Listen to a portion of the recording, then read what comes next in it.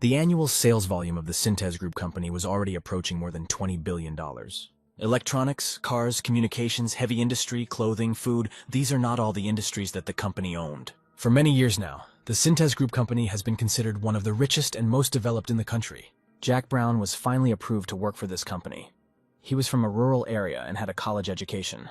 On this occasion, my father organized a small party and invited guests. Jack proudly told guests that he had been assigned to the strategic planning department, and no matter what, he was just a janitor. But the specifics of the work differed from garbage removal, cleaning of premises, and other nonsense. Jack did tedious and naturally dirty work, but this no longer suited him. So he began to learn English, became familiar with drawing up business plans, and gritting his teeth, gave it his all.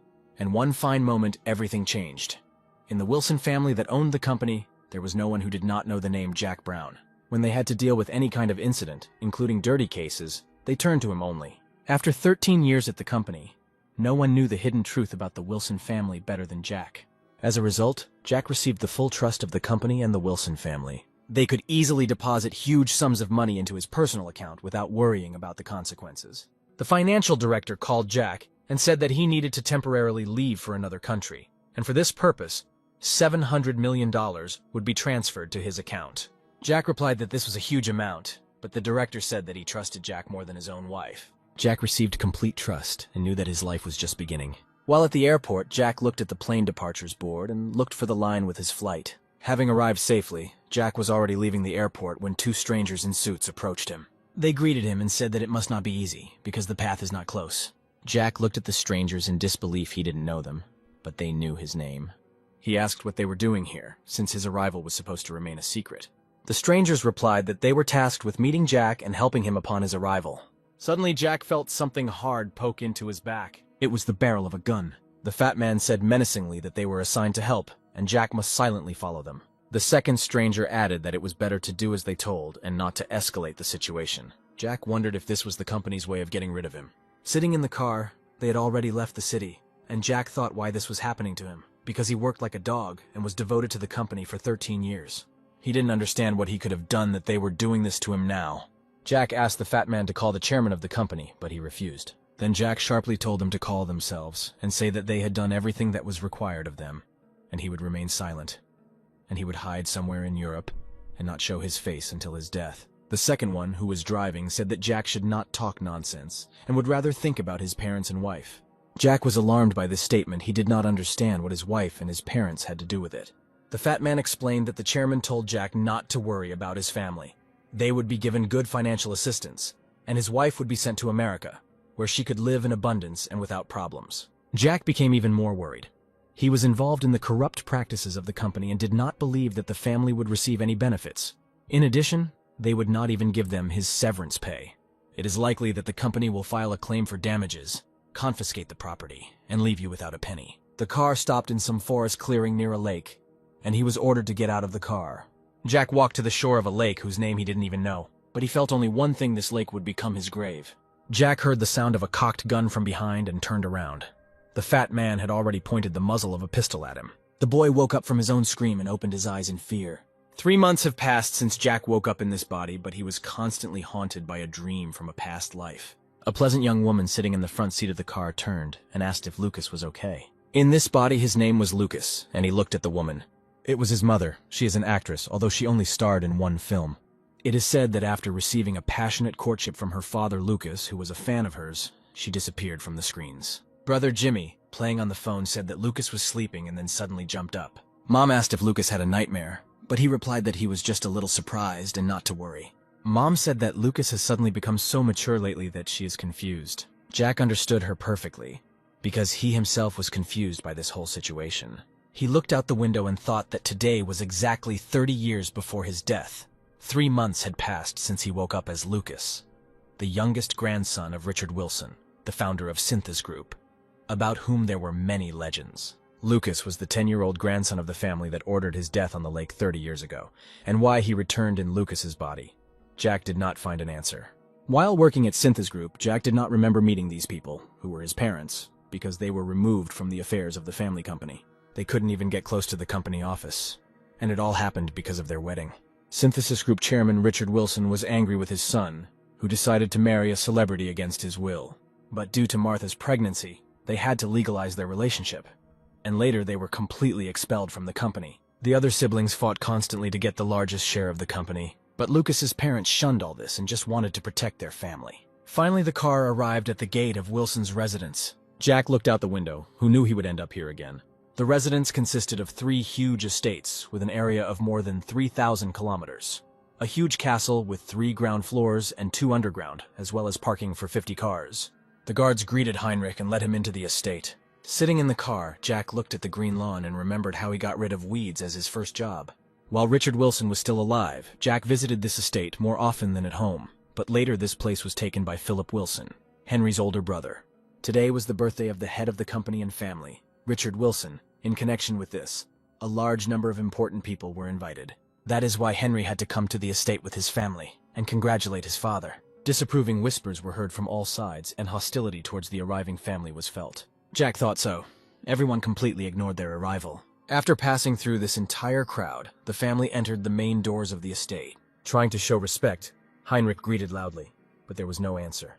They entered the living room. The whole Wilson family was sitting at the table. These were Lucas's uncles and aunts. One of the relatives turned around with a dissatisfied look and said that they had finally arrived.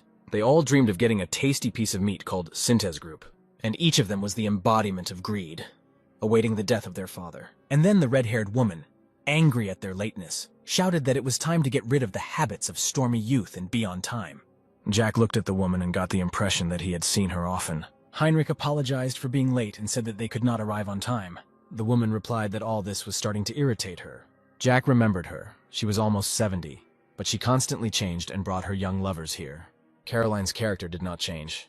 Jack remembered that he had suffered a lot from her. The woman flushed with anger and said sharply how dare the boy laugh at her. The family members sat and looked at Henry's family reproachfully. Jack tried to justify himself by saying that it was not laughter, he just coughed.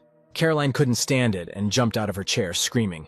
How dare this boy lie to her? One of those present tried to calm Caroline down, saying that they had not gathered here to sort things out and have hysterics. She tried to object, but saw everyone turn to the door. It was Richard Wilson, the head of the Sintes Group family and company. Caroline immediately fell silent and bowed her head a little. The rest of the relatives also meekly lowered their heads and were afraid to look him in the eyes. When Henry's family saw Richard, they did the same. Jack looked at Richard. Now this was his grandfather, the head of Sintes Group and a living legend.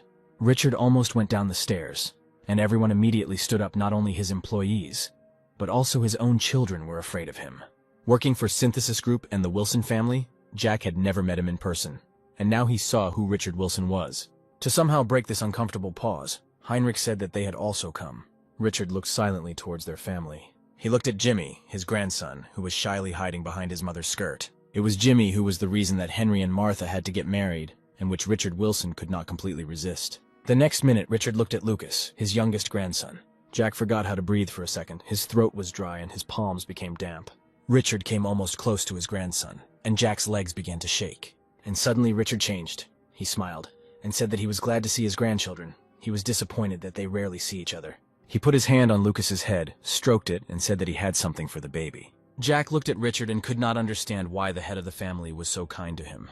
The family members looked at their father with bewilderment and with envy at Lucas, because Richard was always harsh with them. Caroline struggled to contain her indignation. The boy's parents were also in amazement, looking at how the grandfather admired his grandson. Bring a birthday cake into the room. Richard Wilson turned 66 today. The birthday boy slowly leaned over and blew out the candles. Enthusiastic screams and loud applause were heard all around in honor of the head of the family. The chairman smiled and listened to congratulations and wishes addressed to him.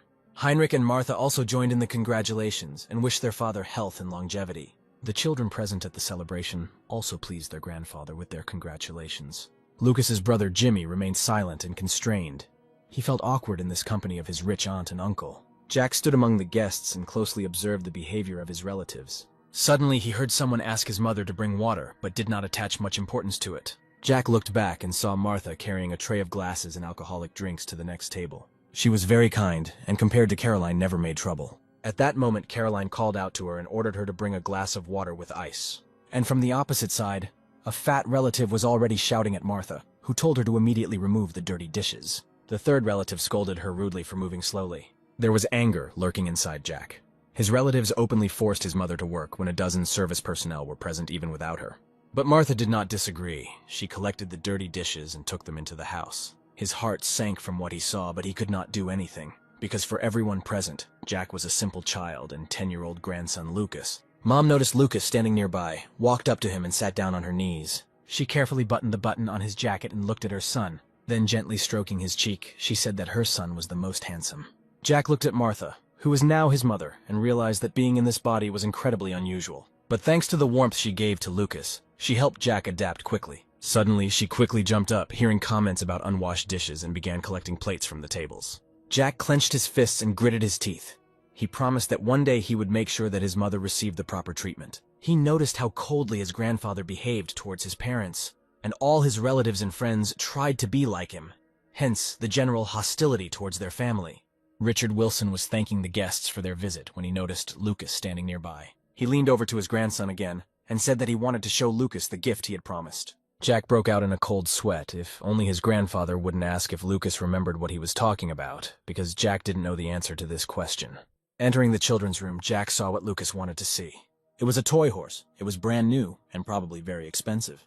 Richard smiled at his grandson and asked if he liked the gift. Jack tried to understand where this excessive care and kindness came from. Maybe he was tormented by his conscience for driving his father out of the company or for not once recognizing his mother as his son's wife. But since he ended up in this body, he will definitely check to what extent Richard Wilson's kindness will last. Jack smiled at his grandfather and said that he liked a real horse better than a plastic one. Richard thought it was a joke and decided to play along, saying that a real car was also cooler than a toy one. Jack decided to go even further and said that he would like a real boat that floats on the sea, and not a small boat for the bathroom. The smile immediately disappeared from Richard's face, and at that second Jack thought that he seemed to have gone too far. The grandfather looked at his grandson and asked what he meant by the word real. Jack had to answer as a child would answer, without hesitation, and he said, "The real thing is what Grandpa made. After all, Grandpa creates real ships and cars. That's all Lucas likes." Having given such an answer, Jack was worried about how the chairman took these words, and whether he passed the test. But, Richard replied, to have real cars and ships, you need to work a lot, experience a lot of things, and go through a lot of difficulties. Jack thought to himself, he was used. He did the dirtiest and hardest work, and then he died altogether, so Jack would not be frightened by these difficulties. But suddenly the chairman said that if he finished this school year with excellent grades in all subjects, then Grandfather would buy Lucas a real horse for his birthday. Jack had a university degree under his belt, and naturally, getting excellent grades in elementary school would be a piece of cake. Richard looked at Lucas and said he didn't seem sure he could handle it. Jack replied that he would try very hard to receive such a gift. Jack decided that he would change everything, just not right away and a little bit at a time, and you, dear and beloved YouTube viewer, also have a great opportunity to change something. For example, subscribe to my channel, leave a comment, and like. It will be very nice because I tried for you. Have a nice day. In the clearing where the festive buffet was taking place, Grandfather's assistant approached the boys and said that they had been ordered to be taken to the children's playroom. Jack looked at the assistant and his heart began to beat wildly. He recognized him. He would have recognized him from 1,000 other faces. This was the same man who organized Jack's murder. It was he who called him into his office, offered him money, and ordered him to secretly leave the country. On the way to the children's room, Jack could not calm down, but he understood that he needed to pull himself together. After all, now he's not Jack Brown, but Lucas Wilson. Entering the playroom, Bobby was the first to notice the toy horse, and pushing aside everyone in the aisle, ran towards it. Having climbed onto it, the boy said that he was the first to see it, the first to sit on it, which means he will ride alone. Jack's sense of injustice awoke again, even as a child. But Jimmy's older brother noticed Lucas's changed behavior and stopped him. It seems that Jimmy is used to the fact that no one puts him in anything, and the whole family is used to it. Jack smiled at Jimmy. He wasn't going to get used to it. He walked over to Bobby, who was swinging on his horse. First, we need to teach him not to be rude in the future and make a strong impression on his grandfather. Jack abruptly told the boy that it was his horse. Then he ordered the guy to get off the horse. But the boy said that he would do whatever he wanted, and nothing would happen to him for it. The children laughed together. This horse cannot be Lucas's property. Jack kicked the horse hard, and it began to rock violently. Bobby held on and shouted that he still wouldn't get off and would ride as long as he wanted. Jack calmly kicked again, and the horse flew off the stand. Having fallen to the floor, the heavy toy crushed the boy's leg, and he screamed in pain. One of the children shouted that he would call the adults now. Jack stood over the guy writhing in pain and said that he shouldn't touch what belongs to him. Bobby's mother ran in at the scream and was dumbfounded by what she saw. Next, Lucas's relatives appeared at the door. Jack looked at his mother, who also came running in response to the screams. Judging by her expression, Mom was very surprised, probably. Her son Lucas had never behaved like that. And the next second, Jack clearly felt a slap on his face. The enraged mother slapped Jack on the cheeks and could not calm down. Lucas's mother instantly ran up to her son and protected him from another blow from the injured boy. Holding her son tightly, she just repeated, "Sorry, sorry." Mom whispered that he should not be afraid of anything. She was there and would protect him. At that moment, the door to the game room opened, and Richard Wilson walked in. He looked sternly at those present and said that there were guests outside, and they were making noise here. He told Bobby's mother to pick up her son and go to the hospital. Richard told everyone to leave, everyone except Lucas. Jack told his mom that everything would be fine and they would see each other a little later. Left alone, the grandfather asked his grandson if he had done it. Jack replied that he was the one who broke the horse. Richard asked another question. Why did he break it and do this to the boy? Jack replied that the horse was his gift and Bobby wanted to take it away, so he broke it. It's better that no one gets it than him. He didn't want to give it to anyone.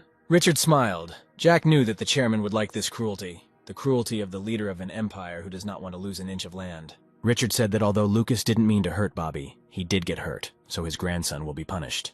The grandfather turned to the door and told his grandson to follow him. Jack followed Richard into the great hall and the door closed behind him. Although the office of the chairman of Synthes Group was located on the 27th floor of the company's official office, all important decisions were made here, in the mansion. Only the richest and most influential members of the corporation could enter here. Jack was a member of this corporation for more than 10 years, but he never managed to get here. And now he is here. Grandpa pointed out a place where Lucas could wait while the meeting was going on.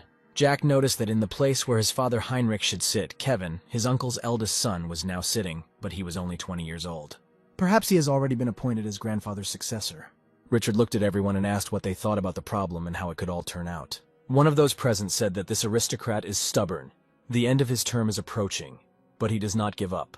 The only hope is that he will not act recklessly. The chairman expressed his concern the possibility cannot be ruled out that the rival could recruit his own army. Jack tried to analyze what was said.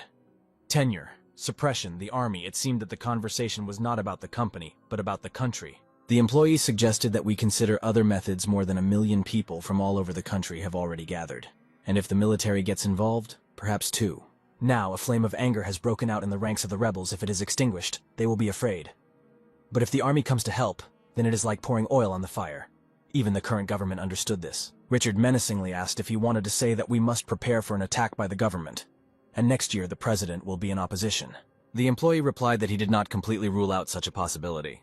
The chairman got mad and shouted that it could be the other way around, and in general, he was not going to waste his time listening to different assumptions. He shouted at the deputy why he was silent and told him to express his point of view. The deputy stood up and said that the government would not collapse, and the successor was already known. And these rallies and demonstrations had been going on for 7 years since the advent of the new government. But now it had become more serious. Jack thought that all this was very strange. In 3 days there would be a statement about the president's surrender. The Blue House should already begin to take shape around this time. And Synthes Group does not know about this information. He was in amazement. This was a meeting from the 80s, but no matter how chaotic the situation was, all they could say was who was in line behind whom. Jack expected to see the development of an effective strategy to respond to the changes taking place, as well as any predictions about how society and the world as a whole will develop in the future. Well, or at least hear adequate information that ordinary office workers would not have thought of. And in the end, they argued until the very end about who was behind whom. The chairman announced that the meeting was over and told everyone to gather information and listen carefully. The employee stood up from the table, bowed respectfully, and left the office. Richard turned to his grandson and said Lucas could get up. But Jack sat on his knees for so long that his legs went numb and he couldn't get up. The chairman said it was great that Lucas had sat in an awkward position for so long without showing that he was in pain or uncomfortable. Richard added that not every adult could show such patience and perseverance, but Lucas overcame these difficulties. Jack realized that the chairman liked his behavior, and he replied that he listened and did not notice how time flew by, so he did not feel tired in his legs. Richard said that he had recently noticed significant changes in Lucas's behavior and asked what was causing it. Jack decided that he would no longer remain silent and endure. He would now say everything he wanted to say. He plucked up courage and said that he had to endure only because his father and mother did not act. Jack added that he is very angry now and is not going to hold back any longer. He decided to add some acting and decided that some tears would be right on point. And the next second the grandfather knelt in front of his grandson and hugged him tightly. Jack managed to evoke the chairman's sympathy, a reaction he could not even imagine. He decided that now was the time to shock Richard once again. Jack quietly asked the chairman to have Grandpa make friends with all 3. Richard said that he doesn't quite understand what they are talking about, and who the 3 grandson is asking him to be friends with. Jack replied that he meant exactly what his grandfather had said earlier at the meeting. He added that if it is known who will become the next president, then why not make friends with all three candidates? Jack continued to say that they were all so powerful that any one of them could easily take this position. The chairman said that this was a good idea, because the more friends, the better. He laughed loudly and added that they had a great conversation. Jack was delighted with himself. He smiled back at the chairman.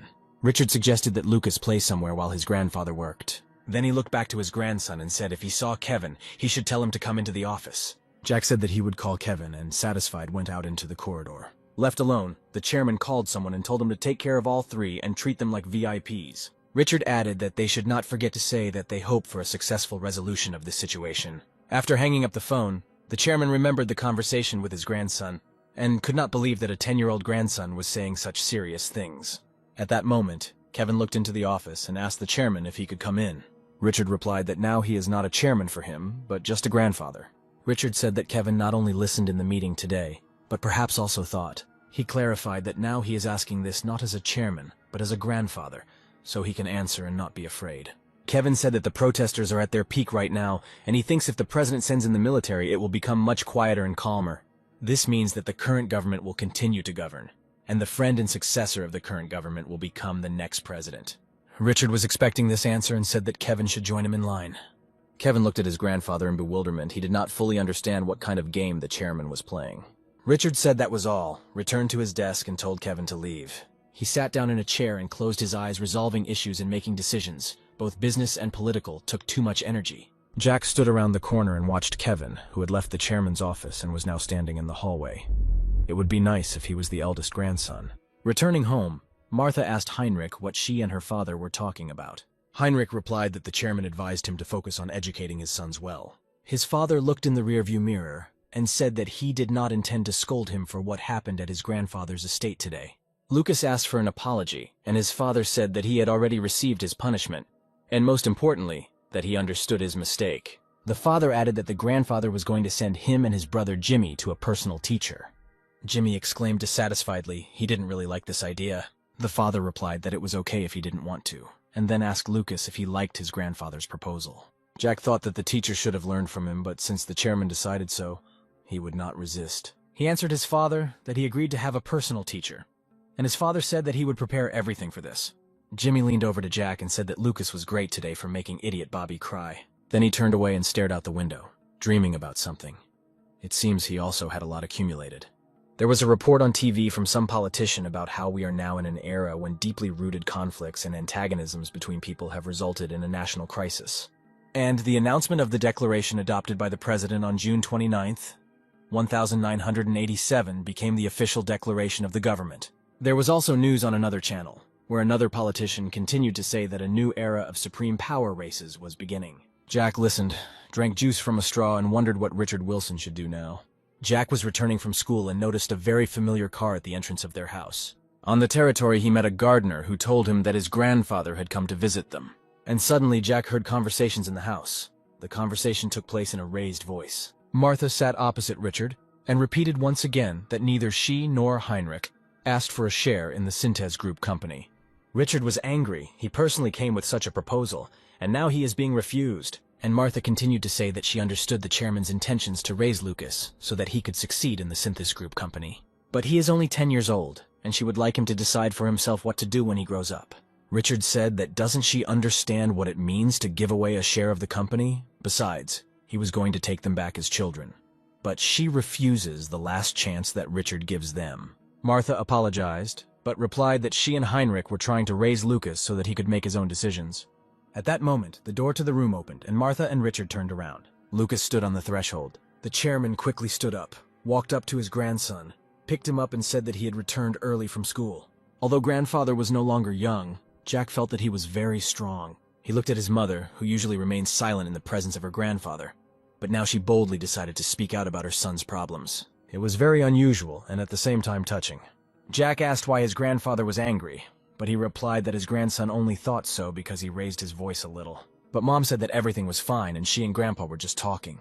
Well, of course, they think he's small and think that Lucas doesn't understand anything. Lucas asked his mother and grandfather not to fight over him. He would really do what he wanted when he grew up. Richard silently sat back on the sofa and thought about something. The grandfather, who was not afraid of anything, must have been excited now to hear this from his own grandson. Jack decided it was time to bring them back to reality and said that when he grew up, he would become the boss of a big company, like his grandfather. Grandfather came to his senses and, having dispersed, said that, in the end, you can't deceive the blood. It happens that this manifests itself even after a generation. Richard turned to Martha and asked what she could now say to his grandson's statement. Tears appeared in Martha's eyes. Did her son really want to become a leader and connect his life with lies and corruption? She said that she wanted to make tea, and the grandfather asked her to bring it to his grandson's room. Richard added that he had a story he wanted to tell Lucas. Jack noticed that his mother was crying. He wanted to hope that it was because his grandfather treated her like a real legal daughter-in-law, and not the way other relatives treated her. Having settled down in the children's room, grandfather asked if Lucas remembered the conversation that took place in his office. Jack said that that day he proposed to become friends with those 3 influential people. Richard replied that he followed his advice, sent them gifts, and was very friendly to them. Jack thought how quickly his grandfather acted. He had already managed to pay a bribe. The chairman continued by saying that starting today, events have taken a strange turn. Grandpa wanted everyone to get along, but he started arguing. The second and third places decided to team up to win the first. And now he also needs to choose a side. And each of those 3 who dream of taking the place of president wants to become something like a headman. Jack decided to clarify. That is, if the second and third places team up and win, then they will become the headman and deputy. But grandfather replied that there is no deputy in running the country, only the headman. Jack asked if there is no deputy, then what is the point of them uniting? Because only one will become the headman. The chairman was struck by the idea that this was false information, and they had not united. The grandson replied that the grandfather was right, because the third is unlikely to help the second without receiving anything in return. The grandfather patted his grandson on the head and asked in surprise how he could be so smart. The car was racing along a country highway and moving further and further away from the house where Jack lived. Jack became more and more worried about what he had to do. He told his parents that he really wanted to look at the coast of the Western Sea, because as the geography teacher said, this is the only place where it connects with the northern one. In fact, the reason lay elsewhere. He urgently needed to check something. Jack wanted to see with his own eyes what he looked like now in Jack Brown's body. And now, after a short time, he was already standing in front of a familiar sign. This was Jack's house, and he wondered what he would say when he saw his parents. Jack automatically covered his mouth with his hand. The main thing was not to call them Mom and Dad. Jack looked out the window and saw his parents. He stood on the street and looked at them, tears rolling down from his eyes. Jack couldn't calm down. They really existed. Suddenly, his mother appeared in front of him. She asked the baby what happened to him. Next, Jack's father came out with the same question, and his mother said that the boy was standing in front of their house and crying. The parents worriedly asked if he was lost, but Jack lied, saying that he was looking for his friend's house. They didn't recognize him, and he said he was looking for a boy named Jack. The parents looked at the baby in surprise and said that there seemed to be no boy with that name nearby. But Mom said that you can ask Liliana. Maybe she has classmates or friends with that name. Jack asked in surprise who Liliana was. He didn't know any girls with that name. The parents said that Liliana was their daughter. Jack was even more surprised in his previous life.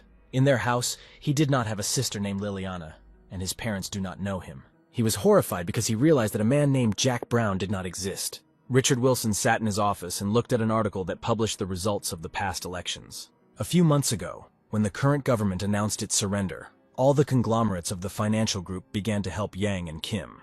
It was certain that one of them would become the next president. But the chairman listened to his grandson, sending an expensive gift to the candidate from the ruling party and made small gifts to Yang and Kim. Richard was now convinced of how useful his grandson's advice was to him. Jack read the same newspaper and thought that nothing was still different from what it was in his previous life. Having met his real parents, Jack could not find a place for himself and could not calm down. Because Jack does not exist in the past, and his daughter took his place. This meant that the details of the future recorded in his memory until now might differ. Jack also did not exclude the possibility that the future began to change due to changes in the soul of Chairman Richard Wilson, who was beginning to like Jack. And if it changes, then Jack's most powerful weapon, knowledge of the future, may become useless. By the time Jack is 20 years old, he must prepare the groundwork to absorb Synthesis Group. Within 10 years, Richard Wilson will be lying in a hospital bed awaiting death. This means that before that, he must take possession of as many shares as possible for himself and his father. If everything goes well, then Jack will be able to start fighting with his uncle, Philip Wilson. In addition, he must try to prevent his death in a car accident that occurred on his 20th birthday. He lived like Jack Brown, cleaning up after everyone in this company, so there is no one more worthy than him. In addition, all members of the Wilson family would have to die in a car accident. He had not looked into this before, which was a pity. After analyzing his entire plan, Jack decided that he first needed to avoid his own death. And then one thought occurred to Jack how much the future would change if he helped Richard Wilson live longer. Suddenly, his mother looked into the room and told Lucas that it was time for him to get ready. His grandfather was waiting for him. The only thing left to do now was to check the results of your actions and act very carefully. Lucas arrived at the Wilson estate and joyfully ran towards his grandfather. Jack still couldn't get used to it, but he couldn't help but do it either. Grandfather said that there would be no one here except them, and ordered them to sit down at the table. Jack was not at all surprised that his grandfather wanted to be alone with his grandson. He looked at Richard and realized that he was incredibly happy that his bet in the presidential election had worked. But Jack did not show that he understood this. He only asked why his grandfather was in such a good mood. Richard replied that he was very glad to see Lucas and would buy him anything he wanted. Jack asked the chairman that his generosity was most likely due to the fact that his grandfather found out about his grades. But Richard replied that he had already forgotten about their agreement. Jack behaved as little boys usually brag and said that he got excellent marks in all subjects. The chairman was surprised by this, and the grandson added that he was the only one in the class who received 100 points. Grandfather laughed and said that it was too late now, and he wouldn't be able to buy him a real horse right now. Jack chuckled quietly. He didn't need the horse, it was just a cover to get more. He told his grandfather that everything was fine, because he doesn't even know how to ride a horse yet, but when he learns, then he can buy. Jack then asked Richard a question. If not because of the promise, then why did he invite him to visit? The chairman replied that thanks to Lucas, grandfather's company had become even bigger, which meant he would earn even more money. Then Jack asked if his grandfather could give him even more than he promised. The chairman replied that not only was it bigger, but it was better. But what could be bigger and better than a horse? And Jack replied that if they bought a horse, it would be kept on his grandfather's ranch on the island, and Lucas would not be able to ride there every day. At that moment, there was a knock and the servants entered the room. They delivered a delicious dinner for the grandfather and grandson. While they were setting the table, grandfather said that the horse option was really not rational and they would think about it during the meal. At dinner, grandfather said that we could build another ranch, then we could ride horses every day. This was exactly the answer Jack wanted to hear. Jack pretended to be a joyful child and rushed to hug his grandfather for such a generous gift. Now the most important thing is where this ranch will be located. Filled with joyful emotions, Lucas asked where this ranch was, to which his grandfather replied that he would build it on the northern side of Seoul. But this was not at all the place that Jack needed. He made a sad expression on his face and said that they live in a completely different area and it is far away.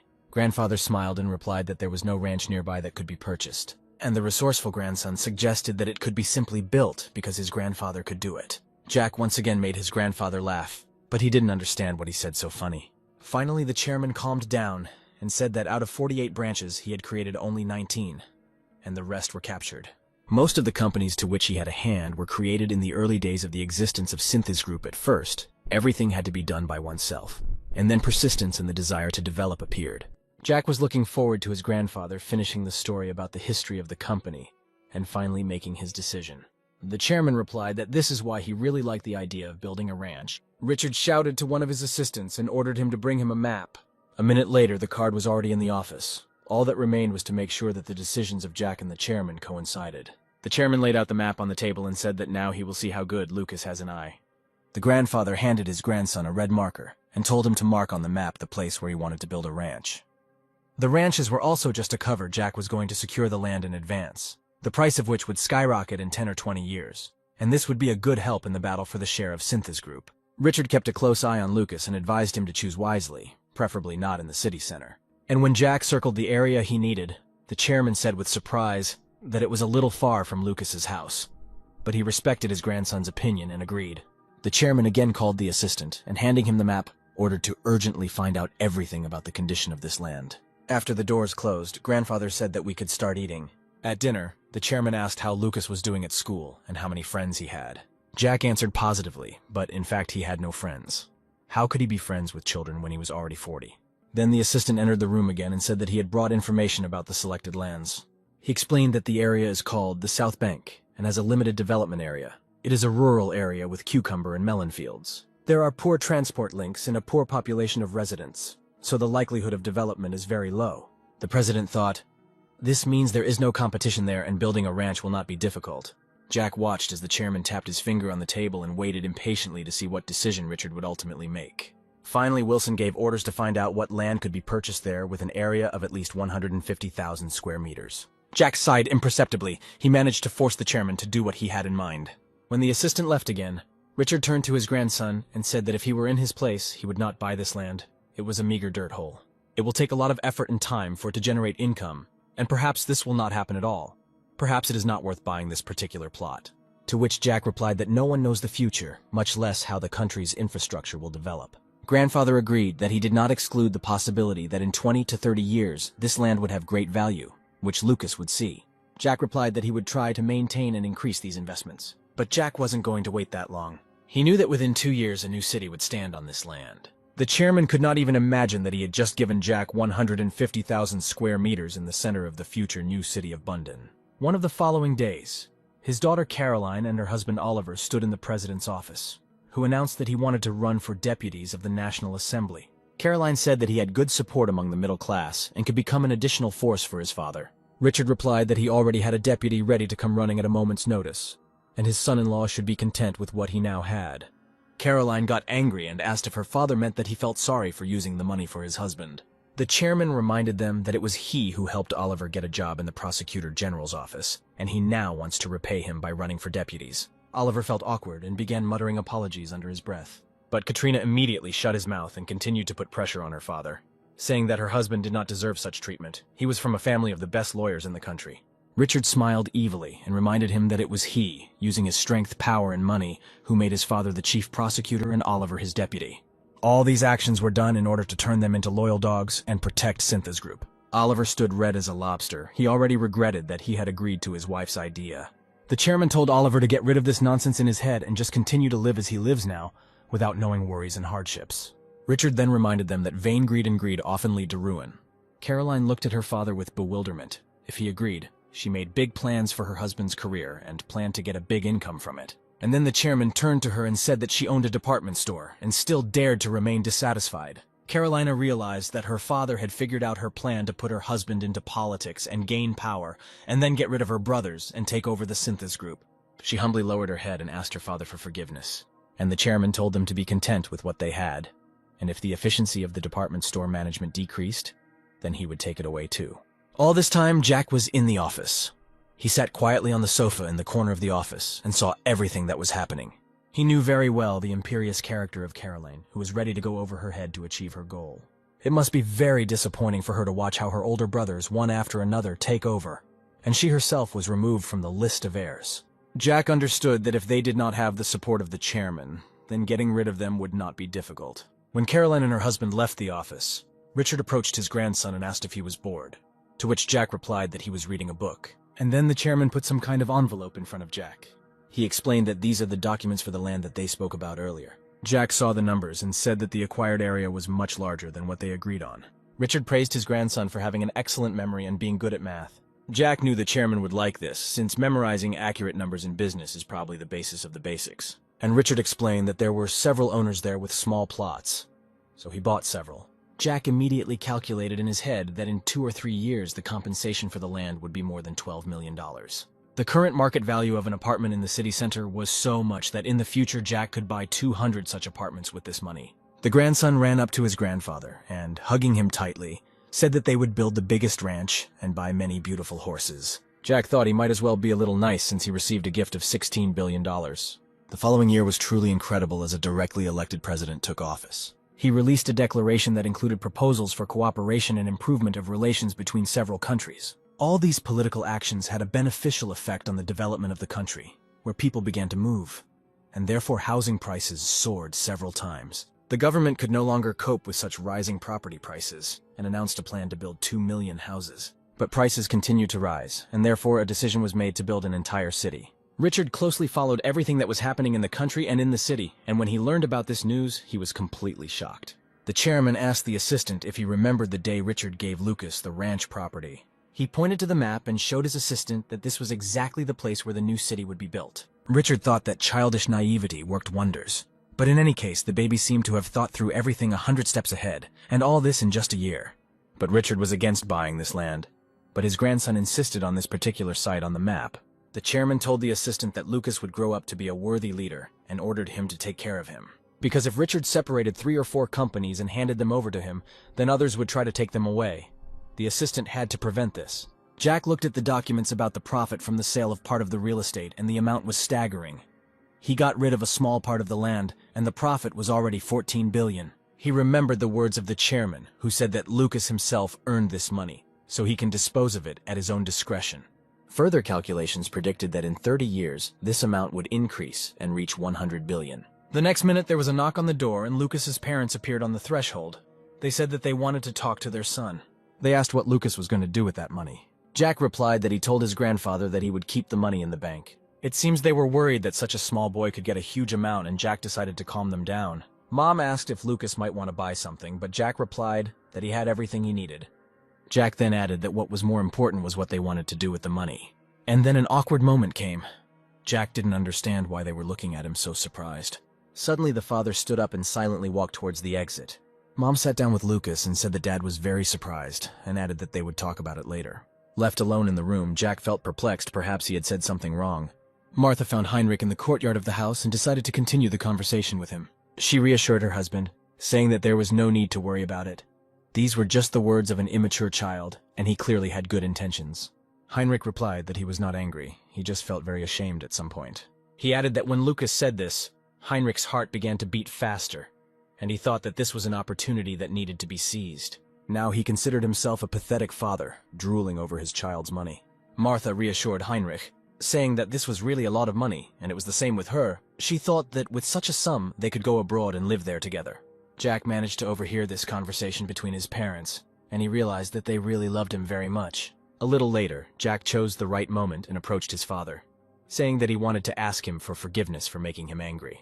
The father replied that he was not angry, but simply very surprised at that moment, then asked his son what he intended to do now. Jack looked seriously into Henry's eyes and replied that he would be the owner of a company that would become much stronger and more powerful than his grandfather's. The father listened carefully to his son and then suddenly burst out laughing.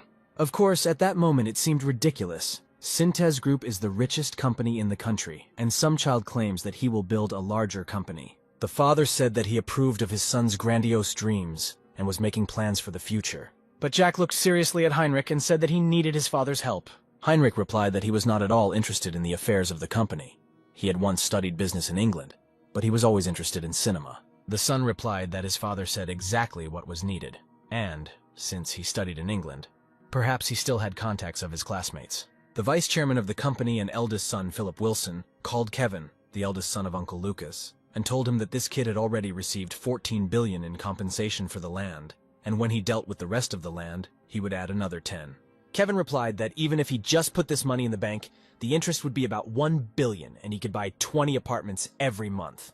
Philip angrily shouted that Richard, who wouldn't give even 100 cents just like that, had given his grandson a whole ranch. In addition, he transferred these lands to him and gave Lucas the opportunity to dispose of them at his own discretion, and this was already a problem. Philip asked Kevin if the chairman had ever given him a meter of land or a bank book. This shows how much his grandfather devalues Kevin as a partner. Hearing this truth, Kevin lowered his head and felt like a pathetic idiot. When Philip calmed down a little, he told Kevin to keep a close eye on Henry's house and report on everything that happened there. At Lucas's house, everyone was eagerly awaiting the arrival of their guest. A pleasant young man came into the room, and my father introduced him. It was Larry Baker, my father's classmate in England. Larry held the position of chairman of the Invest Group company and came to their house at the invitation of Heinrich. Jack knew that in 30 years Invest Group would become a super asset management company with huge annual income. It's strange that he was his father's friend. Larry asked his parents for permission to talk to Lucas in person. The father introduced his son to his classmate and told Lucas to listen carefully to his uncle's advice. Larry put his briefcase on the floor and, sitting down on the sofa, said that he heard from his father that Lucas allegedly wants to become a businessman and create a company like his grandfather. Lucas replied that Larry didn't quite understand correctly. He wanted to lead the company more than his grandfather. The man said that the Synthes Group company is now the largest in the country, and to have a company larger than this is incredible greed. Jack again decided to correct Larry and replied that this was not greed, but his dream. The man said that Lucas was like his grandfather in his insatiability, and like his father in his dreams. Lucas wanted to clarify who Larry was, and he replied that he was the head of a large company, Invest Group, which was different from his grandfather's company. Larry explained that their company is in the business of making rich people even richer. And then Jack asked if it means that the Invest Group company will also be able to increase Lucas's money. Larry replied that only rich people can become clients of his company, and he is unlikely to be able to help Lucas with anything. Lucas replied, "It's strange that his father didn't say anything about his money, because now he has 14 billion in his account, and after the sale of the remaining land, 10 more will be added. In his past life, Jack met a lot of rich miners, but it was thanks to shares or a rich parent. But here the situation is completely different. Larry is probably now thinking about where a 12-year-old child gets such money, which will rise in value in 30 years and will already amount to hundreds of billions. Larry had been staring at one point for a couple of minutes, and, judging by his facial expression, comments here would be inappropriate. Jack decided to finally finish off Larry and handed him his own investment plan. Larry took the notebook and began silently studying the notes, graphs, and tables. At first there was attentiveness on his face, which gradually began to develop into surprise and shock. On the page with the plan for investing in company shares, he drew special attention. Jack took the juice and carefully observed what the final reaction would be from the head of the Invest Group company. Finally, Larry closed the notebook, looked carefully at Lucas, and asked with undisguised surprise how he knew all this at that age. Jack replied that he was simply smart beyond his years, and smiled childishly. Larry said that he might be smart, but not that smart no one would believe that this business plan was drawn up by a 12-year-old child. Larry asked a question that interested him regarding the fact that the plan included a clause about creating a company in America and then investing it back in Korea. Even experienced financiers could not think of this. Jack replied that they simply weren't Richard Wilson's grandchildren and didn't have the same big dreams as Lucas. Jack said that he has been visiting his grandfather's house every week for 3 years and even stays with him during school holidays to understand what they are talking about. Larry suggested that Lucas's grandfather, Richard Wilson, influenced the drawing up of this plan. Jack mentally felt relieved. He managed to get out of it, blaming everything on his grandfather and diverting suspicions from himself, and then added that he was always close to his grandfather, who said a lot of important things. Larry, having analyzed the conversation and, understanding the content of Lucas's business plan, made the appropriate conclusions for himself. Heinrich was standing in the yard when his friend Larry came out of the house and walked towards him. Larry asked why Henry did not say 14 billion. Henry responded that he didn't want Larry to be prejudiced because of money. Now Larry wanted to talk about Lucas. He said that his son is an unusual child, he is a genius. Henry agreed with Larry, saying that Lucas was doing very well in school, but his friend replied that that was not what he meant. At the end of the conversation, Larry said that he needed to think everything over carefully, and saying goodbye went to his car. After watching his friend go, Henry turned around, raised his head and looked out the window. He saw an ordinary 12-year-old boy looking at his father and making faces at him. A few days later, Larry visited Heinrich Wilson's house again to communicate with Lucas again. Jack politely greeted him and was ready for a new upcoming conversation. The main thing was not to get confused and stick to one version. Henry decided to organize the information in his head, and asked Lucas again whether he really used it in his business plan after finding out the information from his grandfather, to which he received the same answer. Larry took the business plan and said that in this case he did not need a book on investments. Jack had no choice but to use his grandfather as an excuse to force him to follow his concocted plan. Putting the documents away in his briefcase, Larry said that by the end of the year, they would have an investment company ready in America, and Lucas would own it 100%. In addition, he could keep his funds there as long as he wanted. Jack replied that they could decide such issues on their own, but he would have one request to Larry. Settling down on the sofa in the living room, Larry sighed and told Heinrich that Lucas was only going to invest 10 billion. And with the remaining 4 billion he wants to create a film production company. After a short silence, Larry said that the first candidate for the post of general director of the film company was Heinrich. Heinrich asked in amazement whether what he had just heard about the film business was true. Larry informed Heinrich about the cost of creating one movie in Korea, and, after doing the math, said that at least 10 high-budget quality films could be created with 4 billion. Heinrich fell silent and thought about it, and Larry continued, "If you also invest, the amount will be many times larger." He added that if you simply offer money to Heinrich, he will definitely refuse, so Lucas asked Larry to create a film company for him.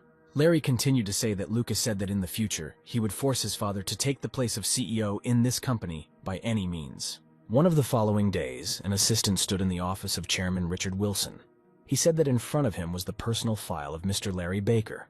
Richard knew very well about the Invest Group company, but the fact that Larry was a friend of Heinrich Wilson, his son, was news to the chairman. The assistant explained that they studied together in England and were classmates. He then expressed his opinion that this was very strange. Lucas was expected to simply put the money in the bank and receive interest on it.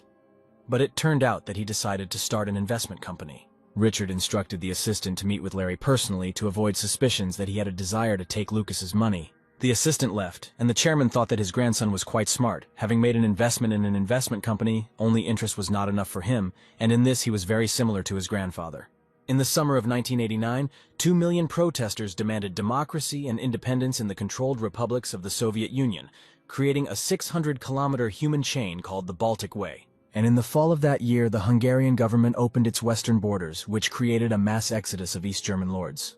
And while the whole world was paying attention to the changes taking place in Eastern Europe, Jack focused on creating an investment company in New York. Jack had 98% of the shares, and the remaining 2% belonged to Larry Baker and his colleagues.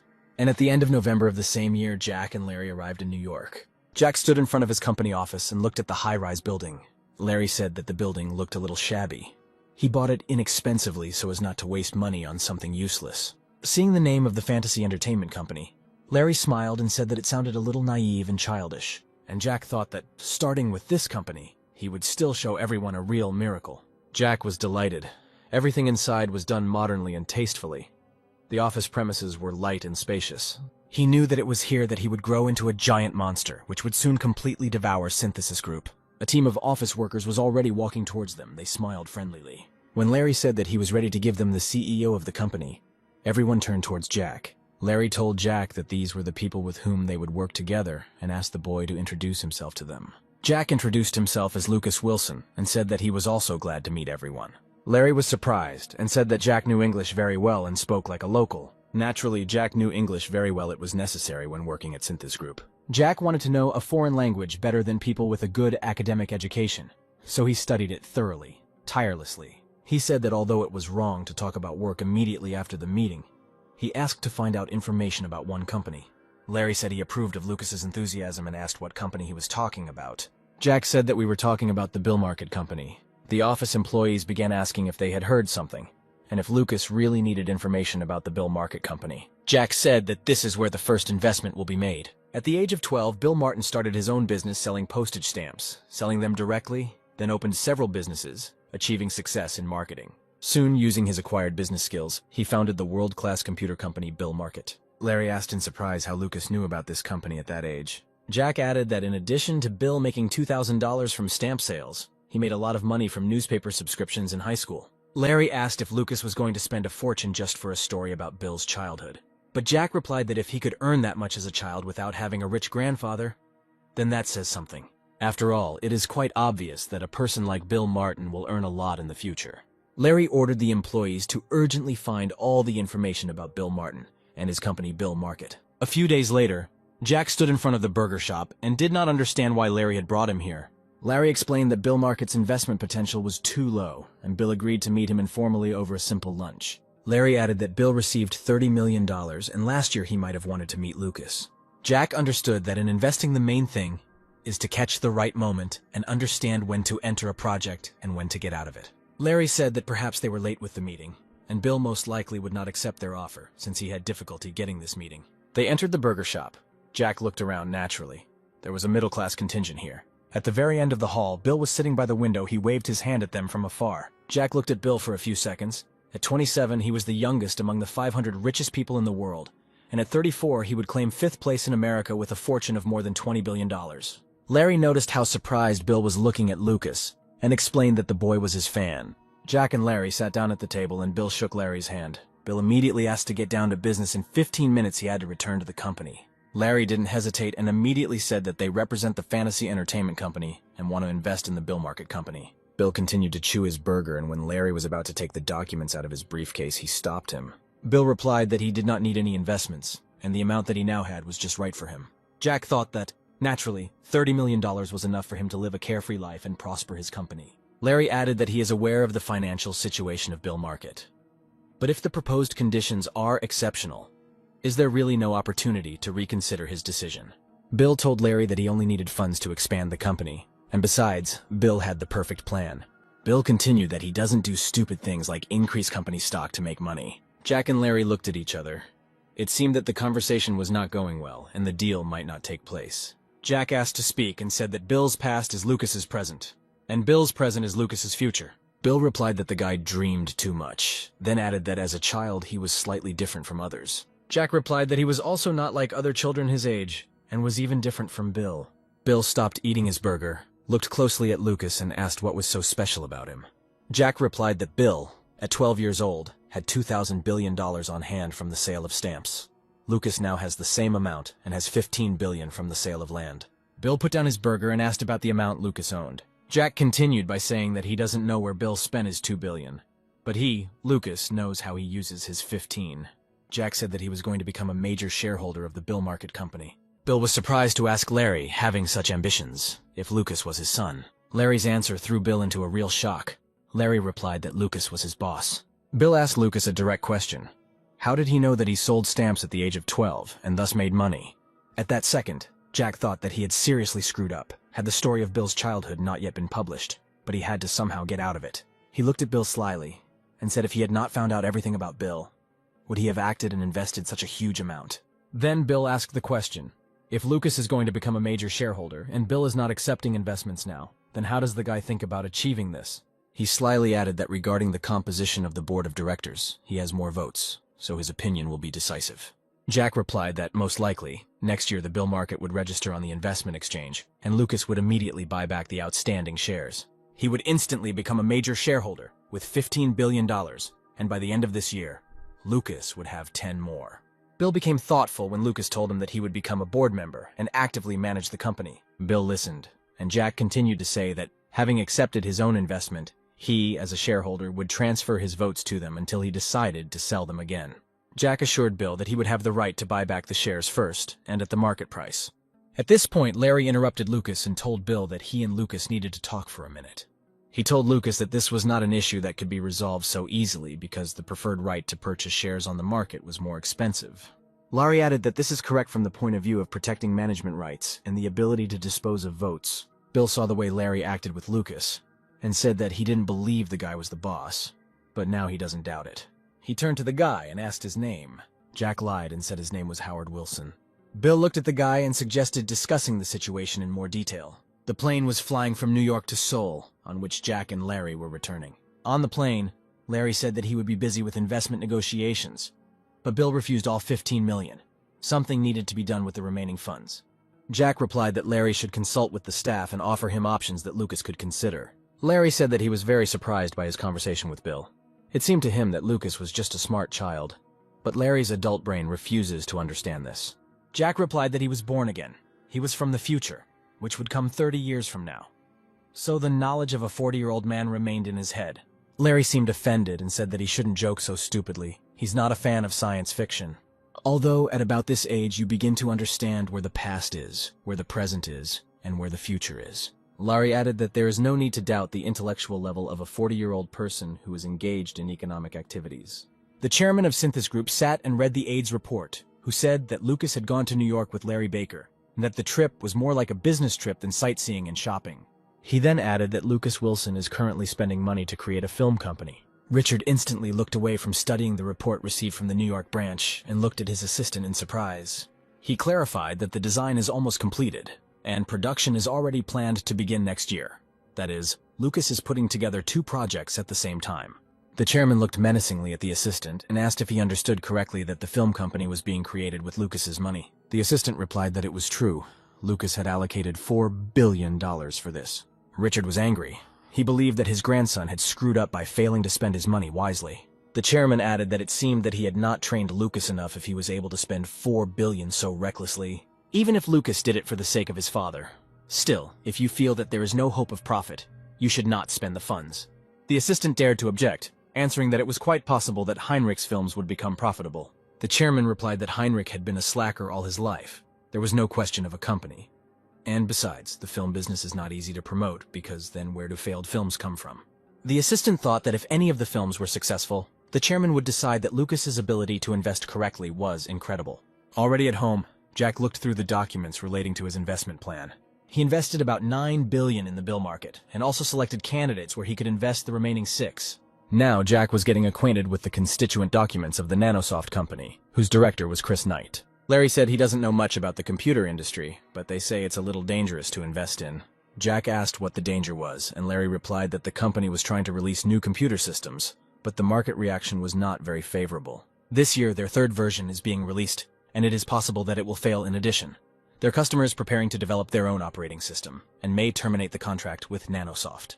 Jack said that next year drones will be released in 2 versions, or it's not so important, the difference is only a year or 2. Larry thought about it and said that he would choose Nanosoft. Jack wondered how Larry planned to invest in an area he wasn't particularly familiar with. Jack said that he would do it. He was lucky, so everything would work out for them. A minute later, Jack turned to Larry and asked him to sell the remaining lands, to which Larry replied that he could wait a little until the price for them reached its peak.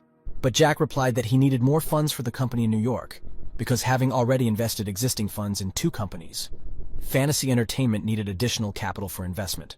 Jack told Larry to use half of the remaining land after selling it and hold the rest for now. Larry replied that he would do everything as Lucas said and left the room.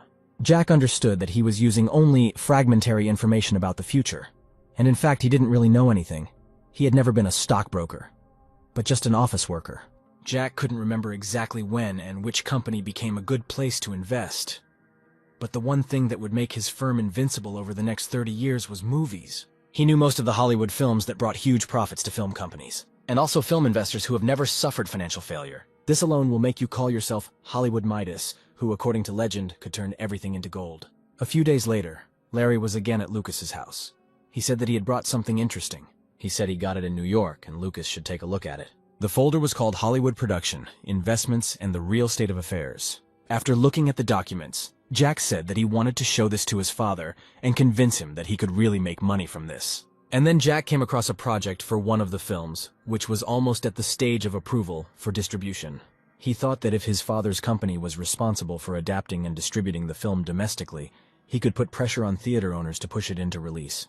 Jack jumped up and asked Larry if this movie was actually in the making. Larry looked and replied that it was so. The film was now in the production workshop, but it was a small family film in which both the director and the actors were new. After reading a few more pages, Larry realized that the main role was played by a child, the same age as Lucas. Putting the documents on the table, Larry said that it was better to exclude this idea from the options. To Lucas's questioning look, Larry replied that the film Warrior was originally supposed to cost $11 million. But the budget grew, and the film was transferred to Wolf's company, where it is under consideration. Larry added that he doesn't know much about it. But since the film's production is stalled at the initial stage, he doesn't think anything good will come of it. Jack shouted that he definitely wanted to invest in this film as quickly as possible and as much as possible. Larry sternly answered that investments in cinema are 2 different things. If shares fall in price, then you simply suffer small losses. And if the film does not turn out to be a box office success, then it is just money thrown away. In cinema, there is no timing in which you need to jump out. Larry sharply said that this time he is categorically against this idea. This is not an investment, but a gambling game. Jack continued to insist on his own. He asked to try such investments once, and in the future he would remain silent about investments. He saw Larry's look. His reaction was completely understandable to Jack, but he had to seize this chance. Jack did not want to miss the opportunity to establish himself in Hollywood as an investment company. Even if something goes wrong, it is his money, and he promised his parents to use it as he wants. He told Larry that he didn't see a problem even if all of Fantasy Entertainment's money disappeared, because the richest man in this country was his grandfather. It was clear that Larry was angry, but he remained silent. In the end, he said he would do as Lucas wanted. Jack told him to get the rights to distribute the film and adapt it in Korea. Larry replied that it would not be difficult, because they were the only investors who decided to invest. He added that he would try to organize everything as quickly as possible. Larry headed for the exit, but Lucas stopped him and invited him to have dinner with his family. Larry refused, saying that he was not in the mood to sit at the same table with them right now. At that moment, Jack thought that he had made Larry very angry. But his anger would disappear as soon as he saw the box office revenue from the film. And then the day came when Jack held in his hands the necessary founding documents for a film called Home Alone.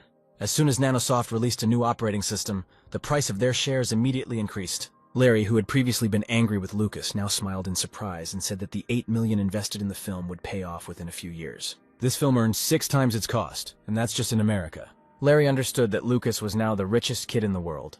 Lucas told Larry that he was already starting high school, and the semester was starting in March. At that moment, the father entered the room. It was clear that he was very dissatisfied. Heinrich said that he was busy, and asked him to quickly explain the essence of the matter. Larry asked him if this unrest was due to the fact that the film created by Heinrich still could not find time for distribution. The father replied that before the new year, all the cinemas were cleared, and last year during the Christmas season this film was a hit, and this year the premiere will be released in Korea. Larry smiled. Is this film really so good that all the cinemas have been cleared and are waiting for the Home Alone film to appear? The father added that this family film is what is needed during the new year. It is already breaking all records for the distribution of comedy films, so there is no place for his film at the box office. My father sadly said that as soon as Home Alone starts showing in all cinemas, they won't even remember about his film. Larry and Lucas looked at each other and listened that this film has some rich investor. But now everything is in such a mess and he doesn't know who he is. Heinrich said that he needed to meet with that guy so that he knew the dates and could adjust. Larry put his hand on Heinrich's shoulder and said that first he should bow to him, because he knows who the distributor of this film is. Heinrich jumped up and shouted. He demanded that he urgently be told the name of this man. Jack called out to his father and told him to start by releasing his film during the holidays. The father looked at his son in surprise, and Larry said that from now on Heinrich should listen carefully to Lucas and do what he says. Then there will definitely be no failure. Larry took out a document from his briefcase and handed it to Heinrich. Heinrich tried to understand the contents of the document, and Larry said that you just need to sign and Heinrich will become the owner of the film Home Alone. The son explained to him about the conditions, which stated that only those cinemas that would show Heinrich's film would receive the right to distribute the film. Heinrich did not fully understand what kind of plan came up with Larry and Lucas. He took the documents and leaving the room said that he would talk more later. First, he needed to deal with this. When Heinrich came out, Larry openly laughed, calling him a fool because he didn't even ask where they got it from. Jack asked Larry to prepare a list of films that would be shot this year. He wanted to invest another $200 million. Larry replied that maybe once was enough. Perhaps it was just a lucky chance that they turned out to be profitable. Jack asked Larry what percentage of the profits fantasy entertainment employees receive, and Larry replied that it was 22%. Jack calculated something on a piece of paper and showed his calculations to Larry. He looked carefully and said that he would prepare everything and contact Lucas. As Jack watched Larry go, he thought that until he graduated from high school, he needed to focus more on his studies. He lay down on the bed and thought that he had to maintain good academic performance in order to meet the expectations of the chairman of Synthesis Group, his grandfather. Over the next 3 years, he will only choose films that were successful at the box office, but for now he can relax a little. At that moment, my mother looked into the room and asked if they had finished their business. Lucas told his mother that he was free and very hungry. Mom replied that this is exactly what she came for, to call Lucas to dinner. One of the following days, Jack was sitting in the room and saw Dad in a hurry somewhere and looking at his watch. The father happily said that today his film was released in theaters and he personally wanted to check how things were going. Suddenly, he saw articles in newspapers that were lying on the table. All the newspapers attacked the Motors Group company. Jack didn't remember that this happened in 91 and 97. The wave of the financial crisis hit the Motors Group, and the Prestige company absorbed it already in 98. Has the future really changed that much because of Jack's intervention, or is this just a one-time act of criticism of the company? Jack knew that tomorrow they had to go to his grandfather, but he asked his mother to let him go today. Mom replied that she didn't mind letting her son go after breakfast. She hoped that grandfather would like it. Jack asked why his mother did not go to the premiere with his father, to which she replied that if there were no spectators there, she would embarrass his father. It was so long ago that Jack could not remember anything about his father's film, and perhaps that the film did not exist at all. Jack simply gave his father a chance, and how his life will turn out depends only on him. Arriving at his grandfather's house, he was informed that he was receiving guests. Jack said that he would wait for him in the living room. Jack, remembering the articles in today's newspapers and comparing it with the morning meeting at his grandfather's, wondered if they were connected. Jack really wanted to know what kind of discussions were currently going on in the office of the chairman of Synthesis Group. There was actually a lot to listen to. The chairman listened carefully, thought a little, and asked if Philip could intercept Mamoru's group. Philip replied that as the chairman said, the best way to achieve second place in the industry, and if they take over the Motors Group, then he will do everything to get first place in the country. Richard said that he was entrusting this matter to him. It was necessary at all costs to get this company within a year. The chairman then added by saying that if he succeeded, Richard would hand over the entire automobile industry to him. Assistant Michael thought that handing over this part of the industry to Philip was tantamount to handing over the entire corporation, had the chairman found a successor. Richard advised Philip not to make mistakes and take care of everything in addition. He could not attend meetings for now, but spend time completing the assigned task. As Philip left the office, the aide asked the chairman if now was the best time to announce his successor. Richard replied that he was not going to give the Synthesis Group to Philip, but only the automotive industry. The chairman then added that by giving away the shares to the automobile industry, there would be no problem in protecting the management right. Michael replied that, naturally, he would have more money now, but he would still be disappointed not to get what he wanted. The chairman said that he noticed how Philip rushed to carry out the assignment. Seeing the light, he thought the same way as the assistant suggested, about complete power over Synthesis Group. Jack waited until everyone left the office, leaving the chairman alone, and said that grandfather works even on holidays. Richard replied that there was nothing to be done. Running a company is not easy, but he had already finished everything and was free. Approaching the table, Jack noticed the same newspaper with the same articles and realized that the state of affairs of the Motors Group was discussed at the meeting. Jack then said that he noticed Uncle Philip was in a good mood as he had just left his grandfather's office, to which Richard replied that perhaps it was because of the upcoming holidays. Jack realized that there must be some important information for him, and he told his grandfather that he was curious about something. He noticed a brown folder on the table, on which was written the need to restructure the auto industry and government support measures. His grandfather really behind all this. Jack told the chairman that he had read in the newspapers about the current commotion about the Motors Group, and he thought it was strange. Richard asked why he thought this was strange. Jack replied that when Cyntha's group appears in the newspapers, grandfather usually gets angry and asks to find out whose hands it was. The chairman replied that Lucas had clearly noticed this, but newspapers make money by selling their articles. And articles that seem to have nothing to do with money, such as traffic jams, provide information for highway expansion and construction projects. Jack said that companies that build roads would make money from such an article. Grandfather laughed and said that was so. Then Jack asked who benefits from articles about Motors Group. The chairman replied that perhaps this would be beneficial to a competitor who would like to greatly undermine the economy of the Motors Group. Jack said that it might be the Auto Prestige Company, but he thought that perhaps it would benefit Grandpa too. The chairman remained silent, only stroked his grandson on the head. And then Jack realized, the company he started drooling over, who could have known that Richard would target Motors Group first. But as far as Jack remembered, the Motors Group was supposed to be absorbed by the Auto Prestige Company. Would Grandfather really fail? The next day, Richard Wilson decided to gather the whole family at his residence. The chairman's son Heinrich and his family were also invited to this dinner. Jack watched the family members. They were probably all eating in silence and wondering why the head of Cyntha's group had invited them and gathered them at one table. After some time, Kevin turned to Heinrich and said that he had heard that his film had been released. Heinrich replied that this was indeed the case, and the cinemas were completely sold out at the premiere. He added that this is only the first day, and it is unknown what will happen by the end of the film release. And then the chairman's daughter-in-law turned to Martha, calling her not by name, but simply her brother's wife, and ordered her to bring more soup for her. Martha immediately stood up and was going to fulfill her request. Jack looked at his aunt with hatred. She was already used to communicating with his mother this way, and now she was again giving her instructions. He looked at Heinrich. His father was sitting with his head down, although he was in pain, but he did not dare to make a scandal, and it seemed was also accustomed to such treatment. And at that moment, the chairman handed his plate to his daughter-in-law and menacingly ordered her to bring him a bowl of soup. She asked if he was really addressing her. The chairman became angry and asked if she, being so young, had trouble hearing. The daughter-in-law immediately ran up to the chairman to pour him some soup. Heinrich and Martha looked at the chairman in amazement, and complete silence reigned in the room.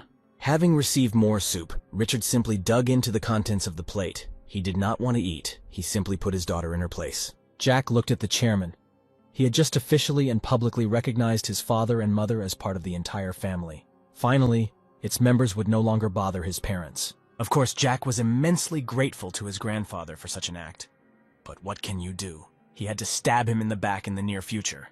He quickly finished his plate, left the table, and taking advantage of the fact that the whole family was in the dining room, headed to his grandfather's office. Jack needs to look at the report that was on the chairman's desk yesterday. To stop the chairman from carrying out his plan, Jack needs to find out all the details. He took the folder and sat down on the floor to carefully examine its contents. Jack tried to understand everything that was written in the documents as quickly as possible, because Richard could enter the office at any minute. The next moment, Jack realized that this was not a report on the acquisition strategy of the Motors Group. This was a plan for the need to consolidate the automobile industry and support measures, which is government policy. Jack was beginning to understand that if Auto Prestige absorbed Motors Group, there were concerns about a monopoly in the automobile market, and this method would make his grandfather's company, Wilson Motors, the most suitable buyer. All this said that grandfather was developing a policy that would benefit him, and would present all these documents to the government, which would implement this policy. Jack understood that then he would not be able to use it, and he did not know what to do next. The next second, he heard footsteps in the corridor, which were quickly approaching the office. There was nowhere to run. The chairman was already standing in front of his grandson, who was sitting on the floor, and was interested in what he was doing here. Jack sat in front of Richard, and documents from his folder were treacherously scattered on the floor. He felt like a complete fool, and if he said something wrong now, the trust his grandfather had built over the years would be lost in an instant. Jack decided that in this situation it was better to tell the truth, distorting it a little. It would be better than a ridiculous lie. He made a guilty face and replied that he was just curious. It was clear that the chairman was angry. He asked what exactly interested Lucas in his documents. Jack replied that after reading articles about the Motors Group at home and coming to his grandfather and seeing this folder on the table, he decided that it was all somehow connected. He apologized to his grandfather for looking at them without permission. The chairman was silent, and Jack waited to see how Richard would react to his words, because this is the head of Synthis Group, and he should have liked his grandson's excuse. Richard said that Lucas is so small, but he is already interested in the economic situation by reading newspaper articles. Grandfather praised Lucas for his eagerness to find answers to his questions by trying to use relevant materials. When asked by the chairman whether Lucas had satisfied his curiosity, Jack replied that he had looked just a little and had not yet understood anything. Richard replied that he was sorry that his grandson did not have time to find the answers he needed. But from now on, he should not enter the office without his grandfather's permission. Jack apologized again and put the folder on the table. He managed to resolve this situation, but the future is a problem. Leaving the chairman's office, Jack realized that he thought that in the folder with documents, he would find a plan for the acquisition of Motors Group. But it turned out that this is not so. We need to find another way to change this situation. Jack needed to confront not his grandfather, but the government. This means that it is necessary to ensure that the government is not interested in the presented Synthis Group project regarding the automotive industry. A few days later, Richard received information that the chairman of the auto concern company, Claude Johnson, had bought the land in advance, and the politicians had received bribes. The chairman's assistant advised that for now we should refrain from contacts with the Blue House and postpone the purchase of shares in Motors Group. Richard was angry that the government had told him not to speculate on land, and he agreed with Michael that he should abandon his plan. Jack was drinking juice and thought that it would take some time for chaos to begin, but the information he posted anonymously in the media would attract public attention. This was enough for the government to reject the proposal of the chairman of Synthis Group. Of course, the political circles will be shaken for a while. They will not have time to worry about anything else. But the most important thing is that Jack managed to save the Motors Group. Larry Baker was sitting in his office working with some documents when Jack walked in on him. He invited Larry to leave Invest Group and join Fantasy Entertainment.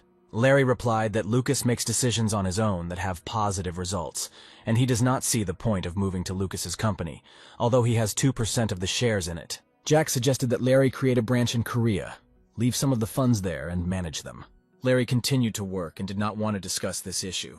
Jack said that he knew about a secret fund that Richard entrusted to Lucas, considering him very capable. Larry looked at Lucas in surprise. Is it possible that the chairman shares such things with this child, and Lucas receives important information from his grandfather? And Jack continued, saying that he would only take the money that he invested in the bill market, and Larry could manage his grandfather's fund and the rest of the money. Larry immediately looked up from his papers and asked if Lucas was really going to take money out of the bill market. Jack responded positively and added that he plans to do it next year. Then Larry could not stand it and jumped up, shouting that Lucas had gone crazy, because bill market is a golden duck that brings high profits every day. The decision to sell shares that have never fallen since entering the stock exchange is the height of madness. Lucas replied that they would talk about the shares later, but now he asked for his answer to his proposal. Larry got up from the table and went to the window. Now he considered Lucas a disgusting kid. After a minute, Larry turned to Lucas and replied that he had something to finish, and they would talk about it later. Jack thought that he would accept any conditions. He now needed an adult like Larry, who did not treat him like a child. In addition, he is smart and experienced. Most importantly, he has a career that is unmatched in the world. Until Jack became an adult, Larry was the only person who could replace him. Larry asked what Lucas was going to spend the money from the bill market on. Jack gave a simple and clear answer. He wants to invest it in Japan. Larry was angry again, he said. Lucas reads newspapers and knows what the greatest crisis Japan is facing. To which Jack replied that the best opportunities always come in the greatest crisis, and Larry knows this. Larry said that this is what successful people say, and only 1 in a million can take advantage of an opportunity in a crisis. Everyone else simply perishes. Jack told Larry not to rule out the possibility that Lucas was the man in a million. Philip called his son to him and asked him how his meeting with his grandfather went. The son replied that his grandfather advised him to go to Europe and stay there until he was 30. Philip asked if his son had flared up after such words from his grandfather. The guy replied that he was no longer an idiot. He simply said that he would try hard and left his grandfather's office. One day, Philip decided to gather the children together and discuss very important issues regarding their future. Now that they were adults, he told them to remember his words. Grandfather would definitely watch their every move. If unpleasant rumors reach him, this will definitely affect not only themselves, but also other people. Philip then turned to his eldest daughter, saying that as soon as she graduated from university, he would introduce her to a decent guy. She would have to get married. Rosalina decided to object that now no one gets married immediately after university unless after a few years. Philip answered sharply. All they did was be born with the blood of their grandfather. Thanks to this, they can live in such prosperity and well-being. And if it comes to the grandfather's mind to abandon them, then they will no longer be able to enjoy half of how they live now. The son replied that he did not fully understand where his father was going with this conversation. Philip replied, "Haven't they noticed how their grandfather has changed lately, and now his favor is focused on their younger uncle Heinrich and cousin Lucas?" The son agreed that his grandfather was kind to Lucas, but he was not the person to change his attitude towards his son just for the sake of his grandson. Philip said he had heard that despite his busy schedule, their grandfather found time to watch a film made by his son Heinrich. After a short silence, Philip invited the children to draw their own conclusions and compare how their grandfather treated them and how he treated Lucas. Then he reminded them of their grandfather's age, and no one knows how much longer he has left. Philip ordered the children to visit the chairman's house more often and not create problems for him, and when Cyntha's group falls into his hands, they will be able to behave as they please. He said that the conversation was over, and the children obediently left their father's office. Philip recalled that last year he was supposed to get the Motors group. Since then, the remaining problems were resolved by his father without his knowledge, and the unresolved issues of the new branches, which Philip was dealing with, were resolved personally by his father. There were rumors within the company that the succession structure would change. Branch directors began to argue with Philip more often and report to the chairman about his actions. Philip was clearly aware that Richard Wilson had changed a lot, and he was vaguely aware of the reason. And the nephew, who was never perceived as a threat, is now turning the whole house upside down. Philip understood that in such a situation, even if the children work hard, they will not be able to become owners of Synthes Group. Fantasy Entertainment Company established a company in Korea, and Larry Baker was appointed as a representative of both companies. Jack didn't feel much change in their relationship, but Larry stopped immediately objecting when Jack expressed his opinion. He began to listen more, and when Jack expressed his opinion, which was different from Larry's, he objected reasonably based on data. Larry sat opposite Jack and advised him not on part, but on all of the bill market stocks. Jack replied that they received a profit of 100 times more than their investment. This is quite enough, and there is no reason to be greedy. Larry took documents out of his briefcase and, putting them on the table, said that this is information about a company in which he can invest.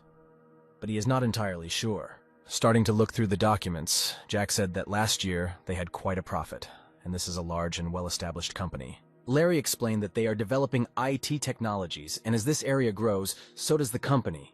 Jack, seeing the name of the company, Power Group, had already identified a company for investment, but out of respect for Larry, asked to prepare a list. Larry replied that he would do everything he could not even imagine that they would choose the same company. Jack asked Larry what he meant when he said he wasn't entirely sure about the company he'd chosen. Larry replied that this is a stable company and is unlikely to need investment, and its founder is a third-generation Japanese-Korean. Jack knew that the third-generation Japanese-Korean was Mr. Kim, the man who wrote myths about success. Jack asked Larry if they planned to go public, to which Larry replied that there was no information about this. Jack decided that there was still a chance. He had only seen a few articles about the internet, so he did not know the exact timing. Jack remembered his grandfather's words that everything in the world has its price. However, the price is individual for each person, and if the conditions are right, they will sell anything. Larry asked Jack how much money he was willing to give in the end, and Jack replied that he would like to hear it from Larry. Larry offered to pay 5 times more for the shares than their nominal price with such data. After the shares were listed on the stock exchange, the profit could be 30%. Jack replied that he was not sure that the company would be interested in such an offer. Larry said that this is why he doubts it, because there are many investors who are ready to offer the same conditions. Jack replied that in this case, it is necessary to offer not 5, but 10 times more, and in case of competition, raise it to 50. Larry wanted to object harshly, but the next second he covered his mouth with his hand to remain silent. Jack told Larry that the bill market company has already grown 100 times. Why can't this happen with Power Group? Larry replied that Power Group is not a manufacturer like Bill Market. It is just a distributor. They can lose money. It is like gambling. Jack replied that they could not leave their opponents in the game and leave themselves. There is no poker in which you can play alone. You just need to wait until the end. Larry smiled and said that since Lucas had such deep knowledge and luck in gambling, he should try to join this game. He added that Lucas must remember that more often than not, the end of such games is ruin, but he will raise the stakes. Jack replied that this would be the last time until he became an adult. A few days later, there was a package of documents on Jack's desk. Larry purchased 5 million shares of the Power Group company, paying for each 35 times its original cost. Larry said that now all that remains is to wait and hope for Lucas's luck, to which the guy replied that everything will be fine. While Jack was opening his juice, Larry asked if he had changed his mind about selling all the bill market shares.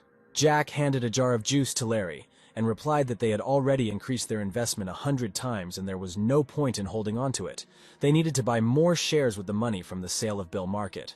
Opening the second bottle of juice, Jack announced that he was starting high school next year and would have to focus on his studies. Larry praised him for his diligence and asked if Jack intended to enroll in the future to study business administration and economics. Jack replied that he wanted to go to law school. He explained that his grandfather is the best entrepreneur in Korea, and Larry studied economics in England.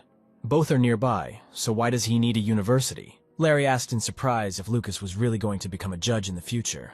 Jack replied that he just wanted to show that Wilson, the third generation, was good at school. Because until now, students at the prestigious university from wealthy families were not good enough to get into law school. Jack was sitting in his grandfather's living room drinking tea when the chairman asked if Lucas had chosen a school to attend for his senior year. Jack replied that he would go to a regular school. He did not need to study abroad. The grandfather criticized Henry for not caring about his son's future and added that he would find out about a prestigious school in Switzerland. But Jack objected, saying that he would study at the local university. Jack explained that the most points required are for the faculties of law and medicine, and since Lucas is more of a humanities student, he chooses the first. The chairman excitedly asked if his grandson was going to become a judge or prosecutor, and Lucas laughed and replied that he would be a businessman and corporate owner. Grandfather asked why then enroll in law school.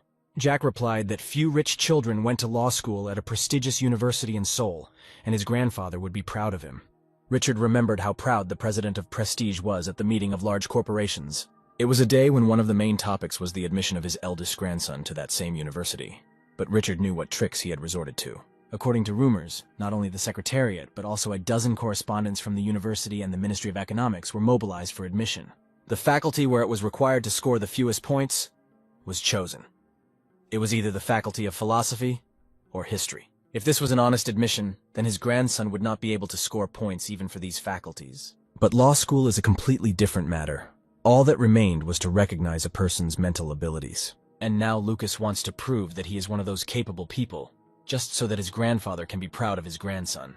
There were many people who brought riches to Richard, but no one brought him happiness. And now the youngest Wilson makes him happy. The chairman said that if Lucas enters this university at the most prestigious faculty, he will buy his grandson everything he wants. Jack thought that Richard should remember his promise because he didn't want some foreign car. He wanted the power of the chairman of Synthesis Group.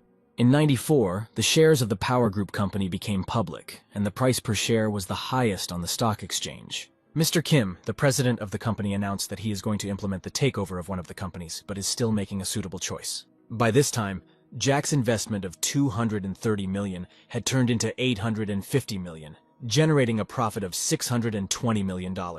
The game worked because Jack managed to get out of the game in time before the Power Group's financial bubble burst, and he devoted all 3 years to his studies. He invested in Hollywood films as a hobby from time to time. Lucas's brother, Jimmy, graduated from school without major incident, and since he did not have enough credits to get into a decent university, he was sent to America to study. Jimmy received little attention from his family and no expectations were placed on him. And now all attention was focused on Lucas, the only Wilson High School student. Some people watched his grades with curiosity. Only his parents and grandfather looked at him with hope. The chairman was bragging to someone on the phone that his youngest grandson was ranked 39th in the country in the natural sciences, and in 10th place in the humanities. The official results at the university had not yet been announced, and the grandfather had already received a note with his grandson's scores. Richard flipped through the address book on his phone and thought about who else could boast about his grandson's successes. The chairman invited the head of the PR group into the office, showed him a note, and ordered him to quietly leak this information to the media. The manager inquired about the purpose of this assignment, to which Richard replied that everyone thinks that managers use money and power to ensure that their children study in prestigious institutions. And now photographers and reporters will know that Wilson Jr. achieved everything on his own, without the financial support of the chairman of Synthesis Group. And this idea worked out in Heinrich's house. There was always a large number of reporters who constantly followed the life and successes of Lucas. Throughout the year, Jack prepared with teachers individually for each subject. The money spent on teachers would be enough to pay the salaries of these journalists for 10 years in advance. Reporters were discussing that Lucas was only 6 points short of first place, which now belonged to a student from Jeju Island. Jack told them that they could go to this island and do a report there, and just write about it what grandfather would like. Jack added that grandfather would be pleased to know that Lucas studied mainly from textbooks, and all sorts of reference books helped him. On January 1st, 1997, the chairman gave a big reception in one of his own hotels. Everyone who talked to Richard noticed that he was in high spirits. Jack was also among those invited. He perfectly noticed that most of the attention of those around him was focused on him. Kevin approached him and decided to congratulate him on a good interview. He named Jack as a future prosecutor and added that in the future he plans to entrust him with the transfer of inheritance. Jack replied that he did not intend to be a prosecutor, but to become a corporate mergers and acquisitions lawyer. Kevin asked in surprise where Lucas got such confidence, and Jack replied that his grandfather decided so. It was hard not to notice Kevin's smile, who was glad that his grandfather saw Lucas only as a lawyer and not as the head of Synthis Group. Kevin asked what Lucas himself thought, whether he wanted to become a lawyer himself. Jack understood that the most useful of the relatives was his cousin, who had a good head and got a good score in the national examinations. Jack could become his competitor in the future, but now he specifically said that his grandfather sees him only as a lawyer. Now, having calmed down, Kevin wanted to make him his ally. Kevin listened to the fact that Jack is not interested in the judicial chair. He needs to apply first, and then we'll see. Kevin agreed with Jack that this is a matter of the future. He just finished school, and there is no need to make decisions now. He finally calmed down and added that as soon as he got tired of delving into the codes of laws, Kevin would give him one of the convenient places in Synthis Group. Kevin added that he would make his little nerd brother happy and asked Jack to stick around after the event was over. Jack listened as Kevin taught him how good the world was and how pleasant life was. Jack watched Kevin retreat and thought that everything was right. Let him enjoy life and this wonderful world, because in the future he will only have memories from all this. At that moment, Caroline and her husband approached him and said that it would be wonderful if their children studied as well as Lucas, and her husband Oliver added that if there were questions about their studies, Lucas could safely contact him. Jack asked if Oliver had graduated from a prestigious university or had accumulated a large number of points to offer his services, but he replied that he only meant to practice in justice. Caroline added that Lucas could take his uncle as a tutor because he failed in the elections and is not doing anything now. Jack was well aware of Oliver's failure when he took money from Carolina's department store without his grandfather's knowledge, but it wasn't enough to run for Seoul District. Jack saw Caroline's anger at the failure of the boundary and decided to ask Oliver if he was going to run next time. He replied that he was not allowed to stop at the second convocation of the congressman, and he must get into the National Assembly and the Cabinet of Ministers. Jack replied, Oliver should definitely try next year, and besides, Grandpa's in a good mood for this. He added that if they want and are not against it, Lucas will help them and finance the electoral process. Oliver exclaimed joyfully, and Caroline clapped her hands and said that Lucas was very kind and smart. Jack said that even if Grandfather refuses to finance them, he will do it himself, because now Oliver is his teacher. But Oliver asked how Lucas was going to finance it. Lucas reminded him that he had sold the ranch given by his grandfather and put the money in the bank. A lot of interest had accrued on the untouched savings. It was beneficial for Jack that Oliver would get into the National Assembly, because then he would start luring congressmen to his side. Jack, as promised to Kevin, stayed with him after the event and was now sitting next to him in the car. When he asked where they were going, Kevin replied that his uncle wanted to have a drink with him. Getting out of the car, Jack saw a huge house, and Kevin explained that only friends and cousins gather here from time to time. His father almost never comes here. He added that Lucas can also come here whenever he wants. It's quiet and nice here. This villa belonged to Philip Wilson, vice chairman of Synthis Group, and Jack could not even imagine that he would end up here in this way. The butler ran out of the house to meet Kevin. Kevin asked if those whom he had invited today had arrived. The out-of-breath butler reported that Miss Angelina suddenly had a night shoot and said that she could not come today. Jack understood who he was talking about. Angelina, the actress of the drama, who is now breaking all records for the highest ratings. Kevin got angry, hit the butler, and asked if he didn't say that today was a very important day. Kevin kicked the butler and said that he should have dragged her here by the hair or kidnapped her, but he would definitely bring her. He yelled that if he performed his duties so negligently, it was unlikely that he would receive his next salary. Jack decided to intervene and said that they only came here for this. If Kevin is in a bad mood, then they can just go home. Kevin left the butler alone and said that he had forgotten that Lucas had a good character. And besides, today Lucas is the main hero. He told the butler to leave and added that he was only lucky because Lucas intervened. The butler was already getting into the car and about to leave the house when Lucas called out to him. Jack told him that he would not stay here for long and asked him to wait and take him back. Kevin tried to persuade Lucas to stay until tomorrow and have a blast and then go home together. But Jack replied that he would not stay here for long. Today he was very tired of all the guests who approached him at the party. Suddenly Jack thought that now there was an opportunity that he had never even thought of, so there was no time to waste here. Entering the house, Jack looked with interest at assistant Kevin, who was sitting in the car. He needed to make him his man. Jack and Kevin entered a room with a variety of alcoholic drinks on the table. Kevin suggested they make themselves at home. Kevin took the bottle, opened it, and said that they were starting with light drinks, beer. Jack took a full glass of beer and drank it in one gulp. Then, without pouring into the glass, he took the whole bottle. Kevin chuckled and said that Lucas was a great drinker and probably knew alcohol etiquette. Jack, pouring beer into Kevin's glass, decided to ask him for advice. He hoped that he would like it. Jack put down the bottle and asked Kevin what he thought would be better for Lucas to become, a prosecutor or a lawyer. After emptying another glass, Kevin replied that his grandfather and his father already had similar people with legal degrees. But they are all strangers, and Kevin and Lucas are brothers, although they are cousins. He said that after living in Europe, he realized that no matter how loyal his subordinates may seem, the truth is that they are not, and everyone thinks about their own. Jack thought, Kevin does the same thing and also blames others because of his distrustful personality. Kevin continued. He was well aware that there was a deep gap between those who give and those who receive money, which is difficult to bridge, but cronyism is a different matter. The relationship with my brother is not a take-and-give relationship, but a sharing of finances. Jack drank beer and thought that the real Lucas might have believed this nonsense. But not Jack. Kevin was not going to share anything with anyone, and even sent his little brother Martin to prison. Kevin decided to answer Lucas's question. Who should he become? He said that he doesn't care whether his brother becomes a judge or a prosecutor. He added that Lucas just needs to always be there, and then he will make him the second person in the Syntes Group company. Kevin said that Lucas is the only one among the brothers who behaves like a person. The rest are useless. They will not have the opportunity to run the company even when they grow up. He saw great potential in Lucas and therefore invites him to join him. Jack wondered if Kevin really believed him that much and wanted to make him his right-hand man, or if this was just a test of him. At that moment, two pleasantly beautiful girls appeared at the door laughing. One of them cheerfully told Kevin that they had not seen each other for a long time. Jack often saw the faces of these famous girls in dramas and various music programs. When one of the girls said it was their first time seeing a new guest, Kevin liked that they showed interest in Lucas and flirted with him. Jack had to disappoint this company by saying that he was tired of the party today and was leaving. He clearly saw that Kevin was not happy with his brother leaving, but he only said that they would see each other later. Jack walked out onto the porch of the house and sighed with relief. It was the first time he'd tried alcohol in Lucas's body and he'd gotten drunk straight away, but now that he'd gotten some fresh air, he felt better. Jack walked up to the car and saw Kevin's assistant dozing. He knocked softly on the closed window to wake him up. Getting into the car, he apologized for keeping himself waiting for a long time, and the assistant replied that Lucas could have sat in the back. It was more comfortable there. Jack replied that he was not his boss, so the seat in the back was uncomfortable for him.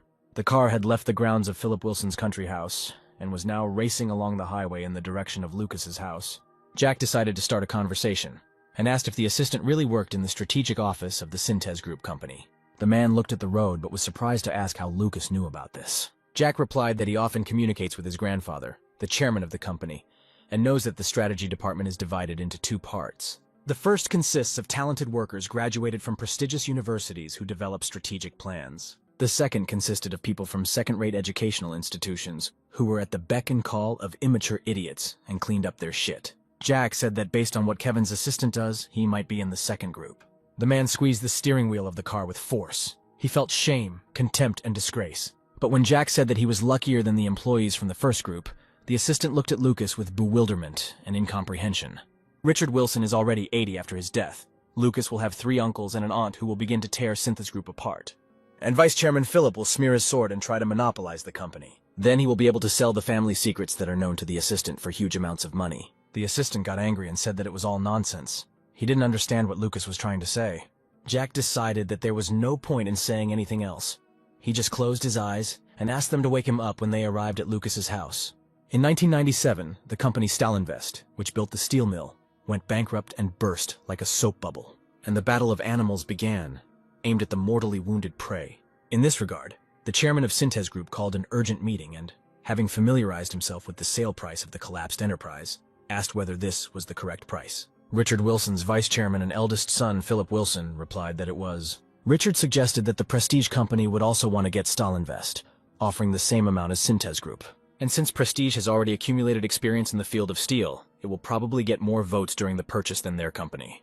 The chairman asked those present how much, in their opinion, could be offered to buy out the Stalinvest company. But everyone was silent. Kevin dared to speak out first and offered an amount slightly less than 2 trillion. Seeing the questioning look of the chairman, he explained that this is the maximum amount that the Syntes Group company can offer. Richard said that then the Prestige company would win, to which Kevin replied that this is not something for which it is worth taking out a loan and turning the purchase of a company into a struggle for money. The chairman decided to object and said that the sale of Stalinvest is taking place at an open auction, since Kevin is going to fight. if not with money. Kevin considered it necessary to emphasize the fact that in the event of the acquisition of Stalinvest, the Syntes Group company will undergo an increase in operational efficiency and the development of a new industry. The chairman ordered to study this issue and prepare an appropriate report so that after taking possession of the acquired company, the judges would be impressed. Richard appointed Vice Chairman Philip to be responsible for this process and gave him a period of 1 week. The chairman then asked those present if there would be any other proposals besides what Kevin had voiced. And suddenly he heard an amount that was not much, but exceeded the cost of selling the company Stalinvest. Richard looked carefully at the head of one of his companies and asked him to justify the announced amount. Barry Barton replied that it makes no difference to creditors who acquires this company, and the government will give its approval in any case. Richard said that if Barry offered such an amount, then where to get the missing part to what Kevin offered, to which he replied that their land intended for the construction of residential buildings could be mortgaged. The chairman replied that it was impossible to build and sell apartments on the mortgaged land, besides how he was going to return this amount received from the mortgage. Barton responded that he could figure it out during construction, and the chairman shouldn't worry about it. Richard assumed that if Barry acted illegally, he would take full responsibility, and the chairman would have nothing to do with it. He grinned and said it looked like Barry had privatized a lot of his money if he spoke so confidently about it. Soon the chairman had information about the amount Prestige was offering for the purchase of Stalinvest. It was more than Kevin's amount, but less than the amount offered by Barton. Philip stood in front of his father and asked if he was really going to spend the amount that Barry Barton had announced. He warned the chairman that their company's fund management would be disrupted for some time. Richard looked at his grandson and asked what Lucas thought. Was there really any other way but money? Jack really wanted to know what was in the head of this insidious man, and he asked for a hint. The chairman said that when a person sells a tree, he wants it to go into the hands of someone who has taken good care of it and raised it, and not someone who will cut it down and sell it as firewood. Philip interrupted their conversation and asked if the chairman really assumed that the company Prestige was buying Stalinvest for subsequent resale. Richard replied that no matter what the chairman of Prestige wants to do, it should be taken care of by the person who grew and sold the tree. He looked at his grandson and asked if such a hint was enough for him. Jack responded that once Prestige took over, it would build and sell apartments on the Stalinvest land and then sell the steel mill's equipment to foreign countries. In this situation, Stalinvest will completely disappear, and if Syntes Group acquires this company and joins the Steel Group, it will do everything possible to revive and preserve Stalinvest. Grandfather smiled and replied that perhaps he had given too easy a clue. Jack will think about whether this will work, because Prestige has quite strong connections. Even if their goal is to resell, there will be many people who will support Prestige's decision. Jack looked at the chairman and asked how much Grandfather plans to finance to get the Stalinvest company. Hearing the amount that the chairman named, Philip was horrified, and said that this was unthinkably more than what they had planned and what Prestige could offer. Richard replied that he would give more if he had such an amount. You need to distribute the fish bait correctly for the fishing to be successful. And then Jack came up with a brilliant idea. He needed to involve the media.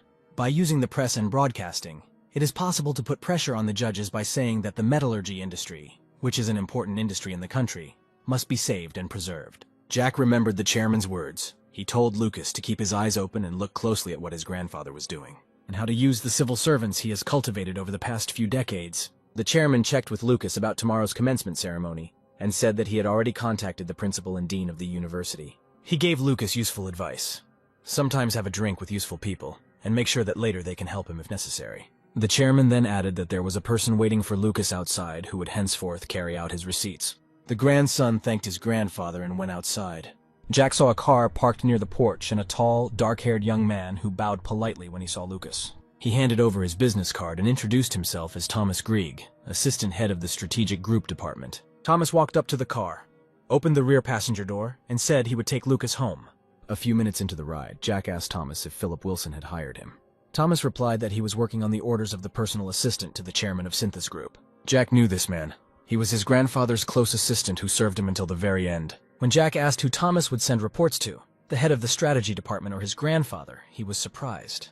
Jack continued, he said that Thomas wasn't tasked with reporting Lucas's every move, because it was a known fact. Thomas replied that he would inform grandfather's close aide personally, and then asked if there was anything Thomas needed to be more careful with.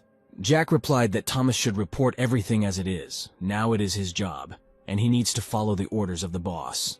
One of the following days, Jack invited Laurie and stated that they would also participate in the takeover of the Stalinvest company. But Laurie replied that they could not handle it. Even if he succeeds in winning her, Lucas will not take over her management, and in any case, he will have to break everything down and sell it, and there is no time for that now. Jack replied that he did not say that he wanted to take over the Stalinvest company. He would just heat up the takeover battle a little. Larry replied that he did not know what Lucas was up to, but this was a confrontation between Synthes Group and Stalinvest and they should not interfere. And Jack replied that he would just help his grandfather a little, and Synthes Group would definitely receive Stalinvest. Larry said that since the shareholder wants it that way, the hired boss has no choice but to comply.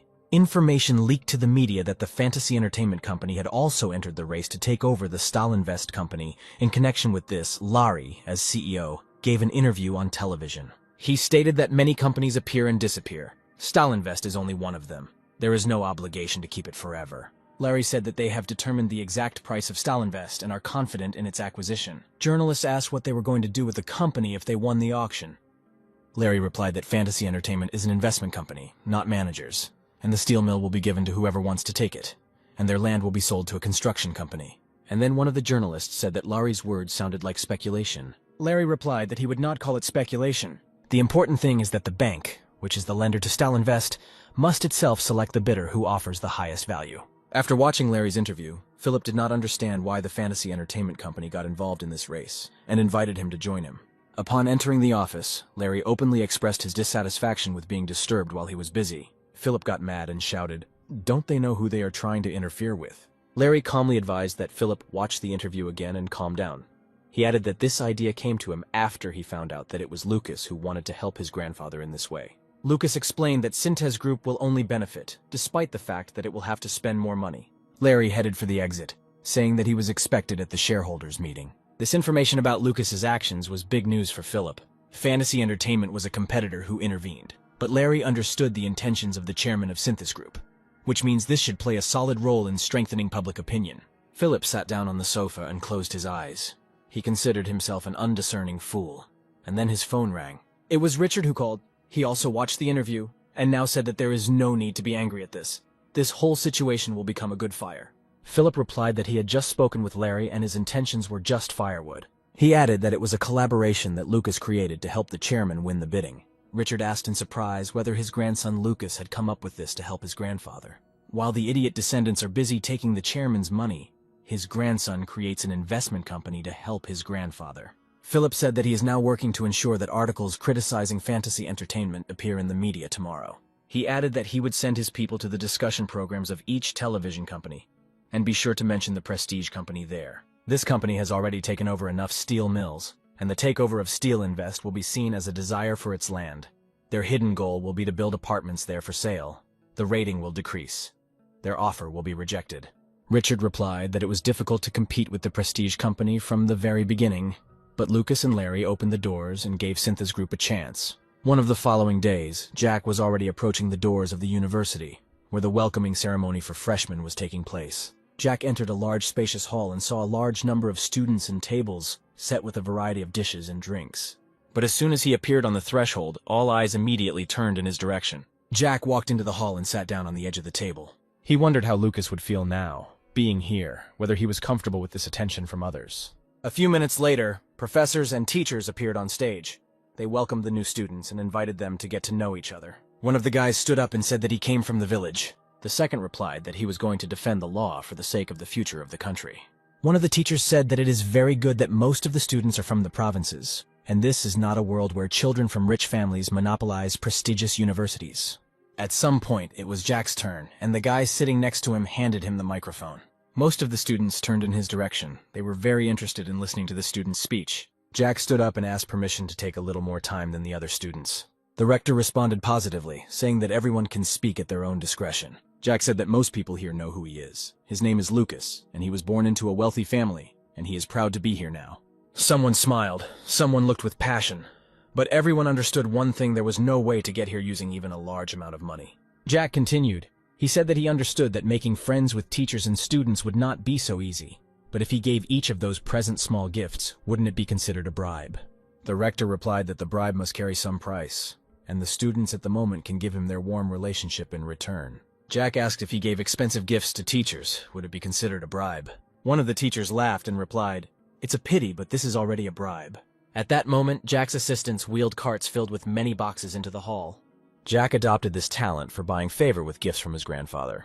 One by one, the students received gifts and opened the boxes. These were the latest model laptops. Jack put down the microphone. Everyone was busy with gifts and did not listen to what the characteristics of the laptops were. A few days earlier, Jack was sitting in the office of the chairman, who was surprised by his grandson's decision to give expensive gifts to university students. Jack replied that he had calculated everything. For 200 laptops, he would pay a little more than $2,000. He told his grandfather that this was the only way to ingratiate himself with the students and win them over to his side. Jack said that this would also be an advertisement. The chairman asked the grandson to explain how the distribution of laptops to students could be related to advertising. Jack replied that if not only office workers or teachers had expensive laptops, then this would raise the prestige of the university in the eyes of the public. Richard sipped his tea and listened as Lucas suggested that they next launch a special event with discounts for students and film an advert with the university in the background. Noticing his grandfather's silence, Jack said that if he was sorry for the money for all this, then he was able to pay all the expenses himself. Richard replied that he was just wondering why there were only 200 laptops when there were 400 freshmen enrolled. Jack replied that only half of the students were at the welcome party and he was only going to give gifts to them. He saw the question in the grandfather's eyes and explained that those who were present and those who were not cannot be the same. The reward will make it clear that only those who follow him can receive it. Richard laughed and said a proverb. A carrot is much more effective than a stick in making a horse walk. The freshmen looked at their gifts, completely forgetting about food and drinks. At that moment, Thomas approached Jack and handed him a note. Jack unfolded a piece of paper. It was a list of those who refused his gift. Jack thought that either these students were stupid or they wanted something more. In any case, he needed to take a closer look at them. Since that day, the atmosphere at the university has changed a lot. Not only first-year students, but also seniors greeted him. Jack walked into the classroom, and one of his classmates said that the laptop was just great. It was suitable not only for studying, but also for games. In response, Jack decided to joke, saying that this was a hidden goal to distract students from studying. The students who did not receive gifts stayed away from Jack and looked in his direction with contempt. He thought of giving out more gifts in May at the festival. In the hall of the first floor of the university, one of the students was standing near the drink machine. Jack came closer to him. This was one of those students who refused his gifts. He decided to talk to the guy and asked why he didn't take the laptop. Maybe he just forgot. The student angrily replied that he did not need handouts from the rich major. Jack replied that he had no intention and thought that it must be his pride. The student replied that he knew that Lucas was from a wealthy family in the third generation and would not be surprised if he gave money to students.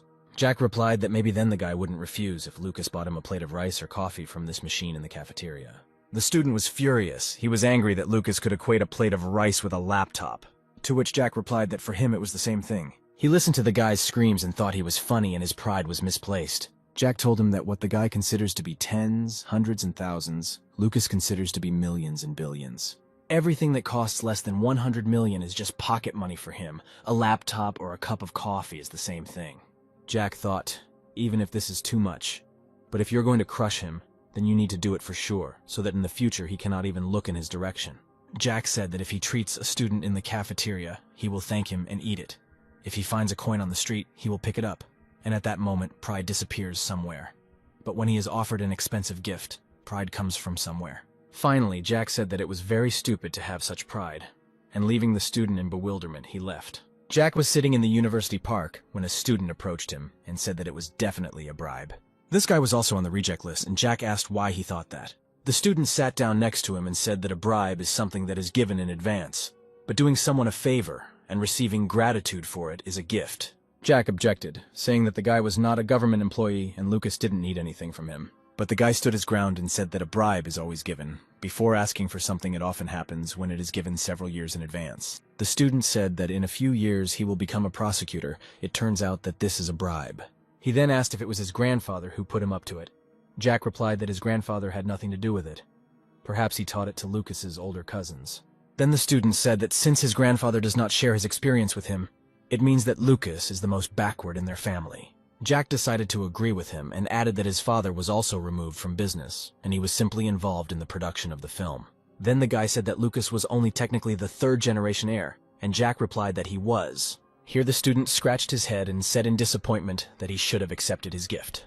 The guy asked if Lucas could give him the laptop now, and Jack thought it was funny. Jack asked the student if maybe he also passed the entrance exam the first time. It was clear that this hurt the student very much, and Jack said if he gave him a laptop, then maybe the guy would forgive him.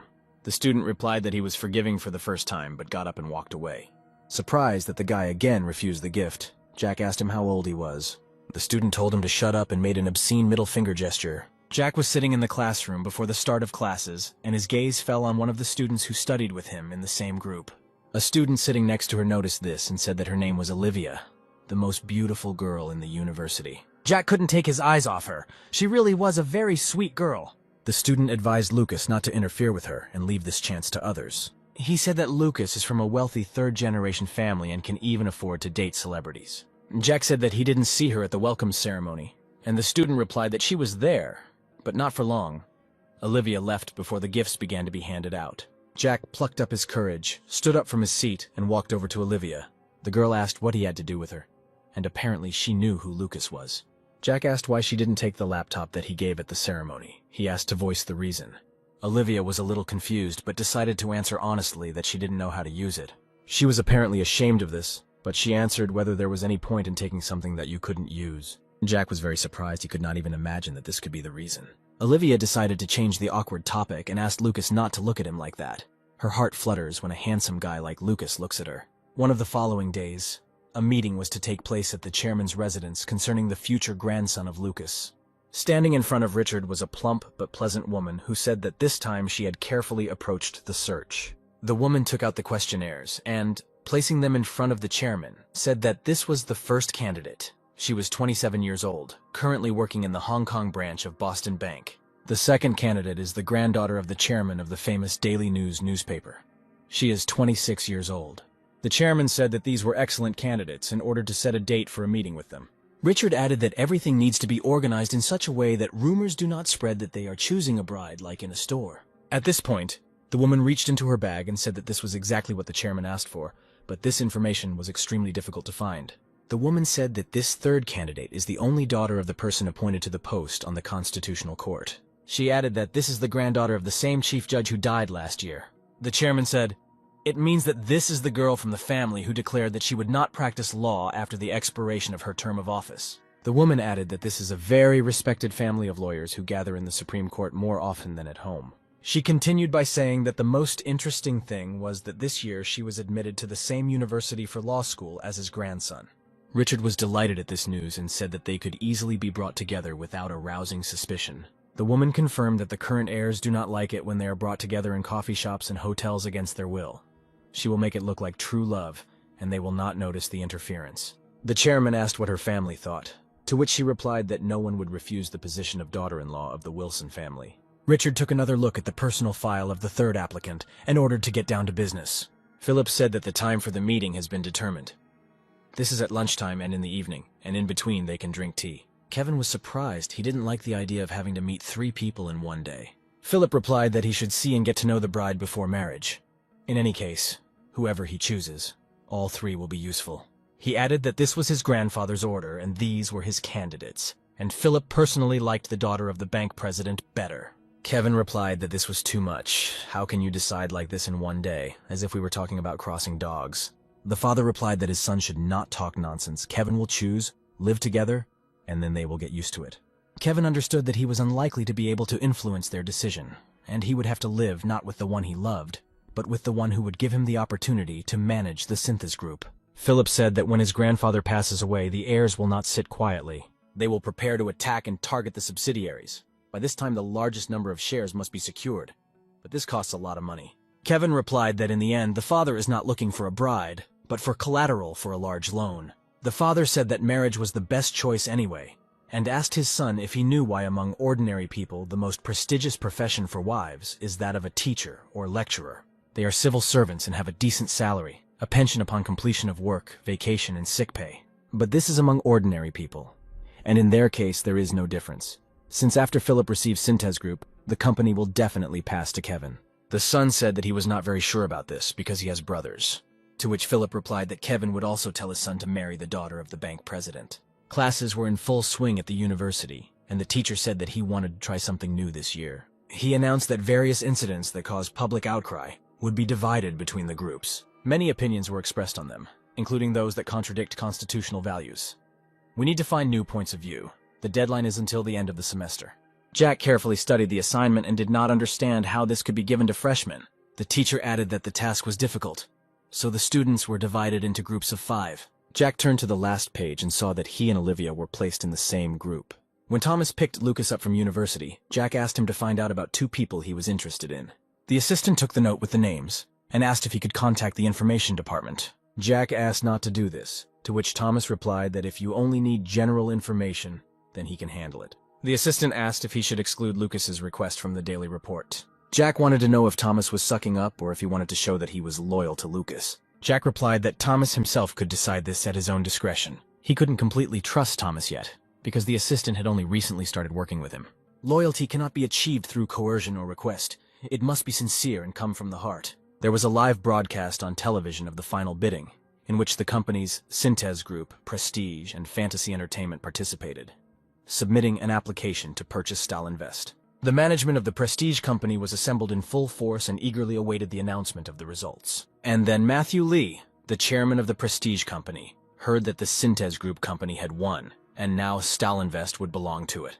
One of those present looked anxiously at the chairman, afraid to see his disappointment. But to everyone's surprise, Matthew Lee broke out into a wide smile. Some of those who were in the know began to say that what they had planned had turned out, and congratulated the chairman. Finally, Matthew said that the company Stalinvest was a good target for purchase, and thanks to the victory of Synthes Group, they are now experiencing a serious financial crisis, having spent all the funds to acquire it. One of the subordinates said that Synthes Group did not lose anything in any case. They wanted to get a steel company. But Chairman Lee was tormented by the question, what kind of fantasy entertainment was it, because of which they became villains in the eyes of those around them? The second said that all this was for the best, because it gave the judges a reason to exclude the Prestige company. The chairman was provided with information on fantasy entertainment. At first glance, nothing special. I invest in cinema and pour money into Japan, but the identity of the main investor is kept secret. Matthew ordered to find out who this secret investor was, and his subordinates replied that they would do it as quickly as possible. Matthew Lee looked around at everyone present and said that the game was beginning. He took a folder from the table and said, if in the 91st year someone had not reported corruption, then Synthes Group would have absorbed the Motors Group company.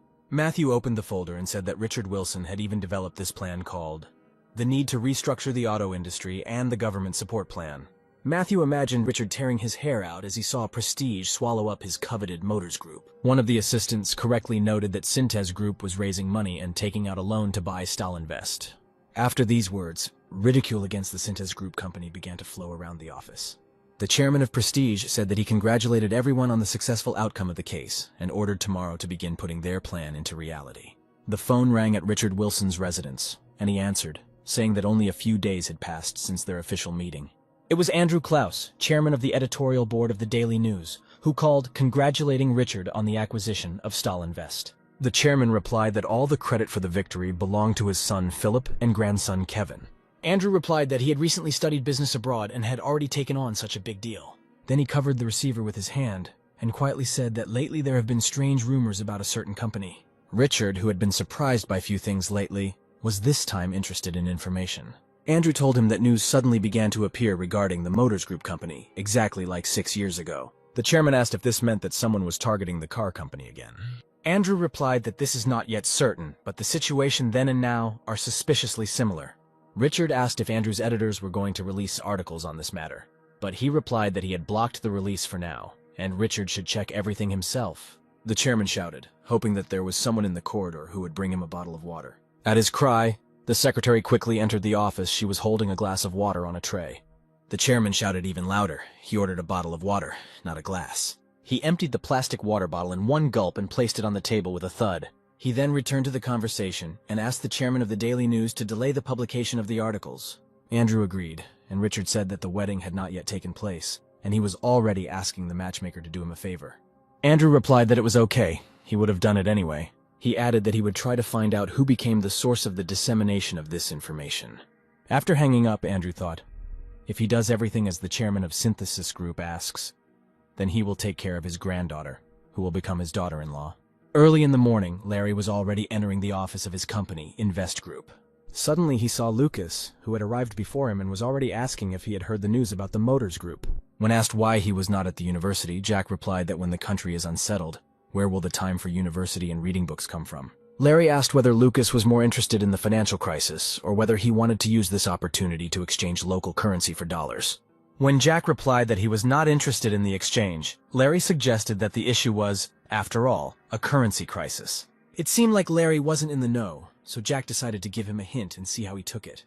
But then Jack decided not to waste time and asked directly if he had heard about the rumors that the Prestige company was targeting Motors Group.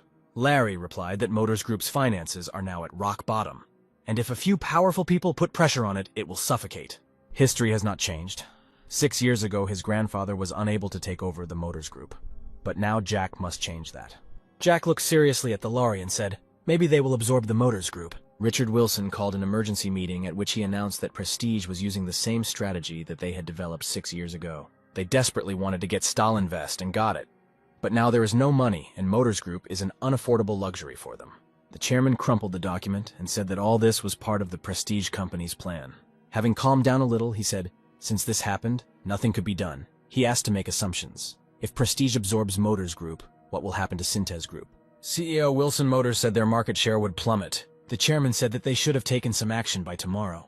When everyone left, only Chairman Richard and Vice Chairman Philip remained in the office. Philip asked whether it was now worth urgently resell the 7% of Motors Group shares acquired in other people's names. Richard was not happy with this question, and asked if he really didn't even want to try to resist. Philip replied that if Prestige takes over the leadership of the Motors Group company, then the bankruptcy of the latter is only a matter of time. Seeing the silent question on his father's face, Philip explained that all this is because Prestige is doing everything according to their developed plan.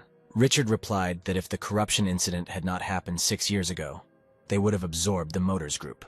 And then the chairman suggested how his son views using these shares and causing a little fuss because you can't just do nothing. Richard looked closely at Philip and said that there was one person who could take everything into his own hands, Larry Baker. The chairman ordered to give him all the shares and make Larry their representative. The next day, Jack and Larry met again in the office, and Larry said that his grandfather seemed seriously angry. Jack assumed that it was all because of the Prestige company. Larry said that the chairman has 7% of the shares of Moto Group, and he wants to sell them in order to slightly improve the financial situation of Synthes Group. He added that their company Fantasy Entertainment had part of the fund's money, and the chairman told Larry to buy shares with it and begin to defend the rights of the main shareholder. Jack hoped that Larry had said no because there was no reason to buy a stock that would fail. Larry asked if Lucas really wanted to take over the Motors Group, and Jack responded positively. Larry explained that the acquisition of Motors Group as a parent company means the acquisition of Prestige. And if you manage to get the Motors Group, what is Lucas going to do next? Jack asked him the same question.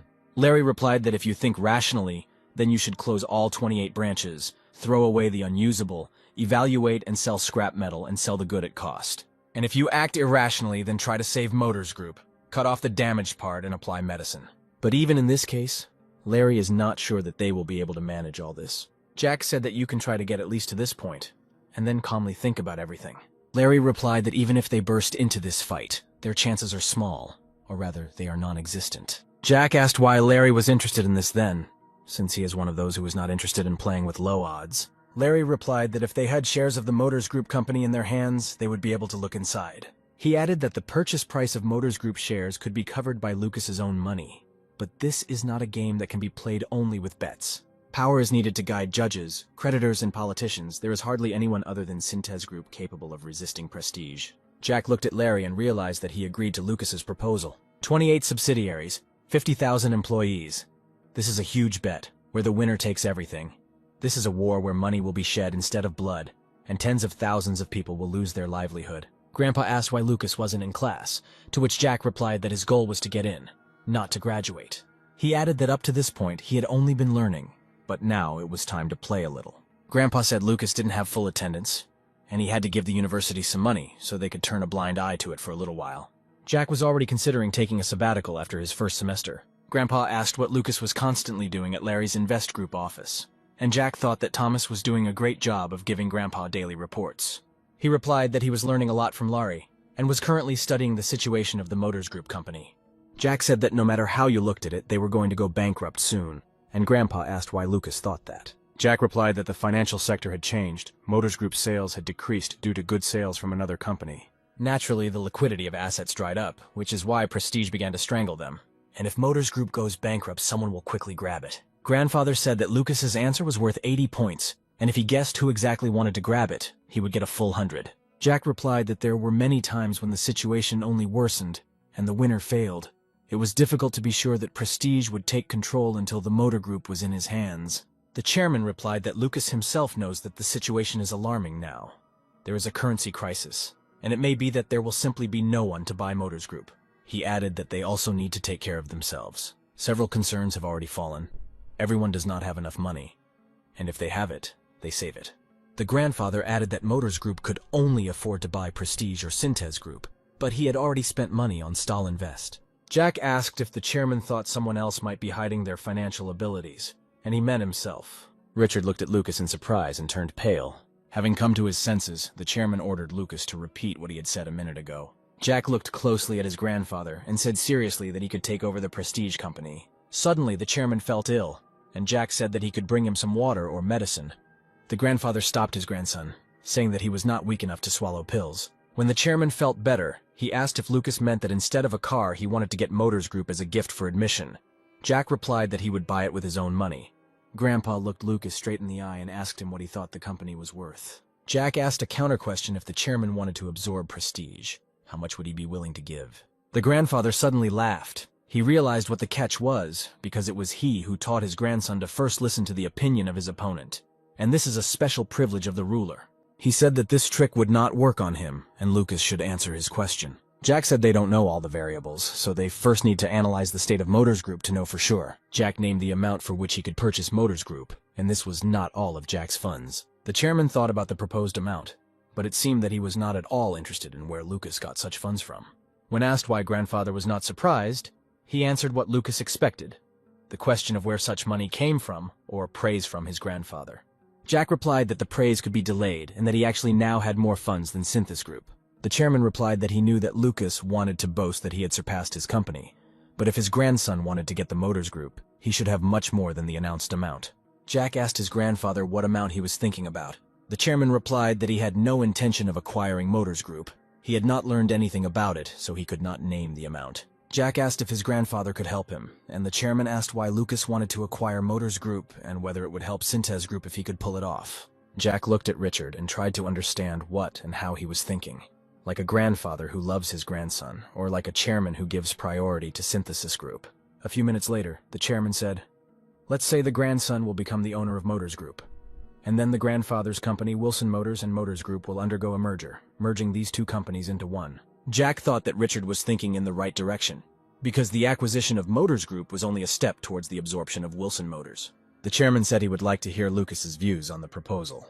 Jack asked why Grandpa thought Lucas was planning such a merger, and the chairman replied that it was unlikely to be possible to save the Motors Group on his own.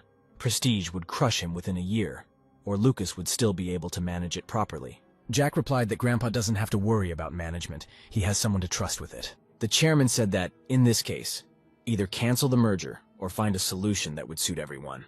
If the conditions are not suitable, then there is always the opportunity to adjust them. So he asked Lucas what he thought the merger percentage was and how much the chairman should put on the scale. Jack answered briefly, 20%. The chairman began to get angry, and Jack said that taking into account market share, brand value, development of new cars, technologies, etc., Wilson Motors is now at no more than 20% of the Motors Group. He added that this was just the opinion of automotive experts, not Lucas. Richard replied that he was well aware of this, but reminded Lucas that there was still hidden value. The price of Wilson Motors shares was twice the value, because the shares of Synthes Group subsidiaries belong to Wilson Motors. When Jack gains control of Wilson Motors, he will be able to control half of Synthes Group, which is why he needed the Motors Group company. Jack clarified that the chairman wants to put this hidden value on the scale. He replied that it all depends on Lucas. Jack revealed many secrets, one of which was to take over the Motors Group, but Grandfather also showed his desire to unite the companies. Of course, this was not the answer Jack wanted to hear, but it was enough for now. Finally, the chairman decided to satisfy his curiosity and asked where Lucas got such money. The grandson replied that, having sold the land, he invested in an IT company, the shares of which rose to the skies. The grandfather replied that judging by the fact that they had increased 100 times, Laurie has excellent instincts, and the grandson replied that he was simply very lucky. The chairman asked where Lucas fit into fantasy entertainment. Jack replied that he was the largest shareholder and had 98% of the company's shares. And without allowing the chairman to ask another question, he immediately answered that Larry has 2% and he is the CEO of the company. Richard looked at his grandson in surprise. He had no more questions. The chairman reminded his grandson that a certain amount of Synthes Group was in Lucas's company. Jack replied that the money that his grandfather entrusted to him earlier also brought considerable profit, and the grandson intends to return it with interest on the investment in exchange for those 7% shares of the Motors Group. Grandpa agreed, but Jack changed tack and said that he was hoping Grandpa would just give them as an admissions gift. The chairman replied that if the grandson wants an island worth $100 billion as a gift, then he will get it. If he asks for a private jet, he will have it, but he cannot give money just like that. Jack asked if this was because then he could have everything he wanted. Richard replied that that was why. The chairman said that if Lucas's subordinates work well, then they need to be rewarded, but not with money, but say, with good drinks. This can make the employee think that he is paying for the drink with his hard-earned money. Jack said it meant giving them hope that if they did their job well, they would get paid for their drinks. Jack had been through this before. He was praised for his good work and allowed to spend millions on booze. Then he thought many times whether it would be better if he were paid in money. The chairman advised Lucas not to reveal himself to anyone until he received the Motors Group, to hide carefully so that only Laurie would be in sight. Jack replied that that was exactly what he was going to do. The chairman asked, after Lucas received the Motors Group, how much money he would have left. Jack tactfully avoided answering, saying that you shouldn't pry into someone else's wallet so openly, but if Grandpa needs money, Lucas can lend it to him. The chairman abruptly stood up from his chair. His face instantly changed. Jack thought he had gone too far and clenched his teeth tightly. The next second, he became his old self again, put his hand on his grandson's shoulder, and said that his grandson had grown up completely and had given the correct answer. Before the next meeting at the Wilson residence, the chairman told Philip to gather smart guys so that they carefully study the books of the Motors Group. Philip said that the Prestige Company will definitely send its person to the extraordinary meeting of shareholders, and Synthes Group will also take measures to counter this. At the meeting, the chairman gave orders to collect data on Motors Group, as he did 6 years ago. Those present recalled that they had no funds if the chairman decided to acquire this company. Richard replied that they would simply prevent Prestige from doing this. One of those present asked if they prevent Prestige from doing this, then who will receive Motors Group in this case? The chairman became angry and shouted that they were not here to guess, but to focus on his instructions, and the deadline was a week. When everyone left, the chairman told Philip to arrange a meeting with the chairman of Motors Group. Richard had something to tell him. Philip replied that he would contact Mark Twinton immediately and asked where to make an appointment. The chairman replied that he would come to him himself. Philip was suspicious. The chairman, who never acted for the sake of others, was going to personally visit Chairman Twinton. He wondered what they would talk about. While in his office, Larry asked Lucas if the conversation with the chairman had gone well. Jack opened the juice can and said that Grandpa would give his full support, and Larry could take over the shares and meet with the officials. Lucas responded that it sounded like Lucas wouldn't be involved. Jack said that this is so because in the eyes of others he's still a child and cannot be trusted. He added that many eyes are always on their family. There are also many enemies within the family. Larry agreed with Lucas. If he showed up, everyone with a brain would think it was his grandfather's money. Jack said that they have little time, and they must finish everything before the final bankruptcy of the Motors Group. He noticed that Larry was more excited than usual. Jack was also restless. The trillions of dollars he earned were enough to live like an emperor. But the nightmare that he had every night constrained him. Jack did all this not only because of nightmares. He used to dream about life, in pursuit of which he dreamed of money that would never run out. And in this body, he craves more for a life in which he fiercely wins every hour. Destroying his enemies and building his own empire. Jack wanted to see the end of it all. Even if this end is just futility. Jack came to his senses when Larry asked why he was so quiet. He replied that he simply remembered the words of his grandfather. He asked to give his money from Fantasy Entertainment after they received shares of Motors Group. Larry replied that you can give not everything, but only half. Jack apologized to Larry and said that he promised to give him everything, because Grandpa would do his best to help, so there was no choice. Larry asked if the chairman knew that Lucas was the main shareholder of Fantasy Entertainment, and Jack replied that he told him. Larry was surprised that, despite this, the chairman asked to give all his money, because this would be an excellent opportunity to legally inherit a certain amount. Jack replied that if his grandfather had been the person who would have given away the secret fund in this way, Synthes Group would have long been in the hands of Philip Wilson, his eldest son. And inside this whole family snake den, Jack must stay alive. Having learned of the slow progress of the plan, Matthew Lee, chairman of the Prestige Company, was angry why his subordinates were so calm. He shouted that it was just a witness subpoena and that it was difficult to obtain it. One of those present replied that it is not difficult for an ordinary person, but this is a valuable witness. Matthew didn't seem to hear them. He asked why the press was putting so little pressure on him when Lee had told him to press it as if it were a celebrity drug scandal. The assistant replied that it seems that someone is helping to patronize the Motors Group company. Every newspaper published an article, but it looks weak and sluggish. The second confirmed this, saying that everyone knows how much influence the daily news editors have. Matthew became even more angry and was surprised that there was not a single article about this in their newspapers. The chairman sat down in his chair and suggested that the rumors about the reunion of Synthesis Group and the daily news through the wedding of their children may be true. Those present expressed the opinion that if they absorb Motors Group, Synthesis Group will suffer severe damage. Matthew knew that Richard Wilson was capable of a lot, and now it turns out that he could easily sell his own grandson to stop the media campaign. In April 1997, according to the president of Prestige, Motors Group became the subject of a bankruptcy deferment agreement, adopted under the direction of the government, to prevent bankruptcies of insolvent companies. To this end, Motors Group provided a memorandum of relinquishment of management, an agreement on wages and reduction of employees, as well as an agreement to close the management of the fund. During the 2-month grace period, the company began stealing hidden bribery funds. All this was secretly managed by 3 people. One of them was the chairman of the Motors Group, Mark Twinton. The second was Larry Baker from Fantasy Entertainment. And of course, the chairman of Synthesis Group, Richard Wilson. Early in the morning, Richard invited Larry to his place to discuss current events. The chairman said that he had heard a lot about him, because it was he who increased his grandson's capital 100 times. Larry realized that Lucas did not tell his grandfather everything. Firstly, not 100 times, but more. And secondly, this was not only his merit. He replied to the chairman that he was just lucky Larry always feels relieved when he manages to save the original amount. Richard replied that Larry is very modest, and it would be good if he used his abilities while working for Synthesis Group. Studying the documents provided by Larry, the chairman asked whether it was still possible to salvage these funds. Larry replied that only $270 billion. As soon as the bankruptcy deferment period expires, the rights will come into force, and this money needs to be extracted before that. And if this becomes known, then not only the chairman of Motors Group, but also other managers will not escape arrest. Richard asked if this meant that Larry was asking him to launder the money. Larry was silent for a moment, then apologized and replied that it was so. Jack intervened, saying that the money should be used as a pension fund for the Motors Group executives. Grandfather smiled and asked why Lucas should worry about their old age. The chairman handed the documents to Larry and asked why not invest all this money in fantasy entertainment in America. Looking at the surprised Larry, Richard said that everything could be reinverted into the Motors Group. They would simply pay salaries, bonuses, and incentives to those who would like to receive them. Larry assumed that all these people would want to receive these amounts in one go, since most would have to retire and therefore they would demand a share. But in response, he heard that he could come up with many excuses to postpone payments. If we assume that they will be settled immediately, then from that moment they will become strangers.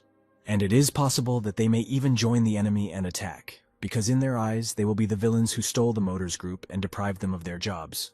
Larry, who had dealt only with numbers all his life, now, more than ever, saw the cowardly side of a man who ran from side to side.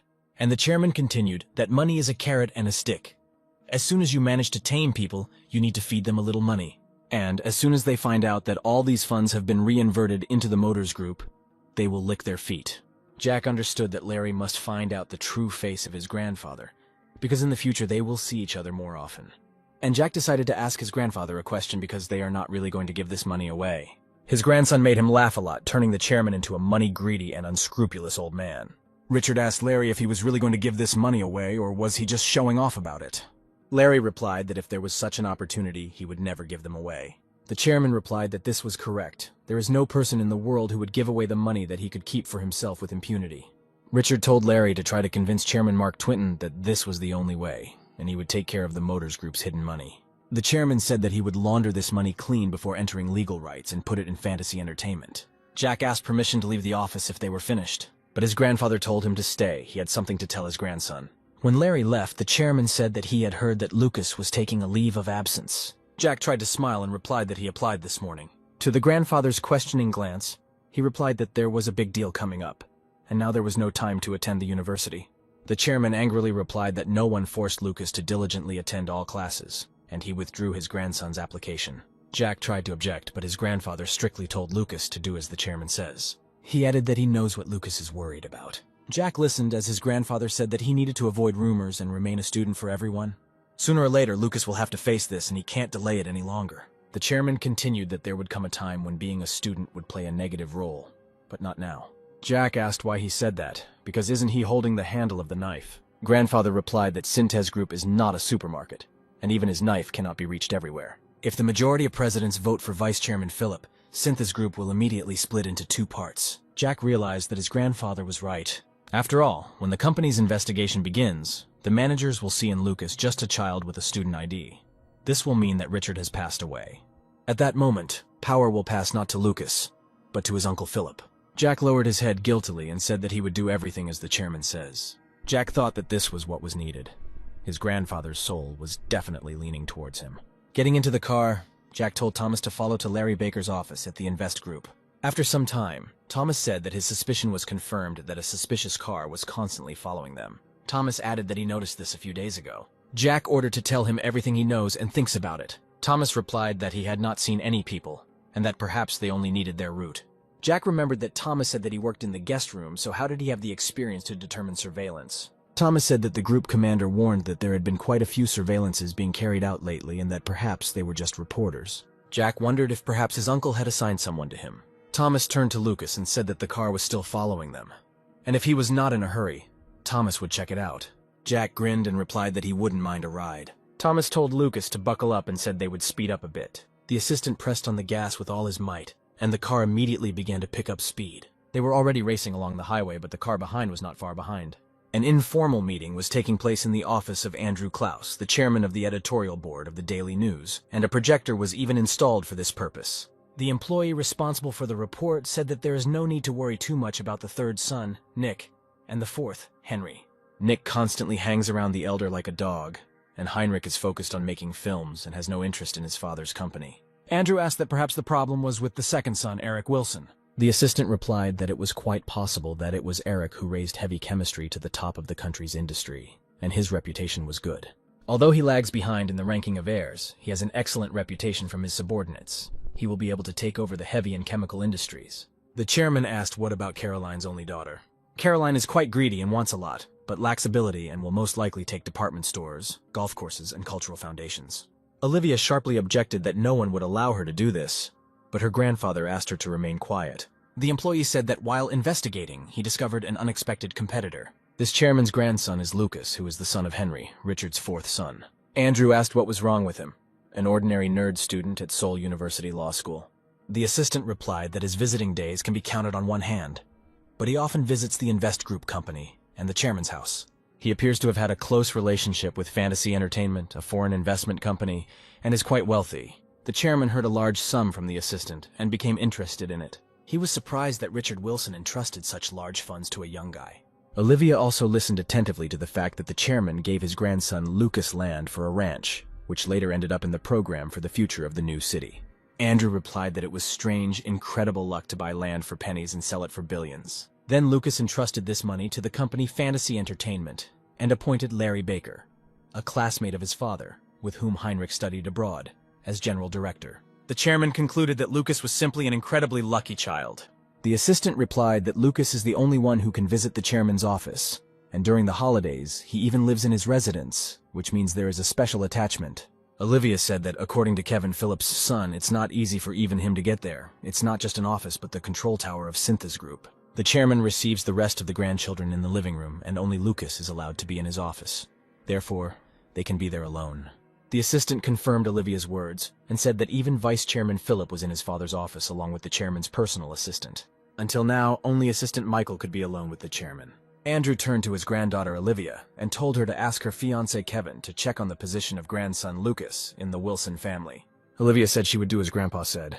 Finally, Andrew said that there wouldn't be another chance until Richard puts everything in Kevin's hands, so there's no point in relaxing. Jack asked Thomas if he was convinced that this was indeed surveillance. The assistant replied that it was so. It was the same car as at the chairman's house, but still no one got out of the car. Jack thought that if they hired a person to keep an eye on him, it must be someone powerful from his family, most likely Uncle Philip. He looked carefully at the cautious Thomas and thought that the capture of Synthesis Group was really expected in the near future. Jack took an envelope from the inside pocket of his jacket and, handing it to Thomas, told him to use it as needed. The assistant opened the envelope and saw a thick stack of bills. Jack saw the surprised face and added that if there was no need, Thomas could spend it at his own discretion. He told the assistant that there are many people who do what they are told. Many of them are smart and educated. Thomas looked into his glass of coffee, and Jack asked when he came to Synthesis Group if from that moment he did anything on his own. Having not heard an answer, Jack said that he wanted Thomas to choose what he wanted to do, choose his occupation and the necessary people. Jack threw the empty cup into the trash and said they had to go. The secretary entered the office and said that Mr. Larry had a guest. Larry didn't immediately understand why she was so excited. The girl was embarrassed and replied that Matthew Lee, the chairman of the prestige company, wanted to see him. Jack and Larry quickly looked at each other. Neither of them expected this. Larry told her to ask Lee to wait a little. Jack said he would be next door in the conference room and asked Larry to turn on the microphone there so he could hear what they were talking about. Larry advised Jack to pull his hood tighter over his face in order to pass Matthew unnoticed. Stepping out into the hallway, Jack came face to face with the chairman of Prestige, but quickly lowered his head. Matthew couldn't help but turn around as the hooded guy walked away. The chairman entered the office, and Larry politely greeted him with a bow. Matthew extended his hand to Larry and said he was grateful to be greeted so warmly, asking if he was in the way. Larry replied that there is no place in Korea where the chairman would be treated like an uninvited guest. He said that his office was a little plain and pointed to a chair by the window. But Matthew sat down on the edge of the sofa and answered how a company claiming to be Motors Group could be simple. At the first moment, Larry was speechless, and the chairman replied that there was no point in humiliating himself, because now they were sitting at the same table. Larry calmly asked if rumors really spread so quickly, or if Prestige has strong informants. Matthew looked closely at Larry. Even if it was true, he hoped that he would try to hide it, but he was confident.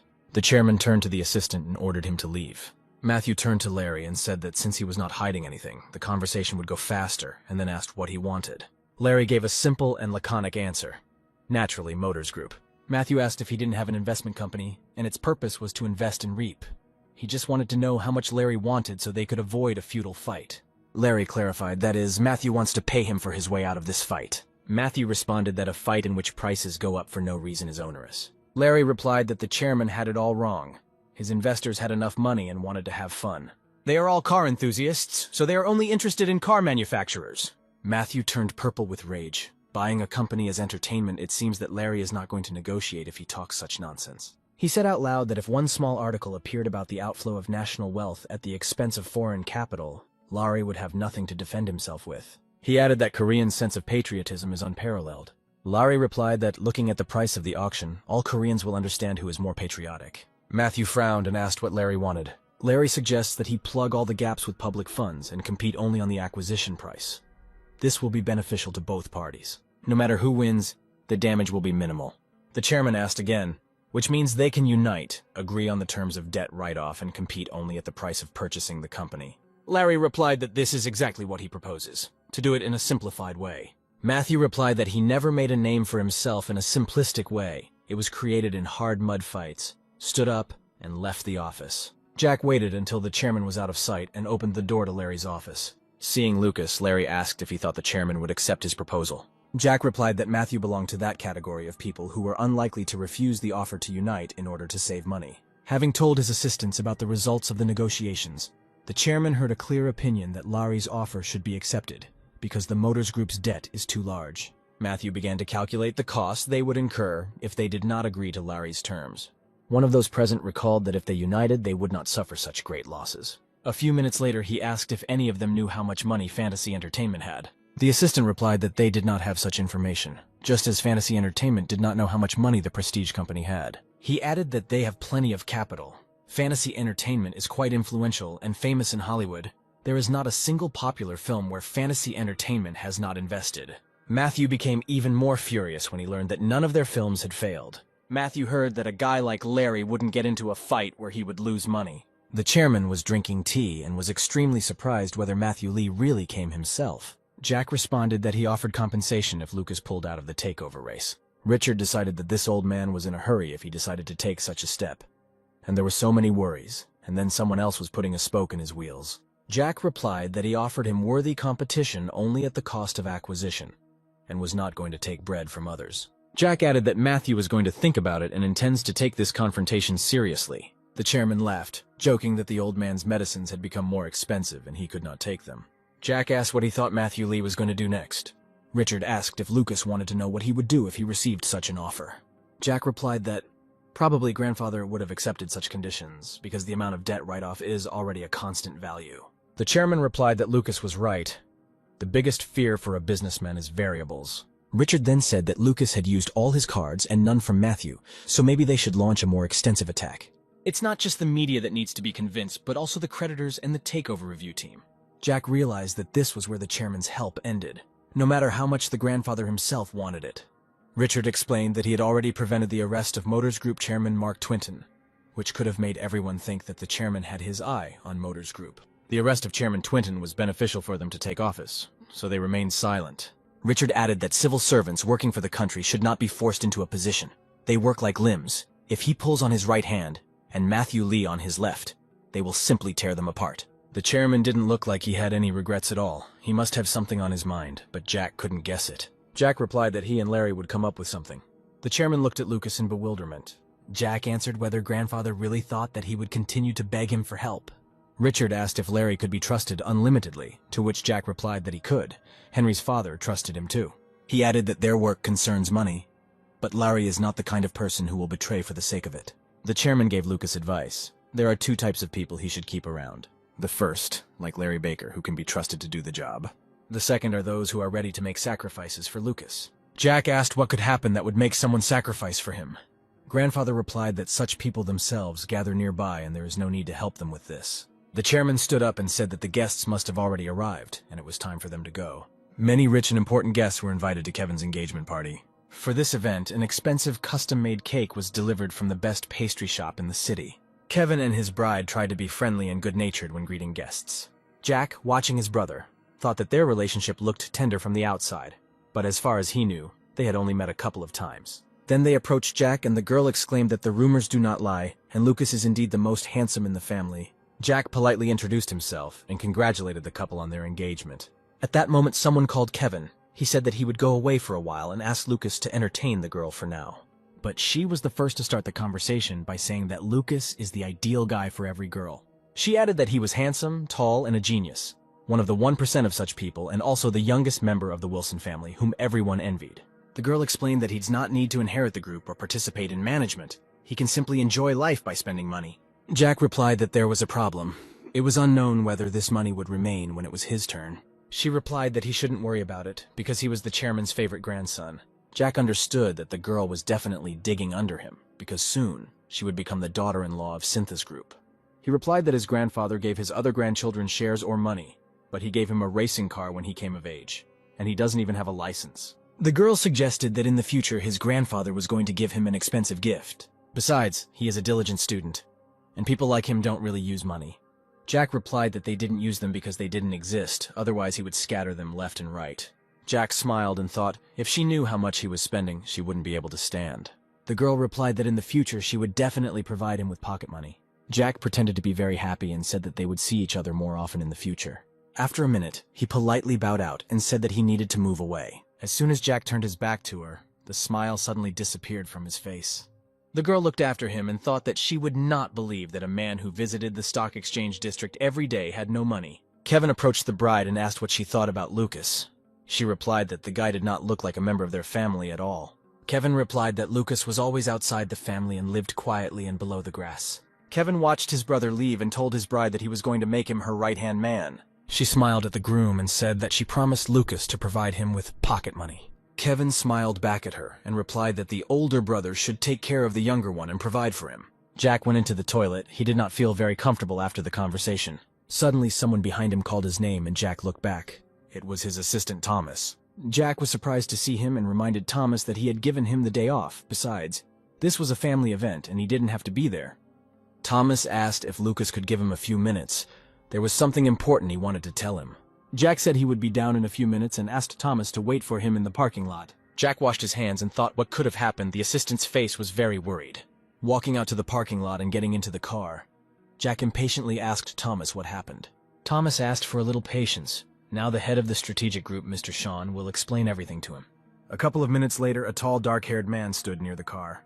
Jack looked carefully at Sean, and it seemed to him that he had already seen this face somewhere. When the manager got into the car, Jack suggested that they had already met. Sean recalled that they met at Philip Wilson's villa, and he gave Lucas a ride home. Jack remembered how Kevin beat him for failing to organize the arrival of the stars. Sean said he didn't have much time, so he'd get straight to the point. Jack heard that recently someone had started keeping an eye on everyone from the third generation, all the grandchildren. Sean added that they are not doing anything yet, but are simply monitoring the movement. Jack thought it might be Philip, but if he was watching his own son, then that was too much. Sean continued, in order to determine who is doing the surveillance, they do not have enough strength, and the strategy department is not very strong in counter-surveillance. Jack asked why Sean was telling him all this. Sean replied that, according to the regulations, they must submit an application to the head of the strategic department, and he, in turn, will send it to Michael, the personal assistant to the chairman, after which the Synthesis Group Special Group will begin to operate. Jack said if they know everything themselves, then why does Lucas need this information? Sean clenched his fists and said that he wanted to grab a thread. Their outfit had no future. No one had been working for more than a year. Even Sean, after enduring for years, still doesn't see the light. Jack said he doesn't understand why they ask him for help since he's just a junior who doesn't have a say in the company, and how he can become their string. Sean reminded Lucas of their old conversation and said that Lucas was the first to reach out to him. Sean thinks that Lucas is the only one who can help. He added that among the chairman's grandchildren there is no one more diligent in management, sincere and intelligent than Lucas. Jack asked for a few minutes. He needed to think. He could check his uncle's actions himself, but he saw no reason to refuse Sean's offer. Sean and Thomas waited silently to see what decision Lucas would make. Finally, Lucas replied that he would help them, but it should look like it was not he who offered his hand, but the strategic team begging him to become their roof, and he agreed. Sean replied that he understood everything. Jack explained that they weren't the ones who grabbed the outstretched hand, and that's a big difference.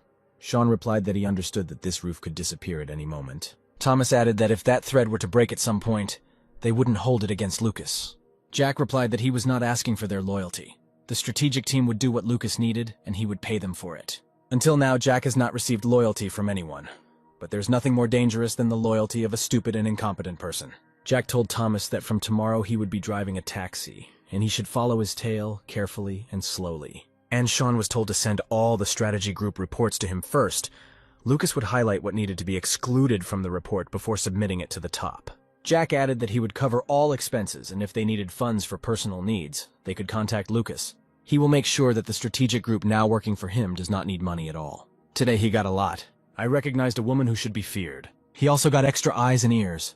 All TV news channels said that information had appeared about the famous company Fantasy Entertainment, which intended to acquire the Motors Group, and the source of its funds was Japan. Larry heard that Fantasy Entertainment may be pursuing the goal of promoting Japanese cars to Korea. He suggested that Lucas organize a press conference, because if anti-Japanese sentiments were hurt, then they would definitely have no chance of winning. Jack replied that there must be very good reasons for such a serious statement. Larry reminded Lucas about the Power Group, a company that was growing rapidly and attracting attention in Japan.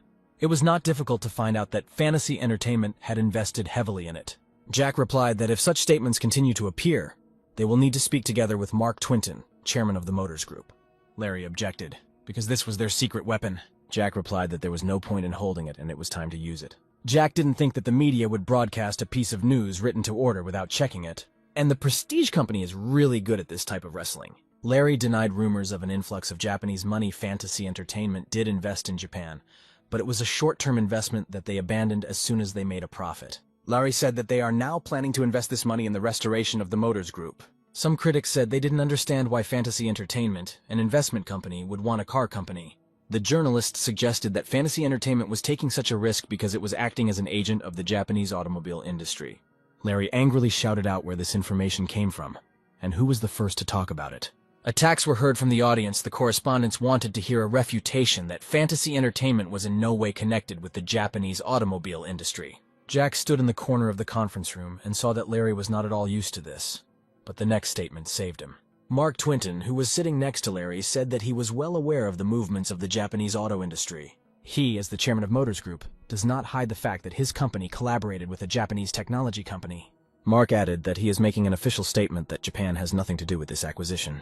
In addition, he supports Fantasy Entertainment in their acquisition of the Motors Group company, and he is not alone. The entire Motors Group union is promising a voluntary wage freeze until Fantasy Entertainment takes over the company. Twinton added that Fantasy Entertainment CEO Larry Baker promised them favorable terms. He promised separation of ownership and management, normalization of work without a single layoff, and investment in the company. The chairman of Motors Group added that corporations are companies that only pursue profit. But after all, there is a human factor. These are jobs that ensure people's livelihoods. The Prestige Company, under the pretext of restructuring, is driving more than half of its company's employees out onto the street. Jack listened carefully to Twinton's speech. This was exactly the message that was needed. By acquiring Motors Group, Prestige will gain control over 70% of the domestic car market. Pursuing only profit, the people are leaving in last place. The chairman said that the public and authorities should not allow the essence to be obscured by rumors about Japanese capital, because so much public funds have been invested in the Motors Group. Therefore, the Motors Group company must grow to the size of a conglomerate and be reborn into a national company. Returning from the press conference, Jack asked Larry if Twinton's statement had affected the price of Prestige's shares. Larry replied that it had remained unchanged. He pointed to the stock chart and added that opinions were divided in half. Jack was worried that this might mean that Motors Group would be taken over by Prestige. Larry was angry. He understood that businessmen were cruel and scary, but how could they control state television and newspapers? Jack replied that the point is not how scary businessmen are, but that the media knows the taste of money. He added that this is what grandfather says. If something untoward happens, he immediately deals with it first with the media. Jack reflected that if he had known it would be like this, he would not have intervened several years ago when he tried to take over the Motors Group. He told Larry that today was a hard day and offered to have a glass. Larry laughed and said that Lucas probably doesn't even know how to drink. In his previous life, Jack had to drink so much that if he had saved the money he spent on alcohol, he could have bought several apartments. He told Larry that today they would test Lucas for his tolerance to alcohol. Jack took out a bank card and, saying that there was no limit on it, asked Larry to take him to the most expensive place. He took the credit card, and seeing that it belonged to the Daily News Company, asked with surprise where Lucas got it from. Jack replied that Wilson's future daughter-in-law, the granddaughter of Andrew Klaus, chairman of the Daily News, gave it to him and told him to use it as pocket money. We need to show our future daughter-in-law how much Lucas can spend if he decides to do this. Larry jokingly made a submissive face and pretended to say that he would take his master to the best and most expensive place in the city. This was the most expensive restaurant in Seoul, and not everyone was destined to come here. Jack ordered the most excellent and high-quality food and alcohol that was ever on the restaurant menu. Larry himself understood that after such a busy day he really needed to relax. Jack told Larry that he had some incredible idea, and he needed to leave urgently. But Larry understood that Jack decided to thank him in this way by ordering a full table of treats. Jack understood that it was already late, but he urgently wanted to see his grandfather. He entered his grandfather's office and apologized for such a late visit. The chairman replied that he was still awake, so everything was fine. Richard asked if Lucas already felt like a loser if he smelled like alcohol today. Jack, answering that he hardly drank, said that this was not the end and the battle was not over. Richard replied that there was no point in holding on to a cause that was over, but that he needed to analyze his defeat and prepare for the next battle. Jack said if Motors Group goes to Prestige, doesn't this mean that Synthes Group will also suffer greatly? The chairman replied that this was his problem, and if nothing worked out, then Lucas could simply give up. Jack couldn't believe his ears. Grandpa couldn't stand it if he wasn't the first. And besides, this area of business evokes a lot of emotions in him. The chairman asked if Lucas had thought about what his mistake was. Large corporations have great influence, and Lucas did not realize the full extent of it, only a vague idea. Grandfather will answer that this is true. Before you hit, you need to know how strong the opponent's fist is. Jack continued and said that he was too hasty and missed the right moment. He disdained Prestige's meticulousness and attention to detail. He didn't think they would find out about the investment in Japan and use it to their advantage. I didn't know how cruel it was to be unable to do something. The chairman asked if Lucas could correct any of the above. He replied that he had to do it one way or another. He must be more meticulous and ruthless, be able to lie brazenly and competently in order to build a large conglomerate. The grandfather said that the grandson should never forget these feelings and determination. And now the chairman asked the question whether Lucas still has something left to fight. Jack replied that the last playing card was with the chairman, that is, with his grandfather. Richard was genuinely surprised and asked what Lucas meant. Jack replied that this is Wilson Motors, which could go to the bottom at any moment. Jack said that honey and water alone do not cure a hangover, but if you mix them, you get a completely different effect. The merger of Wilson Motors and Motors Group will definitely be able to immediately turn the tide of the battle. The chairman replied, he was so proud when his grandson bought a bowl of noodles with his own money, and his grandfather only added boiling water. And now he asks for a whole bowl of rice. Jack reminded his grandfather of the saying that every grain of rice that goes into his grandson's mouth is not a waste. He only asks for one bowl. Richard told Lucas to moderate his greed, otherwise he would burst from overeating. Jack replied, no matter how greedy there is, fingers will still be pointed at it, so what's the point of being half greedy? He decided that there was no point in guessing what his grandfather's intentions were. Now he must show his will, strength, and the extent of his greed. The chairman said that a merger is a combination of what both parties have. Grandfather continued, he has Wilson Motors, but what can Lucas offer, because he does not yet have Motors Group? Jack replied that the announcement of the merger would be an opportunity to refract the entire confrontation. The process would be slightly different, but it was the same thing. In the end, Motors Group would fall into his hands. Richard responded that the merger he had once talked about was just a sounding board to identify a potential opportunity, and it was not a fact that he wanted to make it a reality. Jack said there was no deal without an agreement and the scales could be adjusted. He would put more on the pan in exchange for the merger announcement. The chairman asked why Lucas was so confident that this merger would immediately turn the tide of the battle. Lucas replied that the announcement alone would create two powerful tools. One of them is the Synthes Group company, which has more weight than prestige. Then the media, government, creditors, and judges will put Synthes Group on the scales and will look at them and not at fantasy entertainment. The second is the confidence contained in balance, moderation, and fairness. Then the image of possible speculation that stuck to the investment company will disappear, as if it never existed. Richard responded that Wilson Motors owns significant interest in subsidiaries. Motors Group also owns most of the other 8 Auto Group subsidiaries, so the scales aren't balanced. Jack suggested putting only the company itself on the scale. Then Lucas would tip the scales. The chairman asked in surprise whether Lucas was really proposing to split up Wilson Motors. Jack answered, 8 subsidiaries of Auto Group, Wilson Motors, and Motors Group. Thus, a new auto giant would be born. He looked at his grandfather carefully. Jack must understand what he wants for the negotiations to end successfully. Jack said that it is necessary to announce the separation of Wilson Motors and its merger with the Motors Group. The shares of Wilson Motors will fall sharply. When their price reaches the bottom, he buys them himself under someone else's name. After the takeover of Motors Group and partial merger with Auto Group, for various reasons, the separation with subsidiaries will be cancelled. The chairman replied with concern that then a lot of investors would come running like ants who had suffered losses.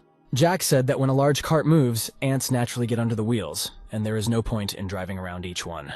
Richard replied that if Lucas bought shares of Wilson Motors, he would become one of the main shareholders of Synthes Group. Wouldn't it be too expensive a gift for him? Jack replied that when the stock price rose again, the chairman would also make money and would not have to pay taxes. Richard grinned and said that Lucas, although still a boy, had already become impudent and imbued with evil. Jack realized that he had passed the test. It was well after midnight when the chairman invited Michael's personal assistant and Auto Group chairman James Twain into his office. The chairman called James and summoned him in the middle of the night, which means something important happened. Michael reminded that Prestige still has the advantage they don't have time to prepare, and they don't have enough money either. The chairman replied that jumping into a moving train was dangerous, but they would only get their feet caught. He then looked at James and said that he would be the leg. Michael and James looked at each other. They did not fully understand what the chairman was up to. Richard added that if Fantasy Entertainment acquired Auto Group, Wilson Motors would merge with Motors Group. That would be James's job. The chairman said that they would separate only Wilson Motors from the Auto Group and merge it with the Motors Group. The two automobile companies would start a new life. James Twin would become the director of this conglomerate. The assistant tried to object. No matter what the percentage of the merger will be, the main shareholder will still be Fantasy Entertainment. Richard replied that Larry Baker himself extended his hand to them. Larry also said that he wants to create a new well-packaged automobile company and transfer it to Synthes Group. The chairman, seeing James's concern, said that he would find another worthy place for President Mark Twinton, and it was time for James to prepare. Larry said that he does not see anything difficult. To separate Wilson Motors, merge with Motors Group and partially Auto Group. Jack replied that the merger ratio remained, and if grandfather did not give in, the owner would change. Jack added that this is Grandpa. Even after mixing things up, he won't let go so easily. He's ready to share a little and then take everything away. Larry could not know the real face of the chairman. His greed takes precedence over his pedigree, otherwise he would not have been able to create Synthes Group.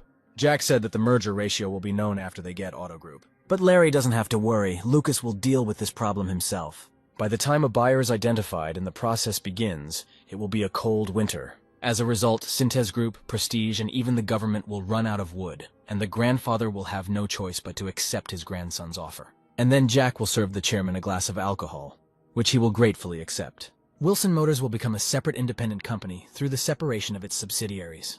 By teaming up with Motors Group, we will play a key role in creating a specialized automotive corporation.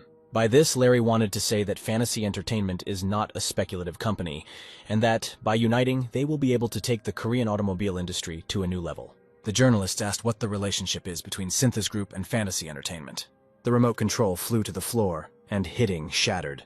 Matthew Lee was angry when he showed this press conference to his subordinates. He jumped up and shouted, "Didn't anyone know? Wasn't Larry Baker being watched?" The assistant replied that there had been no strange activity before last night, to which Matthew responded, shouted that only a blind man could miss this. It took a ton of phone calls and meetings between the three of them to come to an agreement before it all went unnoticed. The chairman said that it was time to end these surprise attacks on their part, and asked for their opinions on how Prestige Company could fix this. But the assistants were silent. Either they did not know what to answer the chairman, or they were afraid of his anger. Matthew said that they were not only blind, but also deaf. and gave them 2 hours to find all possible solutions. The chairman ordered them to mobilize all their cousins and relatives, to use all their brains to solve the problem. In the morning, Philip burst into the chairman's office and shouted that this could not be done. Richard invited his son to sit down and offered him some tea. Philip decisively asked how his father could give up the automotive industry and what he was missing. The chairman calmly replied that he had nothing to regret. He added up all the shortcomings that were in the company, threw them there together, shook them off. Philip was angry. How could his father not tell him about this important aspect in the organization of the subsidiaries of Synthes Group? So why should he learn about it from TV? He continued to shout, "Is he really worthy of this? He's even ashamed to show a business card that says that he is the vice chairman of Synthes Group." The president of Auto Group personally brought him the documents. It was he who announced the merger of Motors Group and Auto Group. While Philip screamed and said that he felt like a ragdoll, the chairman calmly finished his tea. Then Richard said, "If Philip has expressed everything, then maybe he'll move on to the main point, because that's not what he came here for." The son wanted to continue his furious speech, but his father stopped him. He also lost his temper. Is Philip really ashamed of his business card? And what are the comparisons with a ragdoll? If his son is so ashamed of his position as vice president of Synthes Group, then he can leave it. And this business card, which Philip is so ashamed of, any person in the country would fight for it like mad. The son should be proud that he is a descendant of the company and received this business card due to luck. He does not understand its value at all. The chairman added that if he had not been his son, he would not have been able to get even the executive director's business card. Philip stood in front of his father, head down. He realized that he had said so much that it could affect his future career. The chairman said that the son was overdoing it and was really acting like a rag doll if he dared to make such a statement. He added that he understands his anger at learning about this from the media because the press immediately found out about it. And since the chairman has made such a decision, then the son should think about what additional preparations need to be made and what real benefits Synthes Group can receive after the merger. After all, it is Philip who should do this, as vice chairman, and not take out his anger on his father. The father put his hand on his son's shoulder and said, "Even if his skills are not as outstanding as others, this place is still his." Philip should not lose his composure, think about the future of the company, and spend his energy on its development and protection. One of the following days, on the table of Eric, Richard's second son, was the report he had asked for. 2 days ago, Lucas was seen in a car with Larry shortly after that Richard met with the assistant chairman and president of the Auto Group company. Lucas left before those two arrived. Eric asked if they were saying that Philip wasn't there at the time. It was reported to him that he had been seen running to the chairman's house after the merger was announced on television. There was a conversation in the office in a raised voice, but the meaning of the conversation is not known. Age speculated that Larry was the first to propose the merger. But what is strange is that the chairman quickly agreed to it. Eric thought that this might be the scenario that his father had in mind from the very beginning, and Larry began to interfere and get noticed since the takeover of Stalinvest. At some point, Eric thought that fantasy entertainment was the chairman's secret safe. He thought that if the younger Lucas had been around 30, he might have been dangerous, and he generally thought Kevin was a stupid idiot. Eric ordered to continue spying on Lucas. He was already a messenger between Larry and the chairman, because Lucas could already know about the merger. One of the assistants suggested that Lucas would be the old man's successor. Eric said that he was not sure. Although the chairman had been grooming his grandson since childhood, he did not prevent him from making his own choice of university. After all, the old man could easily afford a lawyer or prosecutor. Besides, Lucas almost never attends university, and his grandfather just wanted to have a flower to show off.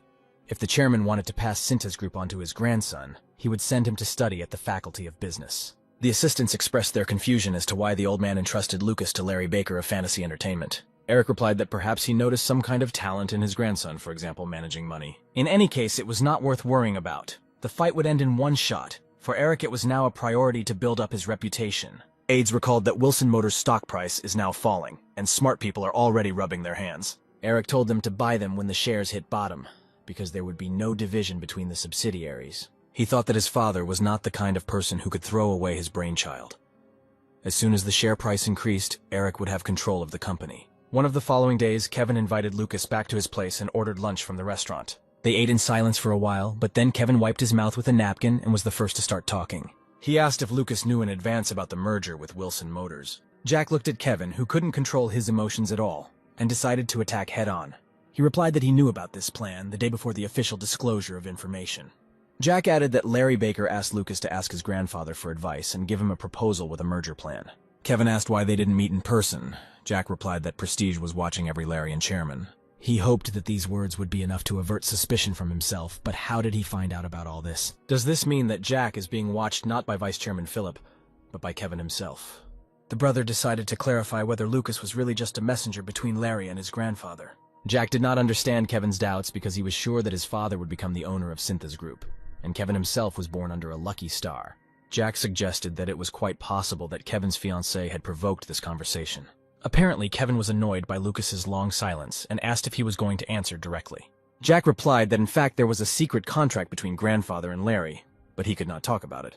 He found out about it by accident and was advised not to disclose it until the official announcement. Kevin got angry and asked if he couldn't know about this either, if he was a stranger to Lucas. Jack didn't like Kevin's tone and decided to make him angry. Therefore, when asked by Kevin if they were strangers, Jack replied that they were, and besides, he now had no authority. Jack added that neither Philip nor assistant Michael knew about this contract, and whether Kevin thought he had more rights than them. Kevin angrily asked if Lucas had forgotten that his brother was going to make him his right-hand man. He added that these are not just words. By the time Lucas graduates from university, Kevin will already be the CEO, so it is better for Lucas to stay close to him. Jack replied that although he was the youngest, he was not so stupid as to believe, like an idiot, in the promises of an unlikely future. It's not for nothing that Kevin's father was not informed about the upcoming merger, although he is the vice chairman of the company. Jack added that Philip's inheritance procedure has not yet been completed, which means grandfather can change his decision at any time. Kevin exploded. Is Lucas really giving up the place of his right hand to cling to his grandfather and wait for his chance and is going to compete with Philip? Jack replied that there was no need to be so nervous. He was just observing the situation. In any case, Synthesis Group had nothing to do with Lucas. And Lucas has nothing to regret either. He can focus on his studies and pass the bar exams. Because he's good in studies, being a judge or prosecutors, he will just enjoy life, have fun, and not worry about money. Plus, his father Heinrich is successful in the film industry, and he only has to extend his hand to get pretty actresses into it. Kevin asked if this meant that Lucas was giving up his place in Synthesis Group, and Jack replied that he had not said that. And if the offer to become the right hand came from number one, then Lucas might have agreed, but Kevin is not number one. Kevin replied that when he becomes number one, he won't need Lucas anymore. He added that his father could make it so that Lucas could not get even one share of Synthesis Group. Jack realized that he had hurt his pride, so Kevin decided to try a threat, but it was unlikely to work.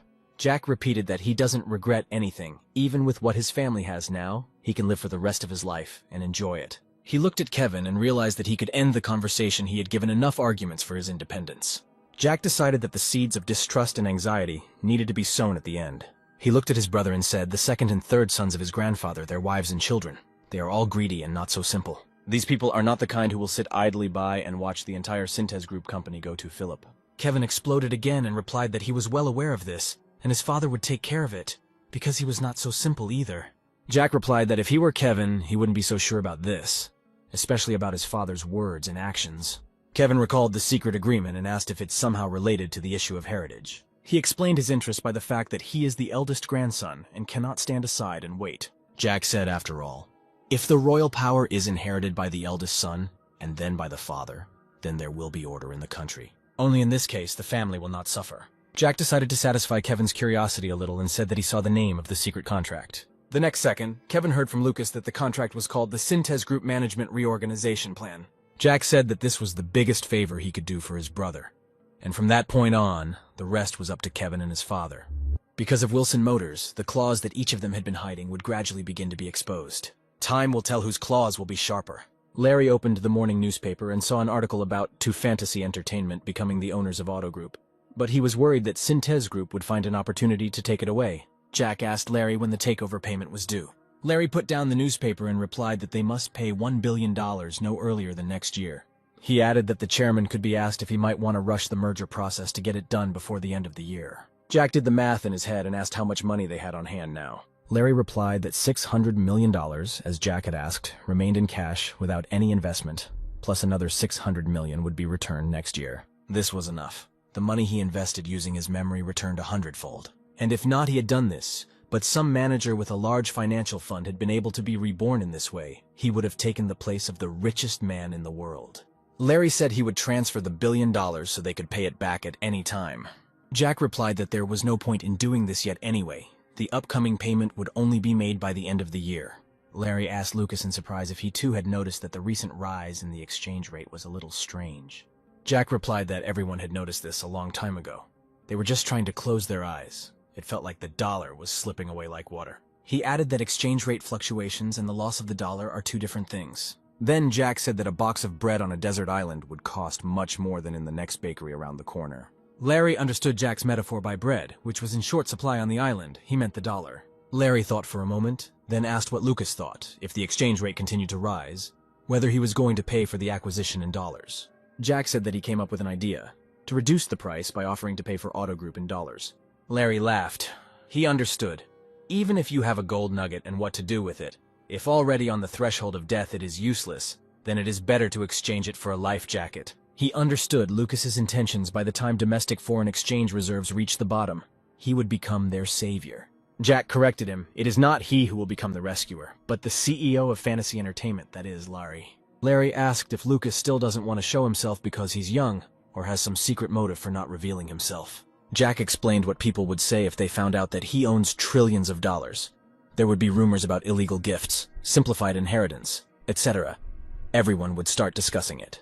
Larry smiled and said that he was ready to become his riding horse, and Lucas only had to beat the whip and hold the reins. When Larry reminded Lucas that he would soon be 50, and in 5 years the guy would be running on his own, Jack asked if Lucas was going to retire. He replied that he was. He had enough money, but not enough time to spend it. Larry smiled and said that he would give him 5 years. Otherwise, Lucas was more like his nephew than the nephew himself. The next day, Kevin reported to his father about his conversation with Lucas and assured that he himself had personally seen the folder with documents. Philip clenched his fist, and Kevin thought about Lucas's words about the duplicity of all family members, including his father. Can he really pat his son on the shoulder and, at the same time, hide this from him? Kevin no longer knew who he could trust and who he couldn't. My father said that if part of the company were to be separated, you just had to get over it. No doubt the whole structure would shake, but not enough to worry about it. He told Kevin to focus on normalizing the work of Stalinvest and show his grandfather what he was capable of. As soon as his son left the office, Philip urgently ordered the entire planning department to appear in the conference room. He knew he had to act quickly before the chairman made a strange decision. Eric stood up from the table and apologized for distracting James Twain from his business. The president of Auto Group replied that recently he had indeed begun to work more, but he would always find time to talk with Eric. Eric asked James directly. He still does not understand who will benefit more if Auto Group and Synthesis Group merge. The president replied that everything happened so quickly that he himself was a little confused. Eric looked at James carefully and wondered how long he would have the patience to pretend that he didn't know anything in advance. And he asked James a question. Now that there has been a separation with the branches and the president has no relation to Synthesis Group, he is probably very upset. James looked at Eric with disbelief. He immediately did not like this conversation. It seemed that he was testing the waters. He responded curtly and briefly that he was disappointed. James added that he had served the chairman for more than 30 years, during which time he had only protested to him once. Eric remained silent and decided to listen to the president's story. When Chairman Richard first got into the oil business, war broke out in the Middle East, and the oil supply was in crisis.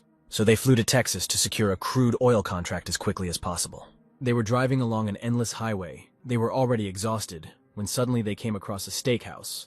The chairman ordered one steak and said that they would split it in half. The steaks were simply huge, each weighing at least 600 grams. Eric noticed that in the United States, steaks were always made in large portions. James replied that he was against it and told the chairman that he wanted a separate portion. Eric grinned and asked if this was the only protest. The president responded positively. Eric looked at Eric with confusion. He hoped that he would say something important, or maybe it was a joke. He thought that if the president then refused to divide a piece of meat, then he would not support the division of the company now. Eric replied that the president doesn't like to share, and Eric doesn't like to throw away. And if you take too much to eat, you'll have to throw it away later. James said that he and the chairman choked, but ate everything. Although the portions were huge, they managed. Eric considered him an old-fashioned businessman, who for a salary looked after the company like a family, or like a carriage that could change owners and replace horses and coachmen. He mockingly said that the president eats a lot. He replied that with age, the volume of the required portion has greatly decreased. Eric thought that he was not yet old if he could eat a 600-gram steak. James was tired of going around in circles, and he directly said that Philip was Eric's older brother and the eldest son of the chairman. Eric would not be able to get the company. Eric lost his temper and said, "Doesn't the president know that his brother Philip is not competent?" James calmly replied that Eric could always be with his brother and help him. Eric said that it should be the other way around, and James replied that incompetent people cannot be assistants. They are useless. Eric began to put pressure on the president and said that he would create several branches and give them to his brother to manage. James replied that he was simply an employee of Synthesis Group, but he would not get involved in support plans that discredit the company. He did not want to see the redistribution of land. Eric decided that he couldn't let things go and that he needed to do everything to achieve his goal. He continued to press, saying that he would make these lands more fertile, clear all the uneven areas, making them a wide and vast plain. James replied that the chairman is not the person who will raise and determine a successor in advance, so Eric may not even dream of it. He added that the chairman will look closely and compare candidates until it is time to die, and will announce a successor in the last will. Eric exclaimed that this cannot be. One must prepare for inheritance in advance. Otherwise, one will have to pay astronomical taxes. James replied that the chairman was more concerned about the future of Synthesis Group, and not about taxes. Eric could not stand it, jumped up and shouted why the president was telling him all this now. Or did his words mean that Philip would inherit the company? James also stood up and replied that these were only his thoughts and desires. Eric seemed to be interested in his thoughts, and not the intentions of the chairman. He noted that a change in the owner of the carriage does not mean a change in the coachman. With these words, James headed towards the exit, and Eric thought that the opinions of people like the president played a big role in his father's decision. Eric said after that he would mean that the confrontation had not even begun yet. One of the following days, Eric decided to visit the office of his younger brother Heinrich. Heinrich was extremely surprised, because during the 10 years of the existence of the film company, Eric never visited his brother, and was not interested in his affairs. Eric said that he heard that his brother earned a lot of money during this time. Heinrich replied that these were just rumors. It was difficult to earn anything at the bottom. Even the budget of one department of the company was not enough. Eric replied that tomorrow he would send a person to expand the office, because you need to live up to your position. But Heinrich replied that he still needed to pay off the debt. Eric was aware of the success of his brother's company and was very surprised to learn about the debt. Heinrich replied that he did not use a private loan, and as far as Eric knows, he received money for the startup capital from his son Lucas. He must return it to his son, otherwise it would be awkward to take money from a small child and not give it back. Eric replied that Heinrich made great money and would be able to repay the debt, then invited his brother to sit down. Heinrich sat down in a chair and said that he would like to quickly end the conversation and asked why Eric had come to him. Eric asked a direct question whether Heinrich was going to continue down this road and film production was his last bet.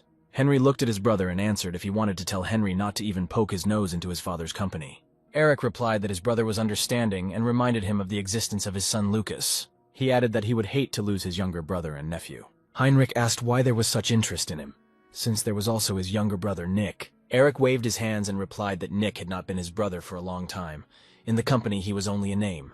He noticed Heinrich's thoughtful look and asked if he had been hiding his greed until that moment. Heinrich adjusted his glasses and answered, "It's not that he's greedy. He just hasn't played his father's role enough until now, and now he'll do it." Eric looked at his brother and realized that it would be about his son Lucas. Heinrich said that his son dreams of becoming an entrepreneur, like his grandfather, and with this statement he surprised his brother. Then Heinrich explained that Lucas is not so petty as to want to get several subsidiaries of his grandfather's company. He will achieve everything on his own. When he added that he would do everything to help his son with this, Eric asked what this had to do with Synthesis Group. Heinrich replied that the blood of the chairman also flows in him, and if they give it to him, he does not refuse, and if they don't give it, then he takes his fair share. Eric was silent and thought about the words his brother had just said. Heinrich suggested that Eric came here for a reason. Apparently something happened to his older brother. It seems that the company's shares were greatly shaken because of Wilson Motors. Eric told Heinrich to stay back and support Eric. If he wins, he will give his brother a fair share, enough for Lucas to achieve his dream. Henry asked what would happen if the other brother won. Eric replied that then Henry would have to fight him to prove to his son that he was the father. Leaving the office, Eric noticed a movie poster on the door and asked his brother about it. The brother replied that this was the Titanic. The company would release it early next year, but in the meantime they were looking for cinemas. Eric replied that if the tickets didn't sell, he would buy them all. It was already late evening when uninvited guests appeared in Heinrich's house. Sitting in front of him was his older sister Caroline and her husband Oliver. They had come to ask him for money. Heinrich replied that today was a very strange day. First Eric's visit, now his sister, had something really happened in the family. But he didn't know. And now the department store owner is asking for money from the owner of the film company, at a time when her weekly income can be compared to the profit from one film. Carolina replied that her father invested all the money in Stalinvest and limited the budget of the department store. In addition, he asked for daily reports on income and expenses. Heinrich asked if his sister had done anything wrong to their father.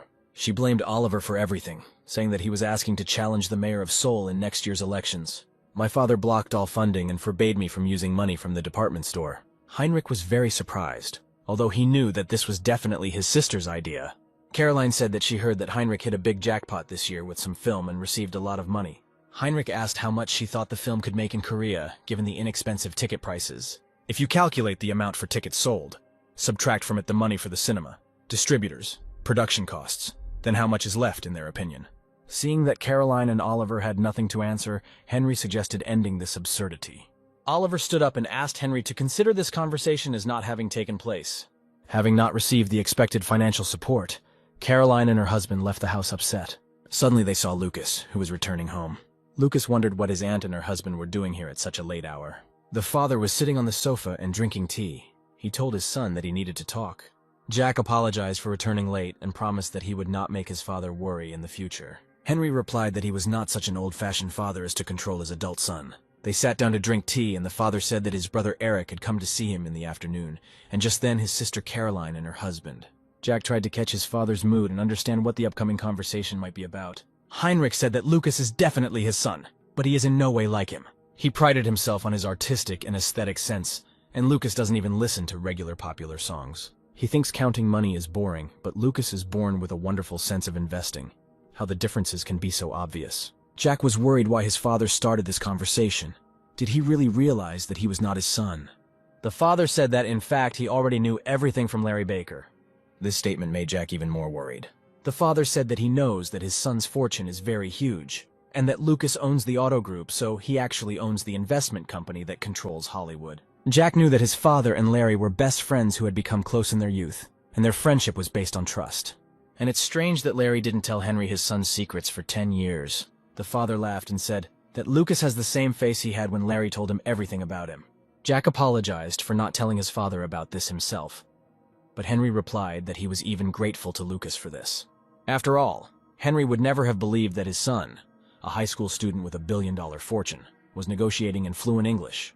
He said he was surprised at first, but is now proud of his son. His father's pride was not in the fact that Lucas earned a lot of money, but in his great talent for doing it. And then the father asked a direct question: does Lucas want to take over the Synthesis Group? Jack replied that it was simply a means or tool to achieve his goal, not the goal itself. Heinrich asked what Lucas's real dream was then. Jack replied that his dream was to create a huge conglomerate that would surpass Synthesis Group. To create one, you first need to build a company from scratch, then buy up a decent number of Synthesis Group branches. Jack added that branches of other companies are also needed. We cannot limit ourselves to just Synthesis Group. Heinrich replied that Lucas was talking about Synthesis Group as some kind of kiosk or neighborhood store. Jack said that he didn't say that he wanted his grandfather's company to be given to him. He wants people to see him as more than just someone who was lucky enough to be born into the Wilson family. Then he looked thoughtfully at the ceiling and said that for now this was all just a dream. The father replied that since this was just a dream, he no longer needed to worry about his son. He wondered if there was anything he could do to help his son achieve his dream if necessary. He was even ready to defend his rights as one of the chairman's sons. Henry stood up and, placing his hand on his son's shoulder, said that he could have intentions of starting a confrontation with his brothers, even under the threat of splitting their family. A thought suddenly struck Jack. This was a completely new card that he hadn't even thought about. As he headed out, his father said that he hated quarrels and contentious negotiations, and was glad that Lucas did not need his help. Jack jumped up and shouted after his father that everything was completely wrong, asked to continue the conversation, but his father went to bed. Approaching his grandfather's house, Jack looked towards the parking lot, which was completely filled with arriving cars. Jack realized that the chairman had called a big emergency meeting. The chairman gave instructions that all foreign currency coming into the company should not be spent. It was also necessary to deal with foreign payments, which must be made, because banks do not want to share their reserves of dollars. Due to the appreciation of the exchange rate, export earnings from exchange rate differences have increased and conversion into local currency has been suspended. At that moment, his assistant Michael turned to the chairman and said that, at his request, he called the Prime Minister, but he was ignoring the calls. Richard replied that this bastard understands that the call is from the chairman and ignores all calls from businessmen. The chairman asked Michael what the maximum amount they could get by collecting all the unclaimed money internally. The assistant replied that it would be a little more than 400 billion, because the amount for Stalinvest was paid in a lump sum, and the money continues to go there. Richard turned to everyone and ordered not to give the money anywhere, but to demand what they should receive right now and immediately convert it into dollars. Some of those present answered, "Even if they give more than the market price, nothing will come of it." Everyone is whining. There are no dollars available at all.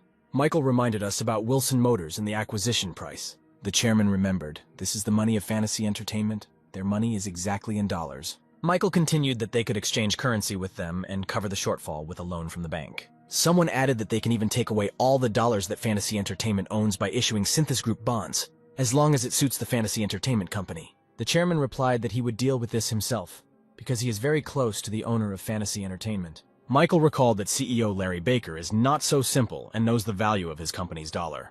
The chairman slyly answered, "Is Larry the owner of the Fantasy Entertainment Company?" Richard repeated that he is closely acquainted with the owner, and Larry is a simple manager. He then expressed his dissatisfaction that his subordinates had not been performing very well lately. The chairman told everyone to get lost and not talk about his instructions and follow them carefully. Jack sat in the living room and saw the chairman's subordinates leave the office. He heard the topic of the meeting and expected to see grim, puzzled faces, but they were cheerful. Entering the office, Jack noticed that his grandfather was in a good mood. The chairman opened his arms wide for a hug and said that he was glad to welcome the owner. Jack wondered with a grin whether he had really decided to appoint him as his successor at the meeting, although it is unlikely that his grandfather would not have done this.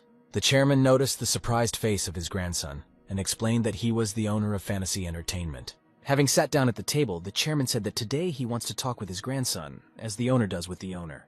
Jack replied that it was all so sudden and it even scared him a little. The grandfather told his grandson not to pretend because curiosity was written on his face. Whoever has the advantage has the fun, but they each have a hidden card up their sleeve. Jack looked at the chairman's face. The currency crisis was approaching and he was so calm. The chairman asked if Lucas had prepared the money for Wilson Motors. Jack replied that there was nothing to prepare. Transfer money from a foreign account to a domestic bank account. Richard clarified whether Lucas actually had them in dollars. Jack understood his grandfather's interest in providing dollars in case of a currency crisis. The chairman asked his grandson to exchange currencies. After all, it makes no difference to Lucas what currency he pays for the acquisition of Wilson Motors. Richard continued and asked if the exchange could be made tomorrow, and suddenly Jack replied that he didn't want to do it. The chairman looked at Lucas questioningly and did not understand the reason for the refusal. Jack answered why such difficulties. He could immediately transfer to the creditor bank. The grandson added that he also has eyes and ears, and he knows that the dollar is growing every day. In any case, the merger of Synthesis Group and Motors Group must be completed before the creditors sign the acquisition permit. Payment is made later, and this is beneficial for Lucas. Jack looked at the chairman. His grandfather probably thought that his grandson had gone too far. The chairman first laughed, and then said that he did not expect any other answer from his grandson. The chairman burst into loud laughter and said that the game was becoming more and more interesting. In his thoughts, Jack called his grandfather a snake, trying to buy time for a quick brainstorm with laughter. The chairman began to bargain and offered his price for $1. But Jack did not give up and suggested that his grandfather try one more time. Richard upped the ante again. Jack again refused and said that he was not interested. The grandfather decided to remind his grandson that all the dollars that Lucas has originally came from land that was given to him. Jack also recalled that it was a deal, a gift for his grandson's good studies. He replied that for the money spent on these lands, grandfather received a lot of joy and believes that this is a completely equal deal. The chairman could not even imagine that Lucas would remember all this down to the smallest detail.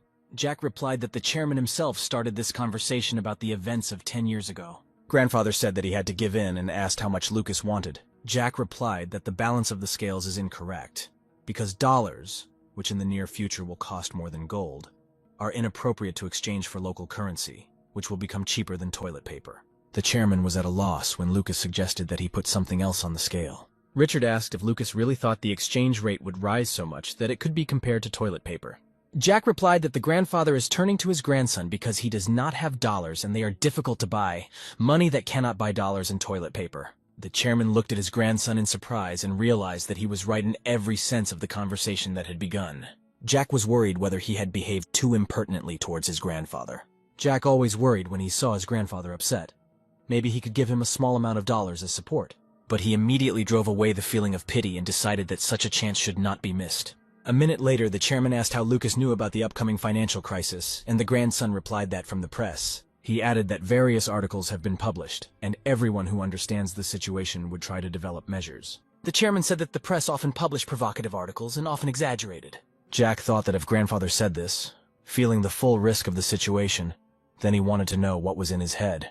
Jack replied that truth is like a book of poetry. New collections are constantly being published, but most people do not read them.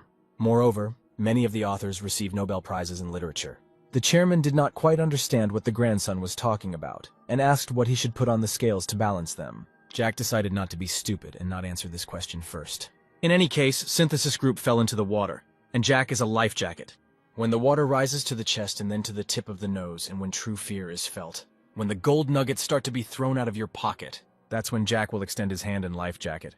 The chairman was noticeably nervous. His impatience was visible. He was waiting for an answer from Lucas. Jack looked shrewdly at his grandfather and suggested that negotiations on the merger ratio should be put on the table.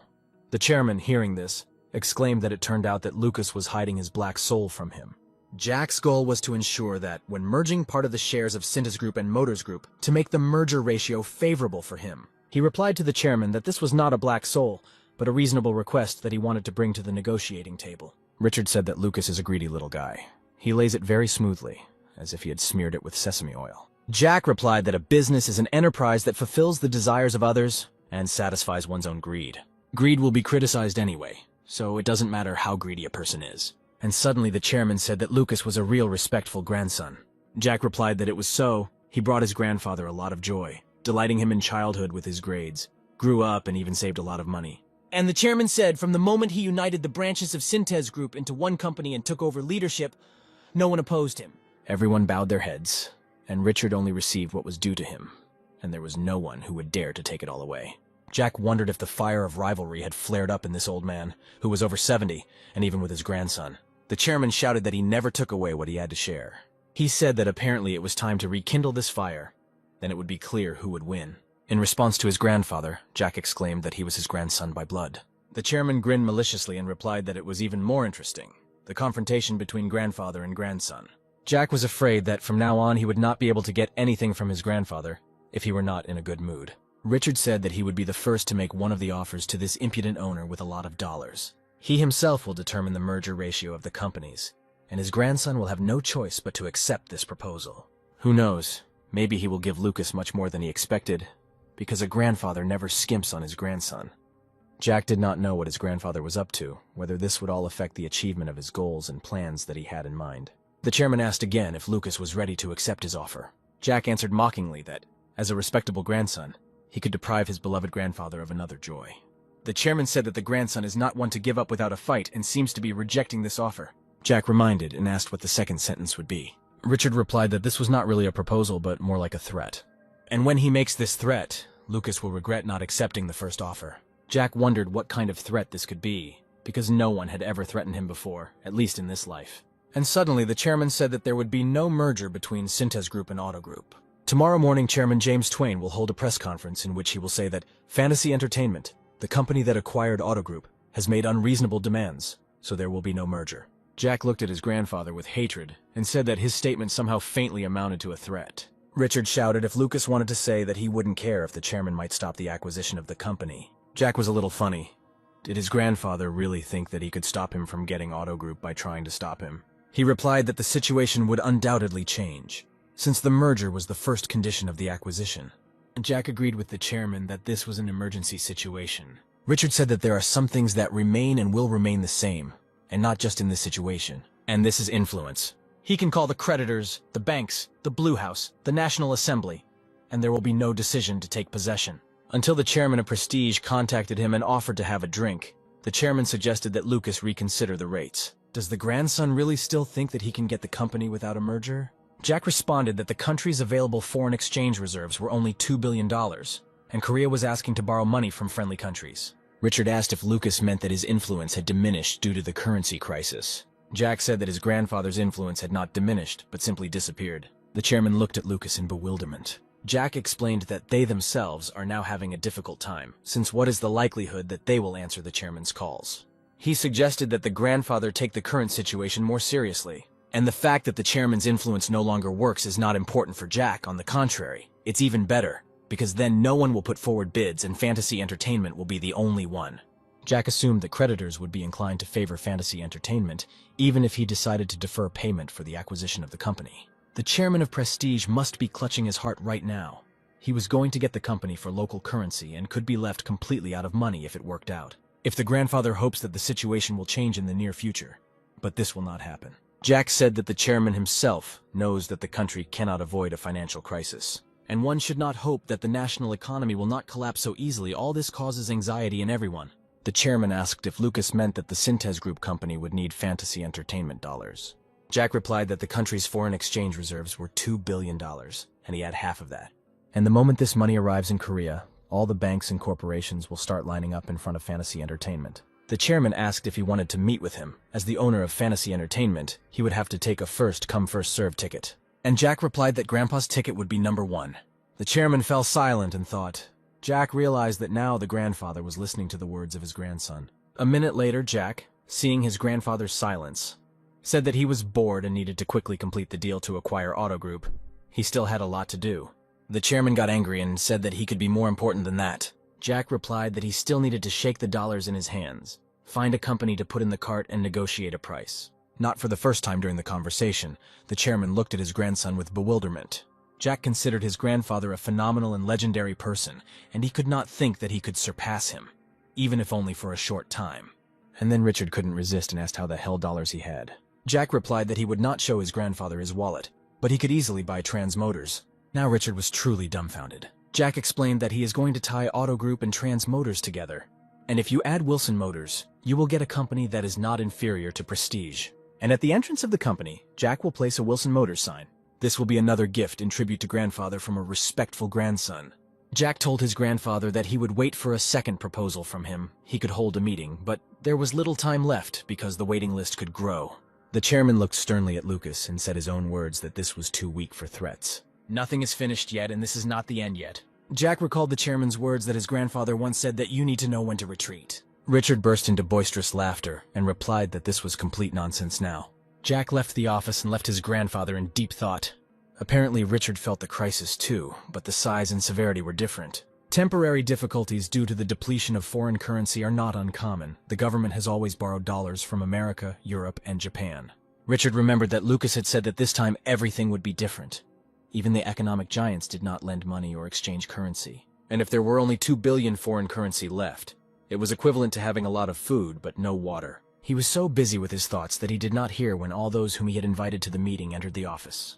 Everyone present was trying to guess what would be on the agenda this time. The first thing the chairman ordered to do was to notify all local product and electronics departments. As soon as import earnings arrive, store them in dollars and borrow money to pay them back. He ordered the construction department to bid 20% cheaper for foreign projects, in exchange for requiring a quick down payment or milestone payment. He then approached the insurance department and ordered the return of all the money invested in foreign financial companies. And no matter what the fine for violating the contract is, you need to extract as many dollars as possible by canceling everything. One of the invited economists warned that the losses would be too great and would impact administrative profits. The chairman threateningly ordered to shut up and follow orders. Personal assistant Michael asked the chairman to calm down. He added that everyone has made excellent preparations and foreign exchange transactions of all branches are strictly controlled. Richard replied that careful preparation was not enough. One must be prepared to lose a limb. Michael asked if the chairman had been able to speak with the owner of Fantasy Entertainment. Richard replied that an agreement could not be reached. He then added that he made money during the Korean War, and even that didn't scare him. The chairman answered honestly that he was scared now. There was an uneasy silence at the negotiating table. The chairman continued by saying that whoever has the dollars is very powerful. He did not blink in front of Richard, and even made threats. For the first time, he saw in front of him a person so stubborn than himself. Michael asked who this owner was, if the chairman felt his power more than his own. Richard just slammed his fist on the table and shouted for everyone to be ready. In November 1997, Finance and Economic Affairs Minister Alex Wang announced that he would not appeal to the International Monetary Fund. But just 2 days later, he announced a request for financial assistance in improving the balance of payments, stabilizing the value of the currency, and opening the capital market. The next day, an official presidential statement requesting such assistance was published. The stock index fell, as did the country's national credit rating. Some banks were ordered to suspend operations, and Bacara Group Bank was one of them and went bankrupt. Larry was indignant, because according to the agreement, they must pay for the takeover after the merger is completed. He was against payment being made in dollars and categorically stated that he would pay in local currency. Larry hung up the phone, folded his arms over his chest, and, closing his eyes, said that chaos was happening everywhere. A minute later, Larry asked Lucas what about the chairman and if he had given his answer to his grandson's proposal. Jack replied that the grandfather was not going to give in to his grandson and was still just as stubborn. Larry said that if Wilson would not have been such a famous rich man, Lucas, when he grows up, will begin to do the same, because he already wants to get more than his grandfather. Reading the newspaper, Jack replied that if the exchange rate rose, then instead of 3 trillion in local currency, he would have 5. Larry grinned and asked how a 20-year-old guy with that amount of money would feel. Jack advised Larry not to get too excited. He, too, would like to take this money and gamble with it somewhere in Europe. Larry replied that Lucas could easily afford it. Then Jack asked Larry what he thought was better, the chairman of a Korean conglomerate or a rich European aristocrat. Larry replied that both are boring. Jack replied that the time would come, Lucas would become a Korean conglomerate and make sure that in retirement Larry would feel like a European aristocrat. Work was in full swing at Syntes Group. Employees continually reported to the chairman from what other sources they could get dollars. One of these subordinates stood in Richard's office and listened to the fact that he needed these $2 million. Michael asked if the chairman can tell him the name of the owner of Fantasy Entertainment. He could try to talk to him and agree on cooperation. Richard replied that he would take care of it himself and ordered an assistant to visit the opposition camp. O ordered to deliver them several packages of vitamins and tell them that if they give them $2 billion, the Federation of Korean Industry will actively cooperate with the next administration. After the assistant leaves, Richard opened the folder on the table and began looking through the documents. He saw the numbers. The maximum share that could be allocated to Wilson Motors was almost 18%. He needs to give such a percentage for a favorable exchange rate, and not for receiving $1 billion. Moreover, Lucas promised to give them away after the merger, but this is unlikely to happen. After all, Lucas puts everything he can get his hands on in his pocket. Richard didn't mind if he distributed the company's shares among 5 children. He could give each of them 20%. Richard sometimes felt that when he looked at his grandson, it was as if he was looking into a mirror. After all, Lucas is one of those people who never loses anything he gets into his hands, and who will gladly take things from others. If a guy was born with a more calculating temperament than others and set his sights on Syntes Group, the rest of the children and grandchildren will simply be expelled. Definitely, he will make Syntes Group a huge and majestic company, but he will never allow anyone to enter it. But judging by the way he cares for his father, he has a big heart. Lucas is smart enough to achieve his father's dream at a young age. But now is not the time to think about it. Now you need to worry about the company first, not about your grandson. Even if the company is taken away, it will not be done by a stranger. Richard had no choice but to console himself with the fact that his grandson was a predator. Larry explained to Lucas that these companies are the most reliable at present. If they overcome this crisis, there will be no problems. Jack looked at the list and asked, from a financial accounting perspective, which were the best options. Larry replied that those at the top of the list have good profitability and technology. But Lucas looks at more than just these parameters. Jack replied that only Syntes Group and Prestige could overcome this crisis on their own. Larry said that Contour Group also needs a little government support to survive. Jack stood up and replied that time will tell and everything will fall into place. He went out into the underground parking lot and headed to his car. Sitting in the back seat of the car, Jack told Thomas to go to the chairman's house. He thought about Larry's opinion Contour Group was indeed a reliable company. It was its reliability that made Jack want to buy it. Until now, this world was divided into predators and herbivores, in which everyone coexisted and no one hid. But an era has come where predators bare their fangs and mercilessly tear herbivores to pieces. And if Jack has decided to become the king of this place, there is nothing left to do but take rough action. Thomas said he found out who was targeting their car, and it was Daily News. Jack was surprised and asked if the Wilson family were not going to become related to them. He thought that the enemy would be someone from within, but he never expected that it would be someone from outside. Thomas said the information service reported the matter to the chairman but was told to pretend not to notice. Jack tried to find reasons why the Daily News was doing this and couldn't guess what they were up to. Apparently, the chairman believes that the Daily News is an insignificant newspaper and should not pay attention to it, or is being cautious, since it is almost relatives. Jack needs to deal with all of his grandfather's decisions, analyze, evaluate, and use them. This is Jack's strategy and tactics. Finally, the car stopped near the porch of Richard Wilson's residence. Jack handed Thomas a credit card and told him to arrange a dinner with the staff of the strategy department. Thanking him, Thomas took the card, and Jack told them not to worry about money and take everything that was most expensive. Getting out of the car, Jack smiled slyly. His sister-in-law's card came in handy. Richard and Jack were sitting in the living room. There was an envelope on the table, and the chairman said that this should be enough. Jack took the envelope and carefully examined the documents. There was an amount of almost 18%. If this amount and 8 auto group companies merge, the company becomes his property. Jack put the documents in an envelope and asked his grandfather if this was a deal or an inheritance. Richard laughed and exclaimed if there was a limit to Lucas's greed. He then added why he should give his grandson some kind of inheritance. He decided to give everything to his children, and Lucas will already receive an inheritance from his parents. Jack replied that his father was not as rich as his grandfather, and he could not count on much. The chairman replied that this was his good. Jack thought that if grandfather was going to divide the inheritance between the children, then his father would also get his piece. Richard said that this was the second and final offer and told Lucas to stamp and transfer him $1 billion. Jack thought if he continues to play push-pull, then his grandfather will refuse to negotiate altogether. He needs to be careful with his words, or this will not end well. After all, even one drop makes ripples throughout the entire lake. And even strong attachment turns into thin ice with one single insult. Jack said that he would transfer this amount to him at a rate higher than the current one. Seeing his grandfather's surprised look, Jack explained that he was always on his side and he would not be greedy in this situation. The chairman asked what Lucas was up to. Did he really look like such a simple person as to believe in his grandson's flattery? Jack became convinced that the old man had incredible intelligence. Jack replied that his grandfather was taking this amount from him at an exchange rate much higher than the current one. So what is the ulterior motive here? The chairman replied that the exchange rate could be raised higher than Lucas suggested, by which time the grandson would have lost a lot.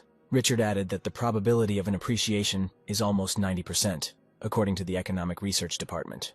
He asked his grandson if he regretted such an exchange, having learned about this possible increase in the exchange rate. Jack replied that he also expected such a promotion, but he was not so greedy as to cause losses to his grandfather with his greed. The chairman said that he knew that his grandson was not petty, but would not do anything to cause harm to himself. Therefore, Richard ordered Lucas to be told what additional conditions he was going to put forward.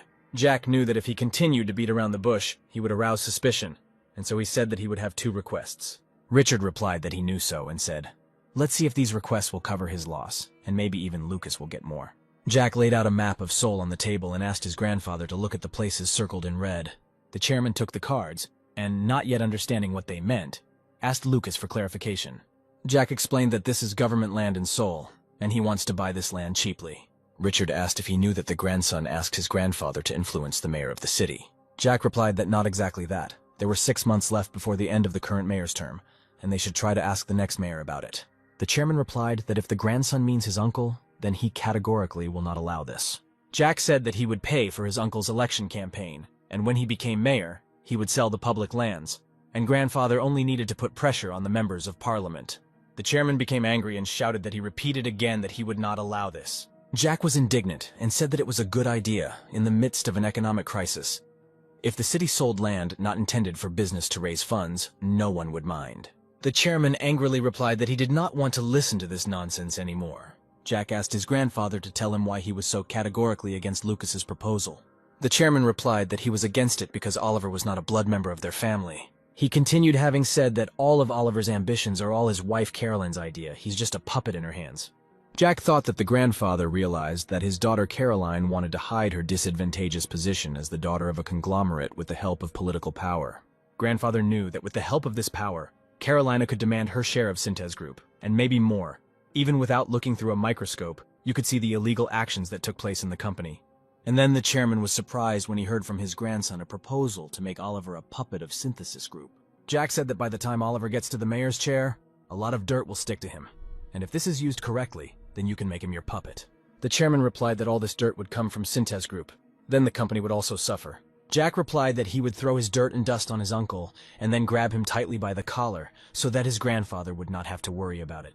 Jack continued, saying that he would also provide everything with money himself, and grandfather could also use it if necessary. The chairman replied, if Lucas himself was going to provide money for this event, then why ask his grandfather's permission and not act on his own? And Jack said, if grandfather makes one call to the leader of the opposition party, then uncle will not even be nominated for election. He asked the chairman to take just 2 steps to allow his uncle to remain in office for 8 years, during which time they would have time to take everything they needed. The chairman asked with interest what his second step would be. Jack replied that the second step for grandfather would be to block government subsidies to the Contour Group company. Richard looked at Lucas in bewilderment. He did not fully understand how the Contour Group company could be tied to the plan. Jack replied that the government was planning to give away public land, not to build a parking lot. Obviously, there would be something else, and that would require a small construction company. The chairman objected that the Contour Group company is not so small. It is in 5th place in terms of the number of subcontractors. Jack replied that he is the owner of Auto Group and Motors Group, and Contour Group, in comparison with him, is an ordinary rural kiosk. Richard said he could see that his grandson was serious about running his own company. After all, the grandson is not asking to give him Wilson Construction, but is thinking about taking over Contour Group himself. Jack replied, one might think that if he had asked, then his grandfather would have given the company, to which Richard replied, who knows, maybe he would have given it away. The chairman stood up and replied that this conversation was pointless, since Lucas decided to take over the Contour Group. Jack was angry because he understood perfectly well that his grandfather was only teasing him now. He told his grandfather that no company can avoid the current crisis, and Contour Group also needs dollars. And if the government does not give them a subsidy, they will go bankrupt. Then Jack will take her for himself. And the grandfather, leaving, replied that just a few packages of assistance and Contour Group would be fine. The chairman turned around and said, "It turns out that Oliver's son-in-law becoming the mayor of Seoul and Contour Group is interconnected." Jack confirmed this, adding that he would give the company blood and Uncle Oliver would become fertilizer. He added that after this, the Contour Group company would flourish, and Jack would give it the name Wilson Contour. Richard replied that it was good to hear this. It seems that Lucas is the only one who intends to increase the number of Synthes Group subsidiaries. Jack experienced some unpleasant sensations, and his grandfather's smile did not look like a joyful one. The chairman said that he had to think about it, and their conversation was over. He reminded his grandson of the $1 billion promised to the chairman and said that his employees would calm down when they saw this amount in the Synthes Group account. Jack replied that he would do so, and left the office. He was not entirely happy with today's negotiations. Left alone, Richard began to analyze everything that his grandson Lucas had said. The mayor, who is helping the country overcome the crisis, is very successful in selling public land to raise funds. Creating a mayor with your own hands, seizing land, acquiring a construction company that will turn the land into a ton of money.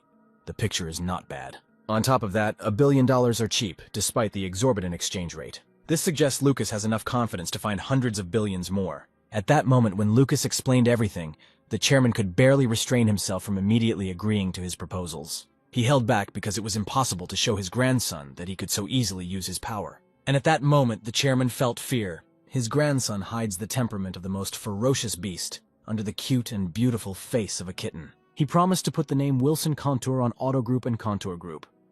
This guy will probably take over Wilson Motors and Wilson Construction.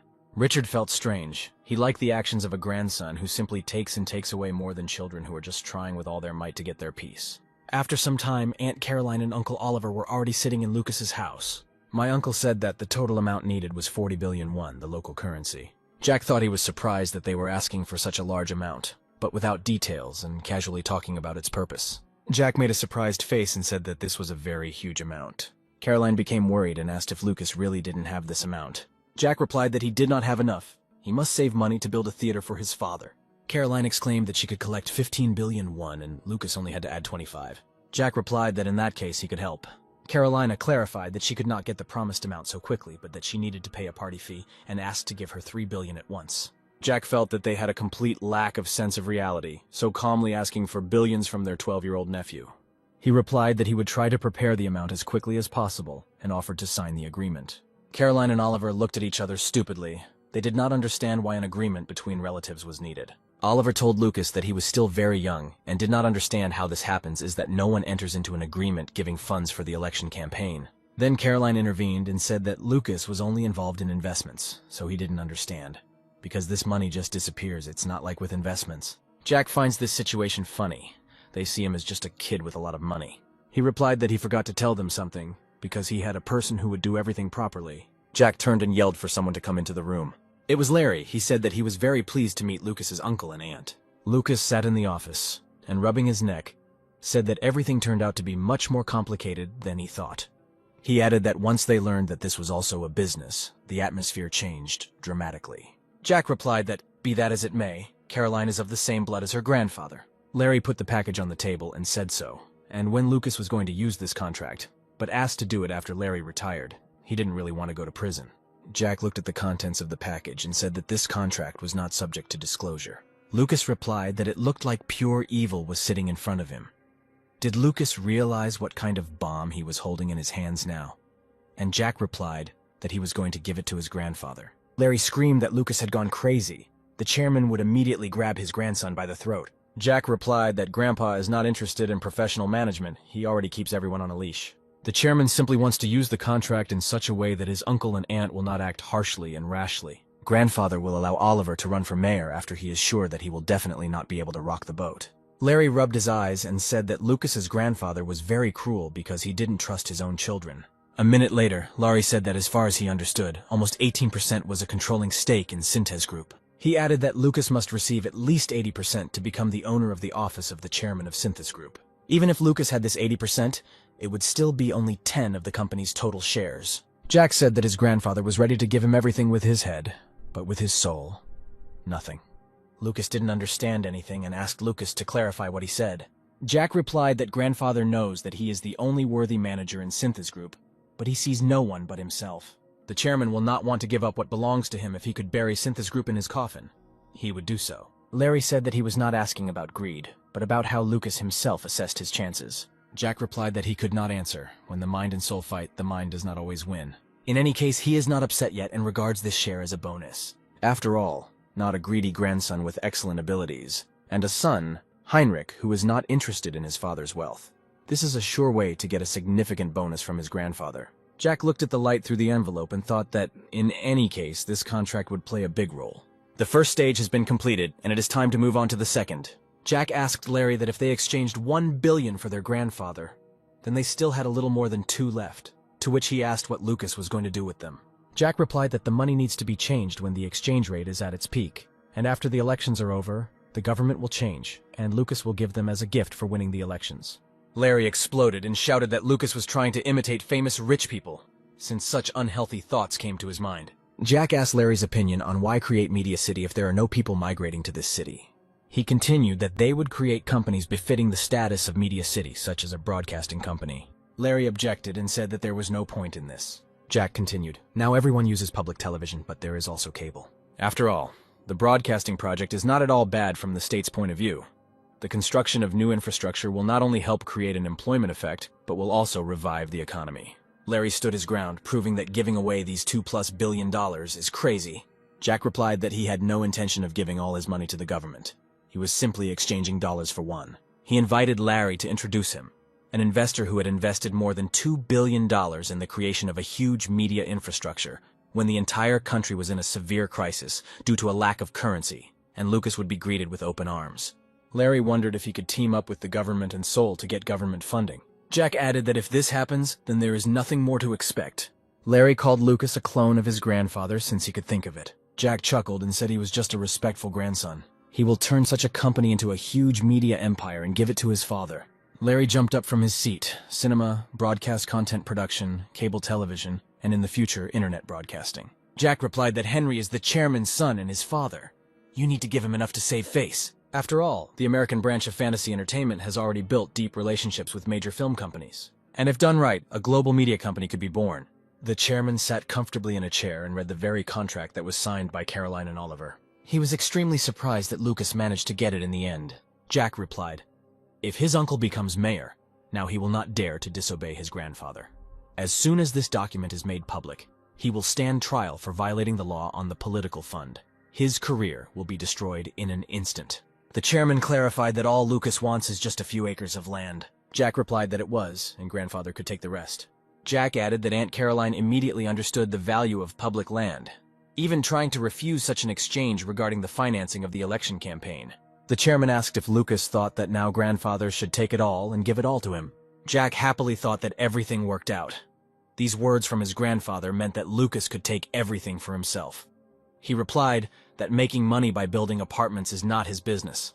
The chairman said that he thought the whole thing was reckless. Even if son-in-law Oliver took part in the election, there was no guarantee that he would win. Jack replied that Oliver has a much better chance now because Grandpa thinks in a positive way. Richard smiled and said that he could not keep up with his grandson's intelligence.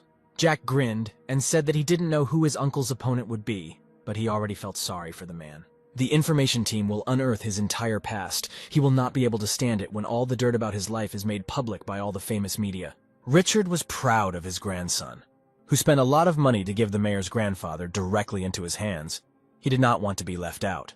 Jack thanked his grandfather when he said that he would also help during the elections. The chairman replied that he also wanted to thank Lucas, and he asked what the grandson wanted. Jack replied that he was thinking about starting a new business, but would tell his grandfather about it after the election. Richard decided to guess that if this is a business that needs government help, then it is something big. He told Lucas to be careful when politicians came into the management. Many variables were added.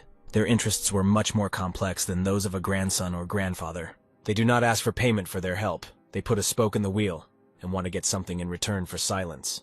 Jack replied that as soon as his plan was ready, grandfather would be the first to know about it and would be able to evaluate it with his wise eye.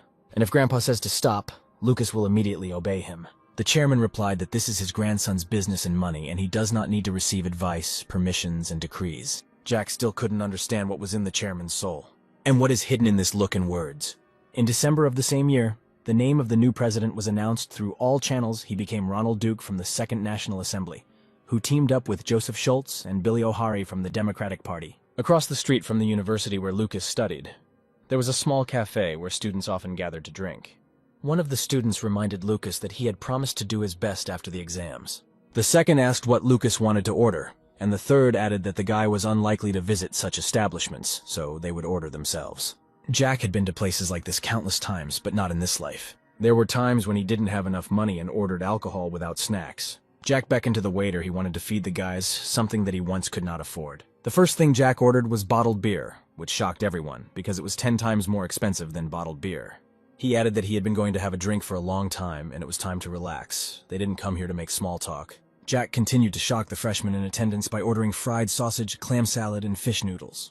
The guys sitting at the table, seeing that he wasn't joking, began vying with each other to shout for Lucas to order more fried chicken with seasonings. For a second, Jack wondered if his cousins, like Kevin, visited places like this. And did they order the local soup served in small restaurants, drinking a glass each? Jack answered the guys, do they really think that his family only goes to restaurants in expensive hotels every day? If it seems to them that his home-cooked dinner consists of 12 courses, then it is not so, just soup and a side dish of rice.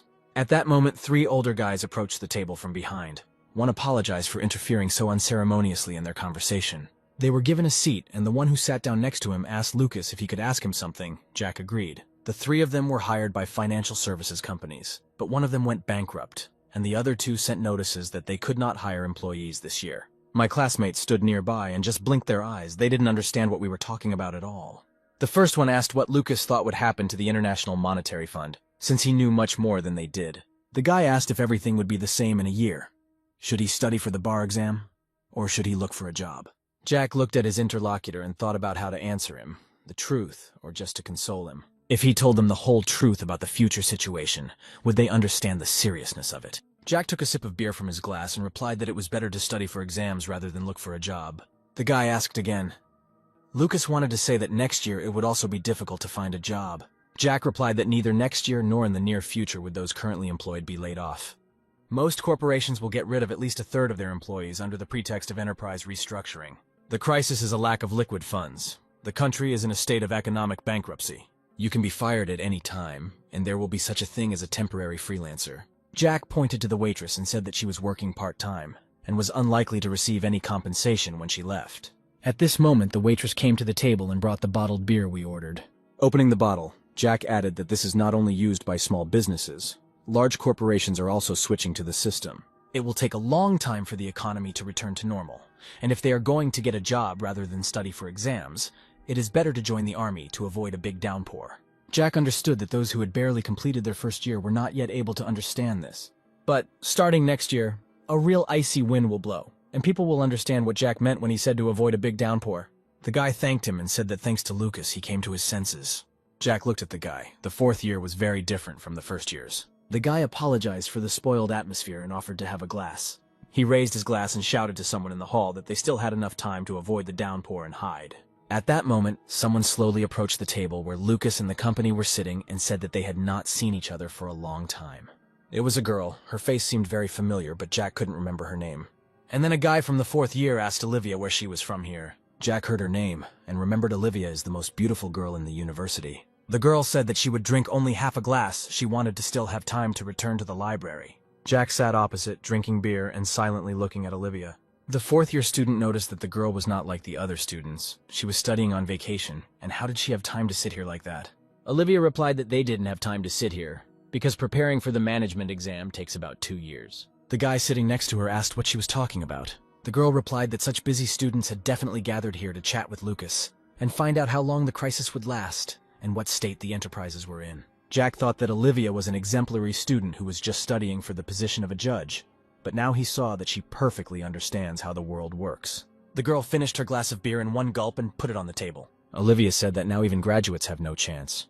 They are almost crying, because a harsh wind is blowing outside the walls of the university. But fortunately, they are lucky. They study law, and the civil servant exam is not so difficult. The 4th year student asked if she was Lucas's friend. Maybe they discussed the country's economic problems while dating. Jack's classmate replied that Lucas was an alien from another planet, and he and Olivia could not date. He turned to the girl and added that she once said that people who are proud of strength are losers, and those who are proud of money are mumblers and rags. Then the guy pointed his finger at Lucas, and added that he had both power and money. He would date some celebrity, or a girl from a rich family. Olivia interrupted the guy and replied that they were going too far. She had only seen Lucas 3 times since she entered university. The fourth-year student added that they simply do not have the opportunity to meet. One does not go to university, and the second does not leave the library. The guys laughed merrily. They thought the expression of an adult guy was funny. Jack was a little envious of them, because, as a middle-aged man, he had no desire for love affairs.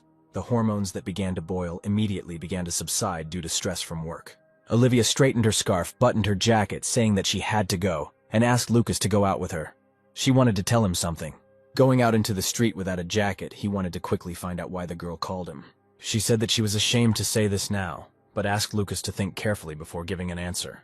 Olivia added that it is her goal and duty to pass the bar exam before graduation. Jack replied that the goal was clear, but why did she call the exams a duty? The girl replied that everyone in her family was a lawyer, and passed the exams ahead of schedule. If she did not do the same, the family would begin to put pressure on her. She added that she will be busier than her senior year of school, so she doesn't have time. Olivia moved closer and explained that she wouldn't have time to date Lucas. Jack was silent in surprise and did not know how to react to the girl's words. Olivia said that she'd just confessed to Lucas that she liked him, and he had this reaction. Jack replied that she herself said that she despises people with power, strength, and money. The girl said that Lucas was handsome and she liked him. Olivia added that he doesn't go to university and she doesn't have time, so they might meet a couple times a month for lunch.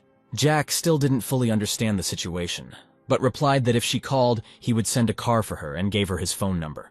When she asked why the car was needed, Jack replied that they couldn't go on dates like ordinary people, recalling that he was from a rich family. Jack headed towards the cafe and the girl asked to keep it a secret.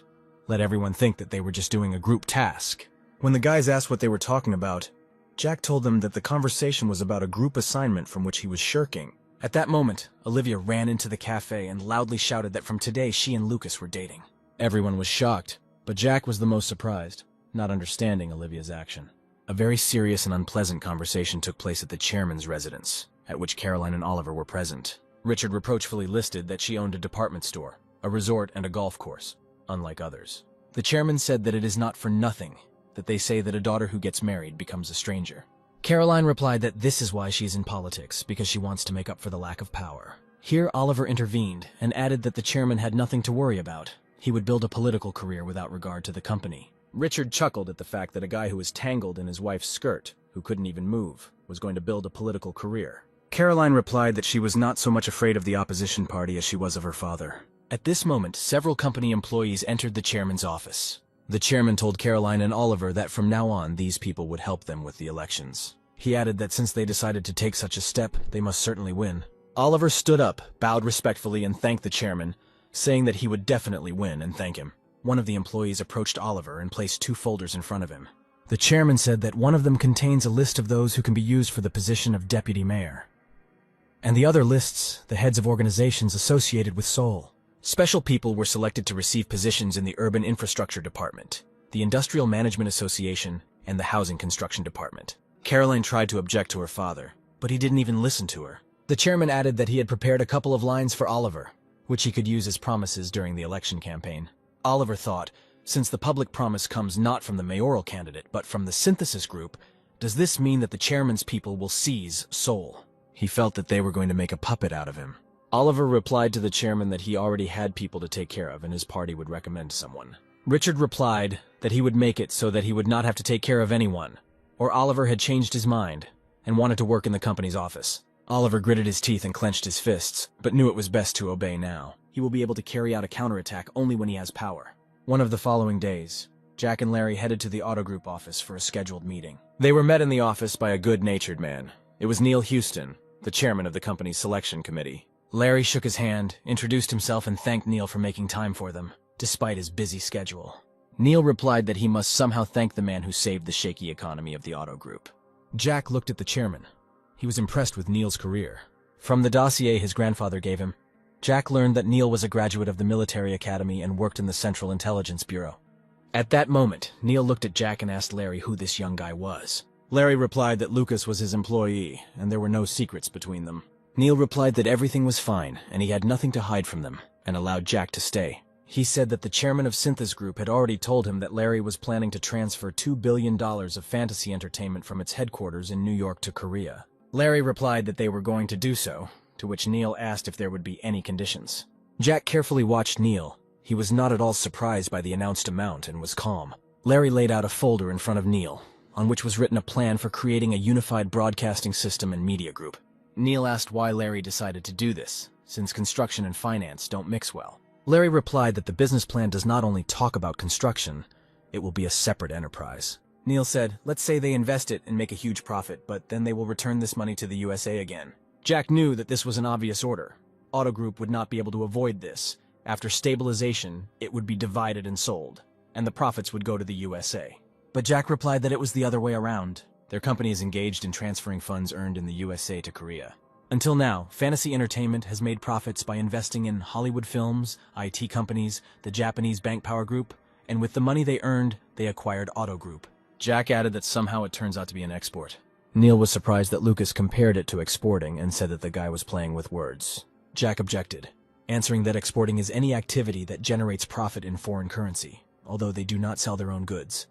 They earn foreign currency in the same way. Neil replied that perhaps that was the case now, but that the calculation was for the future. Larry replied that if they were only thinking about making money, they would not have incurred the costs associated with the difference in exchange rates during double conversion. Larry added that it is very difficult to get double profits from the plan he proposes, and asked to look at the documents again. Neil, looking over the plan, replied that it would be a good idea to create a mecca of the Korean media industry. He put the folder aside and asked if Larry was really going to invest all $2 billion in it.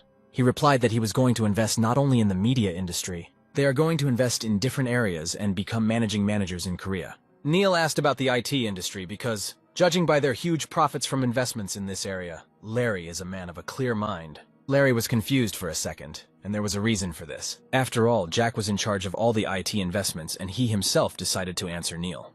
He said that the government, in order to revive the economy, has directed all efforts to support companies associated with the IT industry. And if you remove the sign of an American investment company from Fantasy Entertainment, then it will perfectly fit the current tasks of the government in creating a media network. Neil enthusiastically replied that he knew that young people were better at this and completely agreed with Lucas. Jack knew that government officials and politicians needed to tell only what they wanted to hear, and Neil heard about a bright future for IT. And Neil asked if they were now considering investing in the IT industry. Jack replied that their company was not thinking about it yet. Larry and Neil looked at Lucas questioningly and asked for clarification. Jack replied that the IT industry should develop due to fresh ideas and new technologies. If some private capital intervenes, ideas and technologies will be leveled out. Neil then asked whether the business should be made a government entity. Jack replied that the government should plant this flower bed and watch how young entrepreneurs are born. If you maintain your IT infrastructure, it will bring good results. Finally, Chairman Neil said that they would carefully review their plan and contact Larry and Lucas. But now Neil would like to learn more about their $2 billion investment plan so that it can be considered at the government level. Jack heard what he wanted, because the words of the chairman of the selection committee about careful consideration meant the approval of the rest of its members. Although Lucas told about the plan, Neil shook Larry's hand. By doing this, he wanted to show his status. When they went outside, Larry asked if Lucas really wasn't interested in IT investing. Jack replied that it was. Larry was indignant, because this is a gold mine if it is supported at the state level. Jack replied that now they are the owners of a company that competes for championship with prestige, and they have no place among small companies. They have moved to the major league.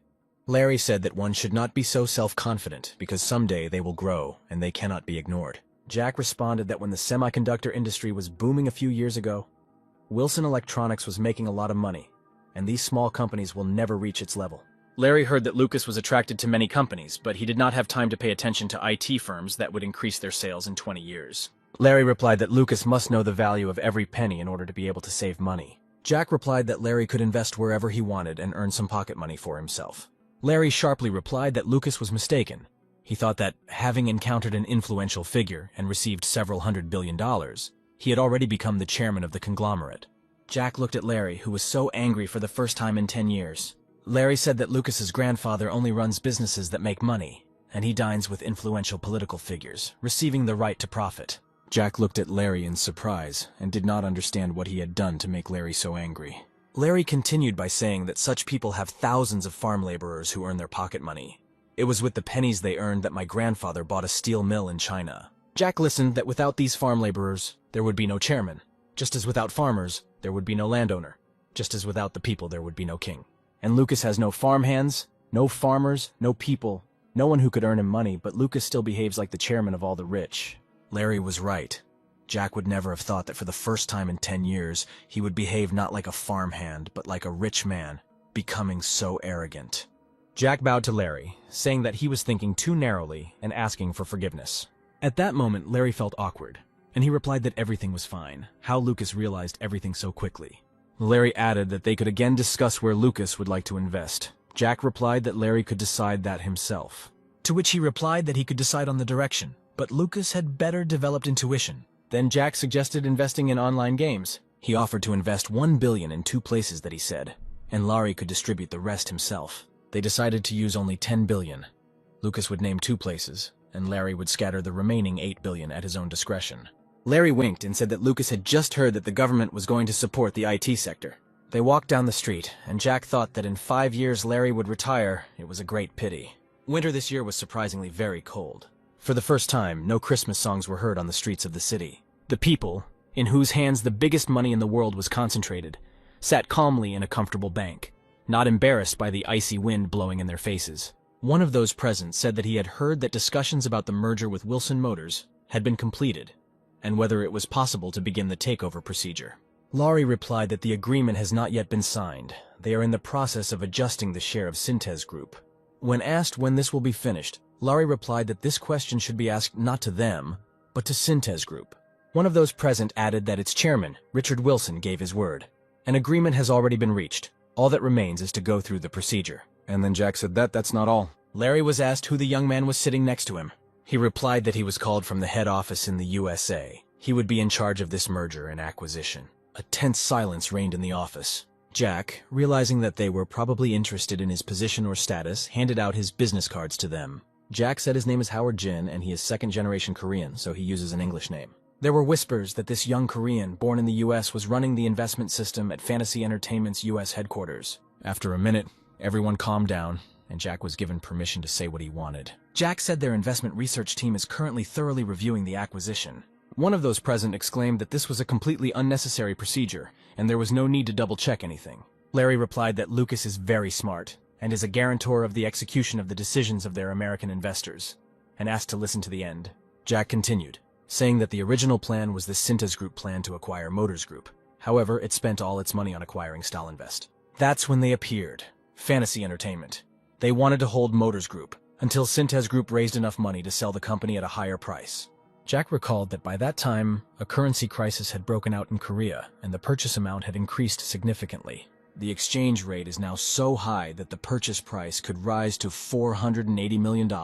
Those present said that the International Monetary Fund has already begun to provide its support. $2 billion have already been poured in. The exchange rate will rise to 2,000 and stabilize. Jack replied that $55 billion were promised, but only 2 came, that the promised amount would not come.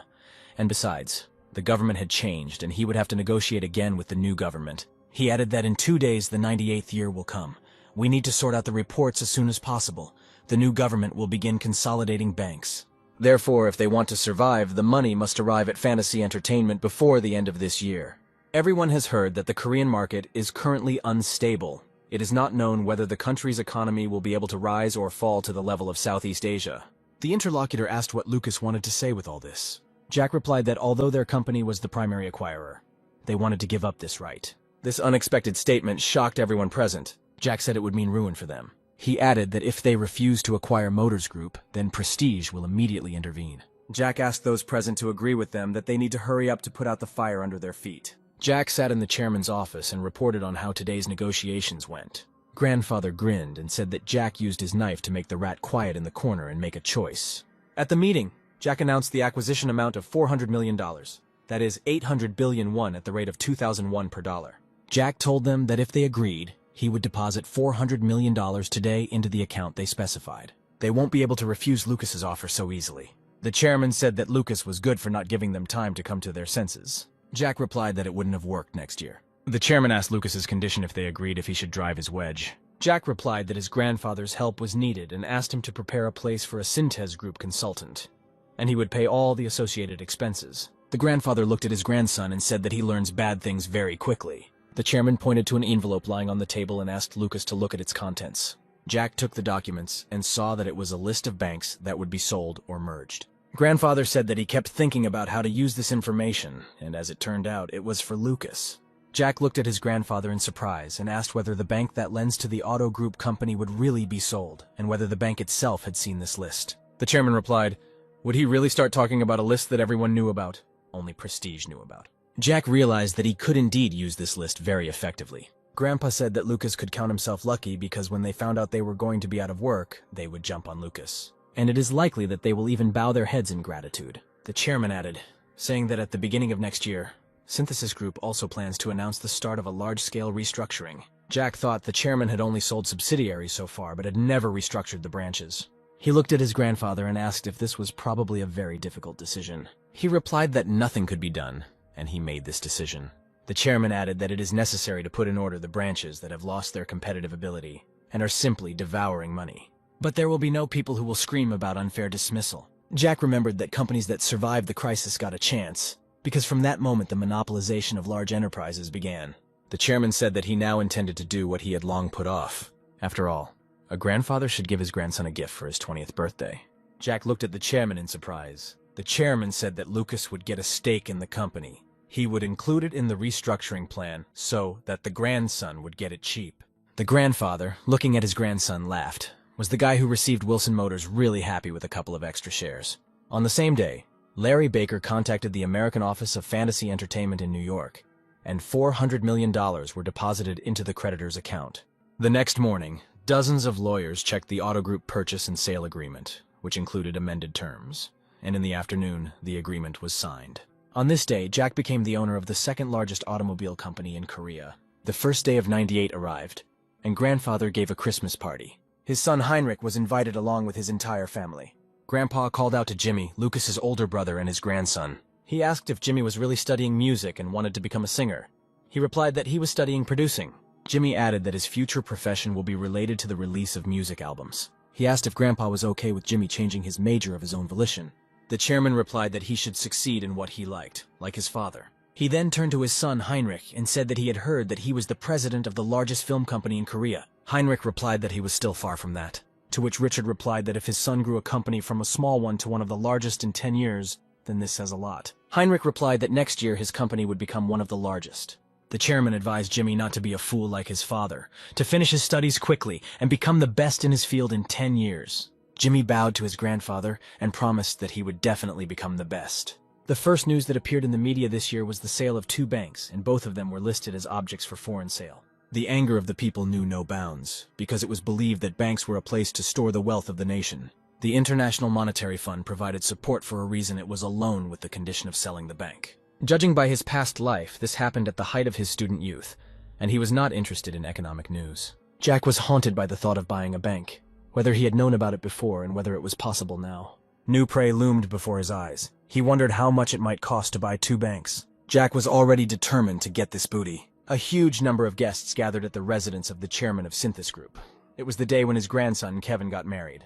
Friends surrounded the bride. They were interested in where the newlyweds would live. The girl replied that at first they would live with her husband's family. She added that if she were offered another place, she would insist on it.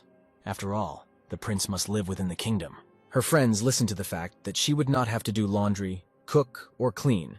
The main thing that was required of her was to smile sweetly at joint lunches and dinners. At the same moment, a conversation was taking place on the street between Kevin and his friends. One of the friends said that Kevin will continue to hang out with them, because his marriage is just a formality. Kevin replied that he was the last one of them to get married, and their marital status did not prevent them from spending time together. He added that now his fun is over. His grandfather wants Kevin to get serious about the company. Kevin said that they can ignore their wives, but not the old people. Everything needs moderation. The next moment, Kevin called one of the guys away and asked if that supporting actress was at the party yesterday. The guy replied that she was. Then Kevin told the guy to put her on a plane in 2 days. The guy will have to book a hotel room for her, which Kevin will say. When leaving, Kevin said that the honeymoon lasts 10 days, and he is not going to spend it with a wife he doesn't know well and wants to have a lot of fun. The chairman entered the hall, and greetings and congratulations were heard from all sides. Daily News editorial President Andrew Klaus approached him and greeted the matchmaker, saying that this hall was excellent for a wedding ceremony. Richard replied that Andrew need not worry about his granddaughter. She would be happy in his house. The chairman suggested moving to another place, because they had something to talk about. When the tea was brought to them, the chairman said that since Andrew had become a member of his family, he should stop. Andrew smiled and said he didn't understand what he was talking about. Richard repeated that for the sake of their children, they need to leave everything behind and stop. The chairman said that he perfectly understands the matchmaker's anxiety, because his beloved granddaughter is moving into her husband's house, and he wants to know everything about her relatives. The friendliness disappeared from the chairman's face, and he menacingly said that that's enough. Andrew tried to argue something, but the chairman told him to shut up and listen. Richard said that Kevin may not be very smart, and although he is already 30, he likes to play like a little boy. He said that he didn't know what exactly Andrew was up to. Maybe he was going to take over such a slob of a husband. Andrew tried to say something again, muttering that it wasn't what Richard thought. The chairman continued by saying that it didn't matter what mistakes Kevin made because he was his grandson. He forbade Andrew to invite Kevin to his place. As his son-in-law, he would not have contact with his wife's relatives. And if he wants to meet his granddaughter, then let him call her directly. Richard looked into Andrew's eyes and said that today was the last day he would see his wife's relatives. All questions were only about business, and therefore related to advertising. He added that if Andrew disobeys him, then Synthes Group's money will easily break the Daily News. As Richard left the office, he advised Andrew not to take his words lightly. Left alone, Andrew wondered if this ban meant that the chairman was thinking of Kevin as a successor. In any case, both he and the chairman do not have much time left, and the young people have a bright future ahead of them. Both Kevin and his granddaughter, Jessica. Andrew understood that it was normal to worry that Synthes Group would not fall into the wrong hands, but time was not on the chairman's side. Late in the evening, the chairman invited his son Heinrich into his office. He asked his son if his business was really going smoothly. Heinrich replied that this industry was least affected by the currency crisis. Richard asked that it's probably not easy to attract foreign investors. Heinrich replied that it's not easy for everyone now. Then the father asked if his son needed his help. Henry replied that he was not young enough to follow his father's words, and he added that if the father wants to say something, then let him say it directly. The chairman responded that he wanted to give the Wilson Medical Foundation and Development Center to Henry. Heinrich understood that hospitals like the one run by the Wilson Medical Foundation could be counted on one hand. But the Development Center cannot be called a full-fledged enterprise, although it is an independent legal entity. But it is engaged in internships for graduates, training new managers, and conducting development training. Richard asked why his son had such a face, or if it wasn't enough for him. Heinrich replied that he didn't expect it, but since they were giving it, he could take it. But Lucas was worried about him. Here he could not stand it, jumped up and shouted that all this was not enough. The chairman asked where such greed came from, because Heinrich did not even look towards the company. Henry replied that he was also a father and must do his duty. Richard said that he should let his son ask Lucas what the price of this hospital and center is, what he gives. He is sure that his grandson will accept it all with open hands. He added that Henry should save what he is now given, and then pass it on to his son. In addition, the chairman will take care of his grandson separately. This is not free, but much cheaper. Heinrich was shocked that his grandfather wanted to get money from his grandson. The chairman replied that Lucas would understand everything. He was much smarter than his father. Richard added that many here have eyes and ears, but only Henry knows about this so far. Henry stood up, thanked his father, and bowed respectfully. Sitting on the plane, Jessica asked Kevin why they were flying together, or if it was a private charter flight. Kevin replied that this was a regular flight. He just bought all the seats, and only 6 employees accompanying them were flying in business class. Jessica thought that this was the life of the rich, because neither her grandfather nor her father could afford it. Then she took a folder out of her bag and handed it to Kevin. Kevin opened the folder and was in real shock. Apparently these were files on all members of his family. Kevin understood that creating such detailed reports required time without interruptions to sleep and food.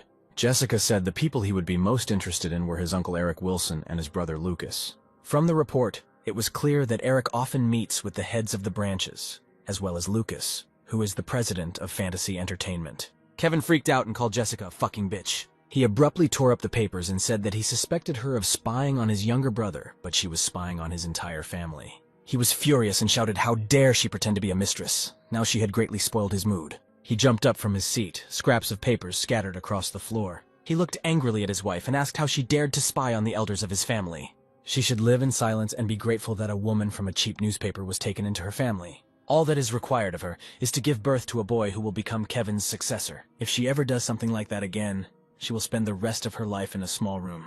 Kevin shouted and an assistant secretary instantly appeared in the aisle. The guy shouted to him that upon arrival he would live separately and ordered him to find another hotel for him, in addition to watch his wife. Kevin allowed her to just go shopping and not do anything stupid. He sat down in another row, and the more he thought about it, the more she pissed him off. but that was even better. But now he has an excuse why they will spend their honeymoon separately. Kevin put on a sleep mask and dreamed that now he could safely call the girl he met at a party a couple of days ago and spend time with her. Having learned about the conversation between his father and grandfather, Jack said that his father also got the right people. After all, the hospital is known for a large number of VIP clients. These are officials and politicians who fear that their health and condition will become known.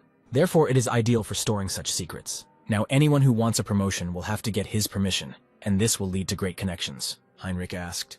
Then what about the development center, because there are people there too? Jack replied that all candidates for the position must take courses at the development center, and the assessment plays a huge role in their promotion and qualifications. This development center is an ideal internship location that provides courses, seminars, exams, and training. Anyone who wants to get closer to the core of the company must go through the development center.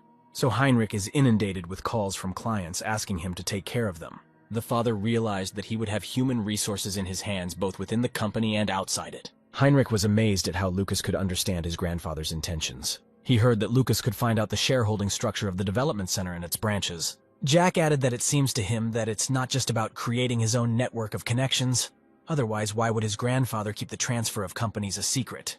Henry replied, "It means there is something that his brothers and sister might not like." Jack replied that grandfather is a man with many secrets and it is not always clear what he thinks. Heinrich closed his eyes and said that it was still not clear to him why Lucas looked more like his grandfather than his father. He then added that although it would not be easy, he would fulfill his duties as a father properly. Employees went to work without even receiving wages, just to avoid losing their jobs. They do not know that the company is close to bankruptcy and continue to hope for the best. Delayed wages forced them to go to work. They hoped to get at least a little. Every morning they realized that there was less and less hope, that this hope still glimmered somewhere in the corners of their minds.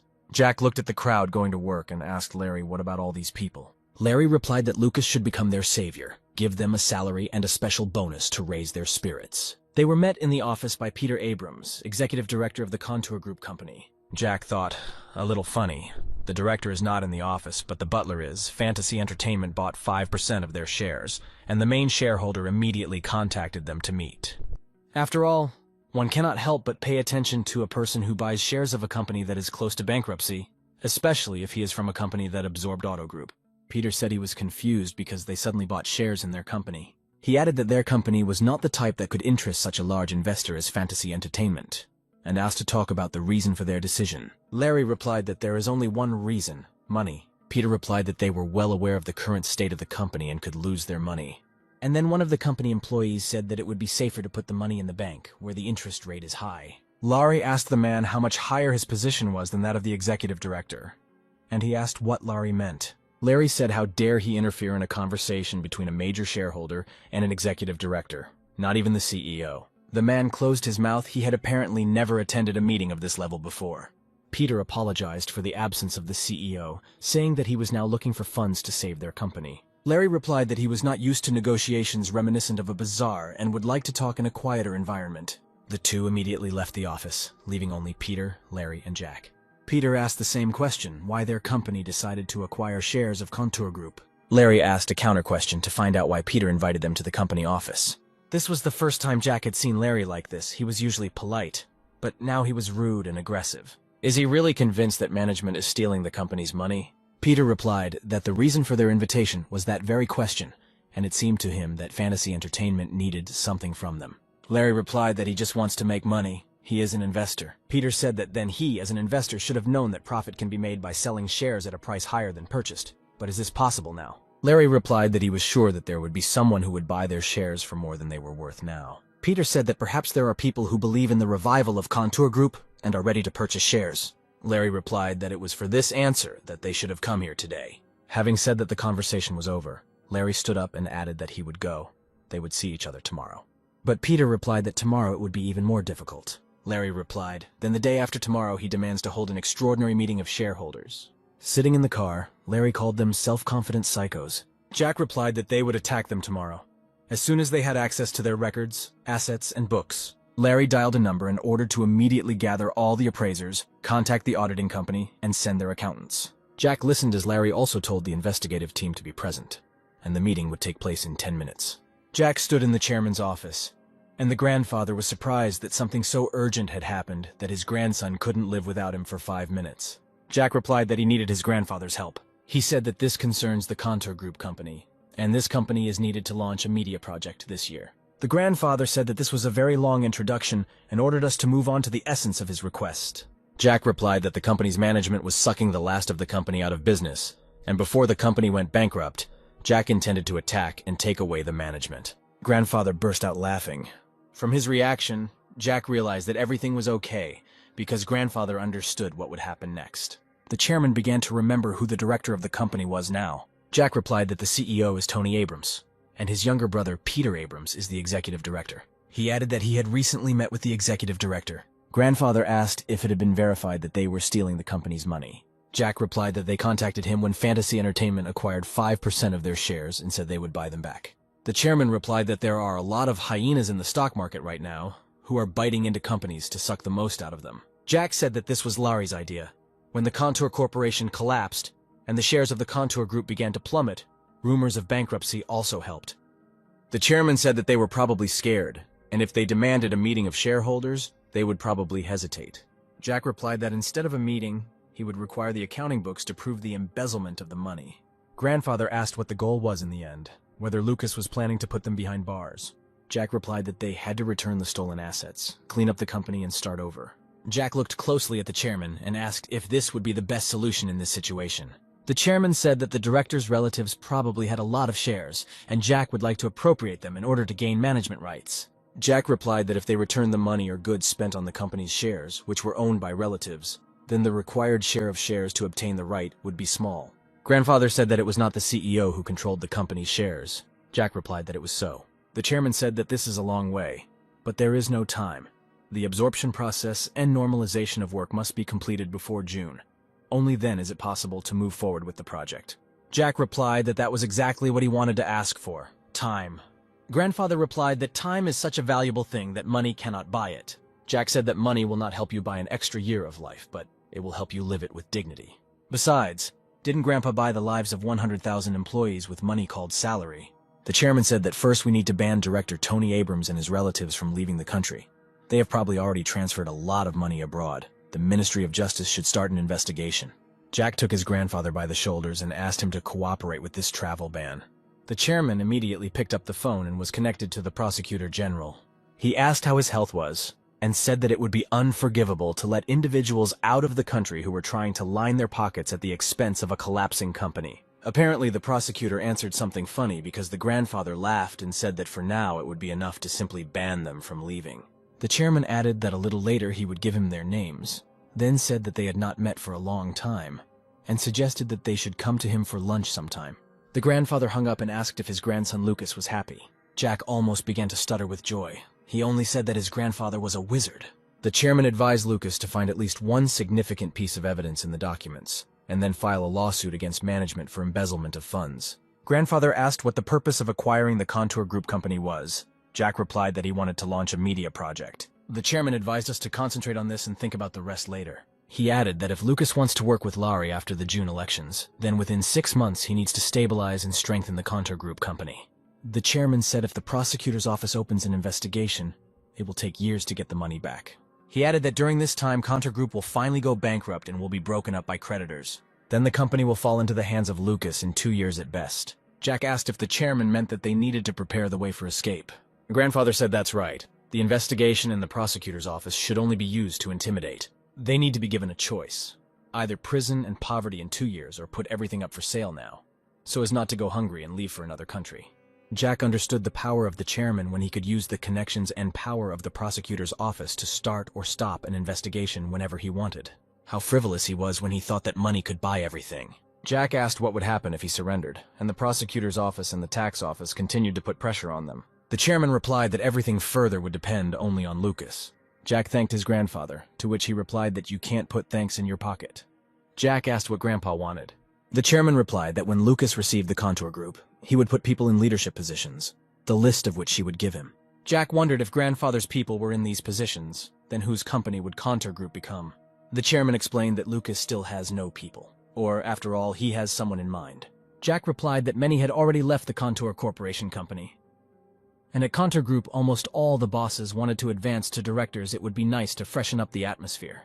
He asked if Grandpa would mind if Lucas thought about the idea. The chairman replied that, of course, he was against it, because when it comes to the heads of construction companies, there must be those who have worked their way up from the construction site to management. These are the ones who can handle the laborers and survive the sandstorm, the ones who are ready to evict people and demolish the house, drink with the workers but remain sober. Jack knew that construction company people were rude, but he thought they changed when they rose to management. The chairman said that if Lucas thinks that his grandfather is giving him a cup of poison, then it is not so. It is medicine. He asked if Lucas was worried that in the future, Synthèse Group would take over the Contour Group company, which would be full of his people. Jack replied that, as he said earlier, Contour Group will transfer to Synthèse Group. The chairman said that he would never believe that a greedy person like Lucas would just give up the company like that. He paused, then added that Lucas only has money, no time, no strength, no people. The chairman said that if the grandson refuses, then both Contour Group and the media project will all disappear. In his heart, Jack understood that his grandfather was right, and such worries on his part were a luxury, because there was no choice. He had to trust in the consistency his grandfather had given him so far, but Jack didn't like him forcing his people on him. And then Jack replied that there would be no accounting audit. Larry Baker would take the place of the director. The chairman stood up and replied that builders have no equal in cutting money. They can do this with their eyes closed. Can Larry notice the replacement of expensive wood with cheap wood? Builders can cheat with the weight of the metal and steal food from the canteen. Against such opponents, will Larry, who all his life only pressed the buttons of a calculator, be able to defend Lucas? Jack was silent. His grandfather's arguments were too plausible for anyone to object to him. The chairman said whether Lucas fully understands everything that he's now telling him. Has it dawned on him that the biggest breeding ground for corruption in Korea is construction organizations? Jack asked if grandfather meant that the essence of things can only be seen by plunging into dirty water. The chairman replied that if Lucas wants to control the board of construction companies, then he needs to learn how to deal with farmhands. Only then will they earn the money they need. He added that once it comes to spending money from an unknown source, there is nothing better than keeping it with construction companies. Jack thought that if he could get his hands on the Contour Group, instead of plunging into dirty water, he would open a window into the lubricant pool. The chairman said that tomorrow he would send people from his audit. Laurie's people will not cope with these cunning types. They are the ones who will dig up all the necessary pieces of paper that Larry and Lucas might have missed. Jack thought that if after all this help he couldn't absorb the circuit group, it would be his incompetence. He bowed to his grandfather and thanked him for his wise advice. The chairman replied that he would thank Lucas later because he himself said that all this was being done for the sake of Synthèse Group. The grandfather added that his grandson would not try to whine if his grandfather hit him in the back, and he burst out laughing. Jack heard everything he needed to hear. The next morning, Larry, Jack, and a team of auditors entered the Contour Group office building. The receptionist was in a panic. The directors did not schedule any meetings that day. The group approached the girl and asked to call the director of Contour Group. A minute later, Executive Director Peter Abrams was already rushing down the corridor towards them and shouting what they were doing here and what they were up to. Larry replied that if everyone present heard the true purpose of their visit, the director could find himself in an awkward position. The director suggested we quickly go to the conference room. As soon as they entered the office, Peter was immediately indignant at why they were being so persistent, because it was impossible to find a buyer overnight. Larry answered briefly that they would decide everything during the day. He sat down in a chair and said that he would exercise his rights as the largest shareholder. Peter did not understand what law Larry was talking about, but one of the auditors explained that it was the law on external audit of limited liability companies, Article 14, as well as storage and publication of accounting reports. Point 5, that is. Shareholders and creditors can review the documentation at any time and request reports on costs and expenses. Larry ordered to bring here all the documents and reports that the auditors are now demanding. He added that this is due to the fact that shareholders doubt the abilities of the company's leaders. They want to see with their own eyes how the company got to this point. The director stood in the doorway and did not move, apparently thinking that the problem would resolve itself. Jack repeated Larry's instructions to him and advised him to do this as quickly as possible if Peter did not want the situation to worsen. Instead of immediately bringing the documents, Peter rushed to the office of his brother Tony, the CEO of the company.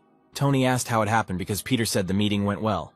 The brother replied that Larry returned after announcing his desire to resell the shares. Tony quickly called the accounting department and found out that Larry's people were already there. Peter was openly panicking about whether they had already occupied the accounting department. Tony was furious he didn't expect such swift action. Peter suggested maybe this was just a ploy to raise the stock price. He explained that he saw Larry's expression and look yesterday. He will not do anything for nothing. His goal is money. He is a broker. Tony thought maybe it was all just a show. Peter decided to reassure his brother and said that there would be no benefit from an external audit. He added that he would bring Larry, they would expose his plan, and send him back. Tony shouted at his brother because yesterday he said with his mouth that there was nothing special in the meeting. Peter replied that in any case, we need to finish this before there is a fuss. Tony told Peter to quickly stop the chest and bring him into the office. Peter ran into the conference room and told Larry that the CEO had something to tell him and was inviting him to his office. Larry replied that he did not advise wasting time and bringing reports here. Peter returned to the office and told Tony that Larry was not in the mood for negotiations and continued to demand reports. He asked his brother not to worry because how would people who invest in large companies find out what they hid? After all, these people don't even know what to look for. Peter will simply contact them when they find themselves under the rubble of documents. But at that time, the audit was in full swing in the accounting department. Jack, along with everyone else, took an active part, reading every letter and number. One of the auditors approached Larry and, showing the documents, said that this looked like currency fraud. He added that apparently the money from the last transfer did not reach Korea at all. The auditor explained that they stole money under the guise of importing raw materials and carried out currency fraud. He pointed to the numbers on the invoice and said that expensive chandeliers were listed here. Judging by the amount, there should be at least 6 containers, since the goods are bulky. But the invoice only listed 1 container, which means they fooled customs too. Larry asked if the auditor was confident in his assumptions. The employee replied that they had dealt with similar goods many times. They may not know how many bowls of rice they have at home, but they are sure of the size and cost of these goods. Hearing this, Larry stood up from his chair and said that the show was about to start, but Lucas stopped him and said that he needed to call first. Jack dialed the number and said he was grateful that he had sent him wonderful people. Less than 2 hours later, they hit the jackpot for Lucas, and at this rate, he will definitely get his license. The chairman replied that these guys are real hard workers. He will call the prosecutor, and by the end of the day, they will have a search and seizure. A minute later, the audit team entered the CEO's office. Peter said they returned quickly, perhaps after going through a few pieces of paper, their eyes tired. Jack told them that he understood why the company was in complete ass. Did they really think that Larry and the auditors were the kind of people who would spit at the ceiling for 2 hours? Tony asked if he was really smart or just has no manners. Jack replied that he had manners, which is why he reported the management of Contour Group and the entire owner's family to the prosecutor's office. Or is it not enough for the directors to show manners and deign to talk? Tony jumped up from his seat and Peter was simply shocked by what he heard. At that moment, Peter received a call and he ran out of the office. And Tony shouted, "What the hell are they doing? Or do they want to go down with the company? If it falls apart, then their shares will turn into simple pieces of paper." Then Peter ran into the office and said that the Office of Financial Investigations had issued a search warrant. Tony realized, judging by how quickly events were developing, that someone had put pressure on the controls. At this point, Jack said that after the takeover of Auto Group and Wilson Motors, they had a couple of life preservers, so they could help each other out and help each other. He added that currently all executives and their families are prohibited from traveling abroad, so there is no need to think about escaping, and it is better to contribute to the investigation. With these words, Jack headed towards the exit and said that they had nothing more to do here.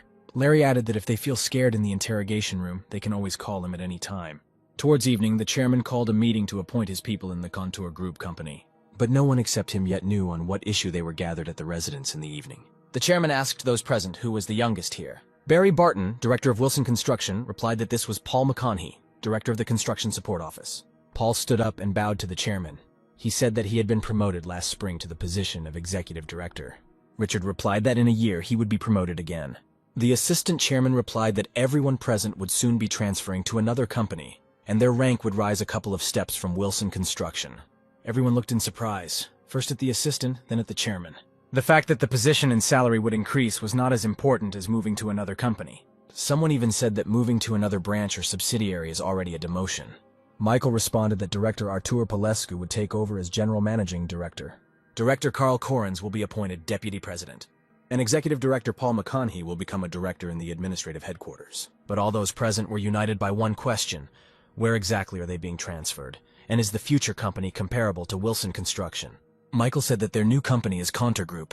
Arthur Polescu exclaimed, "Shouldn't it go bankrupt? And besides, it has nothing to do with Synthes Group." The chairman replied that he saw the concern of the employees and was ready to explain everything to them. Richard said that the Fantasy Entertainment Company would soon take over the Contour Group company, because it was already familiar to them. The chairman added that they are now working on this, and in a couple of months, they will become the largest shareholder of Contour Group. And as for the rumors of bankruptcy, they will get her to bankruptcy and take her to the top. Richard told none of them to worry, but to simply do as the chairman ordered. He added that they all already know what to do, and must bring the Contour Group to normal as quickly as possible. Richard said that after Contour Group stabilizes, it will become a subsidiary of Synthes Group. This will not be a merger, as it will reduce the number of jobs. Those present began to understand that the Contour Group company would become another construction company within the Synthes Group.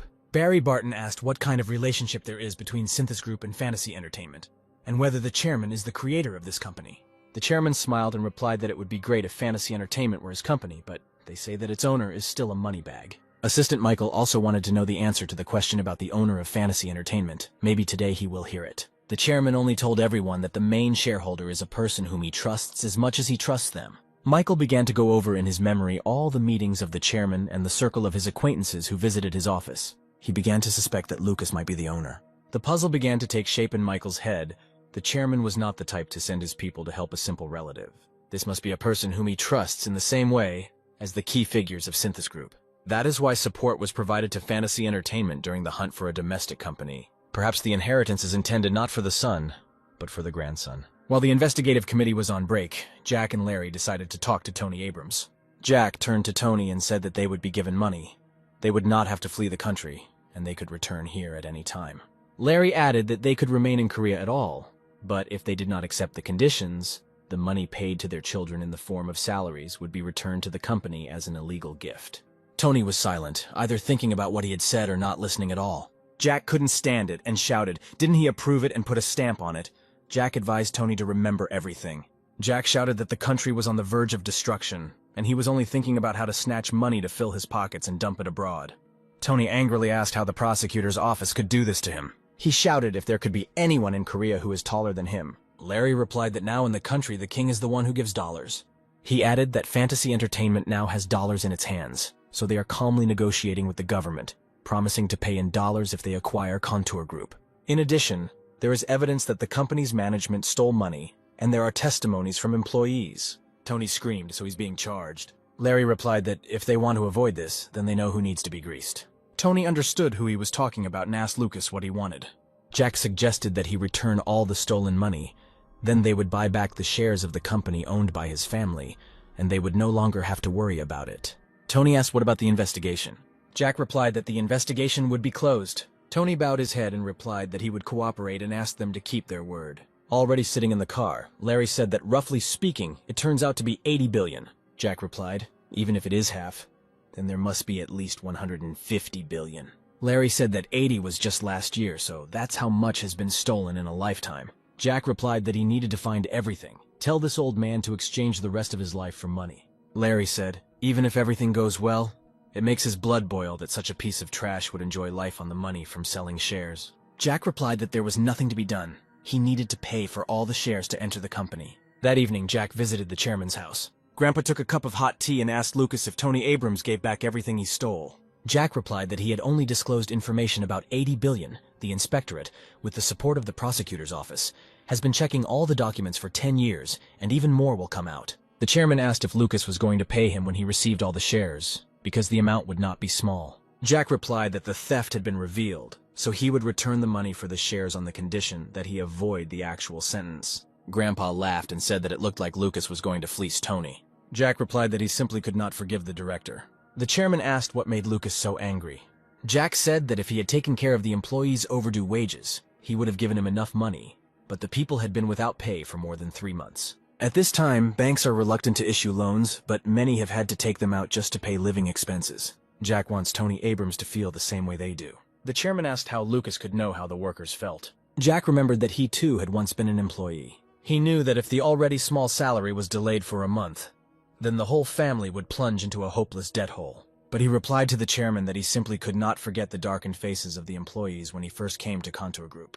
The grandfather advised his grandson to never forget this. He must feed the employees. There is nothing worse than hunger. Jack looked at the chairman. Was Grandpa really hiding this side of himself? Wasn't he a man who believed that workers who died at a construction site were simply expendable? The chairman added that when people are hungry, they begin to give. The offended employees of Contour Group betrayed the director when they did everything to find the money he spent. He said that there are 2 types of people who are capable of betraying: those who are hungry and cannot bear it anymore, and those who cannot get enough, no matter how much they eat. Jack replied that in the first case, the management was to blame for not feeding the workers. Grandfather added that in the second case, the one who did not look after the person enough was to blame. The chairman said that Lucas must remember all this, and this is not sympathy, but vigilance. In February 1998, a new president was inaugurated in the Republic of Korea. Jack and Larry discussed issues regarding Contour Group and other important issues with investors. Larry said that if creditors show a little understanding, then innocent employees of Contour Group will not be kicked out onto the street. Investors asked what kind of understanding we were talking about. Larry pushed the folder towards them and they began to study it with interest. Larry continued, "As can be seen from the organizational structure, Fantasy Entertainment has a fairly close connection with Synthos Group." Larry added that this should be enough to dispel investors' doubts about how the construction company will be managed. The investors looked at each other, and one of them said that they recognized that this was an effective management scheme, and asked to answer what Fantasy Entertainment wanted from them. Larry replied that he was asking them to extend the loan repayment period for at least 1 year. He asked to write off debts and reduce interest on arrears, as well as to entrust them with the voting rights held by banks in the Contour Group. One of them said that shares are the only means to control the management process of the debtor. Does Fantasy Entertainment really want to take it away? Larry replied that he was not sure that control would somehow help such a sick person as Contour Group when they restore the company. They will return their voting rights. Investors responded that this issue requires time to discuss, and whether there is anything else to address them. Jack, without allowing Larry to answer, said that he knew that they were going to put 2 banks up for sale. He continued that from the point of view of financial stability, Grossbank can recover. Larry looked at Lucas in surprise, because they had not discussed such a question. Investors responded that there were many more dangerous enterprises than Grossbank, but this bank had a small scale, so it was put up for sale. Jack said the government is pushing overseas sales, and this is a great opportunity. Investors were surprised to ask if they were going to buy Grossbank. Jack replied that he proposed to use them, because if they received this bank, then the investors would not lose money. They would even be able to create an enterprise with Fantasy Entertainment. The investors looked at each other, but did not give any answer. Jack stood up and suggested that they finish for today. He hoped to hear their response to the chairman's proposal as soon as possible. Without allowing the investors to come to their senses, Jack quickly left the office, followed by Larry. He caught up with Lucas in the hallway and asked what the proposal for the bank was. Jack replied that when there is a whale in front of you, the rest of the fish seem small. Jack added that since he had offered to buy Grossbank, the other demands would seem minor and easier to fulfill. Larry replied that when it comes to numbers, Lucas is a copy of his grandfather. The tactics are really excellent. Jack wondered how Larry would react if he knew that this so-called tactic was a sincere suggestion. Philip watched the report from his subordinate and was indignant that the managers of the construction branch were quitting en masse, without even telling him the reason. The employee suggested that Director Barry Barton received instructions from the chairman, to which Philip replied that the chairman himself had hired these people, starting with Arthur Palescu. Philip heard that they were all moving to the Fantasy Entertainment Company under Larry Baker. The aide added that there is no doubt that Larry and the chairman have a trusting relationship. Philip thought, after all, Fantasy Entertainment can't be his father's personal wallet. If this company was his property, he would never have opened it to the public. Philip asked what else he found out, and the assistant said that all these directors kept their mouths shut, and nothing more could be learned. The aide added that it would be better if they came and spoke to the vice chairman in person. Philip replied that they were all his father's men, and were not the type to talk too much. The aide asked what about Paul McConney, the youngest of the chairman's men. Paul recently became a leader, and it is likely that he will drop everything and happily run to a meeting with Philip. Philip ordered to invite him to dinner, but to do it as quietly as possible. In the evening, a sumptuous dinner was served at the vice chairman's house. Philip offered Paul a drink, and said that although it was late, he congratulated the director on his promotion. Paul, with a smile and a little embarrassment, held out his drinking bowl. He apologized and replied that everything happened in a big hurry, so the vice chairman was not in the know. Philip said that everything is fine, because he knows that Paul is the chairman's man who constantly thinks about work. He looked closely at the director and asked if he had a hard time working with Larry Baker. Paul replied that Larry lived abroad for a long time, so he's a very open person. Philip made sure that Paul was not at all wary of him and decided to move on to further actions. He asked if things were going well there, to which Paul replied that Contour Group was about to be bought out. He added that the concept of the media city has already been defined and has a fairly detailed plan. The calculation of the timing and total cost of construction should be completed in the first half of the year. Philip did not yet understand what kind of media city we were talking about, and what the buyout of Contour Group had to do with it. Paul said that the head of the department, Lucas Wilson, is also an incredible person.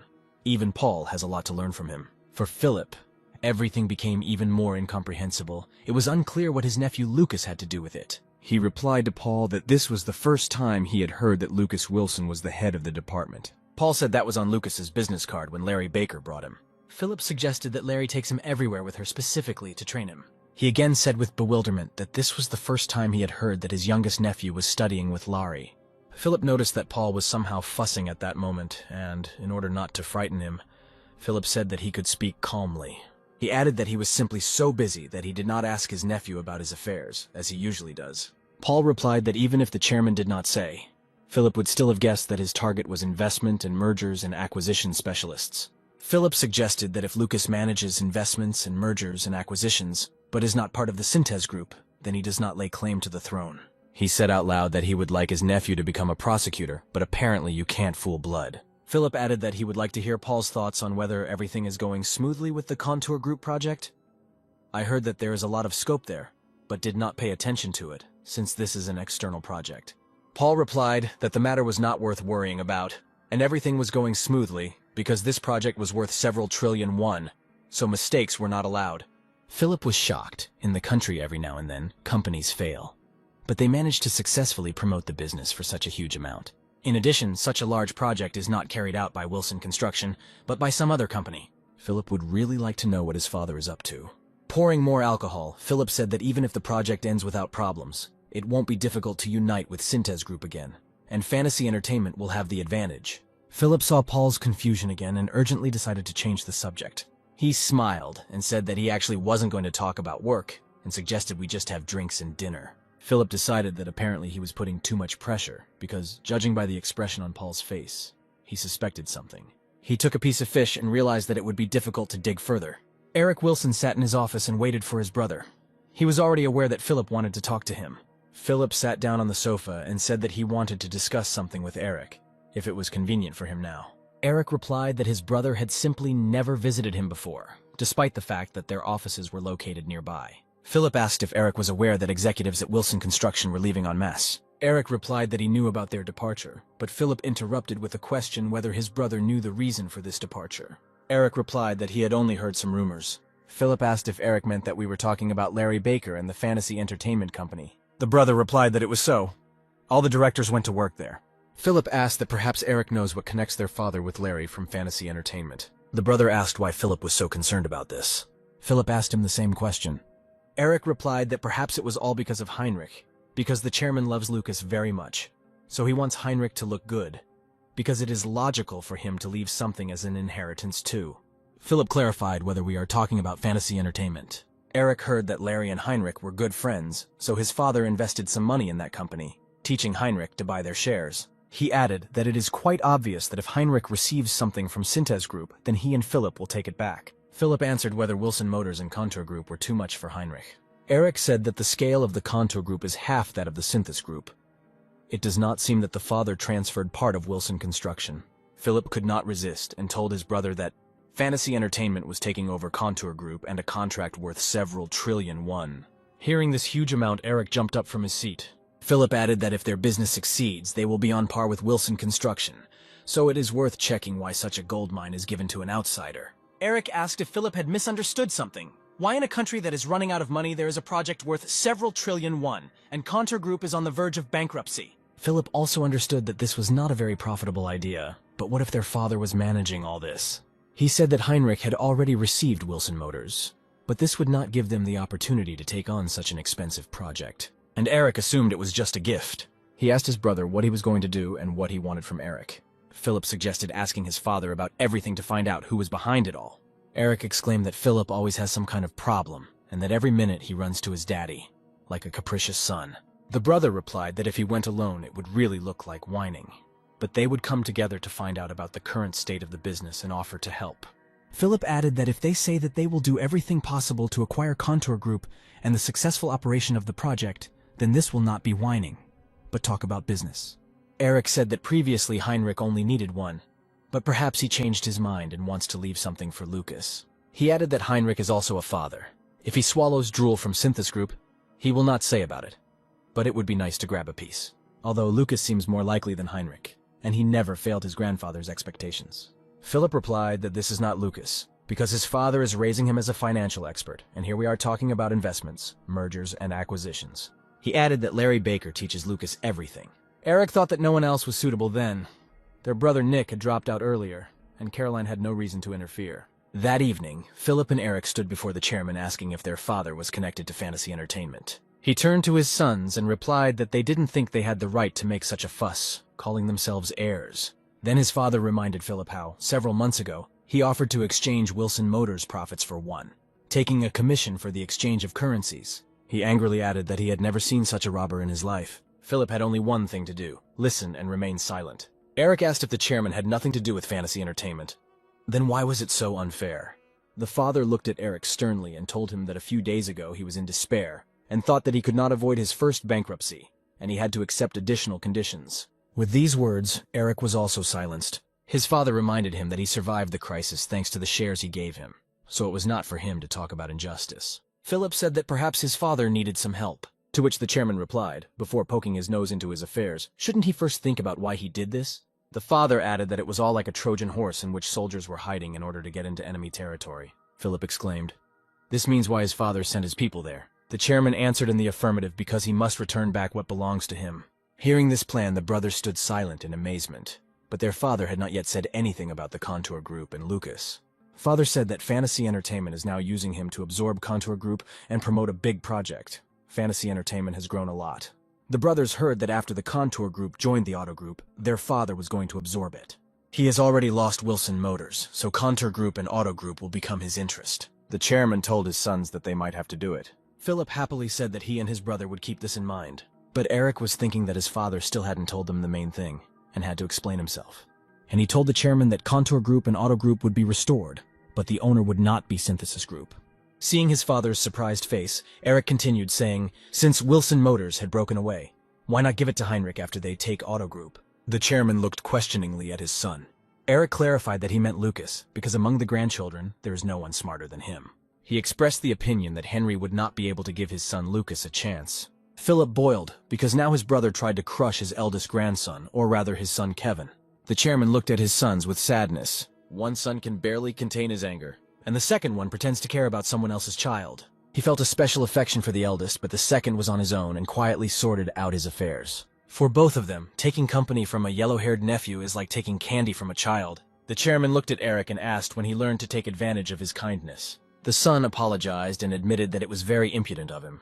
It was just a pity to miss such a capable person as Lucas. The father had no intention of talking to them anymore, and if they heard what they wanted, they could go. He told them to think about his words and how they could return what they had stolen. The chairman added that at the end of the month, the creation of the second Auto Group company will be announced. Both should come and congratulate Larry Baker and not forget to support James Twain, the director of Auto Group. He told his sons to keep a close eye so that Wilson Motors did not fall into the wrong hands. After listening to their father's instructions, the brothers left the office. Richard threw his head back and closed his eyes.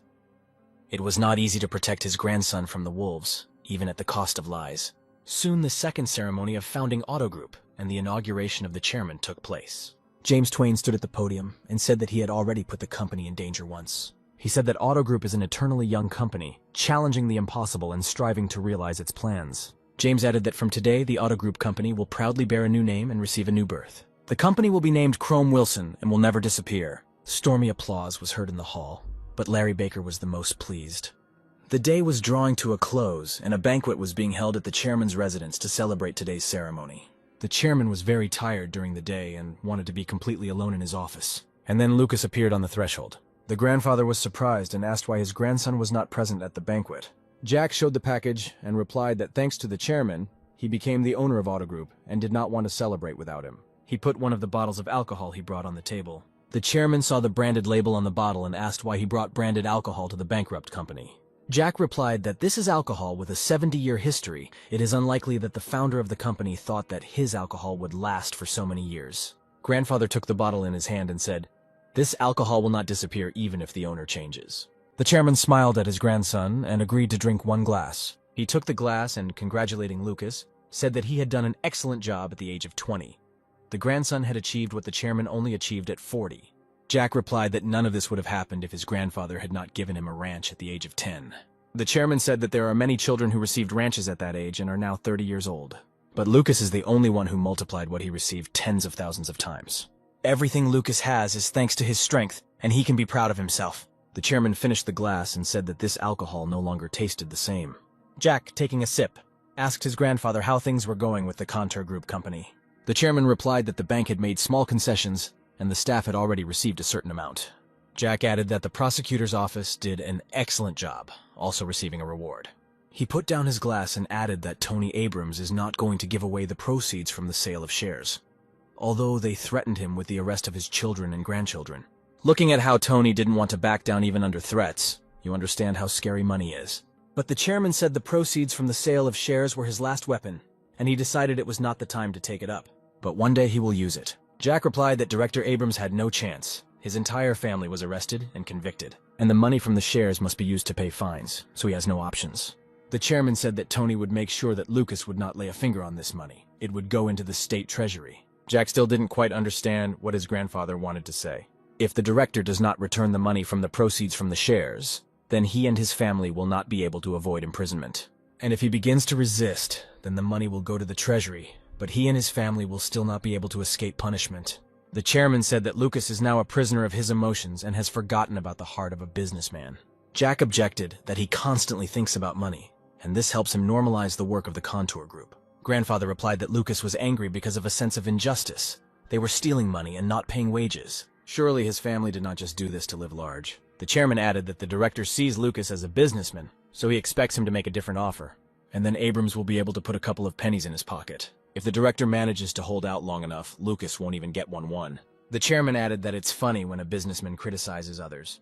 What difference does it make how others live and what they think? After all, the main thing for a businessman is to put other people's money into his own pocket. The anger Jack felt towards Director Abrams was for a reason. It was connected with the fact that Jack saw himself in every employee of Contour Group. The grandfather suggested that his grandson consider inviting Tony to split the money from his pocket. The chairman was confident that Director Abrams would accept the offer, so the grandfather offered to leave the director some money so that his family could avoid prison. Grandfather replied that if the director gave up half the value of the company's shares, then it could be said that he had repented. Then Abrams can only count on a suspended sentence, and his family will escape punishment. The chairman said that money should come first, and feelings of injustice and emotions would not play any role. Jack replied that he remembered his grandfather's words and would act like a real businessman. The next day, having received permission to meet with Tony Abrams, Jack arrived at the detention center. He sat down opposite the director and asked how he liked the food here. Tony replied that you can eat. That's the price you have to pay for looking down on fantasy entertainment. He acted relaxed, which means, as grandfather said, he thinks that he still has the sword. Jack said that visiting time was limited, and he would immediately convey Larry Baker's words to the director. If Tony gave up all the proceeds from the stock sale, or gave up all the shares in the company. The director interrupted him and replied that apparently Lucas did not want this and asked him to quickly get to the point. Jack continued, saying that then the investigation would be completed, and Tony would receive a suspended sentence and retain his position as an advisor to the Contour Group. The advisor's salary will be very generous. It would be good if the director agreed to cooperate. Jack said that everything that happened with the company was a misunderstanding, and when everything calms down, they will hire him for the position they were promised. Tony listened without saying a word. Jack said that the media will wrap everything up beautifully and present it to the public, because one must value one's reputation. Tony replied that Director Larry is very meticulous. The money he receives will go towards the company's expenses. Isn't this too expensive for a simple advisor? Jack said that in return the director would receive a larger salary. Tony stood up, extended his hand to Jack and asked him to take care of him. Jack shook his hand and said that he would prepare a contract for the position of advisor. Hearing this, Larry was very surprised. Jack said that this way they could get all the shares, and Abrams would only receive an advisor's salary. He added that the director agreed only so that his family would not go to prison and the money would not go into the state treasury. Larry asked how much Lucas was thinking of giving Abrams. Jack replied that Tony wanted 30% of the value of all shares within 10 years. Larry figured it out and answered that then Tony would receive a rather large salary. Jack said that in the beginning, yes. Larry asked what it means at the beginning. Jack replied that he planned to cut his salary 2 months after he took office, so that he too would experience the horror of not getting what he was promised. He added that there are turbulent times in the country, and until Contour Group reaches a stable level, it is necessary to tighten our belts. Director Abrams told employees exactly this when he delayed payments. As soon as the plane gained altitude, Jack took out a book and continued reading. He told Thomas that he could order drinks and food if he wanted. They had plenty of time so they could relax. Thomas said he would like to talk about Kevin's appointment as a director of Contour Group. He added that Kevin wanted to join Wilson Electronics, but the chairman ignored his desire and sent him there. Jack replied that there are now many new vacancies at Contour Group. He asked where, according to Thomas, he has more influence. to be the manager of Wilson Electronics or the director of Conta Group. Jack added that any of the thousands of employees can drive a car, carry out small errands, and report on changes in the company. He was referring to the business relationship between Thomas and Lucas, and between Thomas and his supervisor. In order for a relationship to turn into a trust, you need to correctly judge the situation. You need to understand why this or that event happened and what may change in the future. A business partner can always be replaced, but when the relationship is trusting, there is no replacement for them. Thomas replied that he would remember that. Jack saw Thomas's face slump and said he wasn't going to judge or reprimand him. Thomas replied that he still couldn't get rid of the errand boy mentality, and thanked Lucas for the warning. Jack looked towards Thomas and thought that he would really remember everything that was said. There are many people who make decisions, but only a few of them implement them. Arriving in Israel, Jack immediately went to Huxley University. Walking into Stuart Munn's office, he found it difficult to find a place among the piles of books and scientific collections. Without looking away from his computer, Stuart asked why the Hollywood wizard wanted to meet with a simple scientist. Jack replied that Hollywood is only part of their investment projects. They always pay attention to new technologies with great potential. Stuart looked at Lucas and asked if he meant NeuroIntel. Jack asked to explain in more detail. Stuart responded that NeuroIntel is a 3D optical solution for determining the accuracy of parts or assemblies. This method is the name of the company itself. Jack didn't fully understand what Stuart said, but he replied that he would put their company on his list. He added that he is interested in technologies that will provide the user with information collected using cameras with minimal error. Jack said that he had read an article about artificial intelligence and computer image recognition systems, although he understood the essence in general terms. Stuart was surprised that Larry was willing to cross the ocean for this concept. Jack replied that it all depended on where the technology would be applied, and perhaps the professor had already thought about some area. Stuart said he had options, but he wanted to hear Lucas's thoughts. Jack replied that this technology could be used in cars. The camera will collect surrounding information and transmit information to the driver about the situation, such as the distance to contact with objects outside. Or, a camera installed on the rear bumper will show on the monitor in the cabin an image of what is behind the car. This is convenient when reversing and parking, reducing the number of accidents. Stuart listened to the idea that it was possible to install a sensor that would slow down a car at a traffic light. The professor added that it is also possible to add lane recognition to prevent driving into oncoming traffic. He exclaimed that by converting analog data to digital, it could be incorporated into a car's electronic system. Jack replied that the ultimate goal is a self-driving car that drives itself. Now that they had come to a common understanding, Jack suggested moving on to the purpose that had brought him across the ocean. Stuart guessed that the conversation should be about investing in this idea. He said that the likelihood of such a car is low. It looks like science fiction. Of course, in theory this is possible, but it is unknown when it will be possible to bring it into reality. Jack replied that there is nothing more beautiful than making a dream come true. He drew Stuart's attention to the fact that their company is not called Fantasy Entertainment for nothing. Leaving the office, Jack gave the address where he was staying, and when the professor sorted out his thoughts, he could call him. Stuart shouted after him that he would definitely call Lucas. Jack saw the professor's interest, and understood that he would soon become the main shareholder of a large company that has autopilot technology. For this, Jack was ready to accept any conditions in order to later increase the Motors Group's share in the Korean market. After this, they will be able to compete with advanced foreign systems. Back in Korea, Jack visited the chairman's residence to reassure his grandfather about his past trip. Hearing that Lucas was flying to Israel, his grandfather scolded him for being in such a dangerous place. Jack replied that it had been pretty quiet there lately. The chairman said that he could barely restrain himself from calling him, to which Lucas replied that he was just flying out to get some fresh air. Seeing that the grandson did not want to tell, he said that he would not ask. At that moment, Caroline, the daughter of the chairman, looked into the office. She was a little surprised to see Lucas in the office. The chairman ordered his daughter and Oliver to sit down. He had something to tell them. The first thing he did was ask his son-in-law if there were any problems with running for mayor of Seoul. Oliver replied that everything was going smoothly. Jack saw their joyful faces, because the first stage for the position had been completed. The chairman informed them that the ruling party had also nominated Jacques Bolden for the position of mayor. He ran in 2 national elections for the government and for mayor of Seoul. For Oliver, Jacques was an incredibly strong opponent. The chairman looked at his grandson and said that it looked like he had thrown away his money. Jack asked how grandfather knew this, since there was no such information in the news. The chairman replied that Bolden himself called him in the morning and said that the ruling party wanted to recruit him and asked for advice. Jack asked why Jacques Bolden was asking permission from the chairman. He replied that Bolden had once taken his place thanks to his money, which is why he asked permission to become a rival for his son-in-law. Oliver stood up from the couch and pleaded, asking for help from the chairman. The chairman pretended not to understand, saying that he really put forward his candidacy without confidence in victory. Oliver replied that he simply did not expect the opponent to be Jacques Bolden. Then Caroline intervened and said that her father only had to say one word for Bolden to get out of the way. The chairman became angry and shouted, "Does she really think that this will all end? And if another rival appears, he must also be eliminated." He called them squalid. If they thought that a flower road was waiting for them, then it was better to give up everything right now. Jack understood that these words did not only apply to his uncle and aunt. Perhaps this was another way to test him. The chairman said that instead of whining, it is better to go and discuss everything with the people in charge. He continued to shout that such a significant position of the mayor should not be wasted. They must take action immediately. Oliver and Caroline immediately left the office as if scalded. The chairman turned to Lucas and asked if he knew who Jacques Bolden was. Jack knew very well the man who had achieved everything while serving as mayor in the past. But he told his grandfather that this was the first time he had heard this name. The chairman said that he was from the Ministry of Foreign Affairs, was ambassador to the United States, and then held other government posts. Jack regretted that he ignored politics. He did not remember any elections, nor those who were opponents of Jacques Bolden. He asked if his grandfather would help his uncle with the elections, but he replied that he would not do this. Grandfather did not care who won the election, what his son-in-law was, that Jacques did not refuse his requests. He added that he wins in any case, but Lucas will lose. Now it seemed to Jack that the chairman was not even hiding his joy. Grandfather said that without a media project, the city, Contour Group, would become a money-eater, and would only bring headaches. He sent people there who might have to starve. The grandfather checked his grandson. If he asks for help, then he's no different from his uncle and aunt.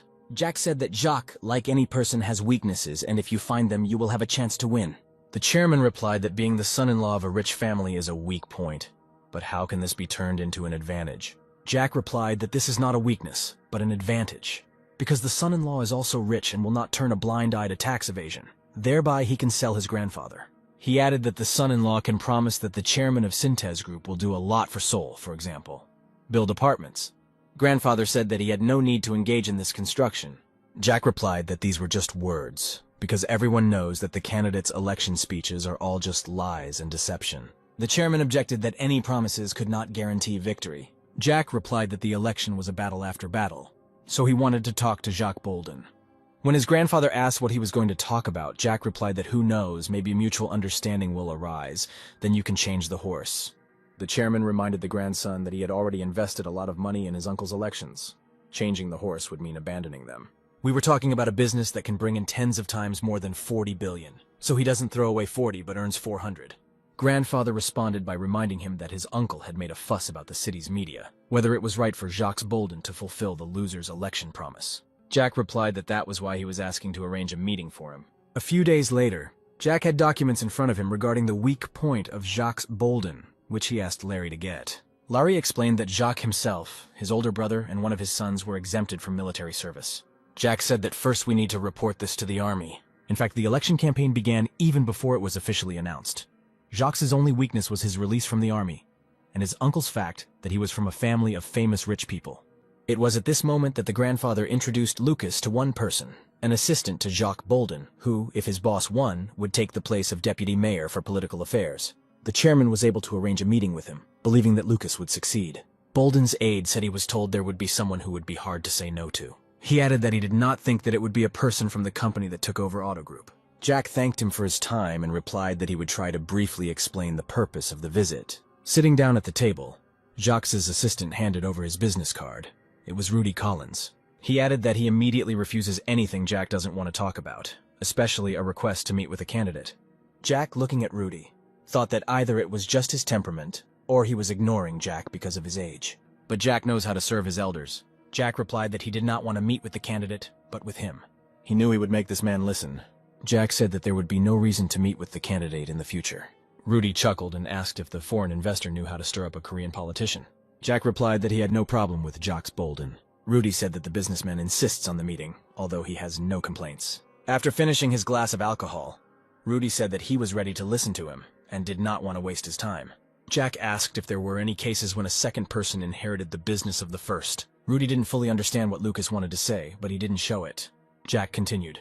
The second face remains in the background for the rest of his life, and the right hand gradually lowers, turning into a tail, the fate of which in the end is to be cut off from the powerful body. Rudy told him to continue. Jack said that these concepts of right hand and second person were created to prevent the masses from exalting these people. And when all the dots were in place, where the owner was and where the limbs were, these limbs were not offended when they were simply thrown away after use. Once upon a time, Jack was such a limb too. He took responsibility for a crime he did not commit. Everything was taken for granted. Jack was convinced that Rudy had not escaped something similar either. He just helped Rudy wake up. Jack said that the candidate's life is really in Rudy's hands. After all, it depends on his actions whether his political life will be filled with joys or sorrows. Rudy replied that as the man who arranged their meeting had said, Lucas was young, but cunning. He advised Lucas to stop beating around the bush and say what he wanted. Jack replied that he wanted to buy the rest of Rudy Collins's life. He is the right hand of a man who has a small chance of getting from the position of mayor to the Blue House, because even becoming mayor is not easy. He is unlikely to be able to inherit this position, the chances are zero. Jack said that instead of holding on to this slim chance, Rudy could sell his future at a very good price. Rudy couldn't stand it and said through gritted teeth that Lucas was talking complete nonsense. Jack calmly added that he would also take responsibility for his children. His children will not need anything and will live as they want without having to work. Jack does not demand anything supernatural from Rudy. He only needs one word. Rudy asked furiously that, for the sake of this word, he would have to break up with Jacques Bolden. Jack replied that it was true, and if Rudy was truly his right-hand man, then he would not abandon him because of one mistake. Jack continued, saying that this was a great chance to test whether he was a farmhand or a right-hand man. He added that Rudy would only have to say a word that would cause the candidate to lose the election. And then Jack announced that he would give Rudy 20 billion. He will transfer them to wherever Rudy wants. In addition, he will appoint him as director of the fantasy entertainment branch. Rudy will be able to enjoy all the benefits of his position. He was silent and did not at all look like the self-confident person Jack saw at the beginning of the meeting. Jack stood up and said that he did not waste words and hoped that everything said here would remain. Putting on his jacket, Jack said that he was waiting for an answer tomorrow at the same time. Otherwise, he would find another one. One way or another, there will be someone who will reveal the weakness of Jacques Bolden. Finally, Jack said that in our time, many people would sell their souls for 20 billion. Grandfather said that he did not know the name of Rudy Collins. He simply asked to put him in touch with one of those close to Jacques Bolden. He asked if Lucas had told him he was going to change horses, if he had taken the sponsorship bait. Jack replied that he suggested that he betray the candidate. The chairman said that the grandson could simply push Jacques around and not act through his subordinates. Jack replied that grandfather and Jacques were of the same generation and would not have thanked him by promoting the media city. He would be doing a service. The message is different, but the result is the same. But people like Oliver and Rudy Collins will work and think of ways to repay the favor they have received. Jack added that these people come on the first call and bow at their feet. Grandfather laughed and said that Lucas was trying to discriminate against the older generation. He then said that Lucas was his grandson after all. The chairman realized that Lucas had initially bet on the candidate's assistant. Grandfather could not even think that his grandson would surpass him. Finally, Jack heard what he had long wanted to hear. Rudy waited for the candidate to arrive and couldn't get Lucas's recent conversation and proposal out of his mind. He thought about the position he was offered and the 20 billion. Just one word and all this can be his. At that moment, Jacques Bolden entered the office. He, as always, was preoccupied with something. Jacques was indignant that the party leader called him to him and pulled him when he became sad. Jacques said he was informed that MPs needed money for branches in this constituency. Rudy heard that some of the campaign funds would be given to them. The assistant informed the candidate that he would have to be away for about a week for family reasons. Jacques objected that this was out of the question because Rudy knew what an important time it was. He added that he himself had been living in a hotel for 2 weeks and did not really remember what his children looked like. Jacques ordered Rudy to organize a dinner with the deputies of the Seoul constituency. As he left the office, he asked what the approval ratings were for last week. Rudy replied that Jacques was ahead. The gap would only increase. The results could become even higher. The candidate said that this was a good job and left the office. Rudy assumed that Jacques would inquire about the reason for wanting to leave and ask what happened to him. Until now, Rudy only cared about his superior's personal affairs and not about his own family. He served Jacques for 10 years, and during this time, he never upset his leader.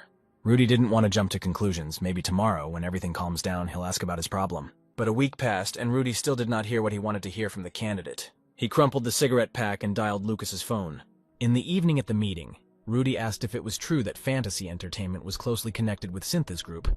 Jack replied that they had already absorbed their Wilson Motors. Rudy clarified his connections with the owner, who wants to make his son-in-law the mayor of Seoul. Jack replied that it had nothing to do with him. There was no reason for Synthesis Group to create such a convoluted plan.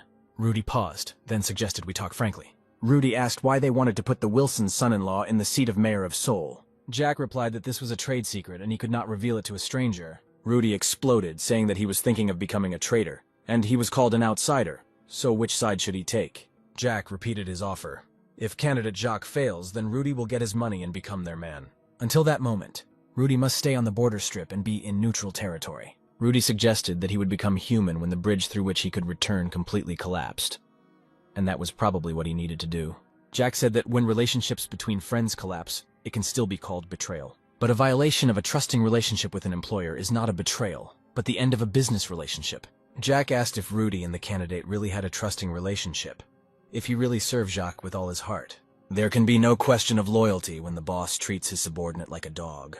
Rudy was silent again, then frankly said that he was just very hungry for money. Jack replied that most people are the same, but more often than not they are losers and cannot earn enough money. Rudy said that he was different only in that he would receive a larger amount. Jack replied that by receiving the money, Rudy would be able to challenge his dream of becoming a member of the National Assembly and not someone else's hand. And fantasy entertainment will help with this. Rudy looked at Lucas. He really had such a dream. Jack added that there are 2 years left until the next elections. No matter which party Rudy wants to run for, they have enough money and time for everything. Rudy was silent, and Jack waited. A couple of minutes later, Rudy told them to transfer the money, contact him 2 days before the election of candidate Jacques, and invite journalists. A dejected Caroline sat opposite Larry. 10 days remained until the election, and Jacques Bolden's ratings continued to rise. Larry said that there are still 10 days, and they are already giving up. Caroline replied that they did not want to give up, but nothing could be done about this tendency either. And to turn the tide, something big is needed. Larry recalled that the company allocated $40 billion to them, and the agreement is in the hands of the chairman. He added that he doesn't know what the chairman can do if they don't win or just give up. Caroline replied that they did everything they could on their own. Larry looked at Caroline intently and asked with a grin if she wanted him to turn things around. A few days later, Larry booked a luxurious table in one of the Seoul cafes and invited several reporters and journalists for lunch. On the table lay a common envelope prepared for them. Reporter Paul took the envelope and said that if you eat something like this, you can get indigestion. Larry replied that it was pocket money, and there was no point in arguing if the elder gave it to him. Paul sniffed the envelope and smiled. Larry said that in return he asks to stop slandering that the future of Contour Group is dark clouds. With these words, he invited everyone to drink. At that moment, they heard someone in a nearby cafe booth loudly toast to the fact that the day after tomorrow, candidate Jacques Bolden would become mayor of Seoul. The reporters looked at each other when they heard the candidate's name, which has been on everyone's lips lately. Larry said that it looks like the candidate's associates are there. He drank slowly and sighed with relief. He had finally come as promised. The reporters became quiet and began to listen carefully to the conversations in the next booth. Larry pretended that he was not interested and offered everyone a drink. One of the reporters politely asked President Larry to keep quiet. They wanted to check something. In the cubicle, someone asked if the chief of staff was sure that he would become deputy mayor. Another voice answered him. Did they really think that he, Rudy Collins, and the candidate's right-hand man was obsessed with this position? One of the reporters, realizing who was in the next booth, quietly turned on his voice recorder, hoping that an excellent special report might turn out. Someone in the next booth said that Rudy should inherit the job and become the next mayor. Rudy replied that he was the one who would make candidate Jacques mayor, and there could be no question of succession. He continued that it was now the candidate's turn to help him become a member of the National Assembly. He was asked whether the suspicions about his exemption from military service were justified. Rudy replied that such a high-ranking official as Jacques Bolden would really send his son to the army. He added that only people like them can serve. The reporters listened attentively and kept their heads down. Rudy said that he himself had to make dozens of fake certificates. He added that, for example, one of the official's children was born while he was in the United States, and since the son is a citizen of another country, that's why he did not serve. They objected to him that if the son was a U.S. citizen, then he should voluntarily join the army while his father was running for mayor. Rudy replied that he only said what he knew. Then he was asked why his third son was not released from the army and served in the defense forces. Rudy replied that the whole reason was that he was not Jacques Bolden's son. Surprised cries were heard in the booth that the candidate had an illegitimate child. The reporters who heard everything were also completely shocked. Rudy suggested that this could have happened when Jacques was working alone in Japan, because it is difficult for a man to go without a woman for several years. He added that, as far as he knew, the candidate had an affair with an employee of the Ministry of Foreign Affairs. Rudy said that Jacques was grateful to his wife that she agreed and entered their illegitimate son into their family registry, and after that he was simply sent to the army. Rudy was asked why he ended up in the defense, to which he replied that his son's eyesight was so poor that they wouldn't have taken him anywhere else. The reporters listened, and Larry thought that Rudy did an even better job than he should have. Apparently, Lucas did a good job with him. Larry turned to reporters and asked everyone to calm down. The reporter, who was smoking cigarettes one after another, asked Larry, how could he be calm after hearing this? Larry asked reporters not to spread this. If tomorrow this news blows up the media, then on election day, everything will turn upside down. He was told that we were talking about two things at once that were unacceptable in their country. Larry said that we can forget about the release of children from the army, but the presence of an illegitimate child will affect women's votes, which will go against it, and the game will be over. He added that based on ability, candidate Bolden is much better than candidate Oliver, who is the son-in-law of a rich family, and asked everyone to forget about it. But the reporter did not let up. He objected that they do not do that, and everything must be done to help voters make the right choice. Larry asked if they might want to do a special report for the award if candidate Oliver wins instead of Bolden. Larry continued, "If the article comes out, and the newspaper that does it first will definitely make the greatest contribution to the victory of candidate Oliver, so will Synthes Group really ignore it?" Larry said that they could even place their advertisements in it, or even buy a publishing house in gratitude.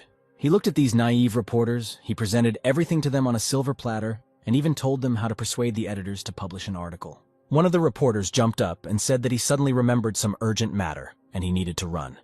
At that very second, they all had urgent problems and jumped up from the table. Left alone, Larry slowly poured himself a drink. Now he was very proud of himself, Lucas, and of course Rudy. The next morning was a busy one for candidate Jacques Bolden's entire office.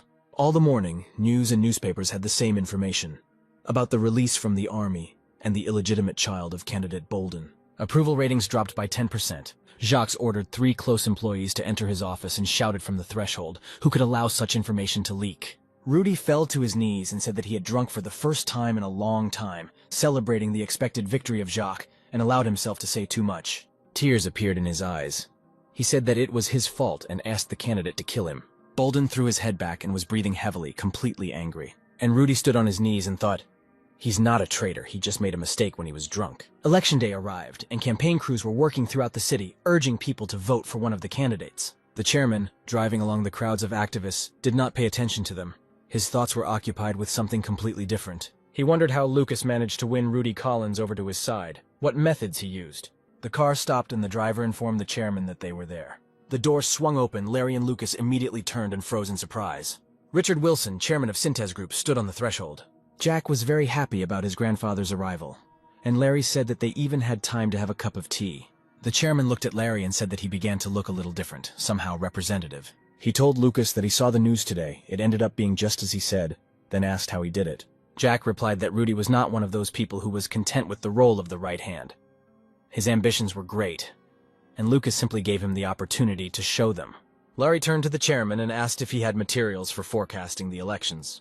Richard replied that according to his information, the difference is 7%. But doesn't Larry have his own sources of information? Jack replied that their poll showed a difference of 10%, but both predictions were winning. If nothing unexpected happened, then Uncle Oliver would win. The chairman replied that it was unlikely that anything could happen, because there were only a couple of hours left and there would be no problems. He approached Lucas and said that the project he was working on had already passed the 5th stage. Lucas was too frivolous, thinking that he was already at the 7th stage. The chairman answered, "Does the grandson really think that the person who sets the table and who sits down at it is the same person more than one person can come with his own spoon?" He added that when they couldn't take care of their plate, they would try to knock over the whole table. Jack took these words as a prejudice, because grandfather is the best versed in construction. The chairman turned to Larry and Lucas and said that he had a proposal for them. He asked how they viewed entrusting him with the construction of a media city. Jack was shocked. Was it really his grandfather who was the first to extend his spoon to his table? The chairman looked at the dissatisfied faces and asked what did not suit them. Larry was the first to break down and ask what the chairman meant. He replied that the company that signed the contract with the Seoul government would be Wilson Construction, and Contour Group would also play a big role. Larry said that if he understood correctly, Wilson Construction would be the contractor, and Contour Group would be the subcontractor. The chairman replied that Contour Group is not a subcontractor. He would call it cooperation. Larry thought, no matter how greedy the old man was, how could he try to steal from his grandson the chance that Lucas had spent tens of billions creating? Jack looked at the chairman and asked if he was seriously saying this now. He replied that he never jokes about such topics. After all, he told them that this business was beyond their power. And besides, now many construction companies are on the verge of collapse. Jack asked if grandfather meant that only they would have a hard time carrying out this project. He added that if this was the case, he would not refuse help, but he did not understand why everything had to be taken away from them. The chairman replied that this was not really help, and that if he did not take a step towards them, they would simply be torn to shreds. Larry said that most of the management team is from his company. Is this cooperation really not enough? Is it really necessary to take all the initiative upon ourselves? The chairman made a dissatisfied face and said that they were apparently still too young to understand what he was talking about. Finally, he could not stand it and shouted that he was not trying to help. If it was difficult for them to manage the business without his advice and help, then he was the real owner. Jack couldn't understand how a person could be so greedy and not think about family ties when it comes to a profitable business. He told his grandfather that the number of companies dependent on Syntes Group is constantly growing and everyone comes to him for advice, that they don't even need to leave their office. But now, he took a difficult step for himself and came to them himself. The chairman replied that he also sometimes goes outside when the weather is good. Jack said that once his uncle takes office, he will continue with the project. He confidently added that they will not deceive other organizations and will extend their spoon to her. Jack said that Grandpa also understands that if he doesn't take on this project now, there won't be another chance, which is why the chairman came running here. He understood that even if this was just another test, now he must show his grandfather his will. Jack said that he never refused the chairman's help, but he was not ready to give him everything. He proposed the only solution: they would take the initiative, and Syntes Group would be their reliable partner. That's the maximum. The grandfather replied, "If you set your sights on something you can't swallow, you can tear your mouth." The grandson overestimates his abilities and will end up disgracing himself. Jack replied that all children grow up with injuries. The chairman said that his grandson had just made him his enemy. Jack replied that he always believed that there was no better partner than Syntes Group. The chairman squeezed the armrest of the chair and said that if Lucas goes against him, then they are enemies. He told his grandson to think it over carefully. They would talk tomorrow after the vote. As he was leaving, the chairman suggested that Larry also think about it. It wouldn't be easy for them without him. Richard sat in the car and knew that now the time had come. The new mayor of Seoul was announced on all channels. He was Oliver Bong, and Jack heard the phone ringing. It was Oliver who called. He said that he was grateful for the help, that he hoped for long-term cooperation.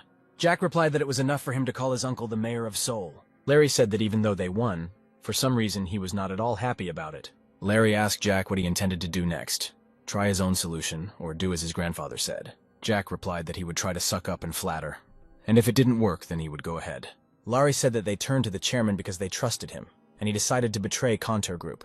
Jack replied that Larry was wrong. Without his people from Wilson Construction, they would not have been able to take control of everything. Thanks to these people, they were able to return the hidden funds and avoid unnecessary fraud. Jack added that there is no need to regret the past in the worst case.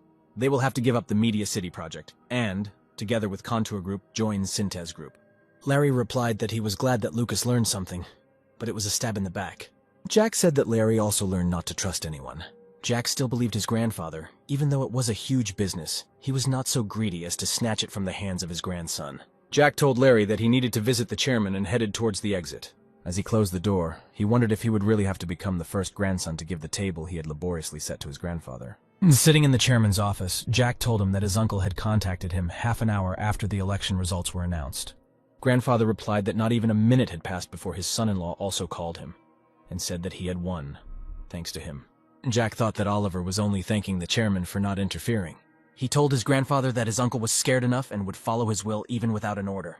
The chairman first asked whether Lucas would do as he told him. Jack replied that he first wanted to know whether grandfather really had his eye on his project, or whether there was another meaning to his proposal. The chairman replied so that Lucas would not think that everything was so confusing and there were no other meanings. He added that due to the International Monetary Fund, Syntes Group's cash flows have dried up, and they have to grab whatever they can get their hands on. Jack exclaimed, "It turns out that grandfather wants to steal a plate of rice from his beloved grandson." He replied that it wasn't Lucas who took over the car company, and wasn't even lenient with the exchange rate, carrying out a robbery in broad daylight. Jack looked at his grandfather. Did he really want to repay him in the same coin now? He looked at the chairman in surprise and asked if he was really saying all this seriously. The chairman replied that this was a serious loss for his block of controlling shares, and he needed to make up for lost time. Jack was in complete shock and still could not believe what he heard from his own grandfather. The chairman asked not to hold a grudge against him. When he becomes the owner of the business, he will take good care of Lucas. Jack asked how Grandpa was going to take care of him after all this. The chairman replied that Contour Group would be able to repay the loans and pay delayed wages to the company's employees. He added that Contour Group will undertake at least 30% of the construction work. The overall scale was already clear. 30%. Maybe this is not such a colossal amount of money, but not so small. Jack thought, judging by how appropriate the percentage was voiced by his grandfather. The management of Contour Group regularly reports to the chairman. He was not going to kick them out. They would be needed when control of the Contour Group was again in Jack's hands. Jack asked if grandfather could offer more, to which he replied that his grandson should not be so greedy. Jack understood that if he backed down, The entire media empire created by his father would collapse in one moment. The goal is not to make money. This is not the offer he needs. The chairman put pressure on Lucas and said that he should think carefully before answering. Jack replied that nothing had changed since yesterday's conversation, and he would not back down. The chairman, not used to being rejected, was extremely surprised by Lucas' answer. Jack added that he intended to try it himself, even if his decision was completely contrary to his grandfather's.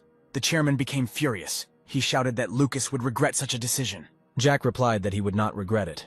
Even if he did not receive a penny of profit from this project, he would not blame anyone, because thanks to his grandfather, he had already come very far. The chairman was silent. He felt anger, greed, and hatred at the same time. Jack added that if his grandfather stole everything from him, then Lucas would not contact him for a week and would be offended. The chairman replied that it was too weak for a threat. Jack did not intend to discuss this any further, stood up, bowed, and said that he had to go. As Jack left the office, he thought that he would have to work hard to destroy all the aunts and uncles. The chairman called out to Lucas and told him to come in the morning. He needed to get some fresh air before fighting. Larry looked at the report and asked if he really had a majority stake in the company. The directors replied that it was so, except for the chairman. Larry asked what about the investors' shares? Can they stand up to the chairman? They answered that if Larry cannot inherit the chairman's shares, then he will not be able to obtain management rights. Larry asked what would happen to the shares if he died. The directors were stunned by this question and were at a loss for an answer. Larry told them that they need to think about his age. No one will be surprised even if the chairman dies tomorrow, and there are no arrangements for inheritance and transfer of rights. One of them replied that 23% of the shares would go to his wife, and about 15% each to his children. Larry asked if maybe there was some kind of will of the chairman. The directors said none of the company's lawyers had received any instructions, but the chairman's personal lawyer might have one.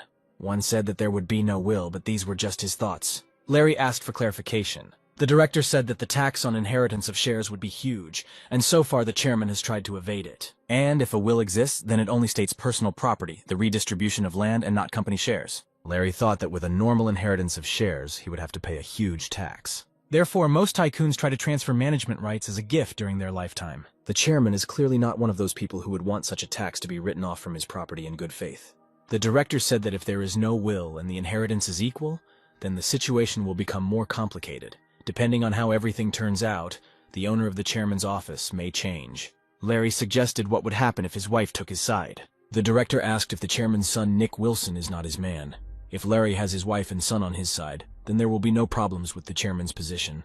Larry replied that this was something, but it was better to sort out the rights of succession before the chairman died. The director said that there was another problem.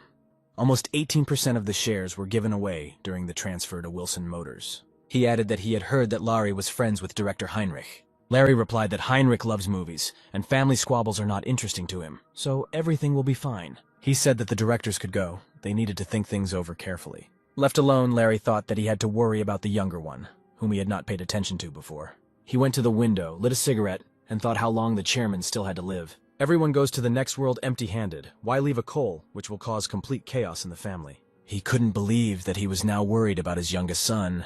He hoped that the children would not interfere in family squabbles. Most of all, Larry was worried that his older brother would not do anything stupid. The next morning at dawn, the chairman's car was already racing along a country road. Jack looked at his grandfather, who was looking thoughtfully out the window. Finally, the chairman turned and asked Lucas if he was interested in where they were going. Jack replied that he was going crazy with curiosity. But grandfather was so serious that he did not dare to ask about it himself. The chairman replied that they were going to where the history of Synthes Group began. Jack realized they were going to the city of Gunson. He knew the history of the company and remembered it when he was preparing for an interview in his previous life. Gunson was the site of a rice warehouse abandoned by the Japanese after the liberation of Korea. Grandfather secretly hid the rice, which was the most valuable in the warehouse, and resold it. This became the starting capital for the creation of Synthes Group. Jack asked in surprise whether that rice warehouse was still standing.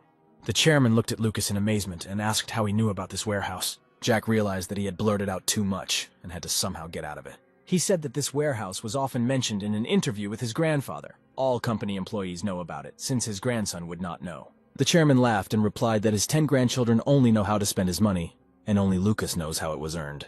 Grandfather said that during the war it was given to American soldiers, and after the war it was returned. Now it is a historical museum. The chairman wanted to preserve it and therefore donated it to the state. Then the grandfather laughed again and said he couldn't leave it on himself with the notes that he had once stolen. He added that for small thefts they are criticized and punished, but for large ones you will get almost nothing. The chairman turned to Lucas and asked if he knew why this was happening. Jack replied that the big shot is not so easy to touch because the truly big thieves are in power. The chairman added that this is true. If you give them some of the stolen money, they will simply turn a blind eye to it. At that time, he did just that. He shared it with the right people, and with the rest he built a factory and founded a company. Then the chairman didn't even have time to calculate how much money it brought in. He invested everything in expanding the company, the number of buildings increased, and Synthes Group grew. Grandfather sighed heavily and said that now is the time when he himself has to defend himself from thieves. Jack asked if this was the reason for him to say goodbye to his brother and protect his company. The chairman replied that he stabbed Teddy's brother in the back to survive. Jack looked at his grandfather. Did he really think that there was nothing wrong with betraying his brother for the sake of his own survival?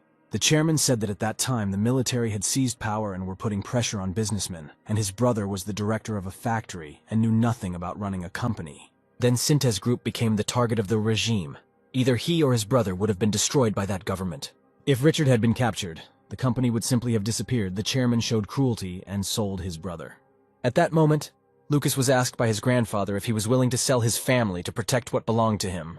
Jack thought about what to answer, the truth or what he wanted to hear. When Jack came to his senses, his body was in great pain, he was dizzy, and he could not understand what had happened.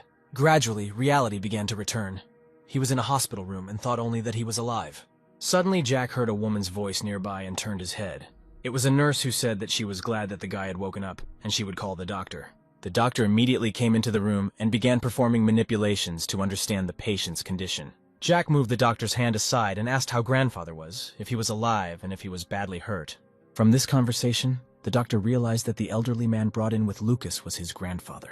The doctor reassured Jack that he was fine and would wake up soon. Only one of the 5 would need surgery. Jack opened his eyes in surprise. How many people were injured in this accident? He jumped up in bed and said that his grandfather was the chairman of Synthes Group, and they must take all measures before the hospital became too noisy. The doctor replied that it would be worth calling the police first to find out the circumstances of the accident.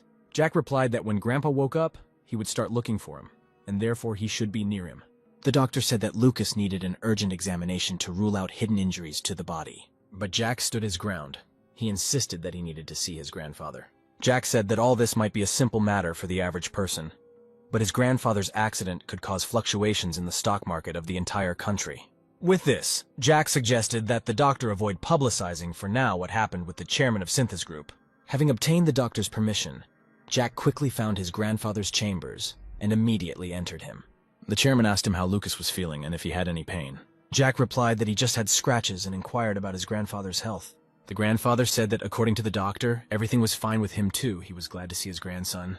Jack asked if everything was okay, why he was in intensive care, and his grandfather replied that he wanted to spend a couple of days in peace. The chairman added that he had taken appropriate measures, and Lucas need not think about the accident. Jack thought that in any case, he and his grandfather were very lucky because they were both alive. He remembered the moment when a truck was rushing towards them, and Jack tried to protect his grandfather. It was mechanically. Only now Jack realized what he felt. The time when he only pretended to be a good grandson in order to take away Synthes Group was over. Richard Wilson is his grandfather, and he is his grandson. At that moment, there was a knock on the door of the room, and the doctor entered. He asked if he had disturbed their rest. The chairman replied that everything was in order and the doctor could come in. The doctor said that they found the wallet of a man who is currently undergoing surgery. They may know him. Jack began to sort through the man's bank cards and business cards, and then he saw a document confirming the name of the person. It was Thomas Grieg. But why does a person who should now be resting comfortably lie on the operating table? The chairman looked at Lucas and asked if he knew this man. Jack replied that it was Thomas Grieg, his driver, who brought him to his grandfather's residence in the morning. But Jack let him go, saying that he was free for today. Apparently, Thomas ignored Jack's words and showed maximum responsibility by accompanying Lucas until he returned back. The chairman asked if the doctors could save him, and the doctor replied that they were doing everything possible to do so. The chairman said that this man should live. Perhaps he saved their lives. When the doctor left, the chairman said that Lucas was a good guy and had met someone like him. Jack thought the same thing about Thomas. He sacrificed his life for him, and it seems unreal. The chairman said that many went to prison for his sake, but no one had ever sacrificed their life. The grandfather smiled and said that now he and his grandson owe a huge debt to this brave guy. Jack suggested that the chairman get some sleep. It was unlikely that they would be able to do anything here until the operation was completed. Grandfather agreed with Lucas and closed his eyes, and Jack carefully covered him with a warm blanket. It was midday, and the chairman's personal assistant, Michael, was sitting in the chief inspector's office. He asked if they had thoroughly understood this situation.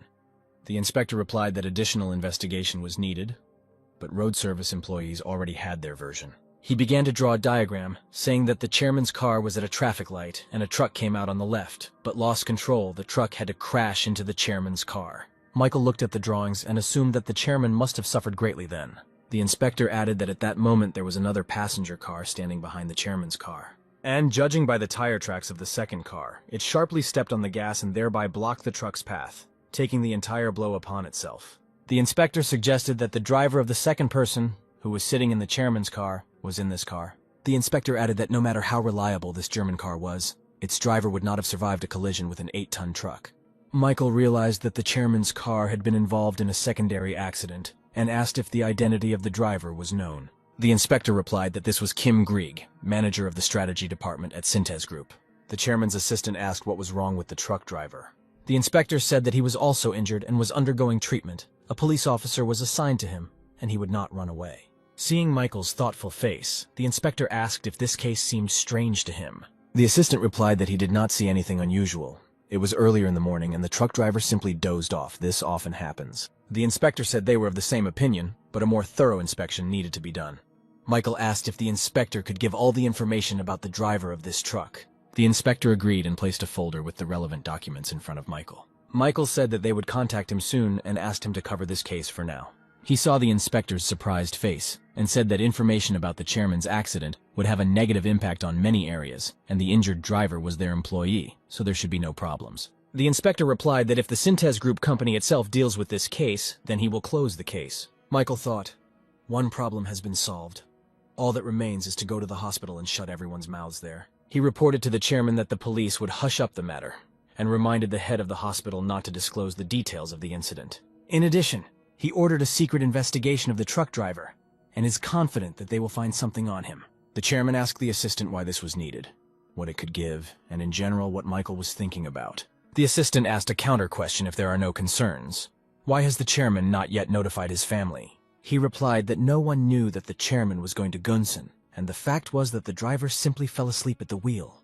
The aide suggested that the chairman took Lucas with him on the trip. Michael knew that no more than 10 people knew about the warehouse in Gunsan, that the warehouse had become the chairman's family museum. It was a storehouse of little things that were dear to the chairman and awakened his fond memories. It was there that his sons Philip and Eric received the status of heirs. Perhaps the chairman wanted to give the status to Lucas there. The chairman asked if Michael thought Lucas was missing something. The assistant replied that despite the grandson's young age, everyone knows what an outstanding personality he is. The chairman said his sons were overjoyed when he told them to run the company well. He wanted to see what Lucas's reaction would be, but it didn't happen. Michael replied that Lucas was very serious, and the reaction would have been appropriate, or he would have given up on it altogether. The chairman said that this is unlikely. Lucas is an excellent schemer. He added that his 20-year-old grandson had a subordinate who was ready to sacrifice his life for him, and asked if Michael could do the same for him. Michael replied that he had a wife and 3 children who were waiting for him to die so they could spend all the money, and it would be extremely disappointing to die in such a situation. The chairman looked at Michael and quietly said that he had also aged. It seemed that even he was afraid of death. He added that he will always remember that Michael spent 3 years in prison instead of the chairman and is grateful to him for that. The assistant replied that there was no need to thank him, because then he received a sufficient amount of money. At that moment, the doctor looked into the room and told Michael that they were looking for him. Before leaving, the assistant said that he contacted the security service and suggested that the chairman take a break, and he needed to go on business. Michael went out into the corridor and told the chairman's children that after the operation the chairman was transferred to intensive care. The results would be known tomorrow. His youngest son Henry was glad that his father was operated on, but was upset that the result would not be available until tomorrow. Philip said that his father could not stay here. He needed to be placed in a family clinic and the best doctors should be called. Michael replied that the chairman could not be transported yet. We needed to monitor his condition. Eric asked Michael what the doctors thought, to which the assistant replied that they couldn't guarantee anything either. Philip rudely asked if Michael found out about the incident. Then why didn't he tell them about it right away? But only half a day later. The assistant adjusted his glasses and replied that it was the chairman's order. He was simply following his instructions in case something happened to him. While in the ward, Michael suggested that the chairman still inform the children about the incident. Richard realized that the assistant wanted to observe their reaction to this. Michael added that if this accident is not accidental, then one of them will move. The chairman said that Michael did not seem to think it was just an accident, to which the assistant replied that that was why the chairman had asked to be transferred to intensive care. Michael said that he would tell Lucas everything.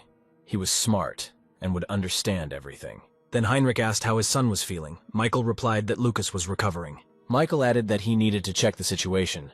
If something happened, he would certainly inform them. After the assistant left, Philip told Eric that he had a couple of questions for him. Heinrich was indignant and said, "Are they really going to discuss something at a time when their father is in intensive care?" Eric patted his brother on the shoulder and said that this is not what he thinks, and that he shouldn't think about all sorts of stupid things. With these words, Philip and Eric left the hospital, leaving Heinrich alone in the hospital corridor. Going out into the hospital courtyard, Philip said that he, too, was aware that the accident occurred on the road to Gunsan. Eric asked his brother what he thought about this. Philip replied that because of his brother's interest in his thoughts, maybe Eric himself wants to express his assumptions. Eric said that his brother was showing morbid curiosity about his opinion. Philip replied that he did not care what Eric thought. Philip added that his brother doesn't think that he is the cause of the accident, because if his father dies without distributing the shares, then Philip will have the advantage, if we take Lucas into account. Eric replied that he was not sure of his advantage, because it would take 6 months to make changes to the shareholder structure. Philip shouted that he was the eldest son, and in the event of his father's death, his face would appear in the news and newspapers. Everyone was sure that he would become chairman, and the shareholders and branches were on his side. Eric turned to Philip and asked directly if he really did it. Philip replied that his brother already knew what he would answer. But Eric insisted that Philip should not evade the question. Philip replied that he would be sorry if his father did not wake up at all. But the situation was not bad for him even now. Eric said that no matter how idiotic his brother was, he would not have caused such a stupid accident. But why did Lucas end up like this? Philip looked at the hospital windows and replied that if he was interested, he could find out about it himself. Eric asked his brother to promise that he would not touch the child, to which Philip asked why his brother began to pretend to be so kind. Philip added that if Lucas becomes a threat, he will be the first to take action, not Eric. Jack was in his grandfather's room. They were watching TV together when there was a knock on the door. 2 doctors entered the room. They seemed to be sad about something. The chairman asked what happened, whether Thomas Grieg's condition had worsened. One of the doctors replied that everything was fine. Thomas was recovering and would soon regain consciousness.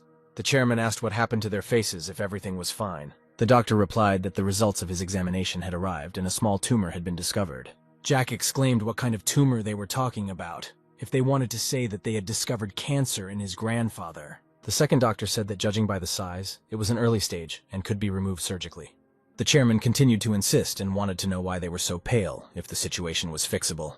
The doctors replied that the tumor originated in the brain, and this is a very complex and delicate area. Jack was never able to find out why the real Lucas Wilson died in the past. It was only known that he died in an accident, so he does everything to stay alive. But a grandfather's brain tumor is a completely different matter.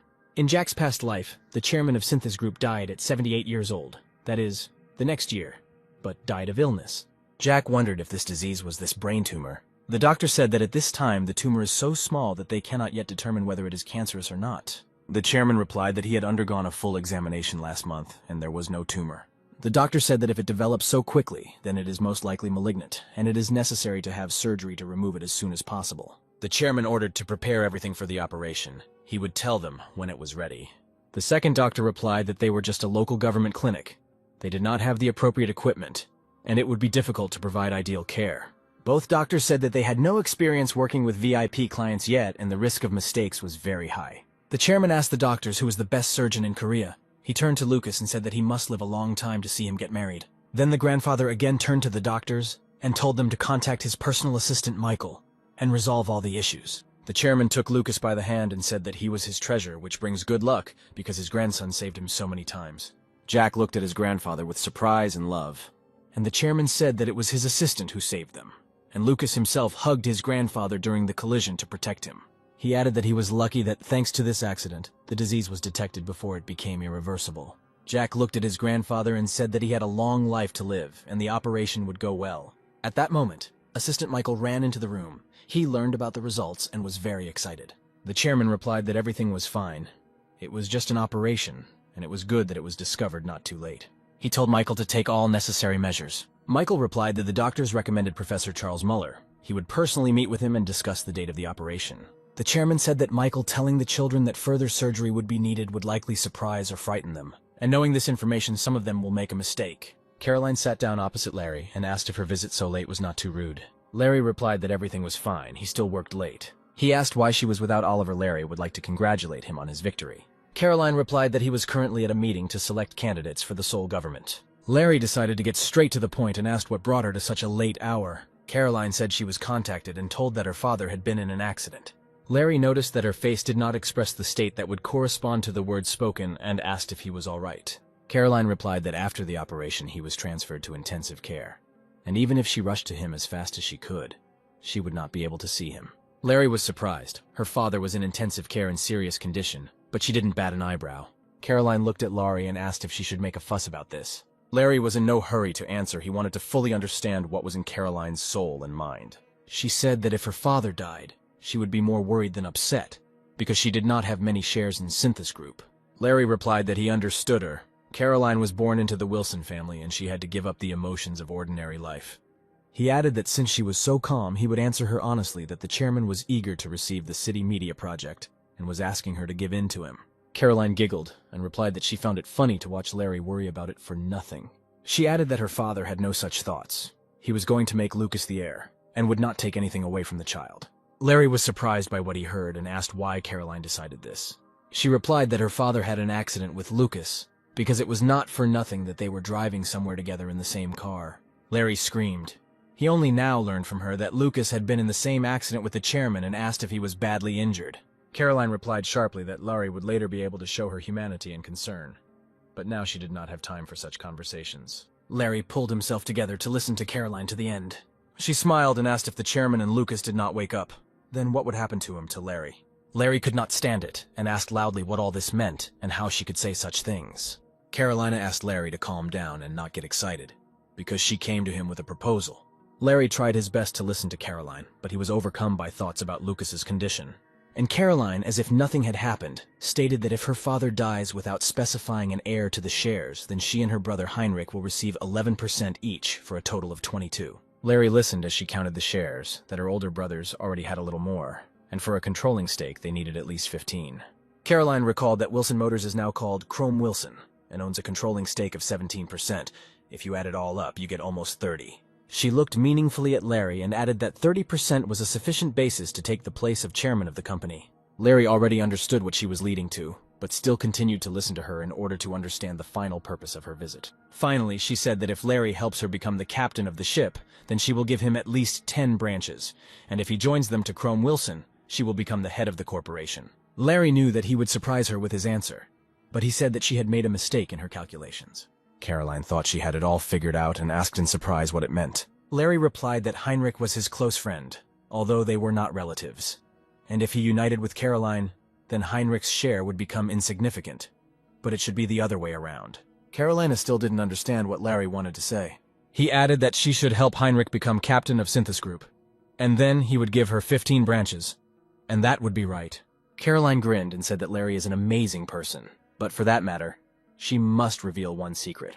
She added that when their father died, their mother would inherit most of the shares, and she would never give them to Henry. Larry asked what Caroline meant by saying that Lucas would become the heir. She replied that, although Lucas is not the only heir, his father singles him out among all. To which Larry said that if Lucas becomes the heir, then he does not need to unite with her at all, because she has no shares.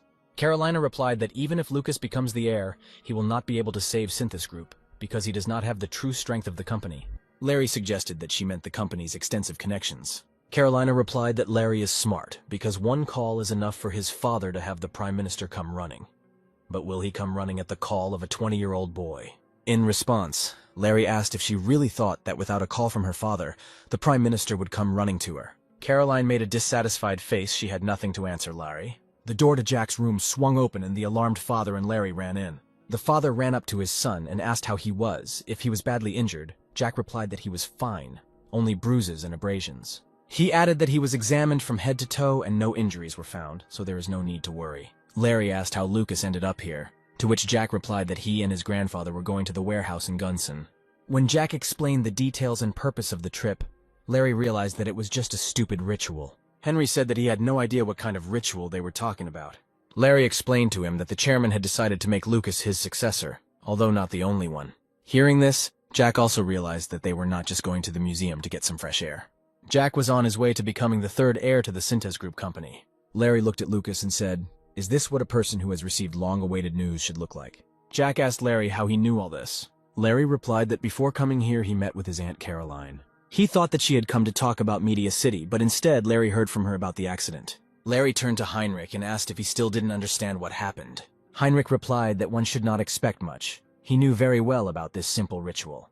The grandfather had to tell the history of the company, and then add that he would continue all this. Larry looked at Heinrich in surprise, not understanding how he knew this. Henry replied that his elder brother told him about this.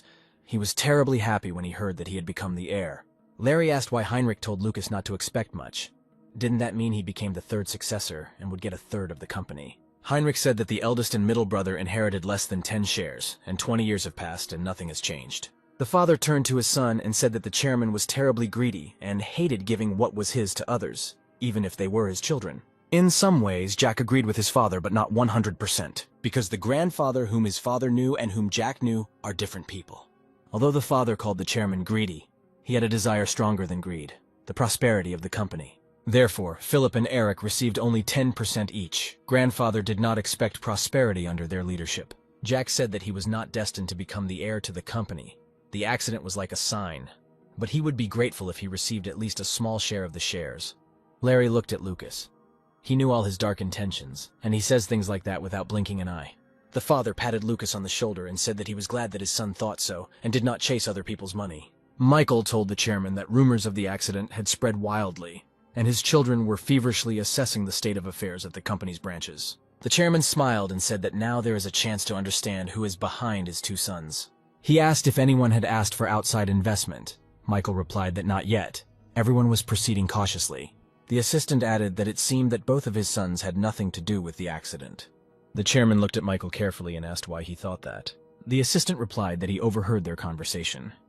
They are well aware that if the chairman dies, the structure will shake. The chairman was glad that his sons were not fools and understood that the structure of the company was in danger. Michael said that although there were suspicious aspects to the accident, it seemed more likely that it was an accident, and the chairman ordered to dig further. At that moment, the head of the hospital belonging to Synthes Group burst into the chairman's room.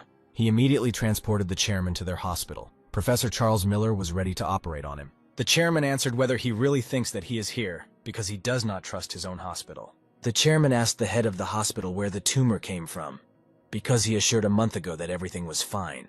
The head hesitated. If he gives the wrong answer now, then the end will come for him. And he said that a month ago the tumor could not be identified due to its size. The head added that, for sure, we are talking about a rapidly developing education. They cannot say anything for sure without the results of the tomography. The chairman asked if the head could assure him that at the time of the examination, this tumor was not present. The head replied that all the results were carefully checked dozens of times and everything was in order. The chairman told him to go. He wanted to rest a little. The chairman then told him to make sure that the operation took place in this hospital, and hoped that the chairman understood what he was asked to do.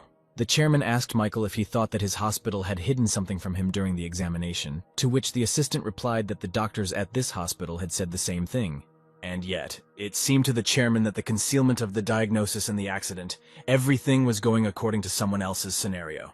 He lay down more comfortably and told Michael to assign a man to keep an eye on the chairman of the commission. The assistant replied that he had already taken all measures to find out who he had been in contact with recently. The chairman added that in a couple of months a board of directors would be held at which he would be fired. Entering Thomas's room and seeing that he had come to his senses, Jack bowed and thanked him. Thomas, all traumatized, lay and silently looked at Lucas as he entered. Jack got a little scared and asked if Thomas had problems with his speech. Thomas replied that everything was fine. He was just a little surprised by Lucas's arrival and words. Jack said that he had a few questions for Thomas, and asked him to answer without worrying or rushing. Thomas replied that he also wanted to talk because after 10 days his tongue was itching. Jack asked Thomas to remember and tell what happened on the day of the accident. Thomas said he thought the chairman's car would be accompanied by a secretary, but he went alone. Although Lucas allowed him to rest, Thomas thought it was strange to leave work at dawn. In addition, Lucas changed his car and Thomas wanted to test it out, because it was morning and the roads were clear. Jack said that Gnie changed the car in time, although she was injured, but Thomas survived. And then Thomas said that he was sure that the truck did not accidentally turn around on the road. Jack was surprised and asked what Thomas meant. Thomas replied that he had noticed this truck in advance. Assessing the situation on the road, the truck was standing and waiting for them. Hearing this, Jack could not say a word, but he also could not help but believe Thomas. Thomas added that, at least it seemed so to him at the time. But Jack didn't listen to him at this moment. If this accident was planned by someone, then who was the target? Did Grandpa really understand this and hide it from Lucas, saying that everything was fine? Jack told Thomas that he was not going to interrogate him or question his words. Jack just wanted to know why such a sacrifice was necessary because Thomas could have died. Thomas replied that he made this lightning decision at that moment, thinking that this was an excellent chance to conclude a profitable deal. Jack asked what deal Thomas was talking about. Thomas reminded Lucas that when he and Sean first met Lucas, he offered to become his people. Jack replied that no loyalty was required from them. It was a simple deal. He gives them money, and in return they do something for him. Thomas said that when he woke up from his coma, he wondered how much this deal was worth, what he needed to write down in the contract box for it to be successful if his boss's life was on the line. He added that now it was Lucas's turn to fill out his contract. There must be something worthy of trading for his life. Jack asked whether Thomas wanted a lump sum payment or benefits for life. Thomas replied that he would receive a lump sum payment from the chairman. Jack said he could pay him a huge lump sum too. Thomas replied that he had already decided and was ready for installments. He added that he still doesn't know where to spend a large amount of money. He only knows that the pleasure from it quickly wears off. And if he can continue working with Lucas, he can get more enjoyment out of the money. Jack asked if Thomas remembered what Lucas once said to him. He himself answered that if Thomas did not have the skills, then he would not be able to stay with him. Thomas opened his eyes in surprise and was afraid to hear what he didn't want. Jack said that he knows that nothing compares to saving his life. He has money, and only he can use it to express his feelings. But moving on together has a different meaning. Thomas begged, saying that he would continue to develop his skill to work alongside Lucas. If this was not enough, then he would simply resign as soon as Lucas said the word. Jack showed 3 fingers and said no matter what mistake Thomas makes, Lucas is giving him 3 chances. But the 4th mistake will end their relationship once and for all. Thomas replied that he would try to ensure that these 3 chances never came in handy. Jack told Thomas to take care of his health and return to Seoul. As soon as Jack left, the chairman's assistant Michael entered the room. Suddenly, the chairman himself entered the room after Michael. Thomas wanted to get up from the bed, but the chairman stopped him with a gesture, saying that in the hospital whoever had more injuries was the eldest. Approaching Thomas's bed, the chairman lightly squeezed his hand and said thank you. He added that not everyone is ready to throw a young life into the heat in order to save the life of an old man. Thomas asked the chairman not to worry, there are younger people better than him.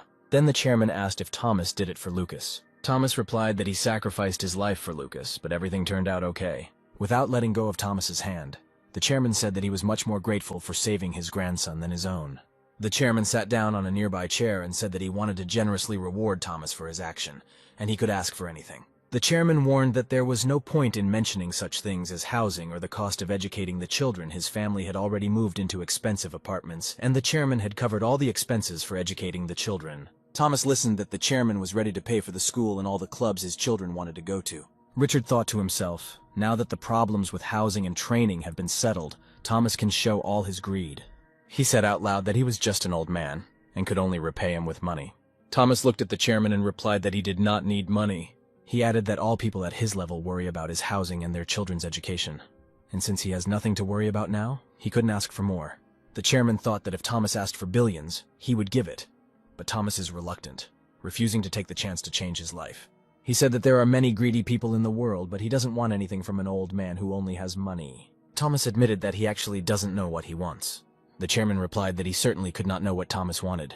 After thinking a little, he asked if Thomas knew that a person is given 3 chances, but he has already missed 2. Thomas looked at the chairman in surprise, not understanding when he missed 2 chances at once. The chairman explained that the first chance is to be born into a successful family if you are rich. Then half of your dream has already come true. He asked if Thomas's parents were rich, and he replied that they were not, which means that the first chance had already been missed. The chairperson said that second chance is a university where connections are already beginning to be made. And if you use these connections correctly in the future, you can change or customize your future. Thomas did not have such connections, so it turns out that there was only 1 chance left. The chairman said that this last chance was now right in front of him. He added that he would give him a sum that was not held in the hands of a rich man born of good parents. The chairman exchanged glances with Michael and said that Thomas spoke from the bottom of his heart, that he rushed to save Lucas, not him. Thomas replied that it was so because he was Lucas's man. With these words, Thomas meant that he wanted to be as close to the leader as possible, and not completely put his life in his hands. The chairman wanted to know why Thomas wants to stay with his grandson because there is only 1 life. Thomas replied that he also wanted to stand in front because he had to remain invisible, like a shadow. He was embarrassed by his role, and when Lucas asked what he wanted, Thomas replied that he did not want to be ashamed of his role, but to be proud of it. This answer angered the chairman, and he shouted, How dare he? Did he really think of using his worthless body and then sticking to his grandson like a leech and forever sucking his blood? Thomas nervously replied that he had not thought about it. If the chairman felt that Lucas did not need Thomas, then he himself would resign.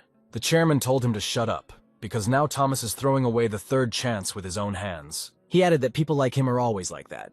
They can't tell the difference between a pile of manure and soybean paste. Heading towards the exit, the chairman said that he would not take away from Thomas what he had already given, but as soon as he got stronger, he would be thrown out into the street. Turning around, he added that if he found out that Thomas was hovering around his grandson again, he would take his worthless life away from him. Jack was already fully recovered and even brought spiced chicken from a nearby restaurant to please the chairman. The chairman said that he called him to ask if Lucas knew that there was a man who wanted to become his mongrel. Jack replied that perhaps grandfather meant Thomas Grieg. The chairman said that he offered him a lot of money, but he refused, just to stay close to Lucas. Maybe the grandson himself allowed him to do this.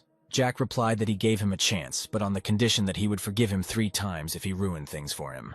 He added that since the assistant saved his life, he, in return, gives him 3 chances, because this is enough to pay off the debt. The chairman agreed with the grandson and asked if he knew what the dignity of a dog was. Jack assumed that it was in devotion, because even among people there is an expression as faithful as a dog. Grandfather said that this is not true.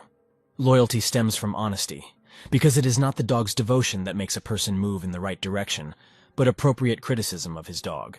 When a person is walking in the wrong direction, a real faithful dog should stand in his way and force him to change direction. Jack objected, "Isn't it loyalty that makes a dog follow its owner even if he is wrong?"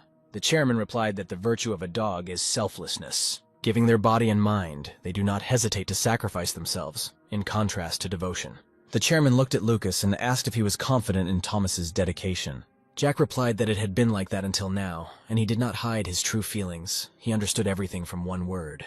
The chairman said that Thomas had already made one mistake by saying that he wanted to serve Lucas. Grandfather added, "Should a dog ask someone's permission to choose its owner?" Grandfather said that Thomas was simply making it clear that the chairman was higher than Lucas. Jack thought that since he was his grandfather and the chairman of the company, that should be enough. But now we are talking not just about the employee, but about what will become his arms and legs, although this is not enough. Jack wondered if Thomas had made another mistake. The chairman said, "The man who decided to become a mongrel said that he wants to be a self-confident person, but does a dog have self-respect?" Jack listened to the fact that even if the owner hits her with a stick, she will still come running at the first call, and this is the second mistake. Jack asked if there was a third mistake he had made, and Grandpa asked if Lucas still wanted to give him a chance. Jack replied that there was an agreement between them, and he was not one to renege on his promises like worn-out shoes. The chairman replied sharply that there were many talented people in the company and Lucas could choose anyone. Jack replied that he didn't have that connection with them. He could always make them his people, but he needed something more. The chairman got out of bed and told Lucas to follow him. Now before his eyes, Thomas will make a third mistake. He will add that now Lucas will see who Thomas is afraid of and who he's eyeing. Jack realized that his grandfather wanted to check. If Thomas decided to become his person, then he will not pay attention to the chairman who is nearby. The dog's gaze should be directed only at the owner. But this is not easy, because this is the chairman of Synthis Group, who, moreover, is much older than Jack. Jack was sure that this was why Thomas would pay more attention to the chairman. They entered Thomas's room, and Jack began to watch who his subordinate's gaze would be directed at. Who will he talk to first, and who will he ignore? Thomas bowed his head and asked Jack for forgiveness. The chairman's face showed great bewilderment. Thomas continued to tell Jack that their partnership was over. Thomas lacked too much and would only disappoint him. The chairman was shocked and could not say a word. Jack, on the contrary, was very pleased with the check that his grandfather arranged. He told Thomas he didn't know what happened, but Thomas gave in too quickly. Thomas replied that he realized only now, during their rescue, that he was motivated by a selfish desire to get something more. Jack said that a person always wants something, and when a chance arises, he tries to grab it.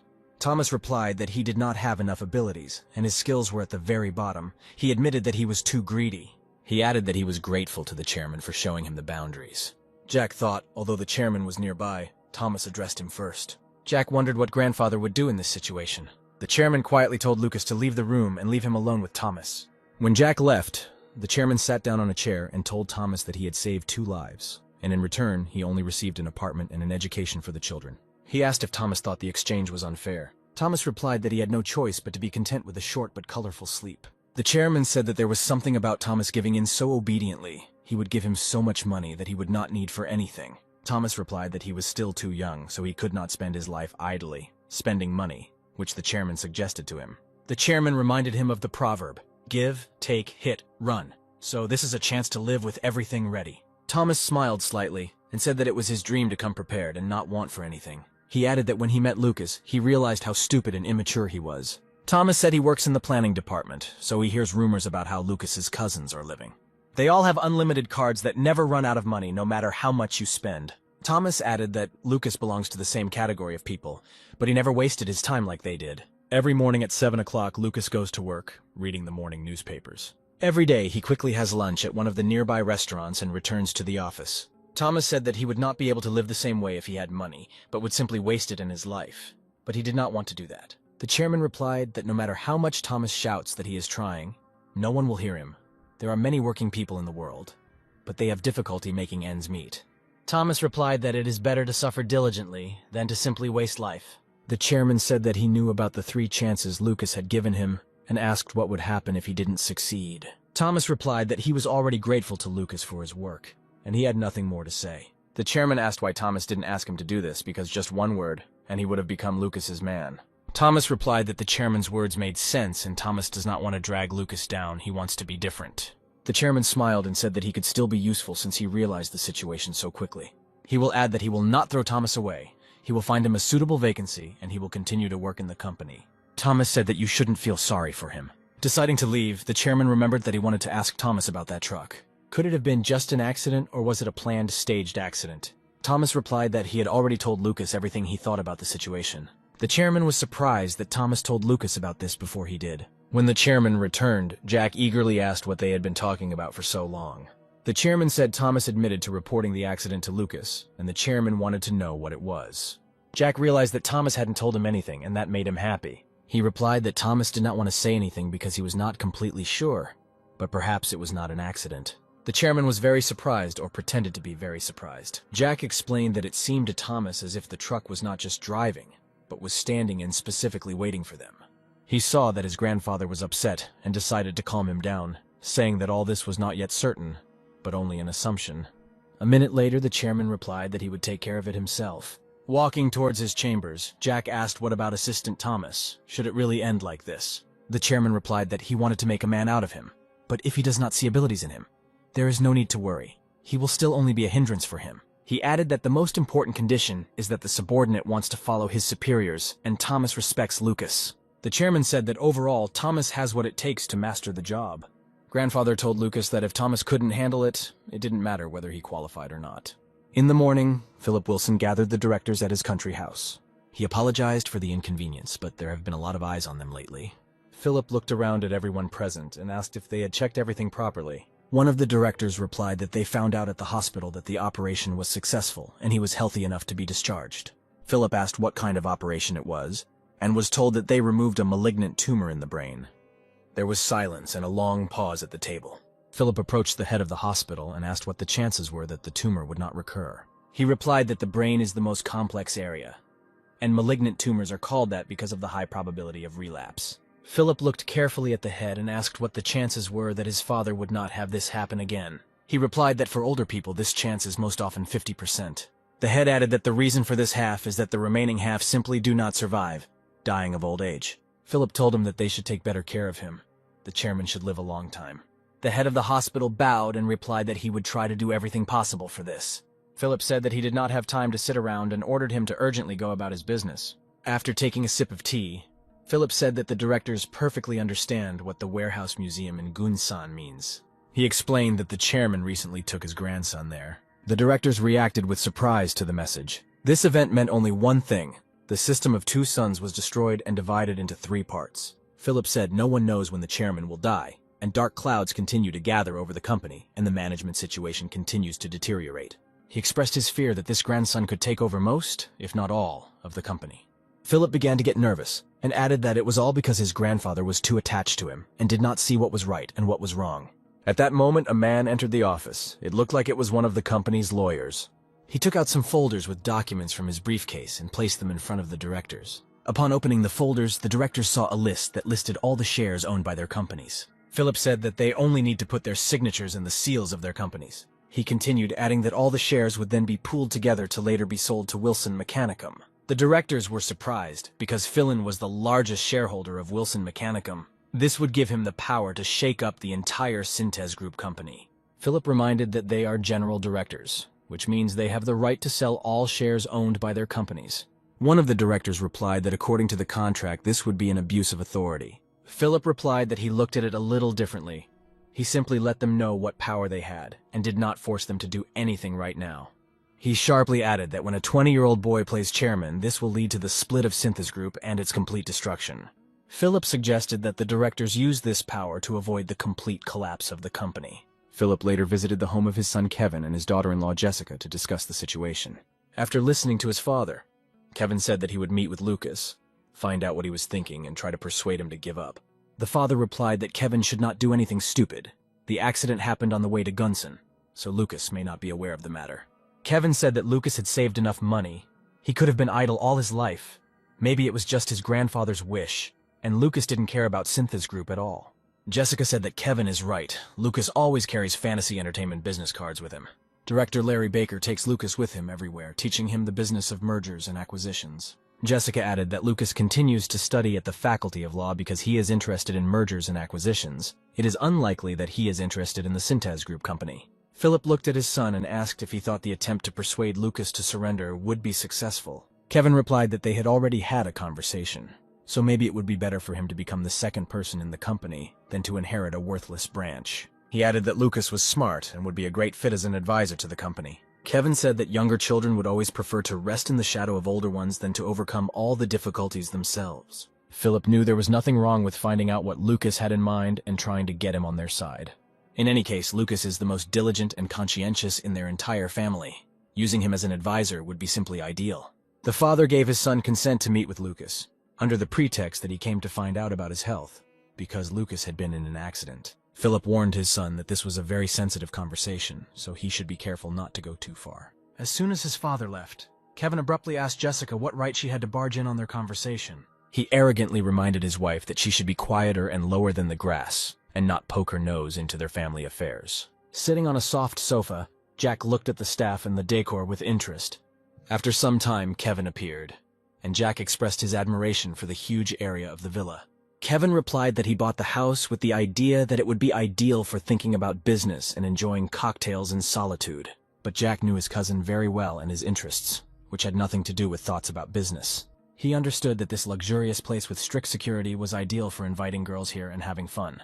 It was obvious that Kevin bought this house with company money, and the costs of the rich interior were paid from the same piggy bank. Kevin probably didn't think that this was an illegal waste, and easily spent the money that many earn by working late. Jack looked at Kevin and tried to understand why he invited him here. He knew that Kevin clearly understood the meaning of his trip to Gunson, so what did his brother want to find out from him? Kevin poured alcohol into a glass with ice for Jack and inquired about his health, whether there were any complications after the accident. Jack knew that Kevin wasn't really interested in the answer, but he said that for him the accident wasn't that bad, and he only got away with bruises. Kevin replied that he was very glad, otherwise he thought it was something serious, because he had been in the hospital for so long. Jack said he would have been discharged sooner if Assistant Chairman Michael hadn't made a fuss. He told how Michael brought the employees, blocked access to the wards, then secretly transported them to Seoul, even controlling the media so that they would not find out anything. Kevin replied, "It's good that the media didn't find out anything. Otherwise the stock price would have fallen sharply," and asked how Grandpa was doing, how the operation went. Jack replied that he had not seen him for a long time from the moment he was transferred to another hospital, and Jack was discharged almost immediately. Kevin wondered if he could ask how he and his grandfather ended up so far from home, or if it was a secret they shared. Jack didn't want to answer right away, and, deciding to tease Kevin, he asked if Grandpa really had any secrets with his other grandchildren. Kevin replied that he personally does not have any secrets with his grandfather, because the chairman does not like him. He added that he had not met his grandfather since his wedding. His father advised him to focus on work. Maybe then his grandfather would look at him differently. Kevin asked Lucas again what he and his grandfather were doing in that area early in the morning. Jack replied that his grandfather suddenly called him and said that they were going together to Gunson, to the museum, which is the origin of the Synthesis Group.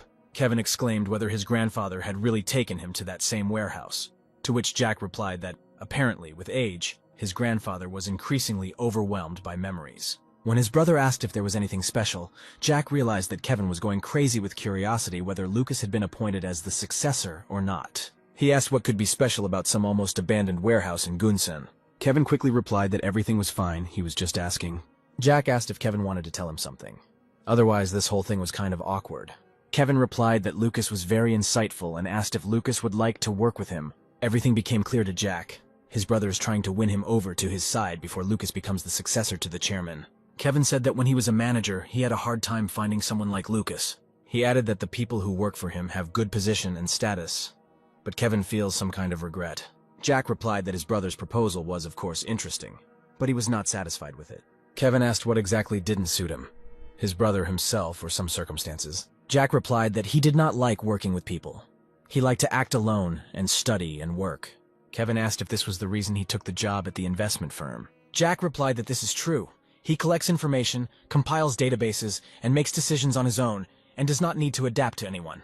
Having said this, Jack made it clear to Kevin that he was not interested in the Syntes Group company, and it seems he succeeded. Kevin replied that hearing all this made him want to get Lucas even more. He explained that he is weak in matters such as planning and analysis. He is good at managing people, but not with numbers. Jack was surprised, because if Kevin admitted that he couldn't plan and analyze, it meant that he couldn't do his job. Out loud, he told his brother that in this case, he could hire smart people who would perform this task for him. When his brother replied that they were only so shiny on the outside, Jack realized that he had almost swallowed the first bait, and if he bit, he would throw the second one. Jack said that if he really decides to do something other than investing, he will have to work for Syntes Group. Having received an affirmative answer, Jack continued by asking what Kevin meant by suggesting they work together. Kevin replied that Jack would become just like Assistant Chairman Michael, but would have more powers than him. The brother added that Michael is an outsider, but Lucas is a member of the family and will be able to manage the affairs of the company. Kevin said that the third generation will take over the management of the company, and Lucas will become the second person, because he is the favorite grandson of the chairman, and no one will complain. The brother continued to persuade Lucas, promising that he would gain strength while Kevin would be able to stand on his feet. Jack replied that he would then automatically become an ordinary employee and would not have any shares in the company. He slammed his glass on the table and said sharply that he was a member of the family, and Kevin was offering to become him an ordinary farm laborer without any rights or shares. When Kevin jumped up and shouted, did Lucas really think his brother was such a scoundrel? Kevin probably already knew what Lucas would answer. Kevin reminded his brother that they both don't own any shares right now, and what they are talking about now is the entire future. He added that first his grandfather would transfer the company to his father, and only 10 years later Kevin would head it. Jack understood that his brother did not trust him completely, but he should not act in such a way that he was not interested in the company's shares. He jumped up and shouted to Kevin. Should he really wait 10 years for the shares to become his brother's property and work for him, just believing in the future? Exhaling heavily, Kevin collapsed into a chair and said that he promised that in the future he would share shares of the company with his brother. Jack looked at this whole circus put on by his brother and thought that he would make a good actor. Kevin said, since it comes down to it, he asks Lucas to answer directly, as much as he wants.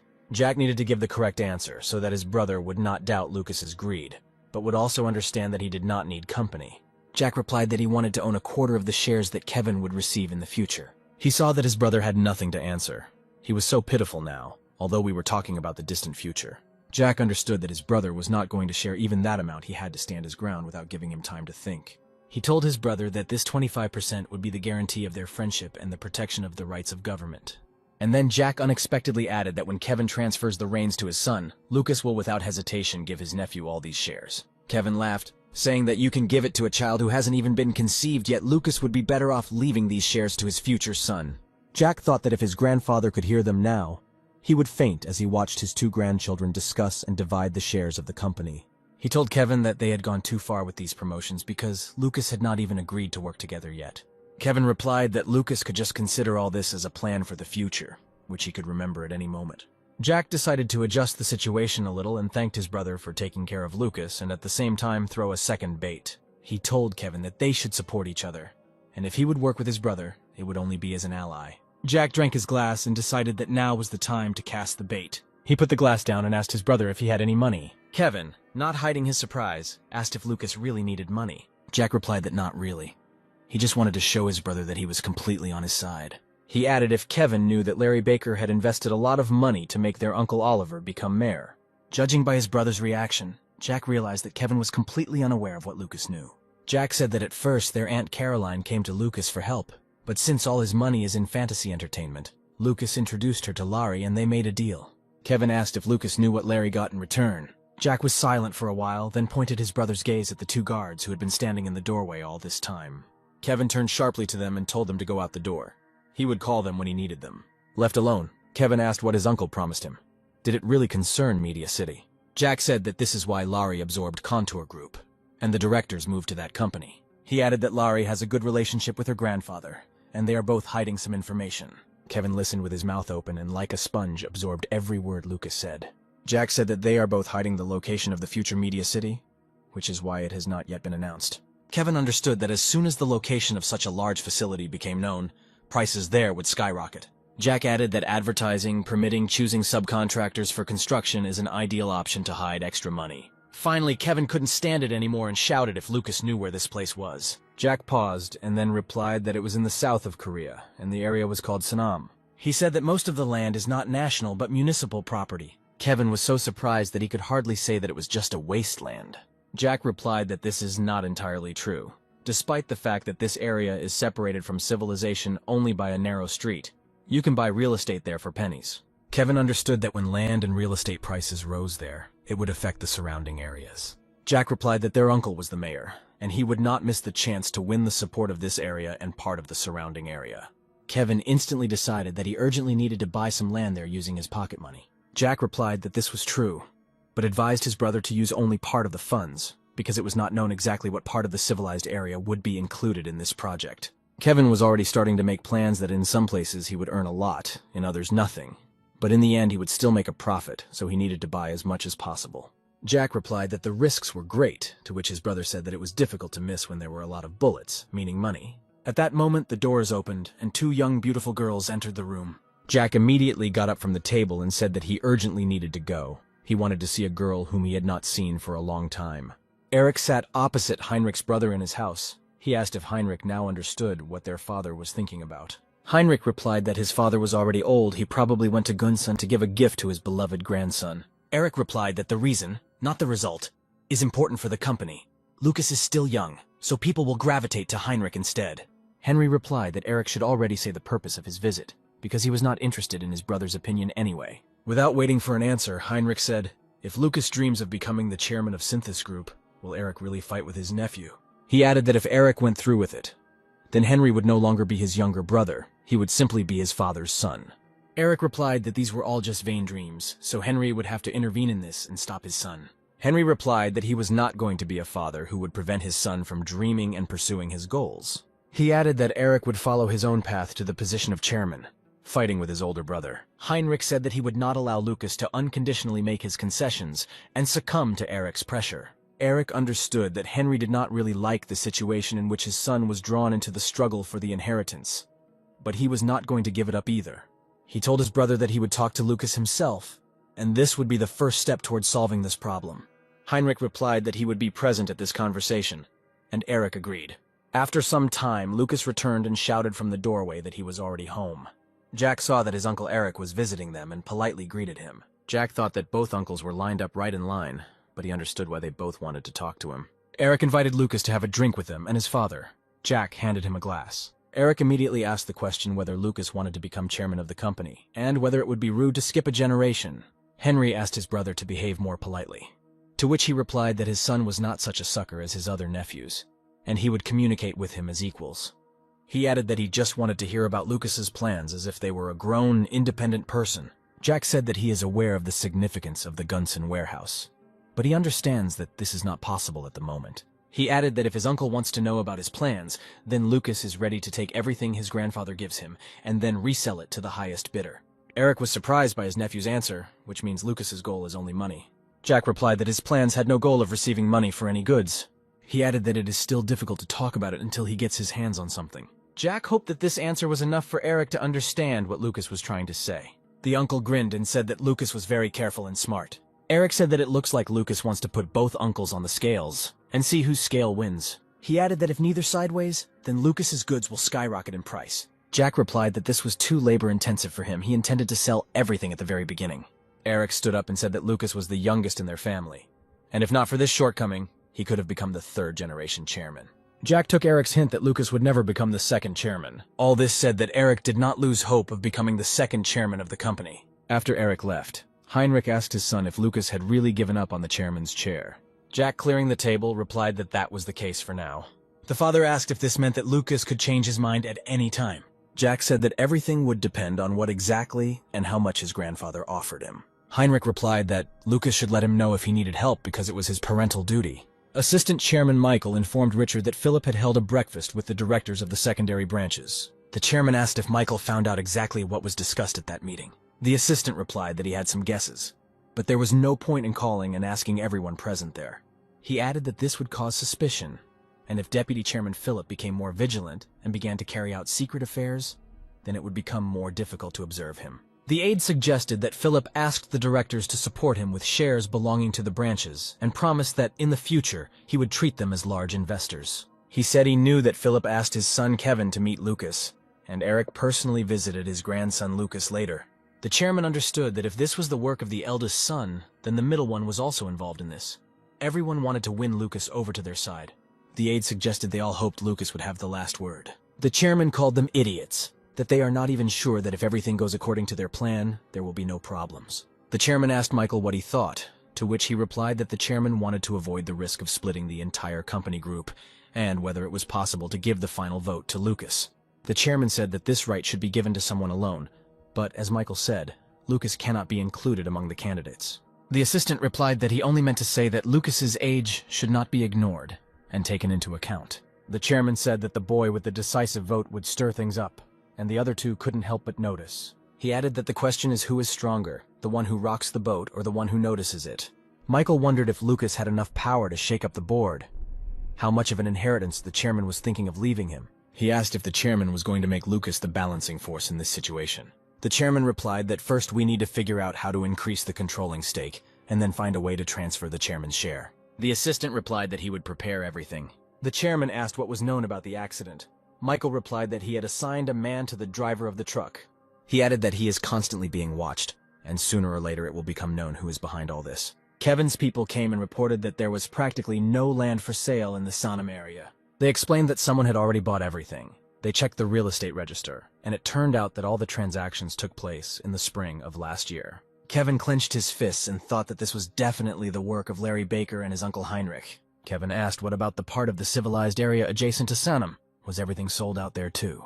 The aides responded that there were almost no deals going on in that part of the area, and Kevin would be able to buy as much property and land there as he wanted. Kevin replied that as soon as he gave the appropriate instructions, they should immediately begin the transaction. As soon as the assistants left, Kevin called another one and found out from him that he could get a loan from the bank without collateral of only up to 2 billion won. Kevin shouted into the phone why it was so little. He was told that this was due to special restrictions of the bank. He was told that if he took out a loan on behalf of 2 Synthes Group companies for the supply of materials, he could get much more. But there were conditions. The company's property as collateral. Kevin replied that they should do so and asked for an advance from Wilson Construction for materials for his company of about 10 billion. He was told that such a transaction would require the approval of CEO Barry Barton. Kevin shouted for them to ask Barry to make concessions. He should understand and help. He told Barry to tell him that he was going to buy the land, then use it as collateral to take out a loan if there were problems, then Kevin will simply return the advance to him. Kevin hung up. He still needed to collect some money from other branches, because he needed at least 100 billion. He thought that if he had married the daughter of the head of the bank, now there would not be such problems with obtaining a loan. Oliver sat opposite Larry and said that the National Assembly and the government had completed a settlement. The matter fully fits the current cultural policy of the country. Larry replied that this was great news and asked when the mayor was going to make an announcement about it. Oliver replied that he simply wanted to release an unofficial announcement in order to quietly conclude a lucrative contract with Countergroup. He added that what worries him is that he still cannot meet his father-in-law. If Wilson Construction interferes, then he will not be able to do anything. Larry agreed that if the chairman interferes, the project may fail. Only Lucas can help. Jack, who was sitting next to Oliver, replied that his grandfather was now in the hospital and was unlikely to be greedy, but he would talk to him anyway. Oliver thanked Lucas and asked him to leave him and Larry alone. He wanted to discuss something with him. Larry replied that he had nothing to hide from Lucas. He would have told him everything anyway. Oliver said his term ends in June of 22. He recalled that at the same time the presidential elections would be held. Jack knew that it wouldn't be enough for Oliver and he wanted to run for president. Jack couldn't fully know how greedy his Uncle Oliver was, but it seemed like it wasn't just his idea. But what he could know for sure was that it was not without the influence of his Aunt Caroline. Oliver said he has been a prosecutor, a member of parliament, and the mayor of Seoul.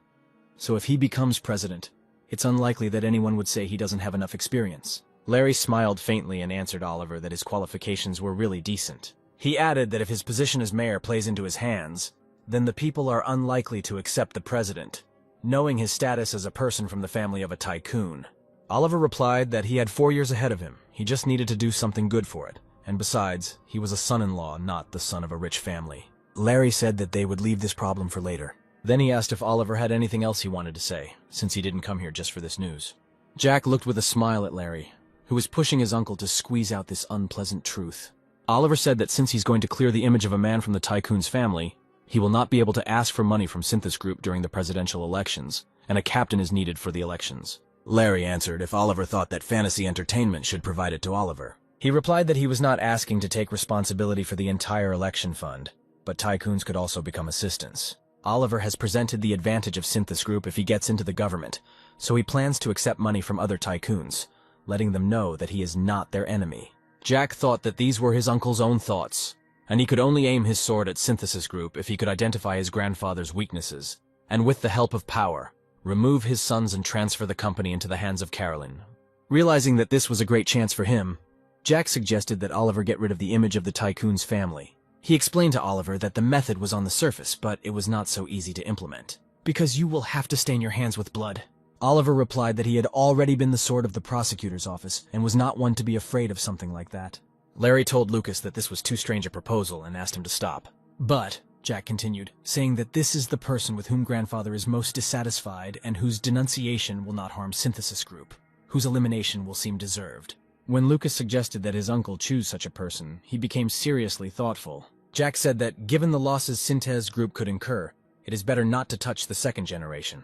All that remains is to choose from the third. Oliver thought for a few minutes, turning over the candidates in his head, and replied that, in his opinion, only Kevin was suitable. He explained that Kevin is now married and more careful, but he brought shame on his family, scandals with celebrities, drunk driving, and violence. Jack calmly replied that the one whose blood would be shed had been determined. He added that in order to build an honest soul, Oliver would have to give up his nephew and the Wilsons' eldest grandson. But Jack understood that his uncle was not the person who would make this decision. Only Aunt Caroline could do this. Oliver said that even if Kevin had an accident with a celebrity while drunk, there would be nothing the mayor of Seoul could do.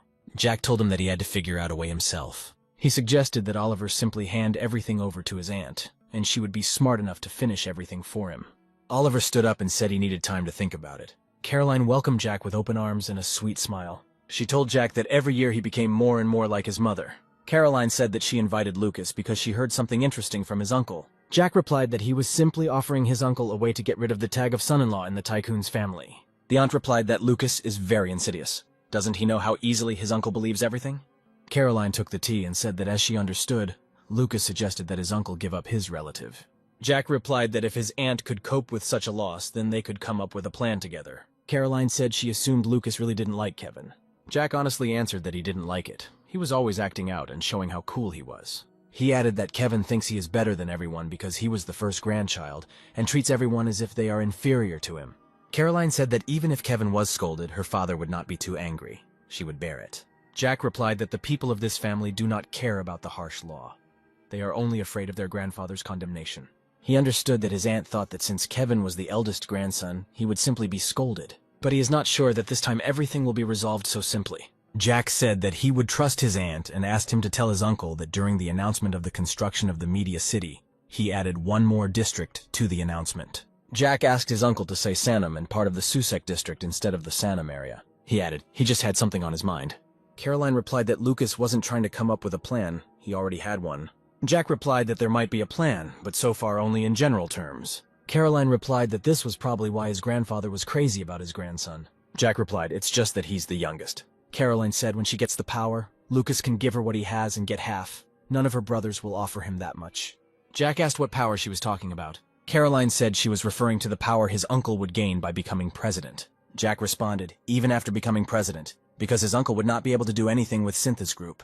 The aunt replied that he would have the tax, intelligence, prosecutor's office, accounting chamber, trade commission, and much more in his hands. She added that they cannot do anything with the Synthesis Group company, but with people, yes. Jack asked if by people she meant both uncles.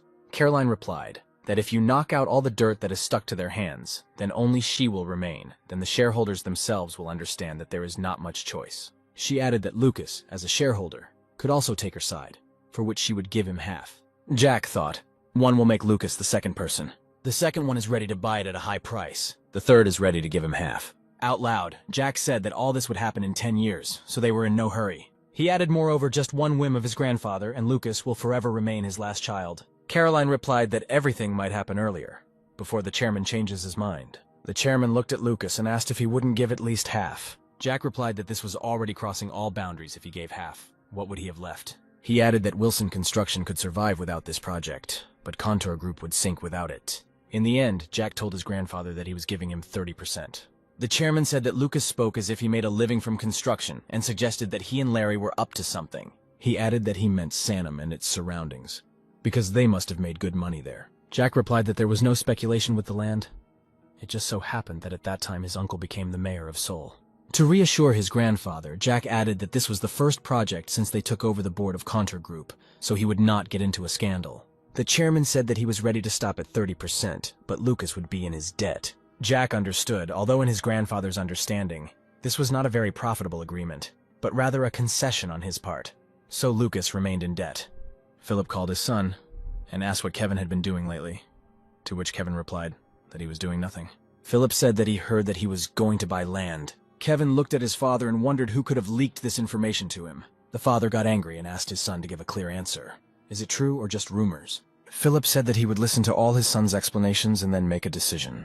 Kevin reminded his father that when he dated Lucas, they had a good talk. Philip remembered that his son said that he and Lucas then found a common language. Kevin relayed his conversation with Lucas to his father in every detail. Philip clarified that it turns out that Kevin is pouring money into the ground only because he believed Lucas's words. Kevin replied that he had checked everything in advance. In addition, Uncle Oliver, upon taking office, confirmed the same. He added that in the end, the land development plan was confirmed by the authorities. Philip asked his daughter-in-law when she found out she also began to prepare money to buy land. Jessica answered positively. He pointed to his son and asked her if his daughter-in-law believed his words. Jessica replied that she also checked everything. The information was confirmed and prices there were starting to slowly rise. Philip sharply asked where she got the money from, whether she had borrowed it from her parents. Jessica answered fearfully that it was so. Philip sighed and said, "It turns out that they were also aware of this plan, and may have also bought a huge amount of land." He added that this is tantamount to stealing money from your husband's parents and giving it to your own family, because now is a time when information becomes money. Philip said that his son and daughter-in-law are the perfect couple. Kevin couldn't resist and shouted that the information was 100% correct. Isn't it a fresh idea to make money using information? He continued to shout at his father, not understanding why he was so unhappy. The father could not stand it and hit his son in the face. He shouted at his son, reminding him how much money he used to buy the land. Philip continued by saying that if Kevin took out a loan against his property, he wouldn't care whether prices went up or not. But the son was extracting money from the branches, having received a deposit from Wilson Construction. Does the son really think that this was a sensible thing to do? Kevin did not understand the problem, because when prices rise, everything can be compensated by profits from sales. Philip said that he knows very well what is on his son's mind. He is confident that he can repay the debt. He added whether Kevin really thought his grandfather didn't know what Philip knew. The father asked Kevin why the chairman didn't say a word. Although he's well aware of everything, he just doesn't interfere if the problem is solved on its own. Philip said that what was lost cannot be returned. If Kevin screws up, then he should not dare to crawl to him. He added that since his son started all this on his own, then he must take full responsibility upon himself. Kevin asked his father not to worry, because the ending would be great. As soon as the chairman was discharged from the hospital, he was immediately invited to a restaurant by the chairman of Prestige, Matthew Lee. The chairman said that he had undergone brain surgery, and Matthew did not visit him even once, but he called immediately when it came to money. Matthew replied that the chairman would survive everyone, although it would be sad if he threw away his skates right on the operating table. The chairman replied that if he had died first, Matthew would have been lonely to live out his life, but at least it wouldn't be boring. Matthew asked about the accident if the real culprit had been caught. The chairman did not answer. Then Matthew said that if he were in his place, he would divide and give half. The chairman replied that he has many sons. They are his pride, and they are in the same boat. Then he added, if divided, then when he goes to the next world, the sons will begin to fight, and everyone will want to get everything. Therefore, in order for the father's heart to be calm, they need to point their knives at each other now. Matthew replied that this was their problem. He would not look down on the chairman from the other world. What difference did it make whether they fought or not? They drank, and the chairman told Matthew not to pay attention to his son-in-law. It had nothing to do with them. He added that Matthew should pay attention to the government's plans. This time it's time for business. They will be able to earn money without Oliver. The chairman suggested not to fuss and wait quietly. He would take care of everything. Matthew smiled and replied that he would pay today then. Matthew then said that there were rumors that after becoming mayor, Oliver was planning to run for president of the country. The chairman exploded. What kind of presidential elections can we talk about if his son-in-law is just a puppet in the hands of his wife? Matthew replied that he doesn't see the difference. People vote anyway. If the media supports him, then his dream can come true. The chairman replied that this would never happen. 4 years as mayor would put an end to his political career. He looked carefully at Matthew and asked why the chairman was interested in the affairs of someone else's family. Matthew laughed and replied that he was just asking, just in case his son-in-law became president and started putting a spoke in the wheels of his company. Then there was nothing he could do. The chairman thought that if Oliver became president, the Prestige company would fade into the background, and Synthesis Group would become the first company in Korea. Matthew said he didn't think his daughter was so greedy. The chairman replied that Caroline grew up this way because she was his only daughter. Matthew replied that he still suggested that the chairman divide and distribute everything as soon as possible. At this point, they decided to end the conversation and go their separate ways. Matthew said he would be late and had another appointment. Finally, the chairman said that if he gave everything away, he would remain a simple old man in an empty apartment. As soon as the chairman left, Matthew walked to the door that led to the next booth. He apologized to Mayor Oliver Bong for keeping him waiting so long. Oliver replied that he had spent enough time here to get hungry. Sitting down at the table, Oliver said, "If Matthew has something to say, then there's no need to waste time." Matthew replied that he only asked for a meeting to congratulate him on his election victory. Oliver replied that congratulations were accepted, and then ordered to abandon the Sanam district. As the chairman had already said, he adheres to the policy of excluding such large corporations as Prestige and Synthesis Group from business. As planned, Mayor Oliver Bong was able to hear the entire conversation with the chairman from the next room. Matthew said that the mayor has made an excellent decision to revive construction companies that are in crisis, and he will follow this policy. Oliver wanted to leave, but Matthew said that a man capable of great things should not rush. He added that, as Oliver already knows, getting along with his in-laws is not that difficult. Matthew continued by saying that living with what his wife thinks is something most men in Korea have to deal with, but the mayor also has to accommodate his father-in-law and nephew. Oliver said that there is no need to hurt his pride now. It is not so difficult to tie Prestige hand and foot with just one permit in the Seoul construction market. Matthew laughed, saying that men who live with an eye on their in-laws can only shout loudly when leaving the house. He added that he would help Oliver get rid of these relatives. Matthew said that he would even order a carriage that would take him straight to the government house. He reminded the mayor that his father-in-law had already drawn the line and was ready to throw stones at the road leading to the government house. The chairman is one of those people who will resist to the last, so as not to give what he has even to his relatives, let alone his son-in-law. Oliver asked why Matthew was telling him all this. Matthew replied that it was natural for him to invest in people. The current regime would fall and a new era would begin. He continued that the new era needs a new character, which could be Oliver Bong. The mayor replied that he was a Synthesis Group man, to which Matthew replied that the roots of a politician are here today and there tomorrow. Matthew added that the one who pushes and supports him cannot be the root. He said that it doesn't matter whether the mayor or the president. He must have a big heart that can accommodate not only Synthesis Group, but also Prestige. And then Oliver will become a force for 2 companies at once. Matthew asked permission to give some advice to the mayor, to which he replied that he was listening to him carefully. Matthew said he had 3 wives and only 2 were listed in the family register. Nowadays, there is nothing wrong with getting a divorce and getting married again, and more than 1 wife can be added to the register. Oliver waved his hands and said that everything had gone too far. He was not going to divorce his wife. Matthew replied that no one is saying to break up right now. You can live together and decide for yourself when to cry for help. He looked at the mayor intently and added that, to tell the truth, when he became the mayor of Seoul, the knife had already appeared in his hands. Oliver thought that without him, Carolina wouldn't even be able to get a department store, and as mayor, he could aspire to the presidency. And if Oliver becomes president, Caroline won't be able to use him. He'll be the one using her to get Synthesis Group. Oliver asked if fornication would soon be brought. His brutal appetite awoke. Matthew laughed in response because it sounded ambiguous. Caroline sat in the office of her husband, Mayor Oliver, and asked him how much Kevin had managed to collect. Oliver responded that after the development plan was announced, various speculators began buying up land like crazy. Jack said that Kevin had intended to buy the land by paying twice the market price, but the cost had risen so sharply that he had to invest 5 times that amount. Caroline expressed her fear that suddenly everything would change. Jack replied that then it would be a huge blow for him, and it would be difficult to recover. Oliver sat down in the mayor's chair and said that it was time to detonate this bomb. Caroline asked her husband to be calm, because after Kevin realizes the scale, he will lose his mind. Oliver said that he had another idea. If they deal with Kevin right away, then they could be in big trouble. Oliver suggested removing Kevin from his grandfather's sight, thereby changing their original goal. Caroline reminded Oliver that in order to remove himself from the label of son-in-law in a family of tycoons, he must personally condemn Kevin. Oliver replied that he would do so, but if the first shot was fired elsewhere, he would simply have to step on Kevin, who was knocked down by the shot. Jack was surprised. The man who always did what his aunt told him suddenly came up with his own plan. Oliver continued by saying that he has worked as a prosecutor for so many years that he knows that investigations always start at the edges. You can't act openly. The tax office will be his bullets, and the prosecutor's office will be his knife. Jack thought maybe Oliver had some hidden intentions that he wasn't talking about. At the press conference, Oliver spoke to overcome the crisis. Ordinary people began to take out old rings, stashed away for a rainy day. But when the price of the precious metals stabilized, the rich began to buy gold, land, buildings, and shares for next to nothing. So that in these difficult times, the construction company does not lose its last strength.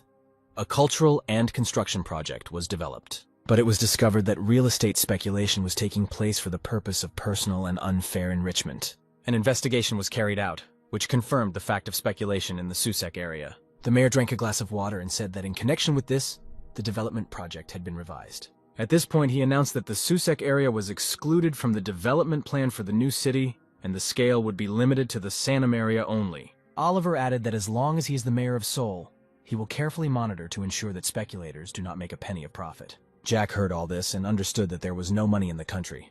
But here there was land speculation. An investigation would definitely begin. Larry thought, after all, Oliver is a former prosecutor, and when he sets a goal for himself and deals with it, his true colors appear. He said out loud that after all, Oliver had a head on his shoulders, he caught Kevin and didn't even get his hands dirty and didn't upset the chairman. Jack asked if Larry had noticed that Oliver had changed a lot. Larry agreed with Lucas's suspicion. Jack assumed that Oliver was planning to escape from his wife's oppression. Larry replied that this position could change Oliver so much, that's why confidence pours out of him. He added that he even heard that Oliver had already moved out from his wife and was living in a hotel, leaving Caroline. Something told Jack that Kevin's conflict with Jessica would begin earlier than that of the family of the mayor of Seoul. Jessica walked around the room and could not find a place for herself, because she had invested $5 billion received from her parents, but the value had fallen by half. But the bigger problem was the money that the parents themselves invested. Even though they didn't know the exact amount, the atmosphere was as if someone had died. And then she was informed that the deputy chairman was looking for her. Jessica was scared. She imagined what kind of conversation she would have. When she went down to the hotel, she saw Kevin sitting in a chair with a hangover, and Philip said that she looked simply terrible. He looked at his daughter-in-law and said that she looked like she had been drinking too. And Jessica replied that she just didn't feel well. He asked if she was really so bad that she even skipped breakfast. She knew that he himself understood the situation perfectly well, but he continued to put pressure on her. Philip looked at Jessica and said that now she will listen to everything he says, and then she will tell it to her parents. The girl replied that she would do everything as he said. Philip said that she should stick to the tactic that she never bought the land. He then added that no matter how much land was purchased, she knew nothing about it. Philip said that allegedly either her father or someone else from her family bought the land in her name, but without her knowledge, and she knows nothing and has nothing to do with this matter. Jessica looked at her father and said that unfortunately this option might not work. After all, she personally traveled to that area with real estate agents. Plus, she's the daughter of a family of media moguls, and even the greenest reporter can easily find out after visiting a couple of real estate offices that she actually personally inspected and purchased land there. Philip answered irritably that it seemed that she still did not understand what he was talking about, because it was unknown what could happen if people found out that Sintez Group's daughter-in-law, immediately after the wedding, was involved in a land speculation case. He then added that if an article comes out with even a single line updating that she had a hand, then not only she, but also her parents will pay a heavy price for it.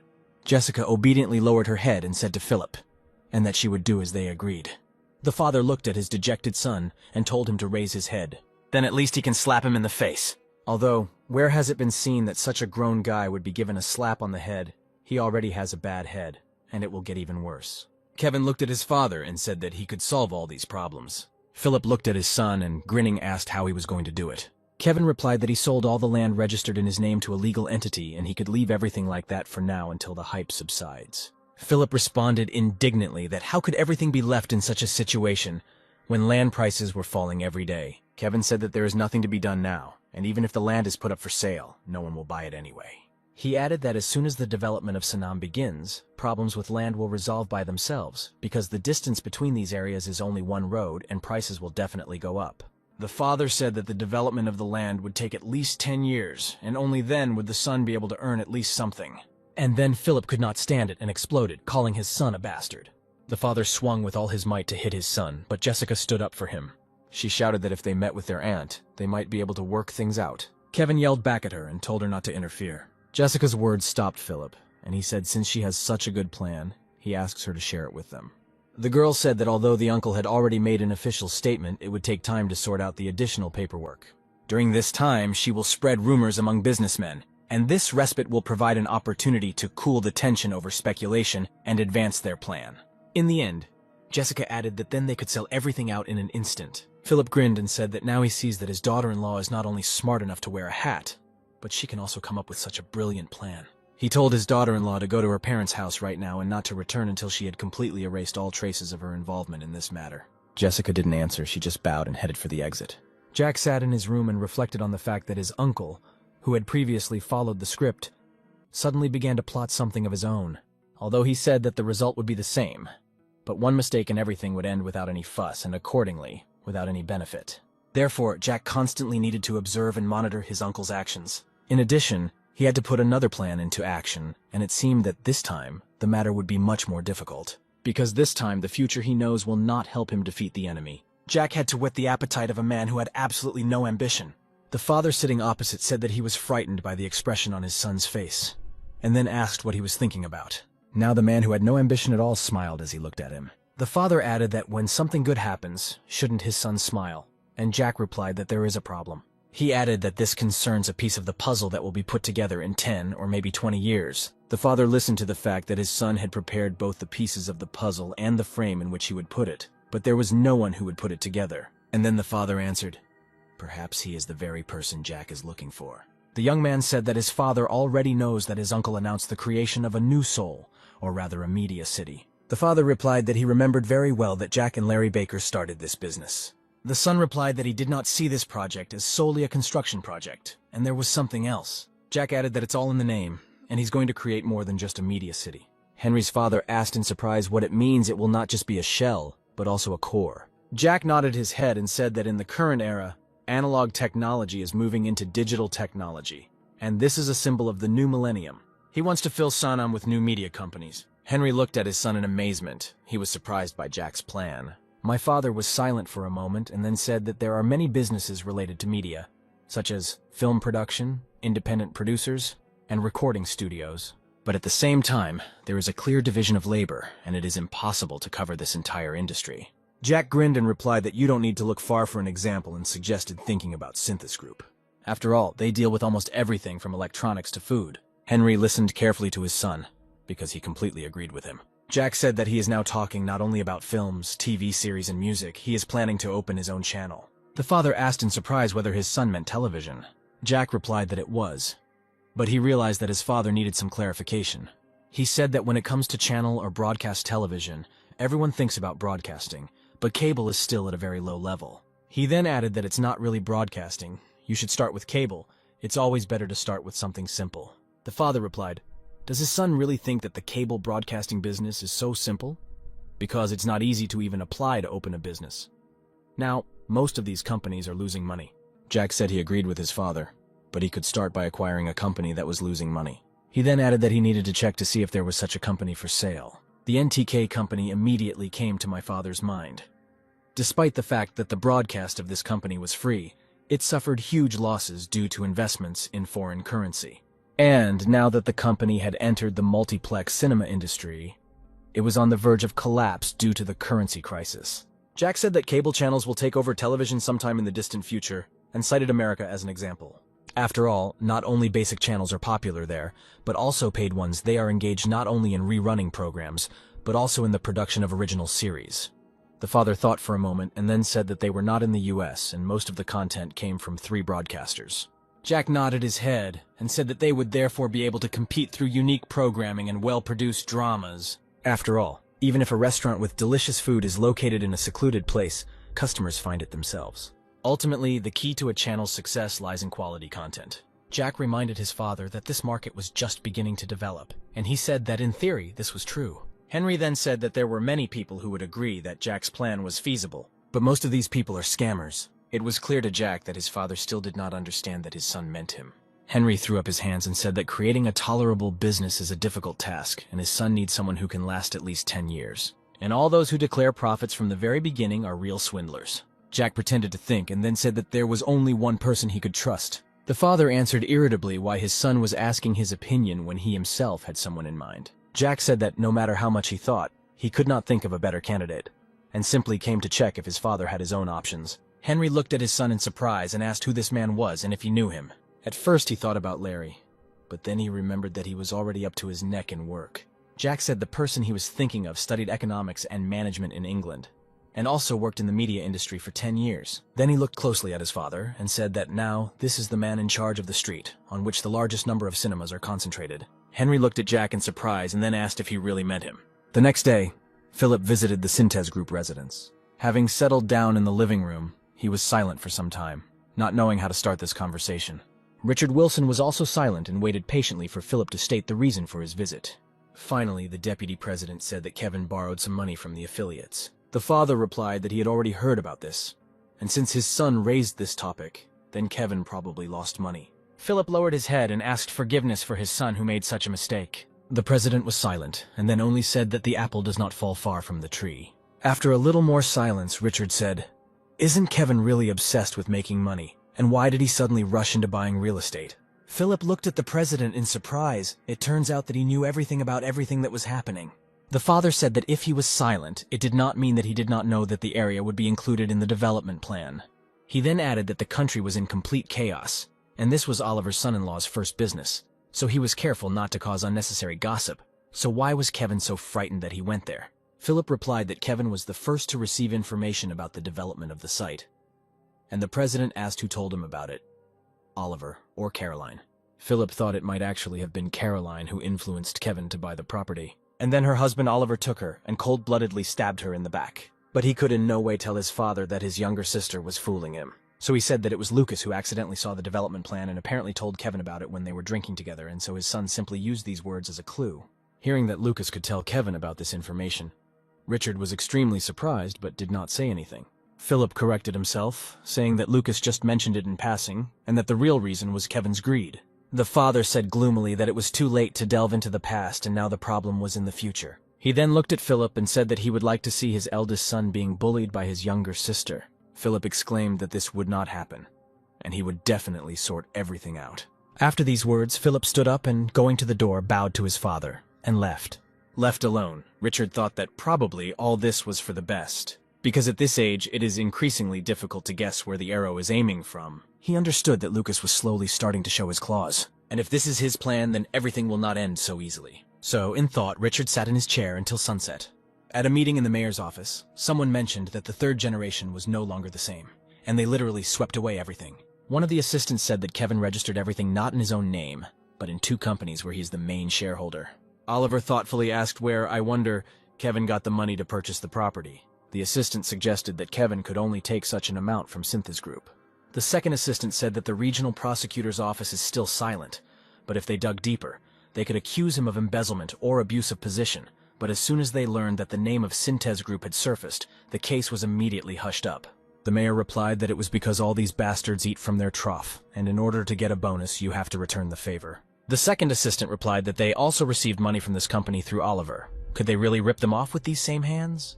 The mayor replied that they were obliged to do this because otherwise they would inevitably drag them all down with them. He then added that his father-in-law is not the type to shout here and there about how he gives bribes, and they should draw a line and stop taking this money. Oliver stood up and said that both of them need to be captured this time. Kevin and the one who is covering him, and they should do it. The assistant replied that the investigation into Kevin would soon begin, and that would be the end of it. The mayor said he reminds everyone that when he picks up the microphone, all media and broadcasters become his mouthpiece. He then added that now the prosecutor's office is on the side of the ruling party, so he will join the opposition and demand a thorough investigation. It is possible that his nephew will hire a lawyer to evade liability, but not for embezzlement, but for purchasing land for commercial purposes. And now their goal is to eliminate their ruling party and the prosecutor's office, which are engaged in concealing information and incompetent investigations. Oliver added that this will be the basis for prosecutors to support him when his term as mayor ends and he makes a bid for president. Aides vied with each other to ask whether the mayor really planned to run for president. Oliver confirmed his words and said that the first step to the presidency is to step on his wife's family and remove their guys from the prosecutor's office. At the next conference, the mayor stated that he knew nothing about his family's involvement in this unpleasant incident. As reporters watched, he bowed and apologized. Oliver then stated that a few days earlier, in order to prevent excessive speculation in the property, he announced an update to the plan. Since then, there have been numerous reports of illegal circumstances surrounding the purchase of real estate. The Seoul government urgently forwarded all information to the prosecutor's office for verification. However, there is still no sign that they have launched an investigation. The mayor continued to say that, on the contrary, suspicious individuals began to flock to this area and demand the removal of all records. And then Oliver said that he declares with full confidence that his wife's family incited real estate speculation, and the prosecutor's office, knowing about this, covered them up. As the mayor of Seoul, he cannot turn a blind eye to such things, so he asks for a national assembly to be organized. Since the prosecutor's office does not allow the case to proceed, then it is the National Assembly that should do this. At this moment, Philip was closely following the conference, the topic of which was that the Syntes Group company was involved in real estate speculation. He called Oliver a son of a bitch through gritted teeth and angrily turned off the TV. Jack sat in the president's office and could not understand why the investigation had begun. He caught the gaze of his grandfather, who looked at his grandson and did not say a word. Now all Jack could think was that the president had gotten it all wrong. Perhaps he believes that it was Lucas who did something to get both sides into trouble. Finally, Jack said that his uncle wanted to get rid of the tag of being the son-in-law of a tycoon family, and he only told him about a way to do this as painlessly as possible. The president looked closely at his grandson and asked if he meant Kevin. Jack replied that this was exactly the case, and for this, it was enough to exclude this area from the development plan. He could not even think that his uncle would target the prosecutor's office. The president looked at his grandson again and said that he was surprised that Lucas was not even hiding it now.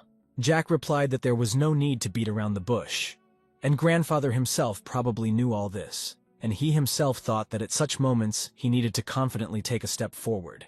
If he had revealed his plan, he would probably have been more upset. The president asked his grandson what he was going to do now, and Jack replied that there was hardly any way to interfere. They could take care of themselves. Grandpa furrowed his eyebrows and asked if Lucas really thought Mayor Oliver was dancing to his tune. Jack replied that even though they had a contract to finance elections worth $40 billion, he considered it just insurance. The president said, "Did Lucas really think that since the reins were in his hands, there would be no problems?" Jack replied that to some extent he thought so. The president grinned and replied that it turned out to be completely wrong. As a result, the foal broke the reins, was unable to grow normally, and died. Jack thought that with these words, his grandfather meant that from now on, he must rein in his uncle and raise him to be a useful horse. Or, on the contrary, grandfather was going to intervene in everything that was happening. Jack asked the president to explain everything to him so that he could understand. Grandfather replied that his uncle considered the matter too simple. Jack asked if grandfather meant the prosecutor's office, and he replied that his uncle was from there himself, so he could communicate with them almost on an equal footing. But right now he's talking about Kevin's wife's family. Naturally, Jack remembered who Jessica's parents were. The president added that at the moment she is very upset because their family suffered not so small losses. He then looked at Lucas and said that it was his uncle who caused it all.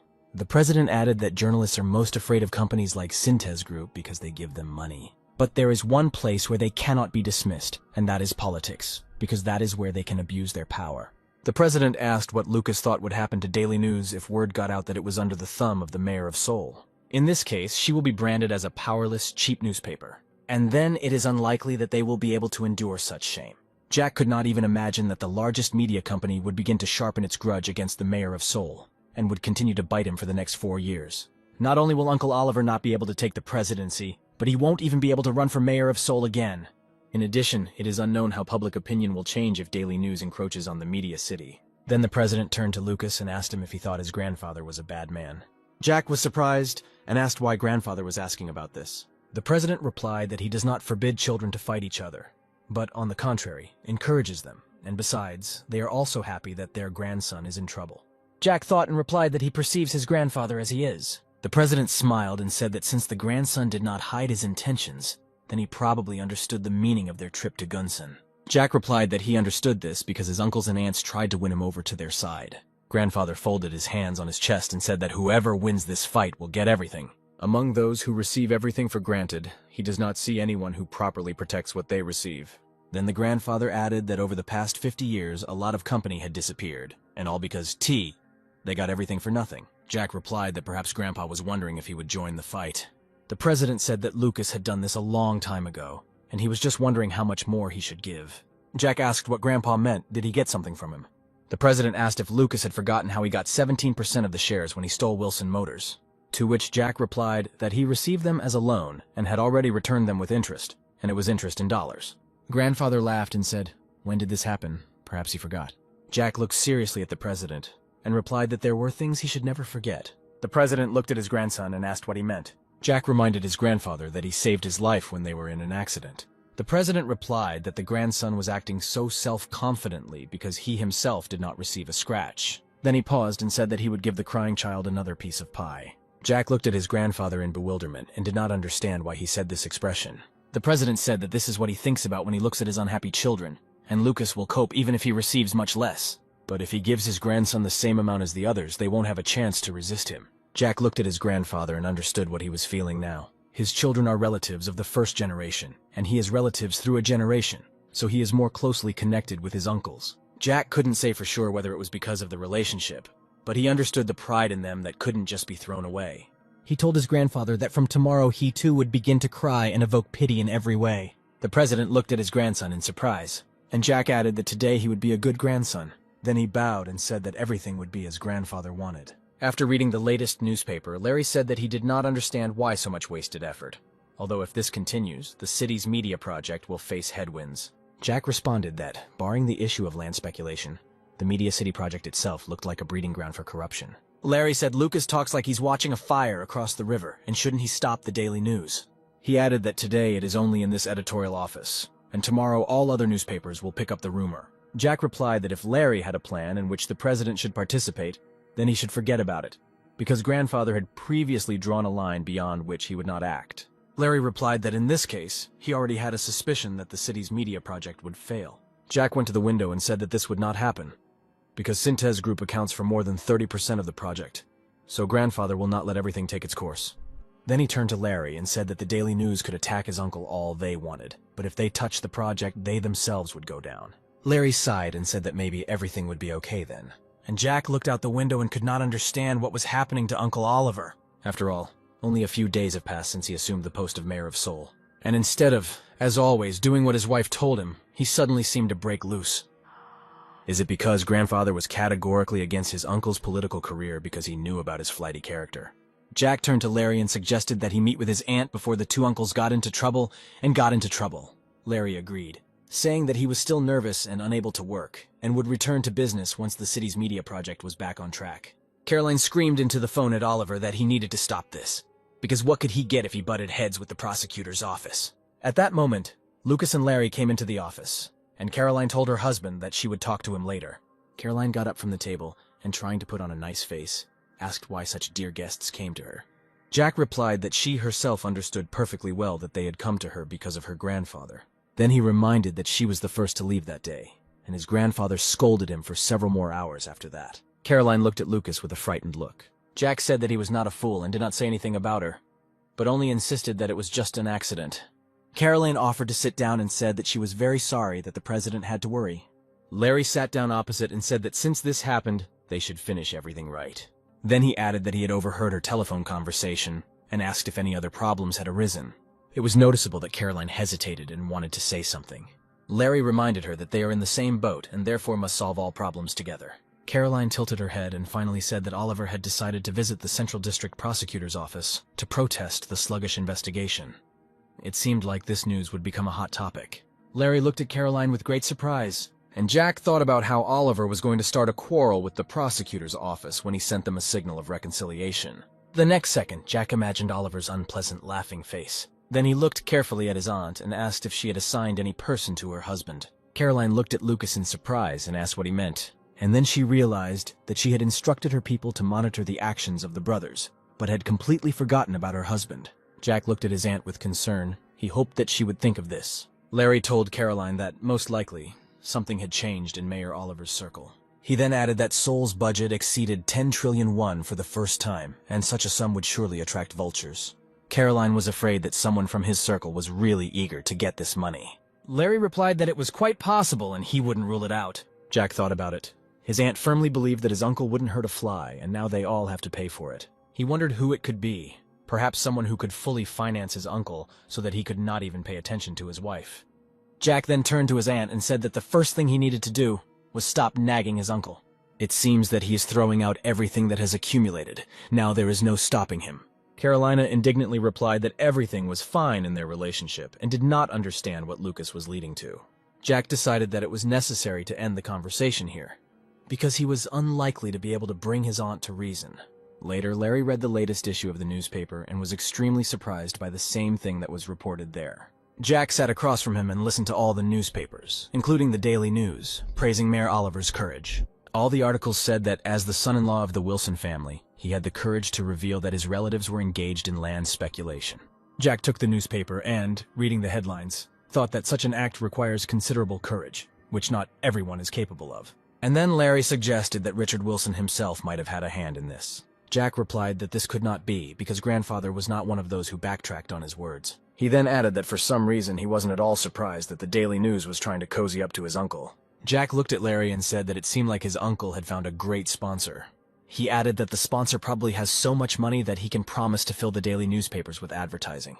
Larry agreed with Lucas and said that only with a reliable source of money could he afford not to listen to his wife's opinion. Suddenly, Jack crumpled up the newspaper and said that he was greatly annoyed not by his uncle's frivolity, but by his own short-sightedness. He wanted to make such a person his partner and even president. He looked at Larry. Some kind of hopelessness was visible in his eyes. Jack then stood up and decided to apologize to Larry for showing his weakness. Larry replied that it was okay, because he too was wrong about Oliver. Jack said that he would have to be content with what the media city got, and who knows what would have happened if they had continued to work with him. Larry replied that he did not know who this sponsor might be, but he was sure that he was simply using the mayor. Jack said, "Since they are thinking about the same thing, then they should leave this man, and their uncle will no longer be their help." Philip and Kevin sat at the Synthesis Group residence and were ready to hear anything from the president. The grandfather looked at his grandson with a serious look and asked how much he had lost. Kevin, hoping that he could sell the land and get the money back, told his grandfather that he had lost nothing. The president could not stand it, and with anger in his voice, he repeated his question. Kevin realized that he would no longer be able to get away, and named the amount of 60 billion. The president replied that the amount was not that big, but Kevin could not solve the problem. Then he turned to his son Eric and said that there would be a small responsible assignment for him. He told him to find a small apartment, check if any repairs were needed, and install all the necessary household appliances. And then Eric and everyone present heard that starting tomorrow the eldest nephew would be living there, so they needed to take care of it. Kevin looked at his grandfather and realized that he would not be able to beg forgiveness or change the president's opinion. Richard then added that it was necessary to transfer the warehouse manager of the shipyard to another company and appoint Kevin in his place. After these words, the president looked at his grandson and asked why he was still here when he should already be running and packing his things. Somewhere in the depths of his soul, Kevin still had a glimmer of hope that his grandfather would change his mind and cancel this punishment. Philip could not stand it and shouted to his son to get out, lie low, and not rock the boat again until he was given the order to do so. When Kevin left the office with his head down, the president told Eric to watch him so that his grandson could return when he became human. The president turned to his eldest son, Philip, and said that he also had something to tell him. He added that his son was in trouble, so Philip should clean up after him because most likely the investigation would continue. If prosecutors find evidence of embezzlement or abuse of power, Kevin will end up in prison. And if Philip does not want his son to end up behind bars, then he must figure everything out himself. The president sat with his eyes closed for a minute, and then his gaze fell on Caroline. He looked at his daughter for a while, and then said that she should divorce Oliver. To say that Caroline was horrified by what she heard would be an understatement, and the president added that if Oliver wants to get rid of the label of Wilson's son-in-law, then they will implement it. Oliver will get what he wants. Caroline tried to object to this idea, in which case she would be called a divorcee. The president told his daughter if she did this, he would give her the department store, hotel, apartments, and golf course. He explained that he would completely separate them from the main company so that no one could steal them. The president was silent for a while, and then said that he was not forcing. He did not want to become a father who pushes his daughter to divorce. When he added that the choice was Caroline's, the girl hung her head and understood that something needed to be decided. The president looked at Eric and said that he had been wrong so far. Before he wanted to get a capable guy who would take care of Synthesis Group. Philip looked at his father and realized that his son had dug his own grave with his own hands. The president looked at everyone present and said that it was time to get rid of this mediocrity. One of the following days, Jack flew to America. He planned to visit the fantasy entertainment headquarters. Jack had his own idea about money. The more you earn, the more you should use. He arrived at the office just as a meeting was taking place there. After one of the employees finished his report, Jack said that from now on, investments in the company's internet would be prohibited. The employees looked at the leader in amazement and waited for the next orders. Jack added that despite the beautiful wrapper, they should not be trusted. The same goes for intuition. Whispers began in the office due to the excitement of the employees. Jack saw their confusion because now the place where all the money in the world is spinning is Silicon Valley in the USA. He then added that by investing directly, they would not be able to choose when to exit. Jack said that this is exactly what they should have learned when they played computer games as children, and now they must take control of the game, because direct investing is the game that the creators of internet companies play. By this game, Jack meant an American exchange that specializes in shares of high-tech companies. Rachel looked at the manager and said that making a profit through direct investment immediately before the admission of securities and shares for sale on the stock exchange, because this was his specialty. She looked at Jack and asked if he was really that careful now. Of course, he could not answer her that he personally saw how the bubble of internet companies burst, and at the same time a huge amount of money disappeared into thin air. Jack stood up and asked what they would call the process where something unreal is wrapped in beautiful words to charm people into paying money for it. One of those present said that this was fraud. Jack replied that he agreed with him, but now these actions are called differently. He added that this is called a venture fund, that is a risky venture to invest in innovative companies. Even if it is only 1 cent, it should be invested in companies with real sales, even if they are not high but offer specific services. Jack added that as an example, he could cite the online bookstore Azon. One of the employees said that if the manager means Azon, founded in 1994, then its investment value is 0. He added that last year, before listing, their shares were valued at $18 apiece, but on the day they went public, the price dropped to almost $2. Jack looked at him in surprise and asked how he knew about this so well. At this moment, his colleagues laughed because they knew that he took part in the sale and purchase of these shares. Jack smiled and asked the employee how much he ended up losing.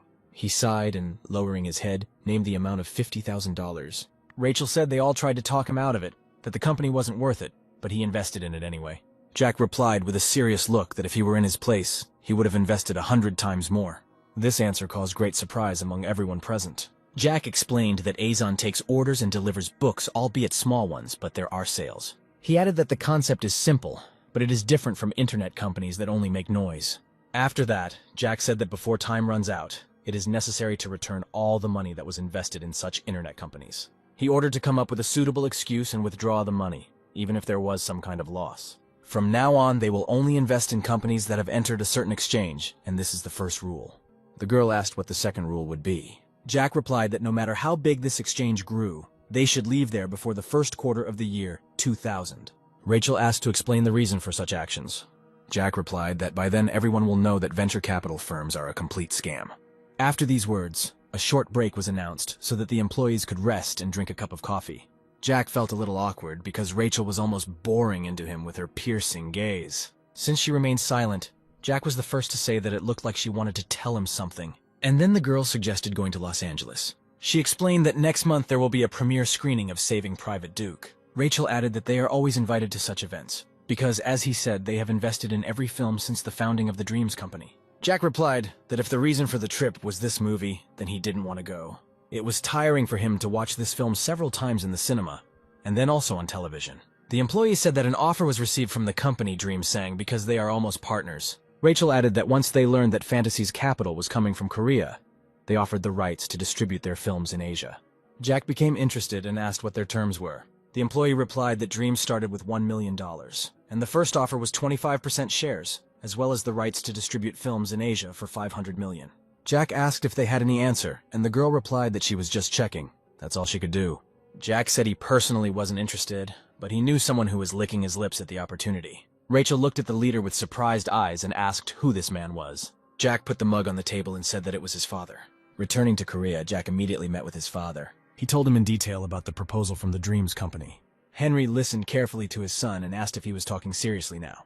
Jack reminded his father that he never works at a loss. The father replied that, as Rachel had said, the deal would require $500 million, and the only question was whether it was worth it or not. Jack looked at his father and replied that this was his dream, and you should never skimp on a dream. He added that what money can buy, of course, cannot be called a dream, but money is a tool for achieving it, and tools are meant to be used and thrown away. Henry was silent for a moment, and then said that he thought he was the son of a ruthless conglomerate chairman, but turned out to be the father of a wise business owner. Jack laughed and then said that Rachel and he had already made an agreement and they were moving out together. After this, Jack stood up and told his father that he needed to visit the university. If you combine the companies of all the entrepreneurs that the university has graduated and will graduate, then their economic power will be greater than that of the whole of Korea. Everyone thinks that graduates or students on leave go to Silicon Valley because it is close to the university, but the opposite is true. Stanford University actively supported the startups of its graduates, and this led to a venture capital boom. Students gathered to prepare to create their own companies nearby. This is how Silicon Valley appeared near the university. Jack thought they were still at Stanford, but it turns out that they have already moved to Silicon Valley, and it is possible that their startup has already received investment. But approaching the open garage, he realized that they had not yet gotten out of here, which means that most likely there had been no major investments either. But before Jack could enter the empty garage, someone called out to him. It was two students, and one of them asked what he was doing in front of someone else's office. Jack recognized them. They were one of the best students, Larry Green and Sarge Robin. One of them was surprised that the guy knew their names and asked who he was. Jack replied that he was the man behind whom the angel's wings had already spread. The second student said with disbelief whether he was extolling himself too highly. Jack thought that these two still had no idea what a chance they had, and they couldn't even imagine that a young Asian could become their angel investor. He told the guys that maybe they'd stop being surprised, and maybe they'd invite him inside and buy him a beer. Having settled down on the sofa, Jack offered them his investment, but they were not very similar and trusted him. One of the students asked if he was definitely an investor and how he could prove it. Jack saw a landline phone on the table and told the students that now they would see for themselves. After a few rings, the answer was heard that it was Bill Martin. Jack introduced himself as Howard Wilson, which was the name Bill knew him by, and he said that he was very glad to hear his call. Jack said that he is now in California, and if possible he will visit Bill, but now he has a request for him. He then added that two other people he wanted to invest in were listening to this conversation, but they continued to doubt him. The answer was heard on the phone that if he had found them, then Bill would also be happy to invest in them. Jack turned to the students and said that if they did not understand him, then he told them that Billy Martin was on the other end of the phone. The students were shocked and could not believe whether they were now hearing the voice of that same Martin. Jack said that he would go away for a while and the two could talk to Bill Martin. He drank beer and, standing on the porch, heard the enthusiastic exclamations of students. After a while, one of the students waved and said they had a great conversation. Jack answered the phone and said that he would still be in the USA for some time, and they might meet, to which Bill replied that if he did not find time for him, he would fly to California himself. After that, Jack looked at the students and finally saw the look he wanted to see. Later, talking over beer, the students asked if Howard had really invested $9 million in Bill's company back in 10 years. Jack replied that they themselves heard everything from the telephone conversation, so Bill could really lie to them. One of the students said that they were glad that they met Howard Wilson. The second student added that Bill said that since Howard found them, their business would definitely be successful. And then Jack said that they should forget about Bill Martin, because he had already become a successful billionaire. He added that Bill still wouldn't tell him the secret of his success. Jack then said that Martin only uses online services, but his business itself is a distribution business. He looked at the students and said that they didn't seem to understand something. Jack added, "Do they really think that he is now less influential than Bill Martin?" Jack waited until the students' surprise passed, and said that now we could get down to business. He invited them to think and asked what they needed most: an office, employees, or something else. The students looked at each other, and both answered loudly that they needed a server. One of them added that the search system they developed has already been launched. It is already successfully used at the Institute and in Silicon Valley, and the indexing is considerable. But the server they are currently using does not have enough communication lines to provide optimal performance. Jack asked if they already had any estimates on the costs of purchasing such a server, and when the student replied that they had already calculated everything, Jack suggested that they do everything at once. With his answer, he again caused genuine surprise among the students. Jack added that they should expand the server, move to a normal office, hire more employees, and change their car. Because if they get into an accident with this wreck, he won't be able to get his investment back. Jack was willing to help them feel comfortable so that they could focus on developing the project, as he did not consider them scammers who were simply wasting investments without producing any results. He clearly saw the goal that students want to achieve. They dream of getting rich from stocks worth trillions of won, so they are creating a new world in this garage. Finally, Jack asked the big question: how much money they needed to grow their business. He waited for some time while the students conferred among themselves. Finally, one of the students said that they needed $200,000. Jack replied that he would invest $1 million to begin with, and if you show good results, then next time he will invest 10 more. At this moment, the students jumped up. Their joy and surprise knew no bounds. They immediately picked Jack up in their arms and began to throw him up to the sounds of joyful cries. Knowing how other students paved their way to success, they were happy about this chance that fell to their lot. Finally, they calmed down, and one of the students said that he would like to hear from Howard his terms. He added that he heard from Martin that Howard is an amazing investor, so perhaps some kind of contract will be concluded. Jack thought that the guys were worrying in vain about the conditions that he could offer them. He understood what could happen if he tried to grab a piece of a company whose corporate value would soon be estimated in the tens of trillions. So he gave up the idea of controlling these students who would change the world just because they knew what the future held for them. And while they are changing the world, he will try to change the future of Synthesis Group. If he wanted more, his only weapon might disappear, so he decided to be only greedy enough not to change the future he already knew. Jack told them that they were lucky, but this time he would be greedy. He added that he would gradually invest up to $30 million in them. If after this more investments are needed, this will mean that either the company has already grown to enormous proportions, or they have wasted money. In the first case, they will have many other investors who will give them additional capital. And then one of the students asked, if the company grows to such a huge size, why might it happen that investing will stop? Jack replied that getting money from many projects is what people with extensive investing experience do. Jack reminded them of the successes and failures of many Silicon Valley projects, and more funding meant more advice needed. So you shouldn't keep your distance from those who express their dissatisfaction, because it is in their dissatisfied words that you can find real pearls. Jack then added that they should not forget about their own values.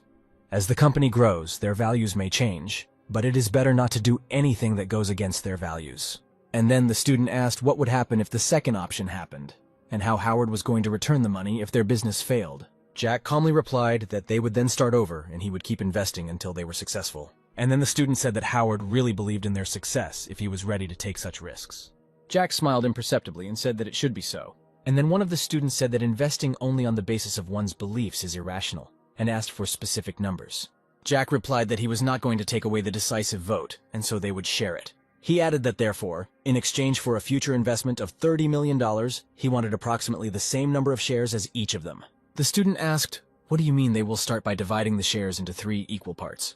He then added that Howard might be the loser, because given how much he was investing, they could agree to half without question. And Jack answered them that in this case his request was simply to protect his shares in the future.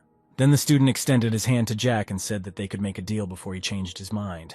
Jack replied that by tomorrow he would have a contract and $1 million ready. All 3 shook hands and each seemed pleased with the outcome of the negotiations. And then the second student asked if Howard was really 20 years old. Jack didn't answer this question and just laughed a little. The next day, a contract was successfully signed with the 2 founders of the new technological company. Jack later returned to New York and ensured that all the capital invested in the company's internet was withdrawn. He chose stable and long-term projects for investment and listened carefully to explanations from experts about the released product. Later, I watched the US President's letter of apology regarding the unpleasant scandal in which he was involved. Then I watched and cheered live for the Women's Professional Golf Association team.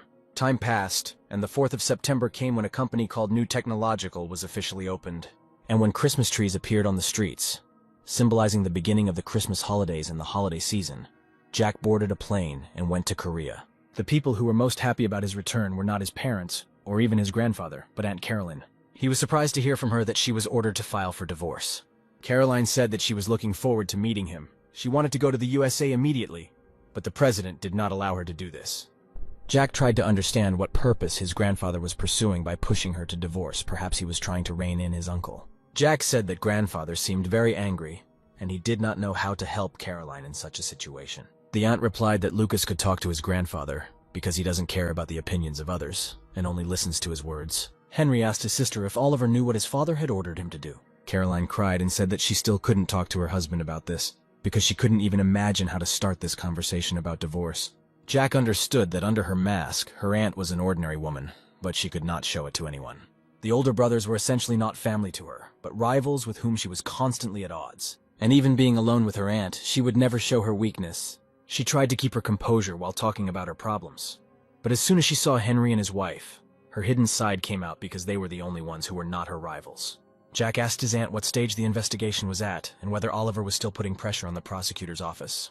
Carolina replied that it all ended with the arrival of the chief prosecutor. thanks to the fact that his grandfather figured everything out. Aunt began to cry, and Jack and his father decided to go outside. When Jack approached his father, Henry briefly told his son not to interfere in this matter. Then the father paused and said that Larry Baker did some digging and found out that his uncle was in cahoots with the Prestige Company. He added that the Daily News quickly hushed everything up at Prestige's request. The thought immediately flashed into Jack's mind that Oliver's secret sponsor was the Prestige Company. Henry told his son that the president cannot help but know about this, which is why he insists on a divorce. After all, in business circles, the Prestige Company was the only competitor of Synthesis Group, and the president could not forgive this. The father said that as soon as Lucas mentions this matter, his grandfather's anger may spread to him. Jack was well aware of the dangers of this, and promised his father that he would keep his mouth shut, as if he knew nothing about it. Henry patted his son on the shoulder and said that in this case he would go to calm his aunt down, and Lucas would quietly go to his room so that she would not see. Left on the street, Jack thought that perhaps his grandfather would now separate the department store and the hotel and give them to his daughter. A golf course is still okay, but to wrest the hotel and department store from the overall management system, which is more like a spider's web, you will need to buy a huge amount of shares. This may be an opportunity in which he can take over the hotel and department store. The next day, Caroline said that she looked terrible yesterday, and that she had too much alcohol. Jack smiled and said that on the contrary, he really liked yesterday's aunt. Caroline replied that this was all nonsense, and then asked what Lucas thought about all this. When Jack said that he did not understand what they were talking about, his aunt sharply replied that he should stop fussing, because it was too late to deny, and it was already clear to everyone that he would inherit part of the company instead of his father. And the size of that part just depends on how good Lucas is. Jack looked at his aunt and wanted to understand what exactly she was asking for, help or an alliance. Jack replied that he would not deny it and also guessed it. Caroline angrily replied that this was a fight between adults, and no matter how much he inherited, his uncles would not leave him alone. She added that he perfectly understands that the brothers are trying to steal everything by any means, and if they are lucky, they will simply buy everything at a high price. Jack looked at his aunt and asked what about her then. Caroline replied that he still had nothing. That's why she was suffering. Jack said a department store, a hotel, a golf course, and apartments. Doesn't that mean anything? Caroline looked at her nephew in surprise and asked if he was really offering her a divorce. Jack replied that it was his aunt's choice, either her husband or their Wilson family, but he didn't think she was the kind of person who would give up her family because of her husband. Caroline looked at Lucas and said that he thought the choice was simple. Jack looked at his aunt in surprise and asked what she meant. Caroline said how he looks at joining forces to protect what both she and he will have, and then gets something more. And when he asked what would happen if they united, the aunt said that everything they received would be divided in half. She added that she would gather people who would help them, because half of Wilson's power is in the hands of board members, including branch directors. Jack thought about it, and Caroline waited to see what Lucas would answer. After a short silence, Jack said that first, you need to take what grandfather gives. Then he added that you shouldn't try to grab a big piece right away, but you need to do everything gradually. The aunt said that from his conversation, she understands that Lucas also insists on a divorce. Jack replied that she must be prepared for this, otherwise he could not follow her. Caroline, not understanding what her nephew was getting at, asked how her divorce could help her prepare for anything. Jack replied that he did not mean the divorce itself, but only the divorce documents. He added that the aunt should hand over the divorce papers to her husband, and he would immediately fall at her feet. Jack then said that Oliver is a politician, although he claims that being Wilson's son-in-law is his weakness. But without this family, he is nothing, and his aunt must make him realize this. Caroline looked at her nephew and said that she now understands that the divorce papers will be a sword that both parties can use. Jack replied that with just one document, you could take control of a department store, a hotel, a golf course, and even the mayor of Seoul.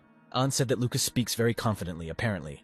This is why his grandfather appreciates him. Jack replied that it takes more than just brains to pull this off.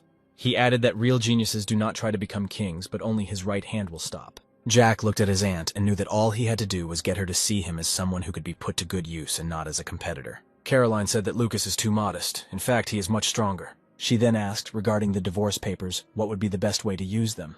Jack replied that first she just had to prepare the divorce papers and take what her grandfather was offering. Then he looked at his aunt and added that she should ask for one more thing. Caroline looked at her nephew in surprise and asked what he meant. Jack spoke about the Wilson distribution superstore that she should focus on and prepare for its opening. He added that now this company is not listed, but it should be made the parent company and the shares of the department store and hotel should be transferred to it. Jack said that then it would be possible to say that the aunt had taken control of the securities trading. That is, it would be no different from a bank. He added that this would not be difficult to do, since the hypermarket and department store have almost the same structure, and the only difference is the number of goods in circulation. Jack said that she had already achieved significant results in managing the department store, so she should get the hypermarket from the divorce. Caroline began to understand her nephew and said that if Wilson Distribution as a parent company was separated from the main business, then it could be said that it would take over the foundation. The aunt added that then the shares would be in her hands and it would be possible to cleanly and accurately transfer the excess funds into her own shares. Jack replied that that's right, it's the same as transferring money from one pocket to another without any loss. This way Auntie can kill two birds with one stone. Caroline threw herself on her nephew's neck and exclaimed who he was so smart. Larry sat in the mayor's office and said that they say he plans to continue doing business with bad cards in his hands. Oliver rolled his eyes and said he didn't know what he was talking about. Larry replied that he had heard that lately he had often been talking privately with the chairman of the Prestige Company. Oliver replied that he only met with him because construction of a new city would begin next year. He then told Larry that he would also benefit from this because if he was not mistaken, then the Media City project had already been completed. Larry replied that there was a lot of talk about the contract being signed with the Prestige Company. He then added that their company was not at all interested in apartments, and Motors Group chairman Mark Twinton thought the same thing. Oliver said he thought Larry had come to ask for a piece of the new city. Larry replied that when he spoke about the need to get rid of the Synthesis Group label, he meant to get rid of this image, and did not ask to move to Prestige. Oliver said that if Larry continued to talk so arrogantly, then they had better end it, and the mayor could take care of himself. Larry noticed that Oliver didn't even try to hide the hostility on his face and probably thought that he was strong on his own. Here he could not stand it and told Oliver that the mayor was just a toy in the hands of Prestige, which they would play with and then throw away. Oliver jumped up and shouted how he could say such a thing. Larry calmly continued to talk about how Matthew Lee, just for fun, was disturbing him and swinging him in all directions so that he would get angry with his father-in-law and the chairman. In fact, Mayor Oliver Bong is just a toy for an old man with a bad character who has been bored with life lately. Oliver was so furious that he screamed for Larry to shut his mouth. Larry asked him if he really thought that Prestige chairman Matthew Lee was interested in redeveloping the residential area, because if his father-in-law abandoned him, then Prestige chairman would do the same. And then Oliver said, how can Larry say and claim such things if he still doesn't know that his father-in-law and President Richard Wilson has already abandoned him? Larry looked at the mayor with great surprise, and Oliver repeated that the president abandoned him even at the moment when he was running for mayor of Seoul. And in fact, he and the old man are already complete strangers, although according to papers they are still considered father-in-law and son-in-law. Larry was surprised and asked if Oliver and Richard Wilson are still connected by documents, which means that by breaking this connection, the president can leave him twice. And if he breaks this connection, it will truly be the end for the mayor. Larry added that in this case, the mayor himself should understand that a hunt will begin for him. And instead of the money of businessmen who bring money, arrows will fly at him. Then Larry paused and said that he came to the mayor because he was worried that he would get into trouble, but since he decided to end his life in this way, there was no way to stop him. And if the moment comes when Oliver goes down, then let him do it quietly and alone. Because if Larry gets caught in a hot spark, he won't let the mayor get away with it. The president was sitting in the chair of his office and, holding an envelope in his hands, asked what it was. Caroline firmly replied that these were divorce papers. The father said that it would have been like this a long time ago. He doesn't understand why his daughter thought for so long before getting rid of this bungler. Caroline shouted that they had 3 sons and she had to think about them. He looked at his daughter and said that it's unlikely that adult children care about this. They don't care what their parents do. Opening the envelope, the president said that the children are busy only stealing brands from the department store to give them to their sluts. After looking at the documents, he asked Caroline why there was no date here. The daughter replied that she would do everything on the last day of his term in office, because the news of the Seoul mayor's divorce would spread across the newspapers. Then both the family and children would suffer. The president put the documents in front of him on the table. I told my daughter not to even try to hush it up. He added that Oliver should be grateful that he was able to become a member of parliament thanks to the electoral votes of the electronics factory. The father looked at his daughter menacingly and said that the mere thought that she would share with him what he gives makes him incredibly angry. Caroline replied that she had not even thought about it. She added that she brought a stupid man into the family, and now she has completely lost hope, looking at his actions. So in the future she will try to live, looking after only the children. Without raising his head, the father said that their children were a copy of their father. Caroline screamed that the children were like her, but her father had never been interested in them, so he didn't know anything. She then looked at her father and asked if he would continue the separation as he had promised her. Richard looked at his daughter, and seeing that she was acting childish at that age, he realized that it was only his fault. He told Caroline that he would keep his word, but it would take some time to sort out the stock. Caroline pouted a little offendedly when she heard that her father would start doing this as soon as her son-in-law put a stamp on the divorce document. Then she remembered her conversation with Lucas and asked if her father could add the Wilson Distribution supermarket to this list. The president replied that his daughter should not be so greedy, she should not touch this. Caroline said that her father is aware that since she took over the department store, management efficiency has improved significantly. She added that a hypermarket has the same structure as a department store, and the only difference is the quality of the products sold. The father replied that it was too confusing to tie everything together, and a merger would be necessary to transfer the shares. But the daughter argued that it would be enough to make this company the parent company, and then it would be much easier to transfer a controlling stake in the department store and hotel to Wilson Distribution, and to her a controlling stake. She tried to convey to her father that this would be beneficial not only for protecting management rights, but also for tax evasion. Moreover, the enterprises were similar, and merging them would not arouse suspicion. The president looked at his daughter silently for a while, and then asked when she became so smart. Caroline replied that her father himself said that she could cope several times better than her brothers, and asked her to believe in her a little more. Oliver read the text, and with surprise realized that it was a divorce document. Carolina, without looking at her husband, only asked him to put a stamp and be grateful that, given his situation, she would send the document to the court only after the next elections. She added that she knows very well that officials are not welcome in divorce, and for elections, divorce is a fatal blow. She added that they would start living separately now, so he should pack his things and leave for this month. Caroline said that all he had brought since their wedding was his body. Even the house was registered in her name, but he did not bring a penny for their life together, and it is unlikely that he will fight for alimony. Oliver asked his wife why there was such a decision, since they had been married for 15 years, and why should they get a divorce. Caroline told her husband that it was too late to discuss anything now, and they had to immediately do everything as she said. But he was intoxicated by the little bit of power he received and crossed a line that should not have been crossed. And does Oliver still think that he was able to become the mayor of Seoul thanks to his own strength? She recalled that she personally found 40 billion won for the election campaign fund. And Larry was able to spread the news about the illegitimate son of the second candidate. So did Oliver really think that he was just lucky? Caroline looked at her husband and added that there is no luck. All this is the result of someone's actions, conscious or not. After that, she said that she no longer wanted to talk to her husband and offered to end the conversation there. And if he continued to pester her, he would file for divorce tomorrow. Caroline left the office, leaving her husband alone with his thoughts. Oliver sat with the document in his hands and wondered what he should do now. The fact that Caroline abandoned him will definitely be revealed by their information team. This will be followed by rumors that the mayor of Seoul and his wife are living separately. Most of the law firms run by his family are associated with Synthesis Group, so their dismissal is a matter of time. And the most important thing is the next elections, in which the party will never nominate as a candidate a person who has no support. Later, the president shared with his assistant Michael his daughter Caroline's proposal, that it would be easier not to separate, but to unite the group of these enterprises. Michael replied that the idea was really not a bad one, if he was going to give it all away, and that's what the president wanted. Richard said Caroline has the brains to take care of it, but he doesn't believe the idea came to her personally. Jack, heading towards the house with Larry, said that since his father was at home, they would discuss everything together. Suddenly, Jack heard his father talking to someone in the living room. The father tried to calm Oliver down, but he only said one thing, that he urgently needed to talk with his sister Caroline. He insisted that he could not calm down until he talked to her. Henry once again said that he did not know where his sister was, and, in general, if possible, he would not want to interfere in the relationship between the spouses. Then Oliver turned around and saw Lucas and Larry enter the room. The mayor, without even saying hello, rushed to Larry and said that he had foreseen everything. After all, it was he who told him to be careful, and immediately after that everything happened. Larry replied that it seemed that Oliver did not fully understand that he needed to make excuses not to his wife. First of all, the mayor must beg forgiveness from the president of Synthesis Group. After all this is the result of the fact that he turned his back to the president and shook hands with the chairman of Prestige. Jack thought that it couldn't be that his uncle didn't know about the consequences. He was just trying to solve the problem by finding an easier opponent. He thought that it would be easier to persuade his aunt than his grandfather, so he decided to use his father as an intermediary.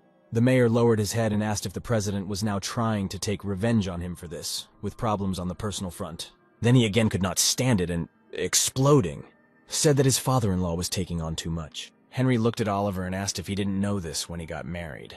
After all, he married Caroline not because his father-in-law has a wonderful character, but because he is the president of Synthesis Group. Hearing this, the mayor looked at Henry in surprise, and he continued to say that even if this was too much, Oliver should just shut up, because you can only scold your father if Synthesis Group goes bankrupt and he is not the chairman of the conglomerate.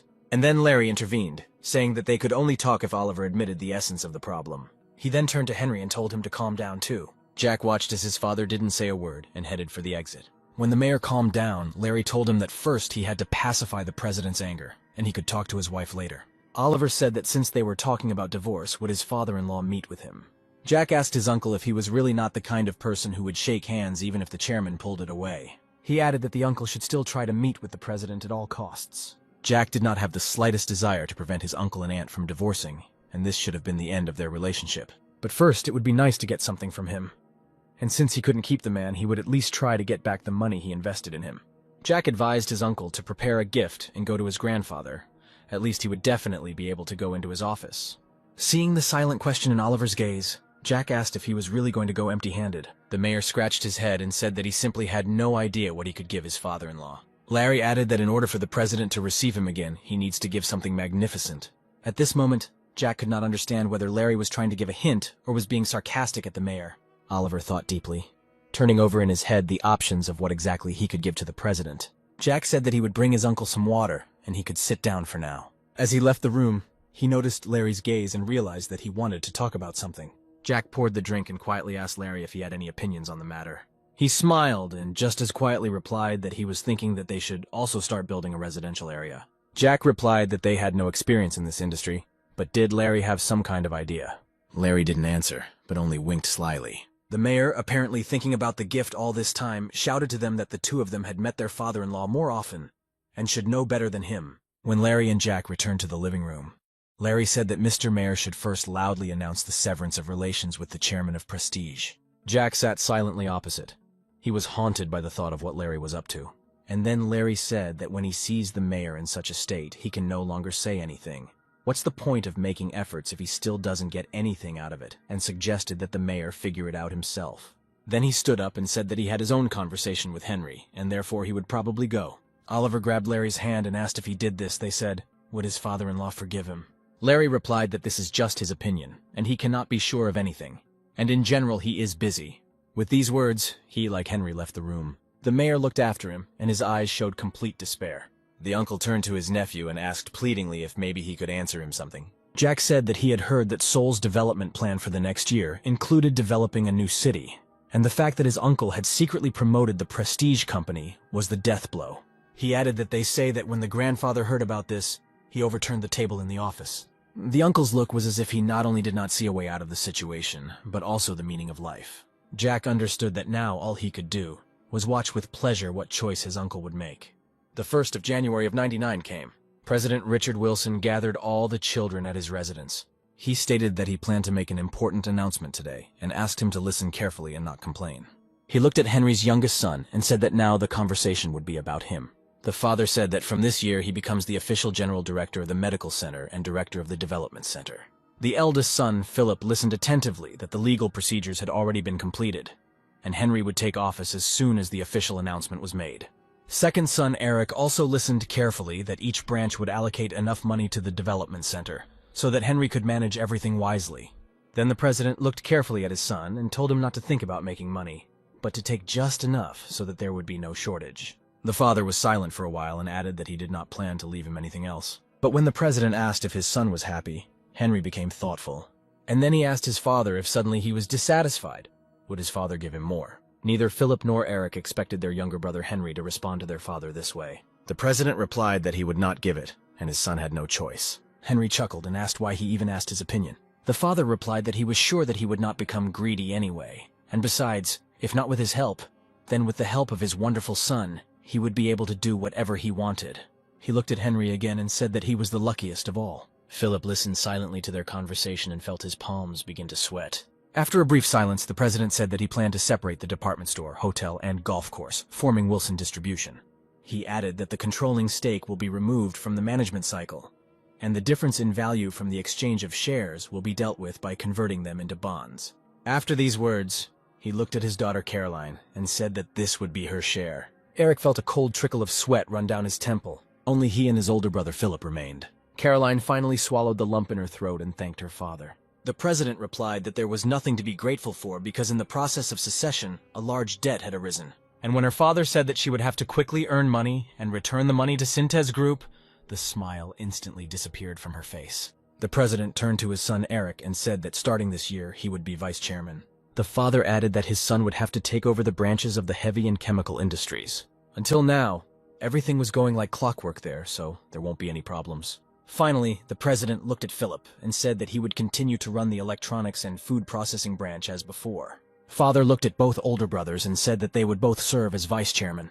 Eric understood that from the outside it all sounded great, but, in fact, all responsibility for the branches would rest with them only formally. And Philip thought that even if you add something else to this, it will not be either hot or cold. The president advised them not to let the branch general managers look for him because they didn't trust them. He added that if something like this happens, he will transfer all branches to a professional management system. It was clear to the eldest sons that this meant that what he gave, he could take away any moment. For some time, there was dead silence in the office. Eric thought that the only area that his father did not talk about was finance. Insurance, securities, cards, as well as assets opened this year. My father did not mention any of this. Eric felt that his father should give this sphere only to him. And when the president turned to him again, he was ready to hear this good news. My father said that all non-profit organizations would be there. A university, a cultural charity center, and also a research center. Eric did not understand his father's decision. Did he really mean that he should step away from managing the group altogether? And the president continued, saying that he should assemble a team of professionals there. Eric couldn't resist and tried to express his bewilderment. The father asked why his son was dissatisfied, or whether he was aiming at the financial sector. Eric immediately dropped his head and said that he was quite pleased with his father's decision. Then Philip decided to ask who would have the finances then. The president replied that for now he himself is able to look after this area. Philip immediately fell silent and realized that it was better not to say anything more on this topic. The father chuckled and asked if they were really that impatient to throw the old man overboard. Philip exclaimed that, by no means, and already regretted asking this question. The president paused and then thoughtfully replied that he actually wanted to break up this industry. But it would take a long time, since it was necessary to carefully deal with the shares. The thought occurred to Philip that the head of the financial sector was simply not in this room. He even wondered if it could be Lucas. But then the father said that he was done with it, and the children headed for the exit. Richard sighed and said that they were given it, but they were also unhappy. Michael approached the president and said that the children just know that they didn't get everything. Richard replied that if you just sit back and nothing will fall from the sky. Now he has clearly marked everyone's territory, and the one who is more greedy will snatch a piece from the other. The aide replied that he knew that the president did not want to split the group. And the president replied that business in Korea can only survive if they unite. He gave the example of Wilson Electronics, where semiconductors, appliances, and phones all push and pull each other to survive. It's the same with the heavy industry that supports the shipping sector without insurance. A lot of companies would close due to financial constraints. Michael said, wouldn't it be better to just pick one person and give him everything? Leaving the presidential residence, Philip said that he had suspicions that Henry had made an agreement with his father in advance. When his brother replied that he did not understand what he was talking about, Philip explained that he meant the financial sector. Henry replied that he only heard about him for the first time today, but about his sister it was really unexpected. Philip looked at his brother slyly and asked whether his father's decision was really a surprise to him. Henry looked at his brother seriously and asked what he meant by this. And then Philip asked a direct question whether his father would really give this sector to Lucas. Henry became uncomfortable with this question, and he answered his brother that he thought so too. He added that Lucas is young, but has already shown good instincts in the investment industry, and it will certainly be difficult to find a person more suitable than him. Philip could not stand it and shouted that he could also give him the bank account. He added that Henry really wanted to say that he did not know what share in the subsidiaries this unfortunate man had. Henry responded that food processing affiliates also have a high share of revenue. Even the unremarkable high-precision equipment has a fairly large stake in the group, although the actual number of shares is not that important. Philip looked at his brother and said that everything was united into one system, maybe now. Having taken over the shares of a branch of the financial sector, he also wants to get a place in Synthes Group. He added that Henry was quieter than water and lower than the grass. And now, for the sake of his son, he decided to show his claws. Henry replied that his maximum was a hospital and a center, as his father said. Philip got excited again, and said that his brother was now saying that he supposedly should consider this 20-year-old sucker separately. Henry replied that if he gained control of the financial sector, he would step down, since he was not interested in it. But if his son gets it, he will never ask him to give in. Philip threw away the cigarette butt, and, offering to talk openly, asked what his brother thought, how long his father would live. And what is the point of Lucas heading the financial sector when he's not even 25? Henry remained silent. He really didn't want to answer this question, and Philip continued saying, if Lucas rises up when the company is so divided, then those devils will definitely come and try to take over the insurance branches. Will Henry then be able to protect his son? The brother smiled and replied that now they look funny, since they are sharing the skin of an unkilled bear. Henry no longer wanted to talk to his brother, and without saying goodbye, turned and went home. And then one day my father hosted a dinner in the house for all the employees of the companies that his father had handed over to him. Many of them were glad to meet because, working in the same company, they might not see each other as much as they sat in different offices. Father gradually began to get acquainted with the people with whom he would have to work. Jack watched with alarm as the guests kept coming and coming, because he didn't know how many employees his father had. For the first time, he thought that their house was too small to organize such events. After all, now only people from the medical foundation were here, but soon those associated with the film industry will come. Jack thought that this problem urgently needed to be solved and took out his phone. He called his aunt and asked if she could quickly vacate one of the banquet halls at the Gangnam Hotel and prepare drinks and snacks. He added that there would be at least 100 people, and they would arrive in about 30 minutes. The aunt, of course, agreed to help her nephew, and Jack noticed that she had a very joyful voice. Perhaps this is because she was able to get a lot from her grandfather. Then he made his way through the crowd to his father and suggested that the managers and directors greet the rest of the family as well. People who now became his employees constantly approached my father and congratulated him on his position. Father prepared a small surprise and hoped that the guests would like it. And then a girl of incredible beauty entered the living room accompanied by her retinue. She was one of the most famous film actresses in Seoul. She politely greeted Henry and smiled sweetly at the guests. And when Henry saw the reaction of the employees, he realized that the surprise was a success. The men immediately surrounded the girl and everyone tried to get her autograph.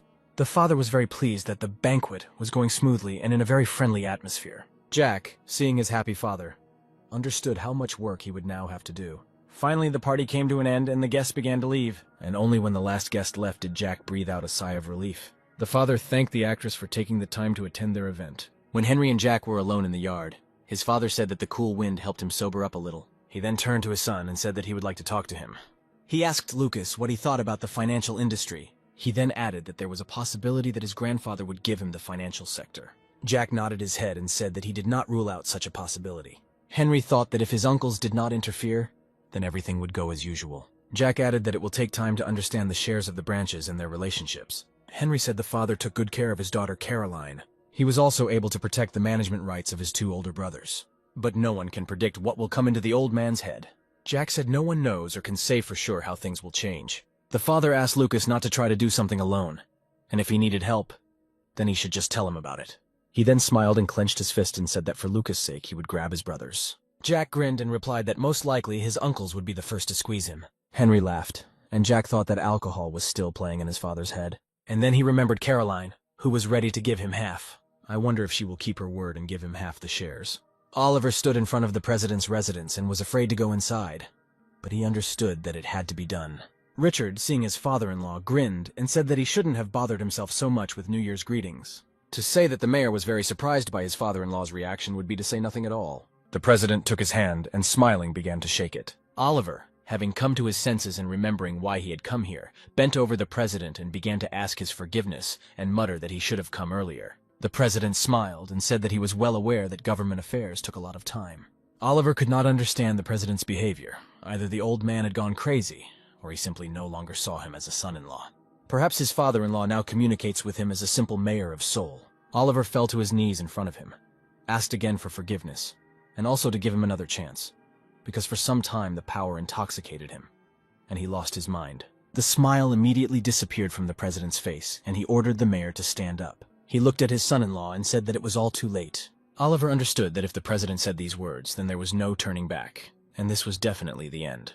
He continued to kneel, and thought that in order to keep his business card as a politician, he must at least part with the president on a good note, because as soon as the old man wants, his life will turn into a living hell. Oliver understood that the chances of forgiveness were zero, but he still continued to kneel and beg for forgiveness. The mayor said that the plan for the construction of a new city, which he promised, was cancelled, and if the president gives you one last chance, he will create a new project for a new city. The president silently looked at his father-in-law, who continued to crawl at his feet. Then he repeated that Oliver should stop organizing this circus. The president sat down in the chair and ordered the mayor to say everything clearly and briefly. Oliver replied that he would do absolutely everything the president asked. The president asked if the mayor was really ready to do everything, even if nothing changes. Finally, Oliver rose from his knees and said that indeed he was ready for anything.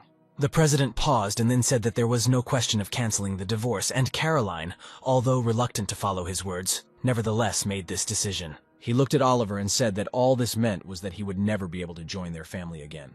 The mayor bowed and said for the third time that he was ready to do whatever the president asked. Richard sat proudly in a chair and looked at the mayor, grinning. Then he paused and told him to forget everything he had seen and heard while he had been a member of his family for the last 20 years. The president looked at his son-in-law and said that he was now a complete stranger to their family, and he personally will also treat him as a stranger. Oliver thought what the president meant was that if he kept his mouth shut, the most he could do was that he wouldn't bother him in the future. The mayor said he was ready to forget everything.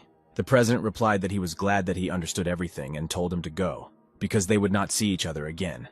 Oliver said that this cannot be so because he is still the mayor of Seoul, and really he cannot meet with him as the mayor. The president answered whether Oliver really thinks that he's so free and has a lot of time to meet with him personally. He then added that the only meeting would be for the Blue House to contact him after the election, and if he had any work issues, he knew who to contact. Having apologized for his rudeness, the mayor realized that there would be no further conversation.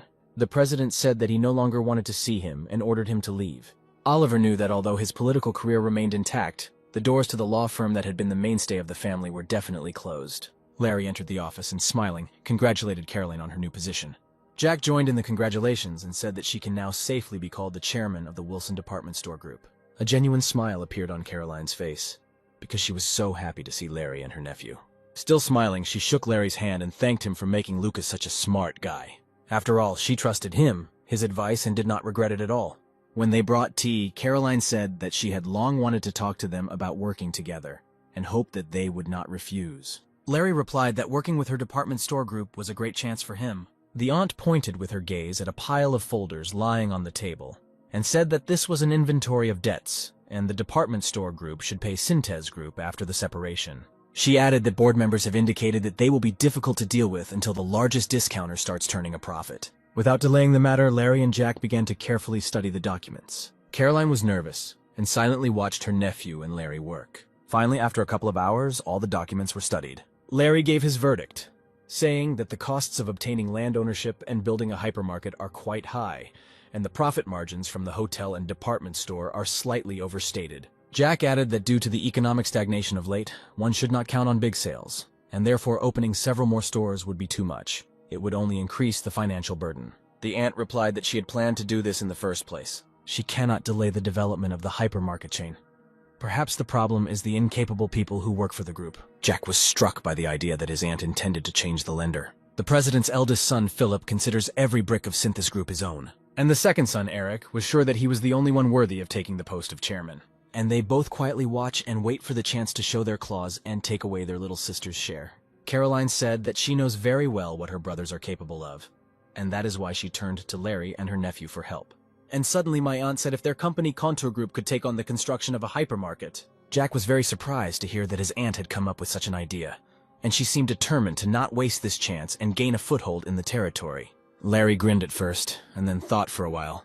Caroline looked hopefully at Larry and said that it shouldn't be difficult, and he replied that he should bow his head in gratitude for this chance.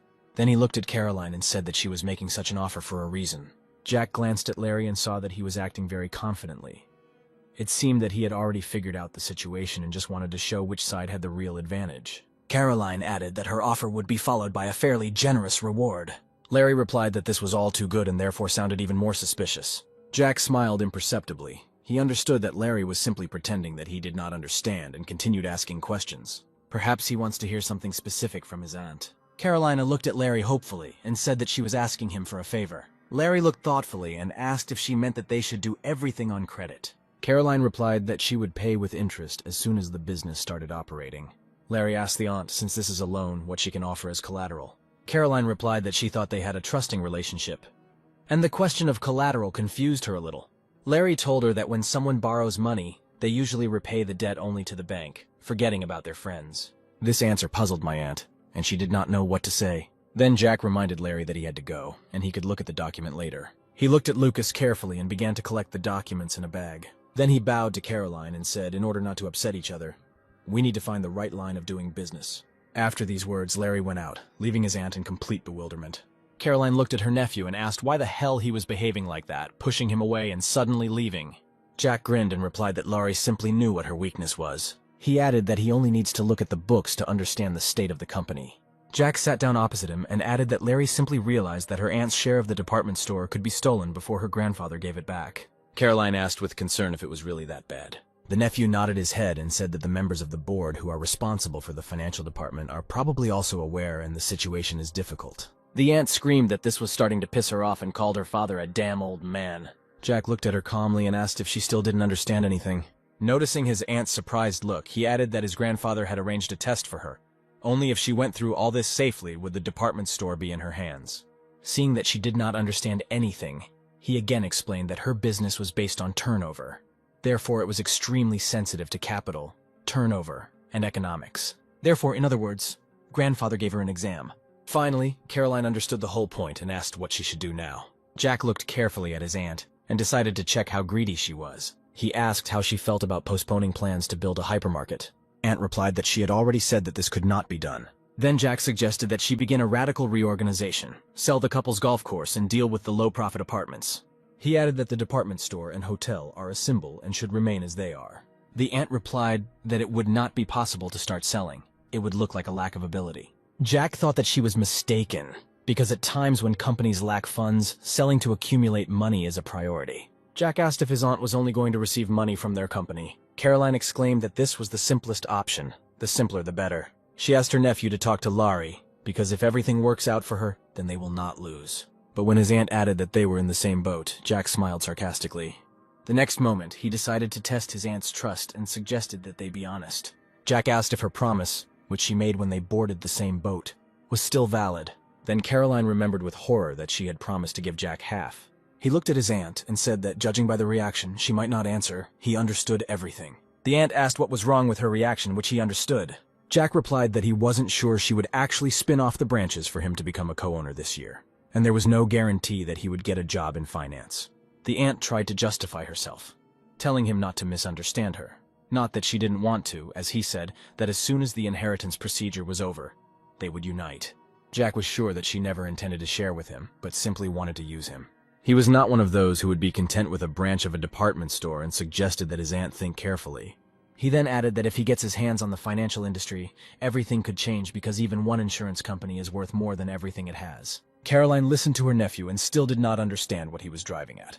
And Jack added that then he could extend his hand to his uncle. Then he said that in any case, the aunt had already asked for Larry and there would be no special problems. Jack sat down on the sofa, opened the envelope and began looking at the documents. Larry said that he had done very painstaking work. And now we can say for sure that 400 billion must be invested. Otherwise, she will not even be able to pay the interest. In addition, everything that the department store and hotel earns will go towards paying interest. And as soon as sales fall for a month, delays will begin. Jack said that this is not an inheritance, but a debt trap. The grandfather simply gave away the branch with a debt in addition, but this is a good chance for them. Larry looked at Jack in surprise and asked if he was really going to take over the department store. Jack replied that it was not a department store, but rather a controlling stake, because Synthes Group shares cannot be bought even with money, because they trade them only within their own walls. Larry told Jack to forget about it. How can you plan anything rationally when it comes to dreams? Jack replied that perhaps now it looks illogical, but when he sits in the chair of the head of Synthes Group, everything will seem quite reasonable. Because the symbol of this post is not money, but power. After all, the chairman literally builds the country's structures, and only this place is suitable to satisfy grandfather's desires. Larry asked what Jack was going to do with this power. Jack put the documents on the table and said that he would think about it when they received it. To begin with, they will help their aunt and spend 400 billion, and shares will naturally become collateral. At that moment, the secretary came in and said that the guest with whom they had agreed to meet had arrived. At that moment, a man entered the office, but Jack didn't know him at all. From Larry's greeting, Jack learned that his name was Kurt Anderson. Larry asked the guest what brought the recently successful venture businessman here. Jack began to look at the stranger in surprise. The first thing he noticed was that Kurt was unshaven. The sleeves of his jacket were frayed. Apparently it was not the freshest. Kurt's boots were worn out and looked cheap. Larry also noticed Kurt's appearance and asked why he looked like that.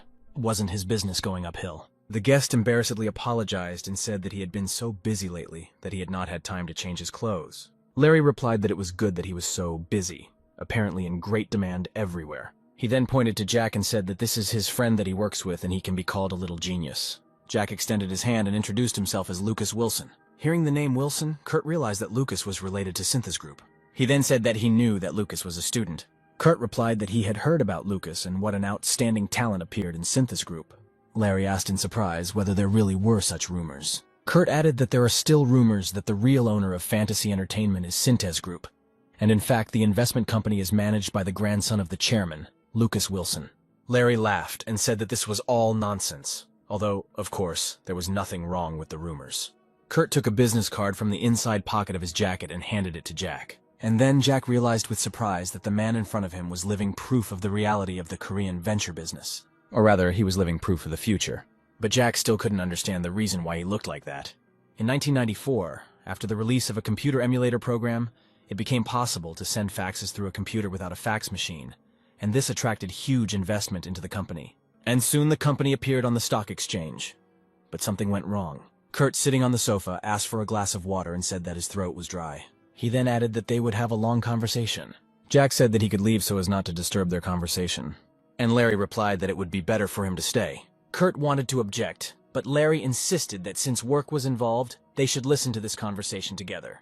Larry, seeing that he could not start a conversation, asked what business he had come for. Kurt, flexing his fingers, said that his company plans to go public this summer. Larry said that he congratulated him on this event and added that now he would be swimming in money. He then added that he wanted to invest in his company, but for some reason Lucas stopped him. Then Jack reminded Dari that they were only investing in a couple of online gaming companies, but no venture capital firms. Kurt asked in surprise why they weren't investing in venture capital firms and what the reason was. Jack explained that venture capital firms are small businesses, and they will only cause damage if such a large company wants to make a few pennies from them. Jack recalled that Fantasy Entertainment acquired companies such as Auto Group and Contour Group, so they must continue to follow the rules of trade. Although Jack tried to appear friendly, he actually didn't like the man at all. The company, step by step, developing on the basis of good technological developments, would have remained a great company. But blinded by the chance to make a quick profit, they went public and eventually went bankrupt. Because of this, hundreds of thousands of ordinary small investors actually suffered. And this person didn't even take responsibility for it. Larry said that there are plenty of investors, and soon they will be on the stock exchange. All that remains is to wait for good news. Kurt awkwardly adjusted his glasses and said that he was actually scared. Larry replied that his house smelled like a holiday, but he was so afraid of something. Kurt admitted that while his company cannot get out of the red, of course, they are looking for a paid model and pictures will be published later. Larry explained that the essence of venture capital companies is opportunity going public with a deficit. Is not something that happened just yesterday, or with just one or two firms. Jack realized that there are still companies that demonstrate at least minimal capabilities since last year. One after another they have appeared on the stock exchange, and the prices of their shares have jumped 10 or even more times. Kurt explained that their situation is a little different. I am sure that they are not one of those who appear and disappear like a flash. Therefore, he wanted to take the company public as soon as they were in the black, but investors are pressing him to take the company public as soon as possible. Now Jack realized that this was not Kurt's personal desire, but that he was simply pushed onto this exchange. Larry said that in this case he would have to hold on, because he started the business with two younger ones, and they still have a controlling interest. Kurt admitted that he currently owns 25% of the shares, and the guys he started with have already left the business. Larry asked in surprise how they could get out of the business, since they are the main developers. Kurt replied that they gave the investors shares and left the company, but there were no problems with the development. To which Larry replied that then they need to convince investors to suffer a little in order to see greater profits. Kurt replied that they were unshakable, so at the latest he would have to go public in August. He added that the founder says there is still a long way to go, but investors are not appreciating and insisting on their own. Larry said that the stock exchange is literally on fire right now, so they don't want to miss this chance. He added that there are not only companies like his, but also companies 10 times worse. Larry was outraged that the future of companies does not concern investors at all if the entry to the stock exchange is postponed. Will it really disappear? Maybe then, the whole of Korea will be asked to enter the stock exchange. Kurt said he was concerned because these were not requests, but threats.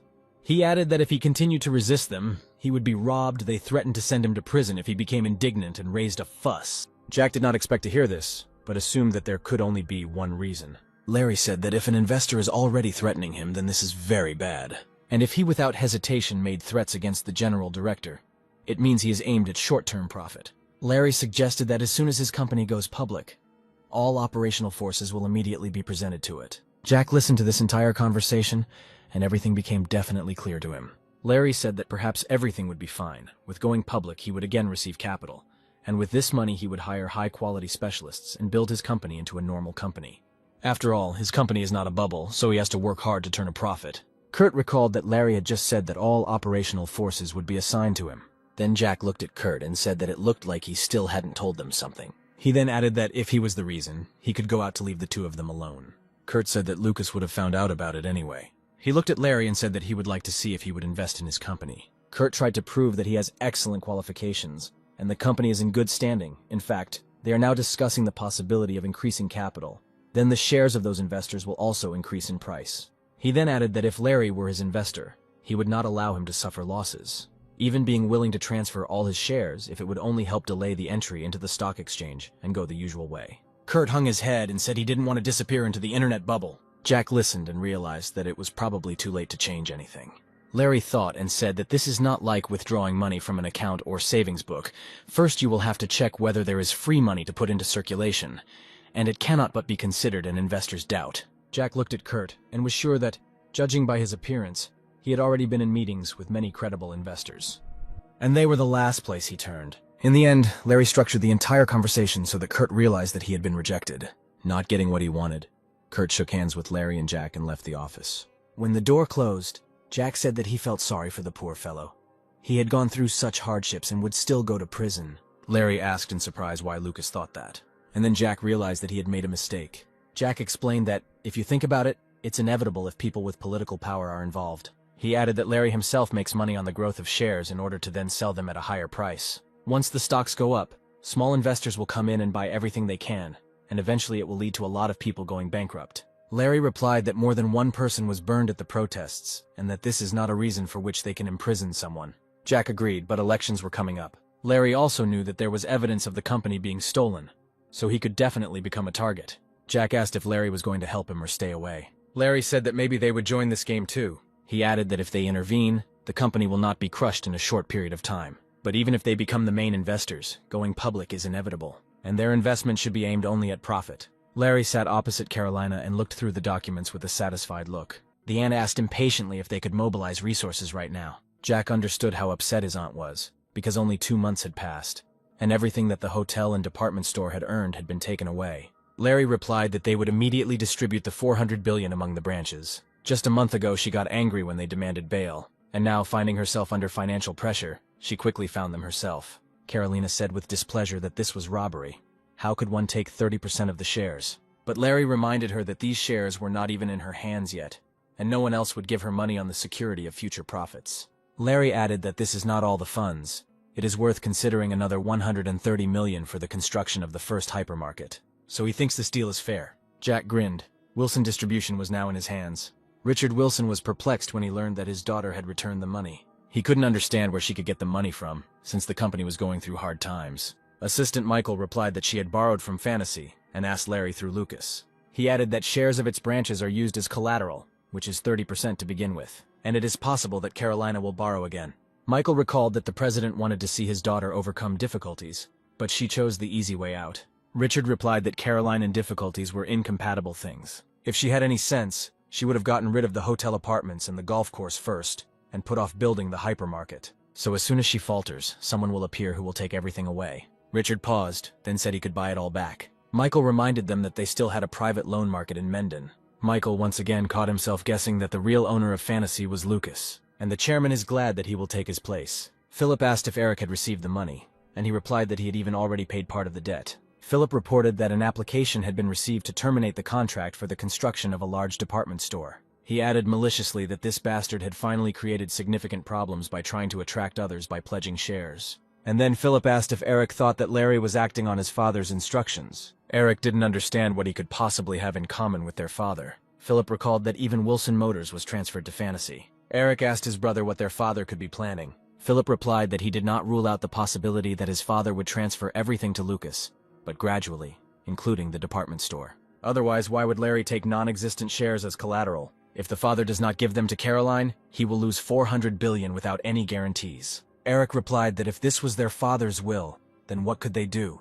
They could only watch as everything passed into Lucas's hands. Philip said he wasn't going to just watch Lucas clean up the Wilson companies. He suggested to his brother that they push Lucas under the car, like last time. Eric replied with bewilderment that he thought Philip had done it. He jumped up and said sharply that he was no longer going to listen to his brother. Philip replied that there was another option.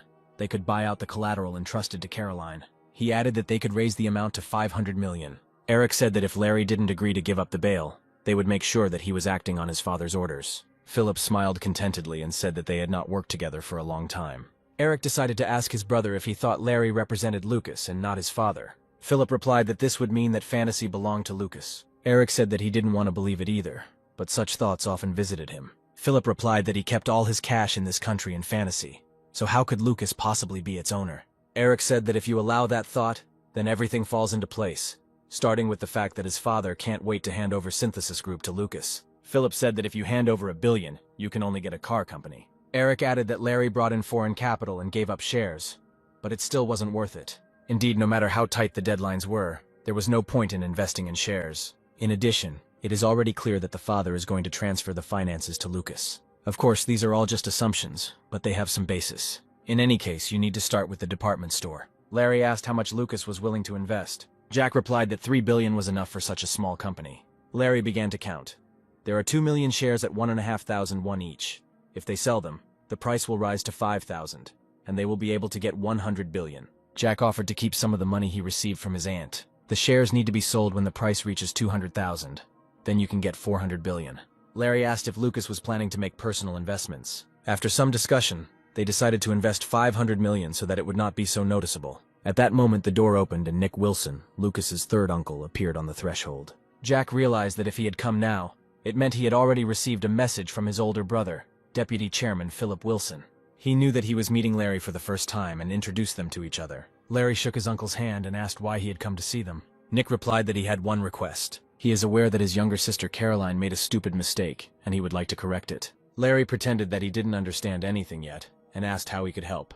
He said they were ready to buy back the shares she had pledged as collateral. Larry replied that he was a businessman and could sell anything at the right price. Nick said he was a pleasure to deal with and asked for a price. Larry replied that Nick was the first to express a desire to buy. Uncle said that since they are buying back what belongs to their family, he is ready to offer 450 billion. Larry reminded that the price must be reasonable and that is not enough. Caroline was surprised by the visit of her brothers, Philip and Eric. Philip said that his sister was too calm, although she created chaos in the company. Carolina replied that there was no need to try to hurt her. That time had already passed. Eric said they came to find out what she was up to. The sister replied that she would sort out her own affairs. Eric said that Larry Baker couldn't be trusted, to which Caroline replied that it was just a deal. Philip cried out.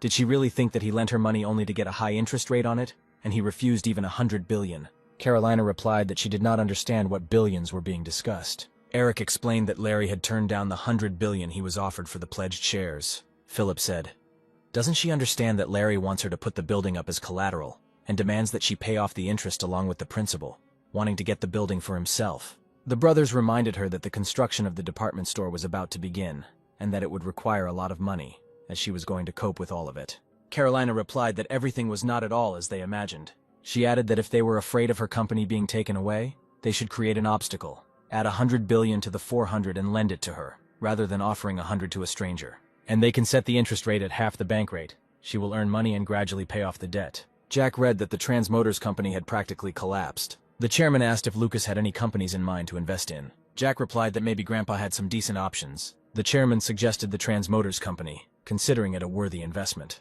He put a folder in front of his grandson and asked him to take a look. Jack looked at the documents and replied that he did not have such an opportunity yet, and the problem is not money, but the lack of suitable people. Wilson replied that he could borrow them. Jack looked at his grandfather and realized that he was up to something. He said he could lend him money to run the company. The chairman replied that they had already spread the rumor about the restructuring of Syntes Group, and his grandson was again proposing to manage it.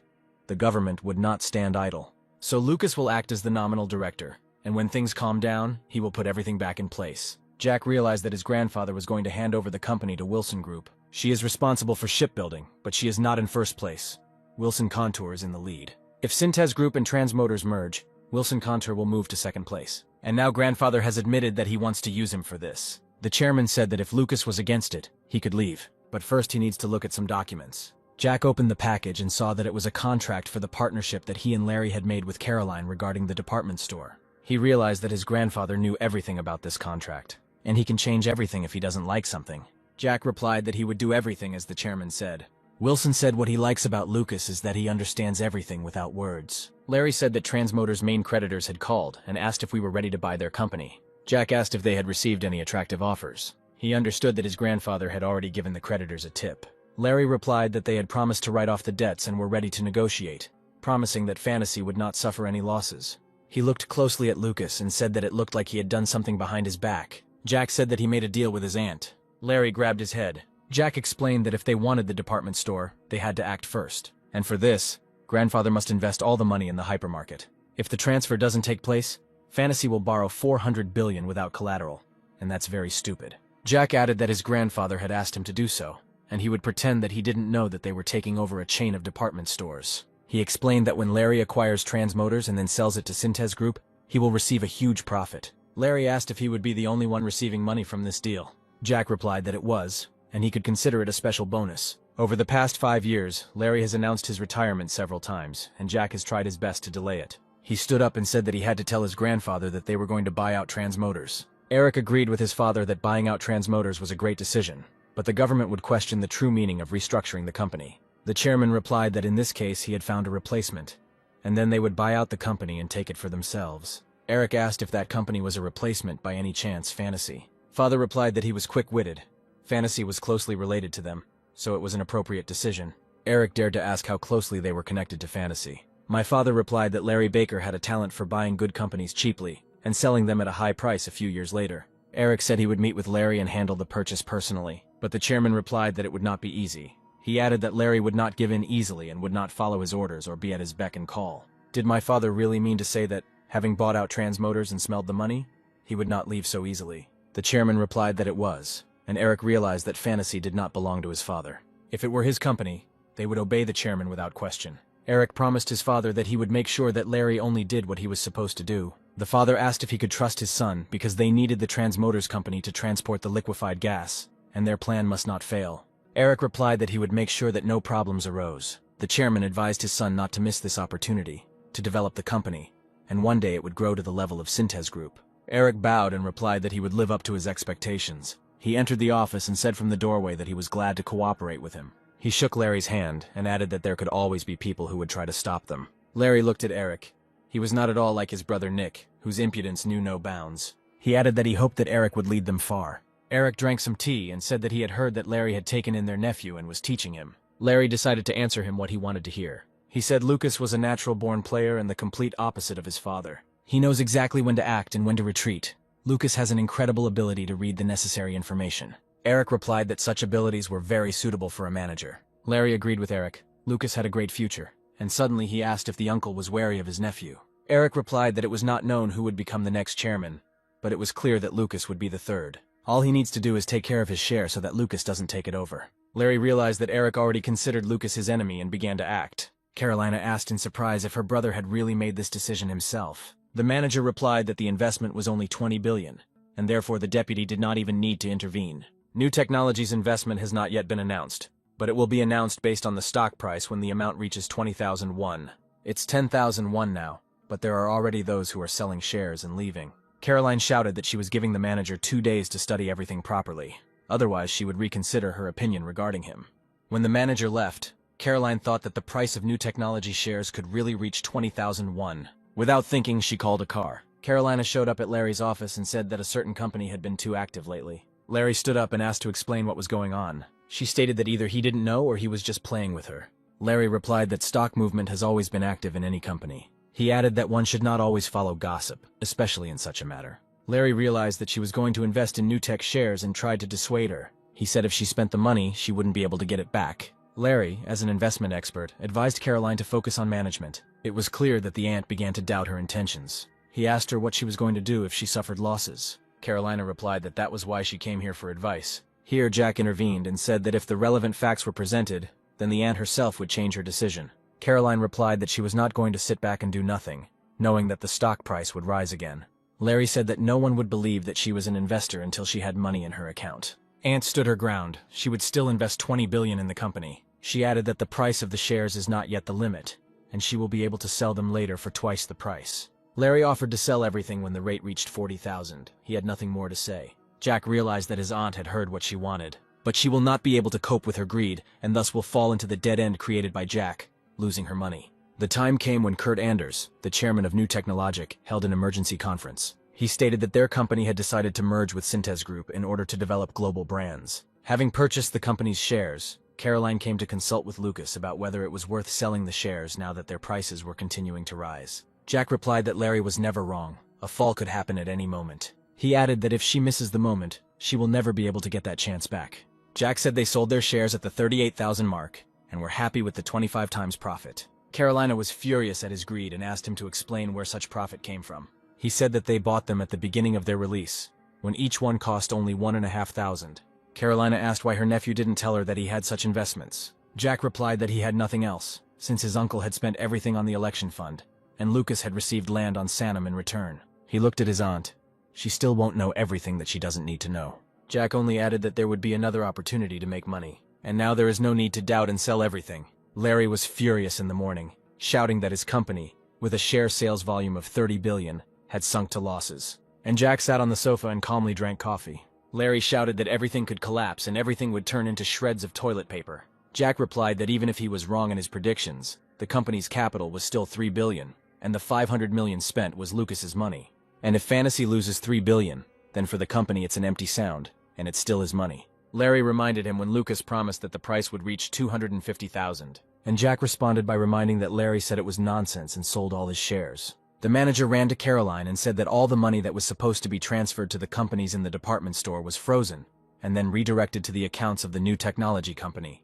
And some market players were given private loans and transactions were carried out under other people's names. Carolina replied that she needed 2 months to sort everything out and keep it private. And given the current unemployment rate, they will close the department store with maximum restructuring. She listened to Lucas and sold the shares for less than 40,000, but the price continued to soar, and Caroline, furious, bought them again. Carolina sat and thought about how she could fix everything and stop it. Jack opened the door and said that Caroline wanted to see him. She asked if Lucas could ask Larry to move up the interest payment date. The economy is in total disarray right now, and department store sales have plummeted. He realized that his aunt was completely mired in a swamp from which there was now no escape. Jack asked if things were really that bad, and his aunt added that the hotel was now 70% empty. People come to the department store only for basic necessities, as if it were a simple grocery store. Jack looked at Caroline and asked for forgiveness. He said that if she hadn't sold her shares for 40,000, all the problems would have been solved at once. But now he expects their price to skyrocket to 300,000. When the corners of her mouth twitched, he realized that his aunt was still buying shares on her own, as he had assumed. Jack warned that the slightest mistake and everything could collapse. After all, just as quickly as shares rise, they can also fall just as quickly, and this is a huge risk. And here the main thing is to correctly guess the moment of the peak. Those who can wait for it will be swimming in money. But Jack advised her not to get involved in it. Carolina thanked him and said that they were one family. Yes, this is a family that always creates problems. In the corridor, Jack met a man and recognized him. It was he who was in Fantasy, when Jack lent money to his aunt. The assistant said that if Lucas had time, they could talk in his office. He said that Carolina was constantly buying up shares, even when they were worth 200. Jack didn't expect his aunt to invest nearly 100 billion in spending the company's money. The manager added that he was so worried about all this that he would soon go crazy. Jack already understood perfectly well what would happen if his aunt continued to do such reckless things. One of the following days, Jack invited the people he needed. He handed them his business cards and they realized that he was the chairman of Fantasy. Without further ado, Jack immediately invited them to take his side. He added that he knows that they know how to keep their mouths shut. Jack invited them to look at the proposal that was on the table. The executive sat down at the table and began to carefully study the documents. And at that moment, Jack was wondering what his aunt was thinking, because she doesn't understand stocks. While in the manager's office, Jack learned that it was the Synthes Group people who advised her on the best time to sell the shares. It was from them that she learned that the value of the shares would rise even more. Now Jack knew that they controlled her every move. They were masters of their craft. When the invitees were presented with the proposal, Jack said that it would go into effect as soon as they fulfilled his request. The offer guaranteed each person an annual income of 1 billion, excluding bonuses. The employment contract must be concluded for at least 5 years. Jack said he heard that they were giving his aunt stock advice. We need to make sure that she doesn't sell her shares until the very end. Caroline Wilson must remain a shareholder in this company for the rest of her life. Jack added that he knew that they had given advice to many people, and they had then gone broke down to the last penny. One of those present said that it might happen that the stock price would start to fall, and if they continued to persuade her to hold the stock, it might lead to some consequences. Jack replied that they were all not close enough to his aunt to worry about the consequences. Second, asked directly why Lucas would drown his aunt. Jack replied that let it be a small family quarrel. He looked at Lucas, who didn't seem upset that he had only made 16 billion selling the stock, while Jack had made 80. But after he dropped them, the price began to fall rapidly, and the 140 billion invested by Carolina has now turned into only 10. She was furious and demanding that her advisors appear immediately. The manager replied that they were not answering calls and he could not contact them. Carolina told them to involve the police, the prosecutor's office, anyone to find them. He replied that they currently do not have the funds for such services, and it is better to focus on compensating for losses. Caroline ordered that some tea be made for her, and then she would go to her father herself. She stood in the president's office and knew that a real storm was about to break out. The daughter reported that she lost 140 billion on stocks. He didn't understand how holding that kind of money in stocks, one could end up with nothing. She was supposed to give this money to the owners of the outlets in her department store, who then invested it in shares. The daughter added that Syntes Group also invested there, and she simply decided to follow their example. Would they really invest 20 billion in a company knowing full well that it would fail? The chairman asked what Carolina wanted from him now. Carolina cried and asked her father for help. The father replied that she could turn to Larry again and let him solve her problem. The daughter replied that this was out of the question. She could no longer borrow from Mr. Baker. The chairman said that the separation had gone as she wanted, but now its separation from Syntes Group had no meaning. He put the package on the table and added that she now had an independent company in which there were no shares at all. If he helps her, it will be tantamount to illegal appropriation of Syntes Group's money, Caroline pleaded.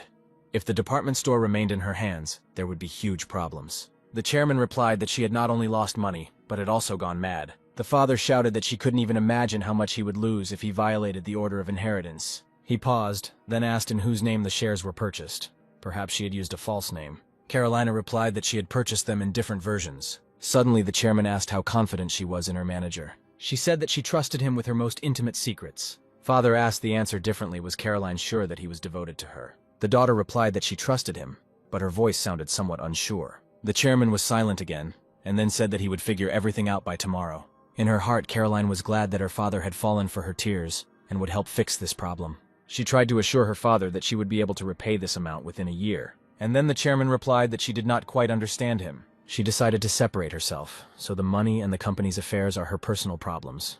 He doesn't care if she squandered it all. And the only thing he's going to figure out is to keep her out of jail. Carolina screamed that she couldn't go behind bars. But the chairman told her to get out, saying that he found it disgusting even to look at his daughter. Richard gave the task to his assistant Michael and waited for his report. The assistant said it was spread across about 16 names, from the company to the directors, and then to the Seoul Trade Center.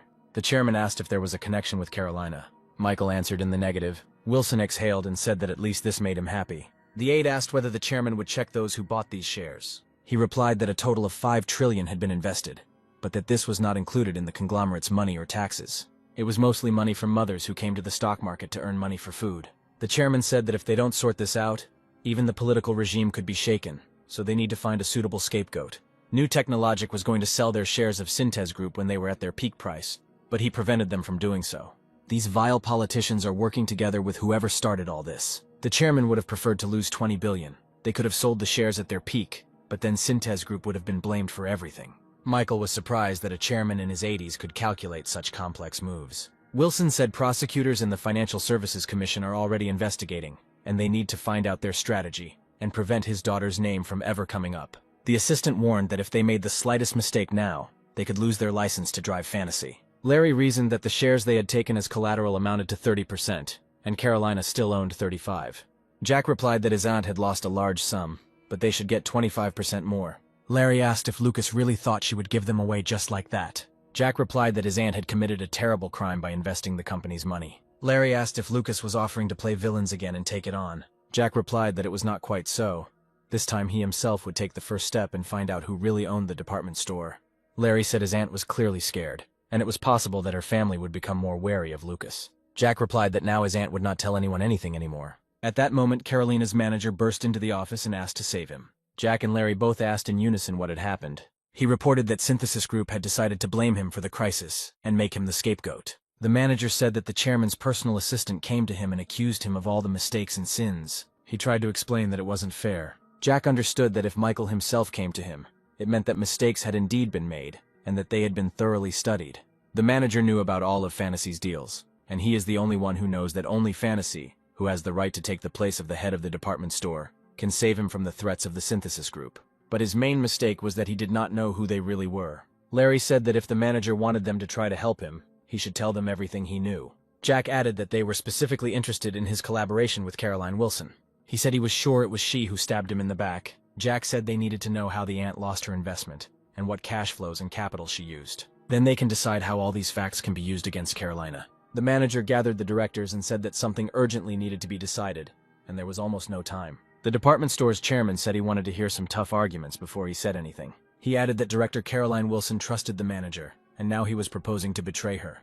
He replied that he was not doing this for fame or money. Don't they understand that she wants to put all the blame on him? The manager reminded that we are talking about 140 billion, and if they pin it on him, he will spend the next 10 years behind bars. He added that otherwise he was not going to drown alone all reports on the work of the department store, and the hotel passed through him, and all the details of the theft of the company's funds are also with him. So not only ordinary managers, but also members of the board of directors will be involved. So perhaps now is the time to change things and step out from under Carolina's oppressive shadow. The chairman asked if we were talking about fantasy. The manager replied that they were dealing with the issue at the time, and that they should not miss such an opportunity when their boat was sinking. Everyone present knows that Fantasy is an investment company, and if it takes over their chain of department stores, it will be the most profitable decision for them. And nothing will stop them from doing this, because they have already separated from Synthes Group. The chairman of the board of directors realized that in this case it would be their own business, outside the influence of Wilson Group. Jack made an appointment with Caroline, and she promptly arrived at his office. She asked why Larry was late. Jack replied that he would not be there and Caroline would talk to him. He sat down and added that Larry had asked to check whether she could fulfill all the obligations on the bonds. Aunt replied that if Lucas meant the losses incurred, then there was no reason to worry. He reminded her of debts of more than 100 billion and asked how she was going to repay them. Carolina replied that since her nephew had brought it up, she had a small favor to ask. She asked Lucas to lend her some more money. Aunt asked for 150 billion on the security of her shares at the same interest rate. Jack could see that she still didn't understand the situation she was in. He replied that at the moment she had no way to pay off the debt and interest. Jack reminded her that there were only a few days left until the end of the year, and it was unlikely that she would be able to pay off her debts. He put a folder of documents in front of her. Jack said that under this agreement, she pledged shares of the department store outlets, the hotel, and so on, so they had the right to begin transferring all of that to Fantasy. The aunt jumped up and screamed that Lucas couldn't do this to her. Could it really be that Larry told me to do this? Carolina told me to tell him that he would pay dearly for disrespecting Synthes Group. Jack replied, does she really think she can resolve this situation by shouting and threatening? The group of department stores that my aunt owned until today no longer belongs to her. Larry is not interested in department stores, so he will become their owner, and this entire huge sphere will be in his hands. Caroline looked at her nephew and replied that then she would not have a penny left. Jack saw that his aunt still didn't understand anything. He reminded that Larry was only interested in one thing, that his aunt fulfilled her obligations under the contract. Caroline was outraged that Lucas could do this and take away her company. Maybe it was a joke. Jack replied that he never joked about such things, and next year he would become the full owner of Synthes Group. The aunt was furious and declared that he had betrayed her. Jack calmly replied that he had never been on her side, and she herself never considered him her partner. And then Carolina asked if all his stock advice was really just a trap. Jack replied that he had only advised her to sell them at the right moment, and that she had done the rest herself, unable to control her greed. Ignoring his aunt's hysterics, he said that he was now thinking about whether to leave her in the position of CEO. Carolina screamed that, according to the agreement, he would only receive 30% of her shares. But as for Fantasy, he can't do anything. Jack replied that he would become the owner of Synthes Group in any case, and would bring charges against her for embezzling the company's money. And if the main shareholder makes such an accusation, then it will not be difficult to remove her. He added that it was foolish to have a company without having the slightest idea about the management system. After all, people who interfere with or harm the company are most often removed. Carolina responded that if the CEO is removed, then other managers will bear all the responsibility. And then Jack took out his phone and said that if they heard everything, they could come in. At that moment, the executives who worked for Carolina entered the office. Jack repeated her words that now they must bear full responsibility for her actions. He asked the leaders if they were ready to answer for everything his aunt had done. Moreover, she is confident that they will be kind to her. The manager replied that they did not want to spend the rest of their lives in prison. Carolina was indignant. Who was even talking about prison? Do they really not trust at all? After all, no matter what this boy told them, there won't be any problems. And everything may be limited to just a suspended sentence. The manager clarified that Carolina intends to remain uninvolved in this story. Jack said that the staff had already realized that she was only using them, and that she didn't really care about them. And then he threatened that if even one of those present was involved in this case, he would personally sue the aunt. And all those present will instantly become his witnesses against her. Jack told the executives that no matter what happened to the company, they would all remain in their positions. He added that it was not their war and ordered everyone to return to their duties. Caroline and Jack were left alone in the office again. She said she realized the whole situation and suggested discussing a more real problem. Aunt asked how she could return 140 billion in a few days. Jack replied that his grandfather would not waste money that had separated from him, so there was no way out. And it's especially not worth having this conversation with Larry. Jack added that he was ready to lend her a helping hand, but then they would be in the same boat. Carolina exploded and asked if Lucas was really asking her to work for him now. Jack replied, "Does Larry really look like his subordinate? From the outside, they are equal." Hearing this, Carolina asked if he was really the real CEO of Fantasy. Jack suggested that she take an even wider look. 95% of the company's shares belong to him. He is the largest shareholder of Fantasy, and the capital that the company operates on is his money. After hearing this, Carolina covered her mouth with her hands and could not utter a word. Jack said that Fantasy is where the largest amount of cash is kept in the country, and he is the owner. He added that the acquisition of Auto Group and Wilson Motoros, later Chrome Wilson, is his merit. He acquired them 2 years ago, when he was studying at the university. So does Auntie really want to make an enemy like him? Jack offered to shake his hand because no matter how hard she tried, she couldn't beat him. Now it's better to accept his help and continue enjoying life as a member of the conglomerate. After all, her brothers will never give her such an opportunity. Carolina asked if her father knew about all this too. Jack replied that only she knew who he really was, and now she would voluntarily give him everything he needed. But Grandpa, he probably already guesses everything himself, and he knows that one day Lucas will take over everything. Jack added that he had told his aunt everything.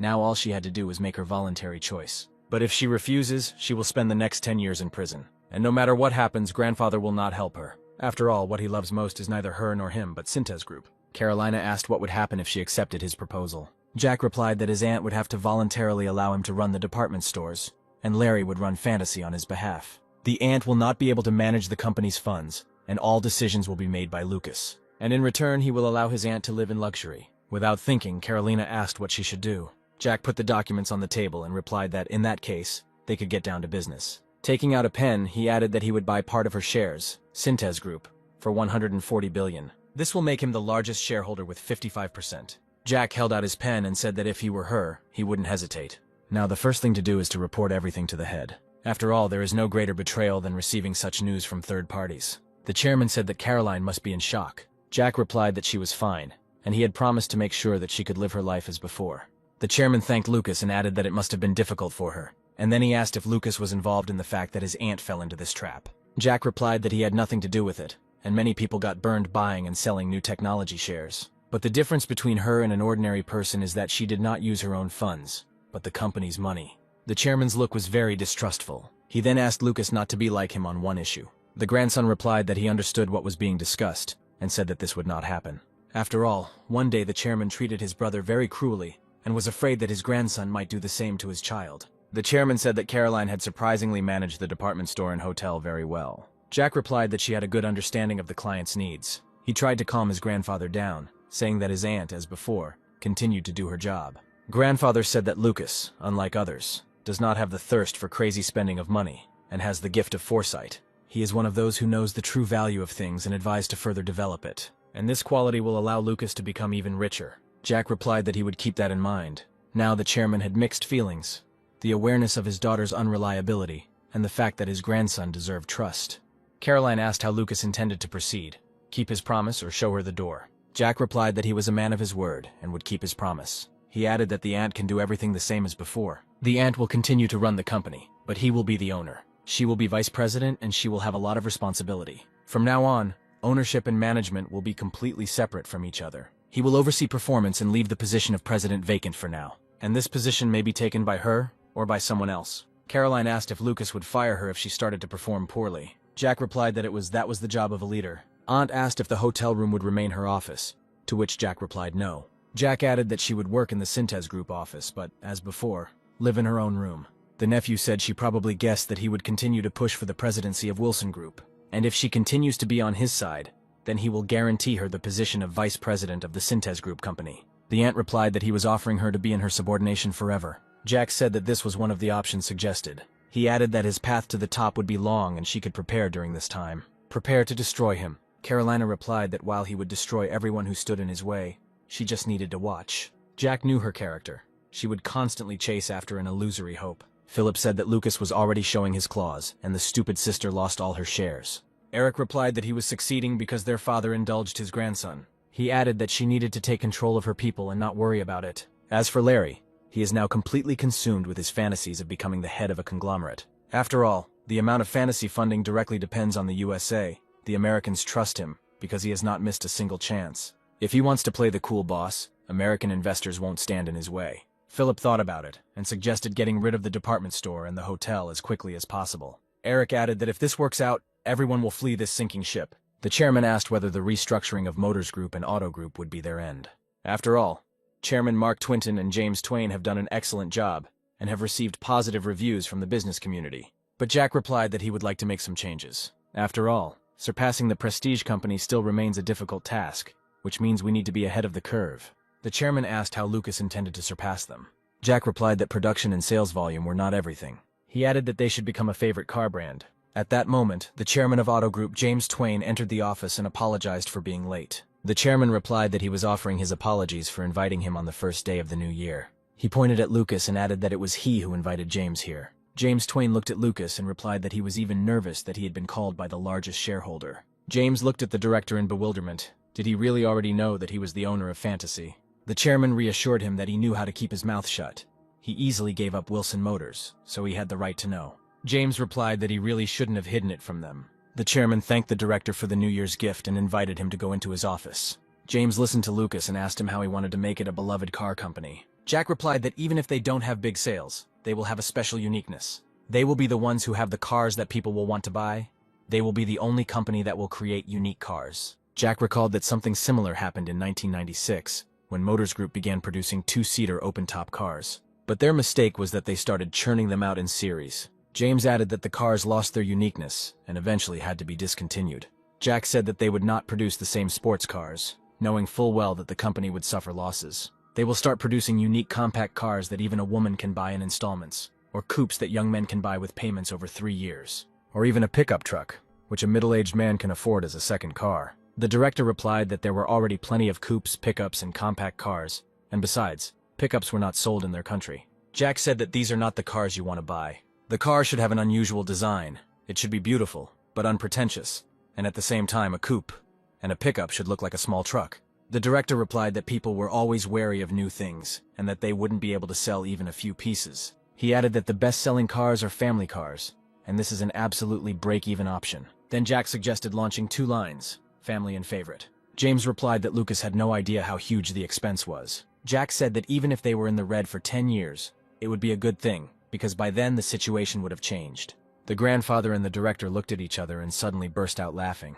Having calmed down, the director said that as far as he understood, the main condition of a favorite car is design.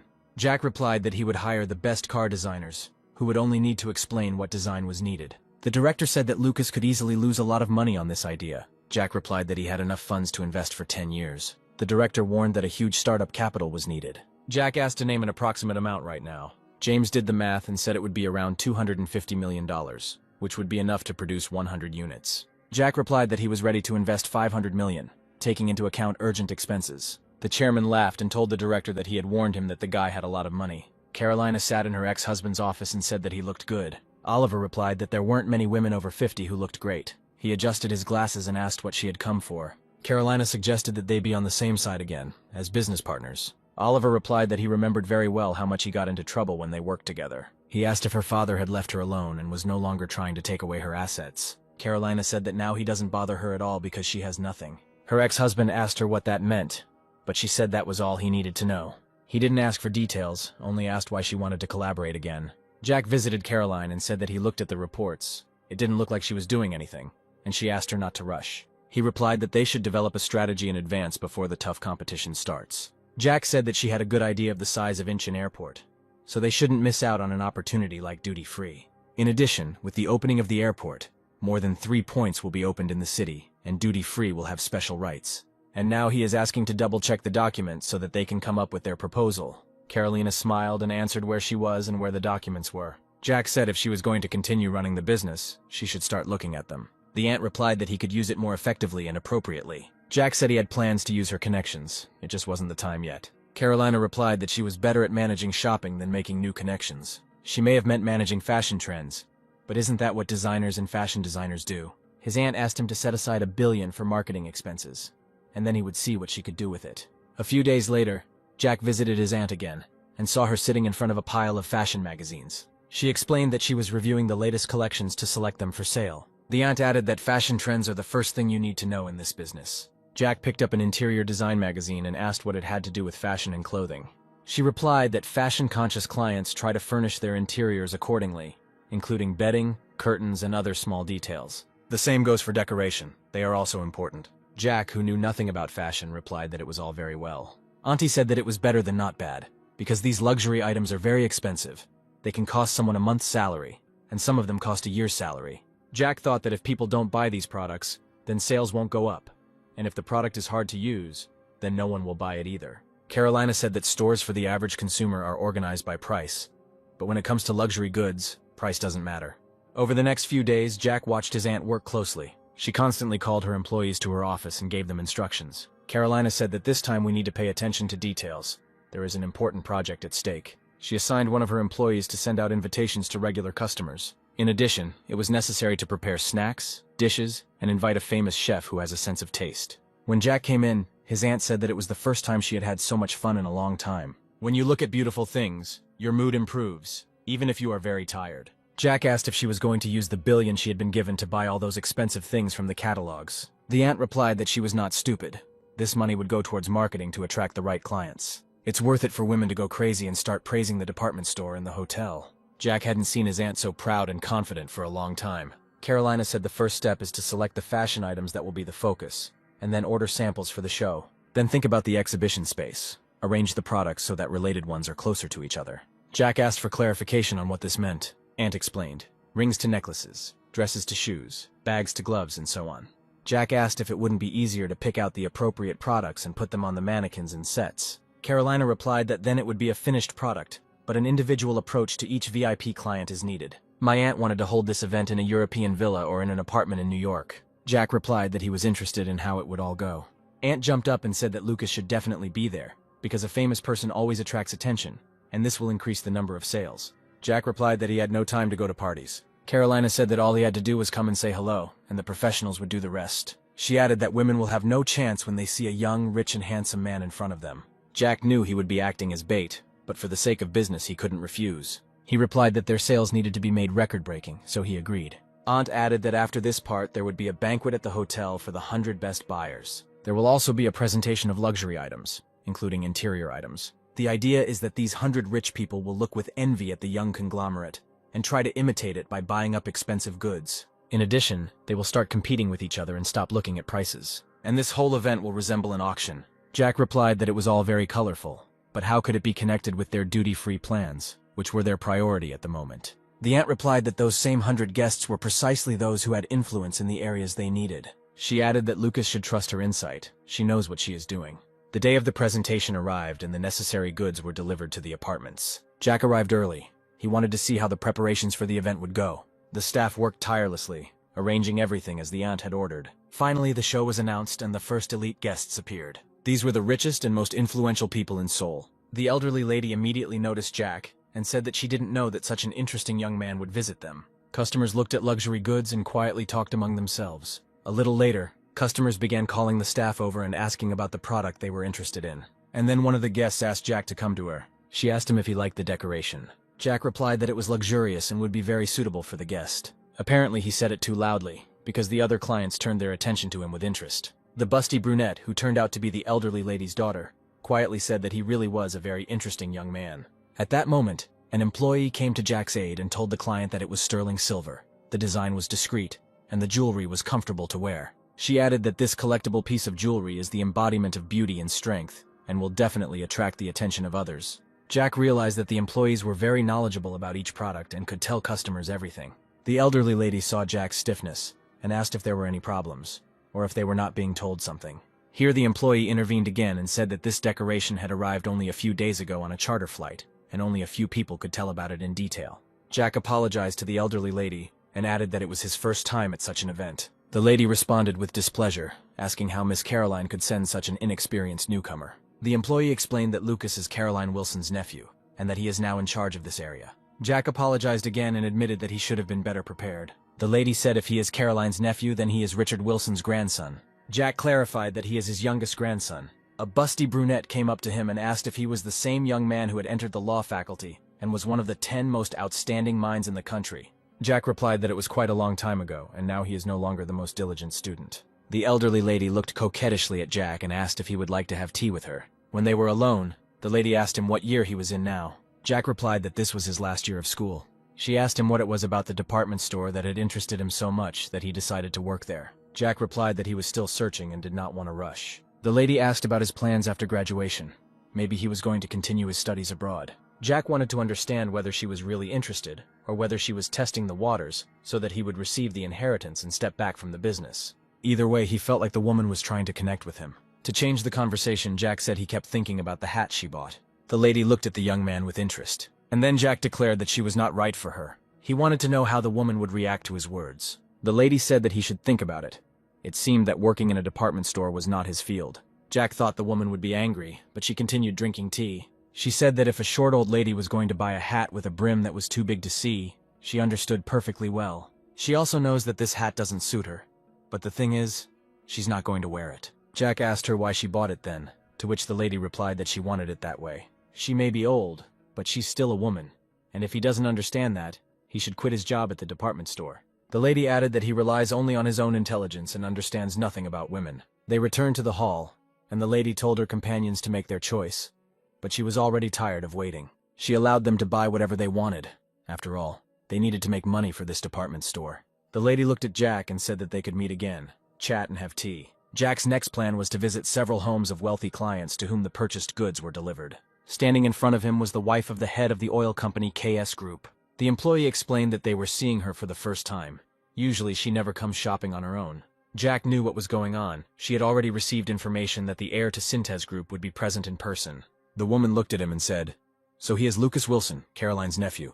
Jack handed her the business card and said that it was true. The woman suggested leaving the work to the employees and having a cup of tea themselves, but then she changed her mind and offered alcohol, saying that she wouldn't mind drinking during the day. In seclusion, they did not discuss anything important. Mostly, Jack just answered her questions about her personal life. Later, when they left the house, the employee excitedly said that thanks to his presence, they would be able to make more money. Jack replied that he even enjoyed the ride himself. He visited several more houses of influential families and realized that his aunt was right. Through these visits, Jack was able to make his name known in large companies and established close enough connections that he could simply drop in and have a cup of tea. The chairman asked in bewilderment why Lucas had taken on this matter himself. Did he really decide to create a line of families to show off to? Department store sales have peaked. The company has found the right way to express its brand personality. Thanks to the well-organized presentation and trendy words, customers were actively engaged in shopping. The aunt walked importantly among the guests and gave them a welcoming smile. The products were not only sold out, but also reserved, thanks to Carolina's professionalism. The guests probably wanted to be remembered for their purchases so that they would be invited to the next collection show. Aunt quietly approached Jack and said that it was time for them to leave. The less they were seen, the more precious these meetings would be. Jack replied that there were many people here he would like to meet. Caroline said he would have time for that when he visited them at home to thank them for their purchases. The aunt promised to give him a list of the rich people present meetings with them, would help obtain permission to open duty-free shops. Jack replied that it provided an excellent opportunity to expand his network of contacts. Auntie told him not to flatter himself. She was doing this for herself. But she is grateful to Lucas for allowing her to be in her place. Jack said it seemed like his aunt was trying to gain an advantage over her brothers by expanding his network. She replied that this was true, and that Lucas should also be careful with his uncles. For now, his grandfather is his protection, but he is not eternal. And as soon as he dies, the tax and financial services will immediately attack fantasy. And to do this, you need to have time to acquire useful connections that can later become a shield. Jack told the employee to prepare everything according to the list, set the date, and inform him. Carolina called her coworker to also look at the folder. She hesitated, not knowing how the company owner would react to this, but her aunt unceremoniously snatched the folder from her hands. Jack explained that what was more important to them was what the person on the list did, not how many purchases he made. She took out a piece of paper and asked what kind of note it was. Jack replied that it was a list of gifts that he would personally deliver to clients. Aunt looked at the list for a long time and made small adjustments. She gave the folder to the employee and told her to do everything as the manager said, taking into account her amendments. Left alone, Carolina said that Lucas was a quick learner. His list was more or less correct. Jack replied that it was not difficult. A necklace for women's clothing and a watch for men's clothing. When he asked what changes his aunt had made, she replied that she had only changed the brand of the watch and necklace to better match the clothes they had chosen. She asked if the people on the list were worth his effort. Jack replied that they were civil servants who could only move up, and he saw it as a long-term investment for 10 years to come. Auntie said that these civil servants are already Synthes Group's dogs, and his gifts cost them $300 million. Jack was confident that all this would come back, because the company would not fall into debt anyway. Now his uncles have excellent relations with the current officials, so we need to make sure that in 5 years, He has the same relations with their successors. Jack told his aunt that her brothers would not stop fighting for the inheritance, and that she needed to be prepared for anything. Philip was already aware that Lucas had caused a stir among the influential women of Seoul. He is spoken of as the ideal successor to Synthèse Group, which created a real revolution in the industry, and the department store's sales reached their highest peak.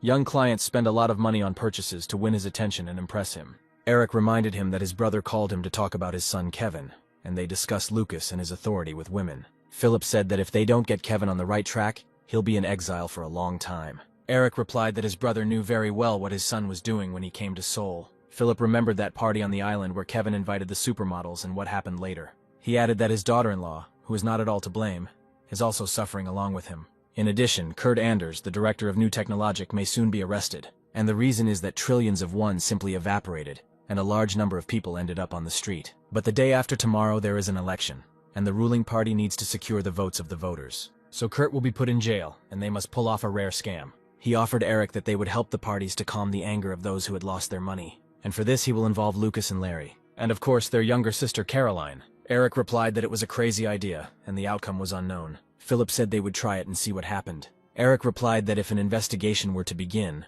their father would hardly remain on the sidelines. Philip said that for the sake of his daughter-in-law they had to go through with it. Eric stood up and stated categorically that he would not participate in this. The only thing he can do is bring Kevin to Seoul. Larry read an article that said the daughter of a major conglomerate was running a department store, but was making huge losses playing stocks. He told Larry that anyone would understand that he was talking about his aunt. Jack replied that it looked like his uncle was doing it. Larry wondered what was going on in this family if a brother was willing to set up his sister.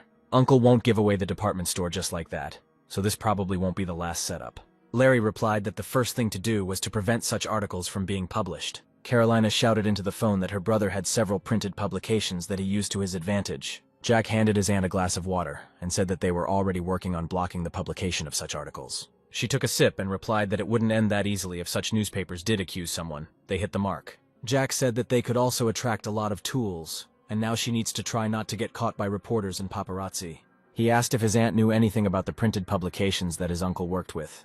Carolina replied that knowledge was of no use. She had no evidence, and she had never thought that it might be needed. When Philip began to move away from her, she pretended not to notice.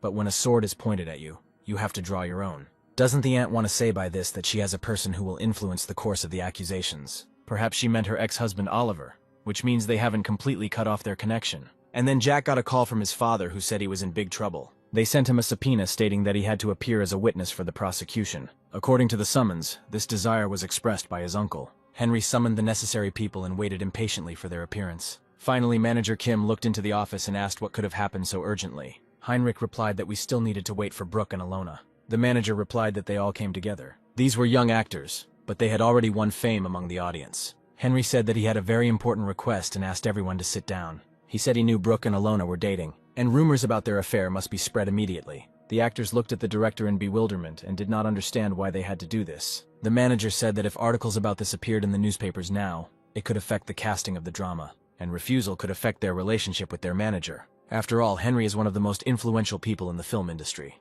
The manager said that they would get married anyway, and it was already difficult for the two of them to hide their relationship, so they just needed to talk about it. They must not forget that they have achieved everything thanks to Henry Wilson. Heinrich asked the manager not to put pressure on the couple. They should decide this themselves. He bowed his head to the actors and said that he would thank them for their help.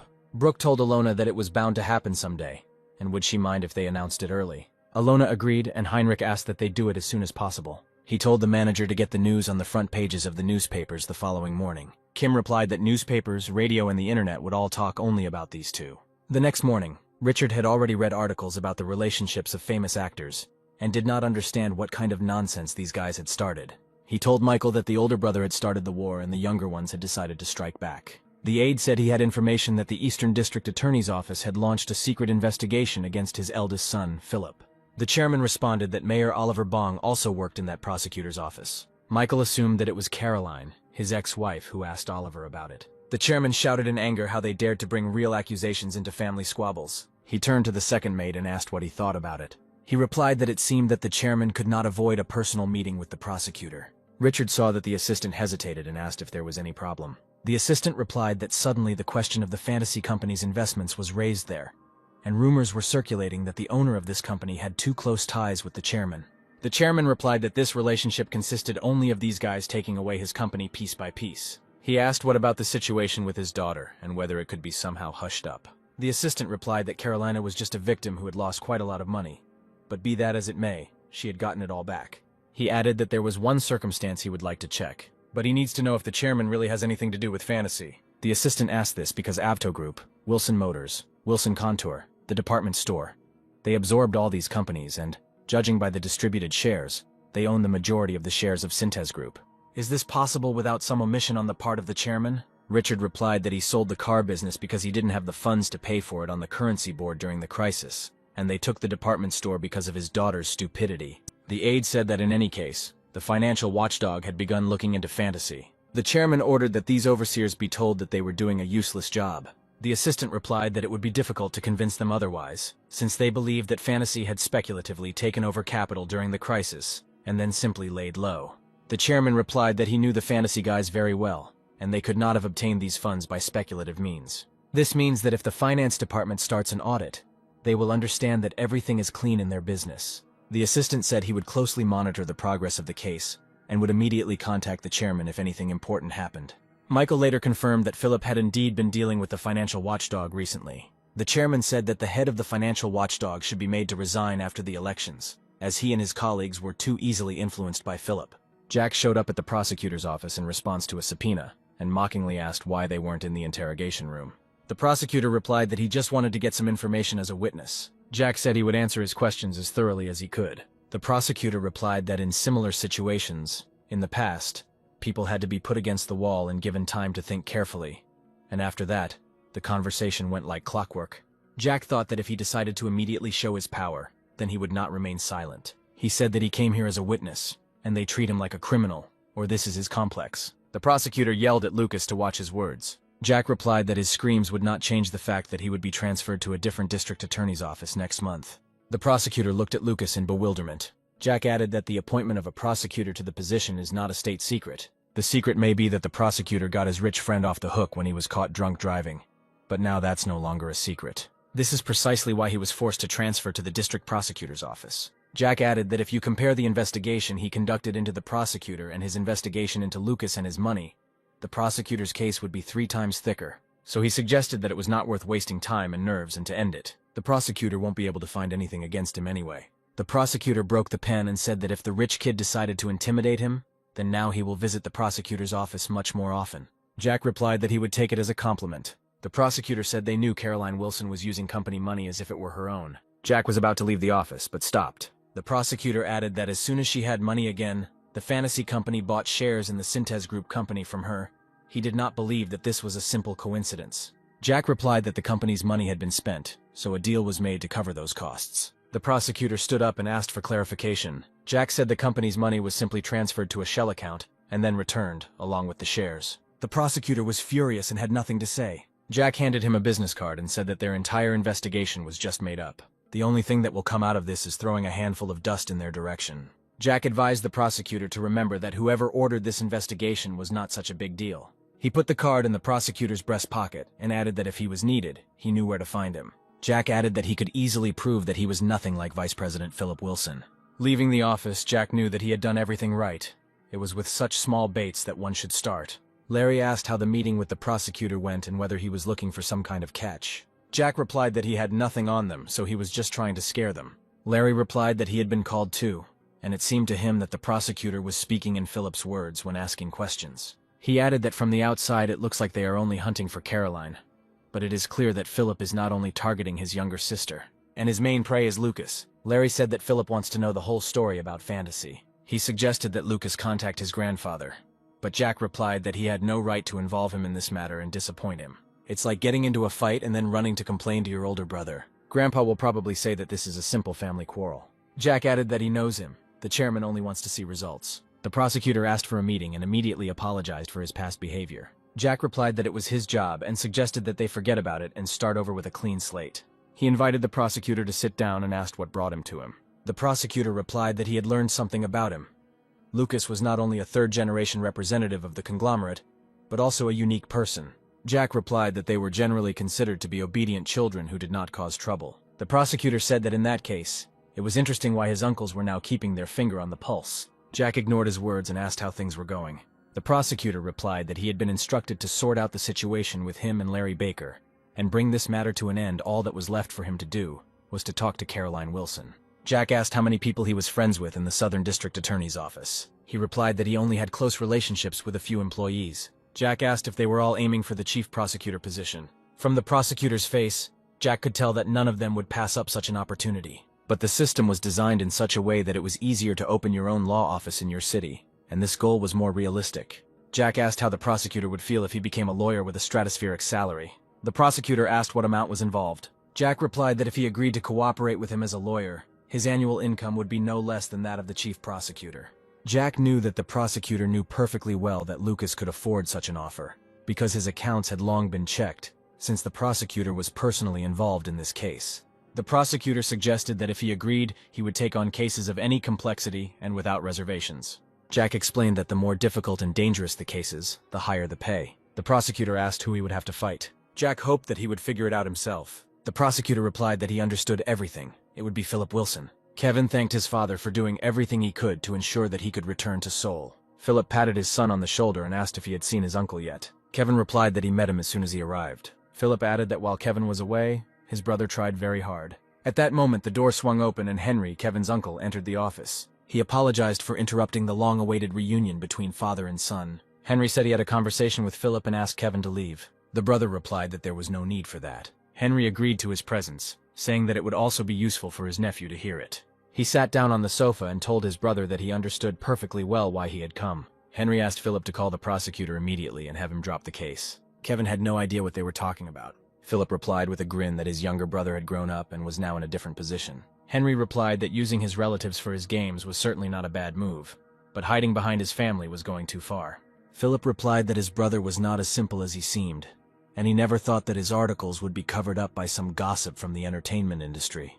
Henry replied that if Philip did not put a stop to all this, he would make sure that nothing would remain of his current position. Philip replied briefly that his brother did not have enough strength. Does he really think that after the movie fuss he has become a big shot who people will listen to? Kevin said he didn't understand what was going on, but asked his uncle to calm down. Heinrich replied that he was aware that his nephew had booked a special room in a Seoul hotel for 6 months, but he wondered who would be staying there. He knows that Kevin has been obsessed with Miranda Flops lately, but he needs to be careful around her. Kevin had already regretted 100 times that he had interfered in their conversation. The uncle added that if the nephew thinks that she is pure and innocent, then this is not so.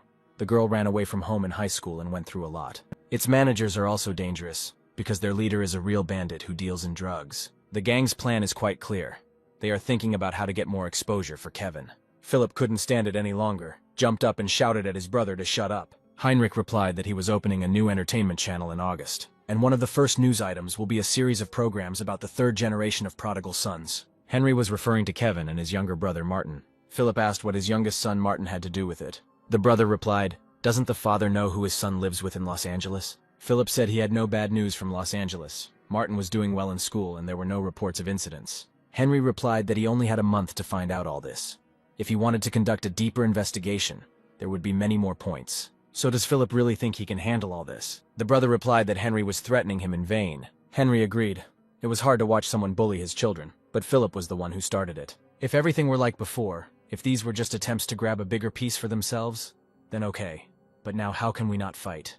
The brother replied that war is war, but Henry does not dare touch his son. The brother replied that he was warning her for the last time. If his son Lucas is called back to the prosecutor's office, his reporters will be on Philip's trail again. Henry went out, and Philip and his son were left alone. He looked at Kevin and asked if everything his uncle had said was true. The son was silent, and that meant only one thing. Henry couldn't take it anymore, called Kevin a dumb bastard and hit him in the face. He covered his cheek with his hand and fell onto the sofa. The father grabbed the phone and ordered everyone to come, from the secretary to the head of management support. Prosecutor Emil Huang sat across from Lucas and said that the strongest bonds were between classmates at university, and if Lucas had communicated with them, he could have become friends. Jack replied that they all cared about these connections only because money was everything here. Such support could be bought at any time, and it was not necessary to do it now. The prosecutor replied that there would be those who had more money than Lucas. For example, it could be Deputy Chairman Philip Wilson. Jack replied that if people knew that he and his uncle were of the same means, they would lean towards him. Emil asked if that was why Lucas started with minor figures like him and Prosecutor Li Kang. Jack had no idea what connections Emil Huang had. but he knew for sure that he was above him. Jack replied that even his grandfather, the chairman of Synthes Group, would not promise a future for a request to conduct an investigation. If only there was a prosecutor who would stand up for his grandfather, then he could promise him good prospects. He asks only one thing: to find the necessary evidence, and at the same time promises a bright future. So doesn't it seem to the prosecutor that in any case he gets everything for free? After all, he definitely came to him after talking with Prosecutor Li Kang. And the prosecutor has already been informed that Lucas is ready to pay generously. Jack added that he needed a prosecutor who was not just for show, but one who could sell the information competently. The thing is that he never trusts anyone.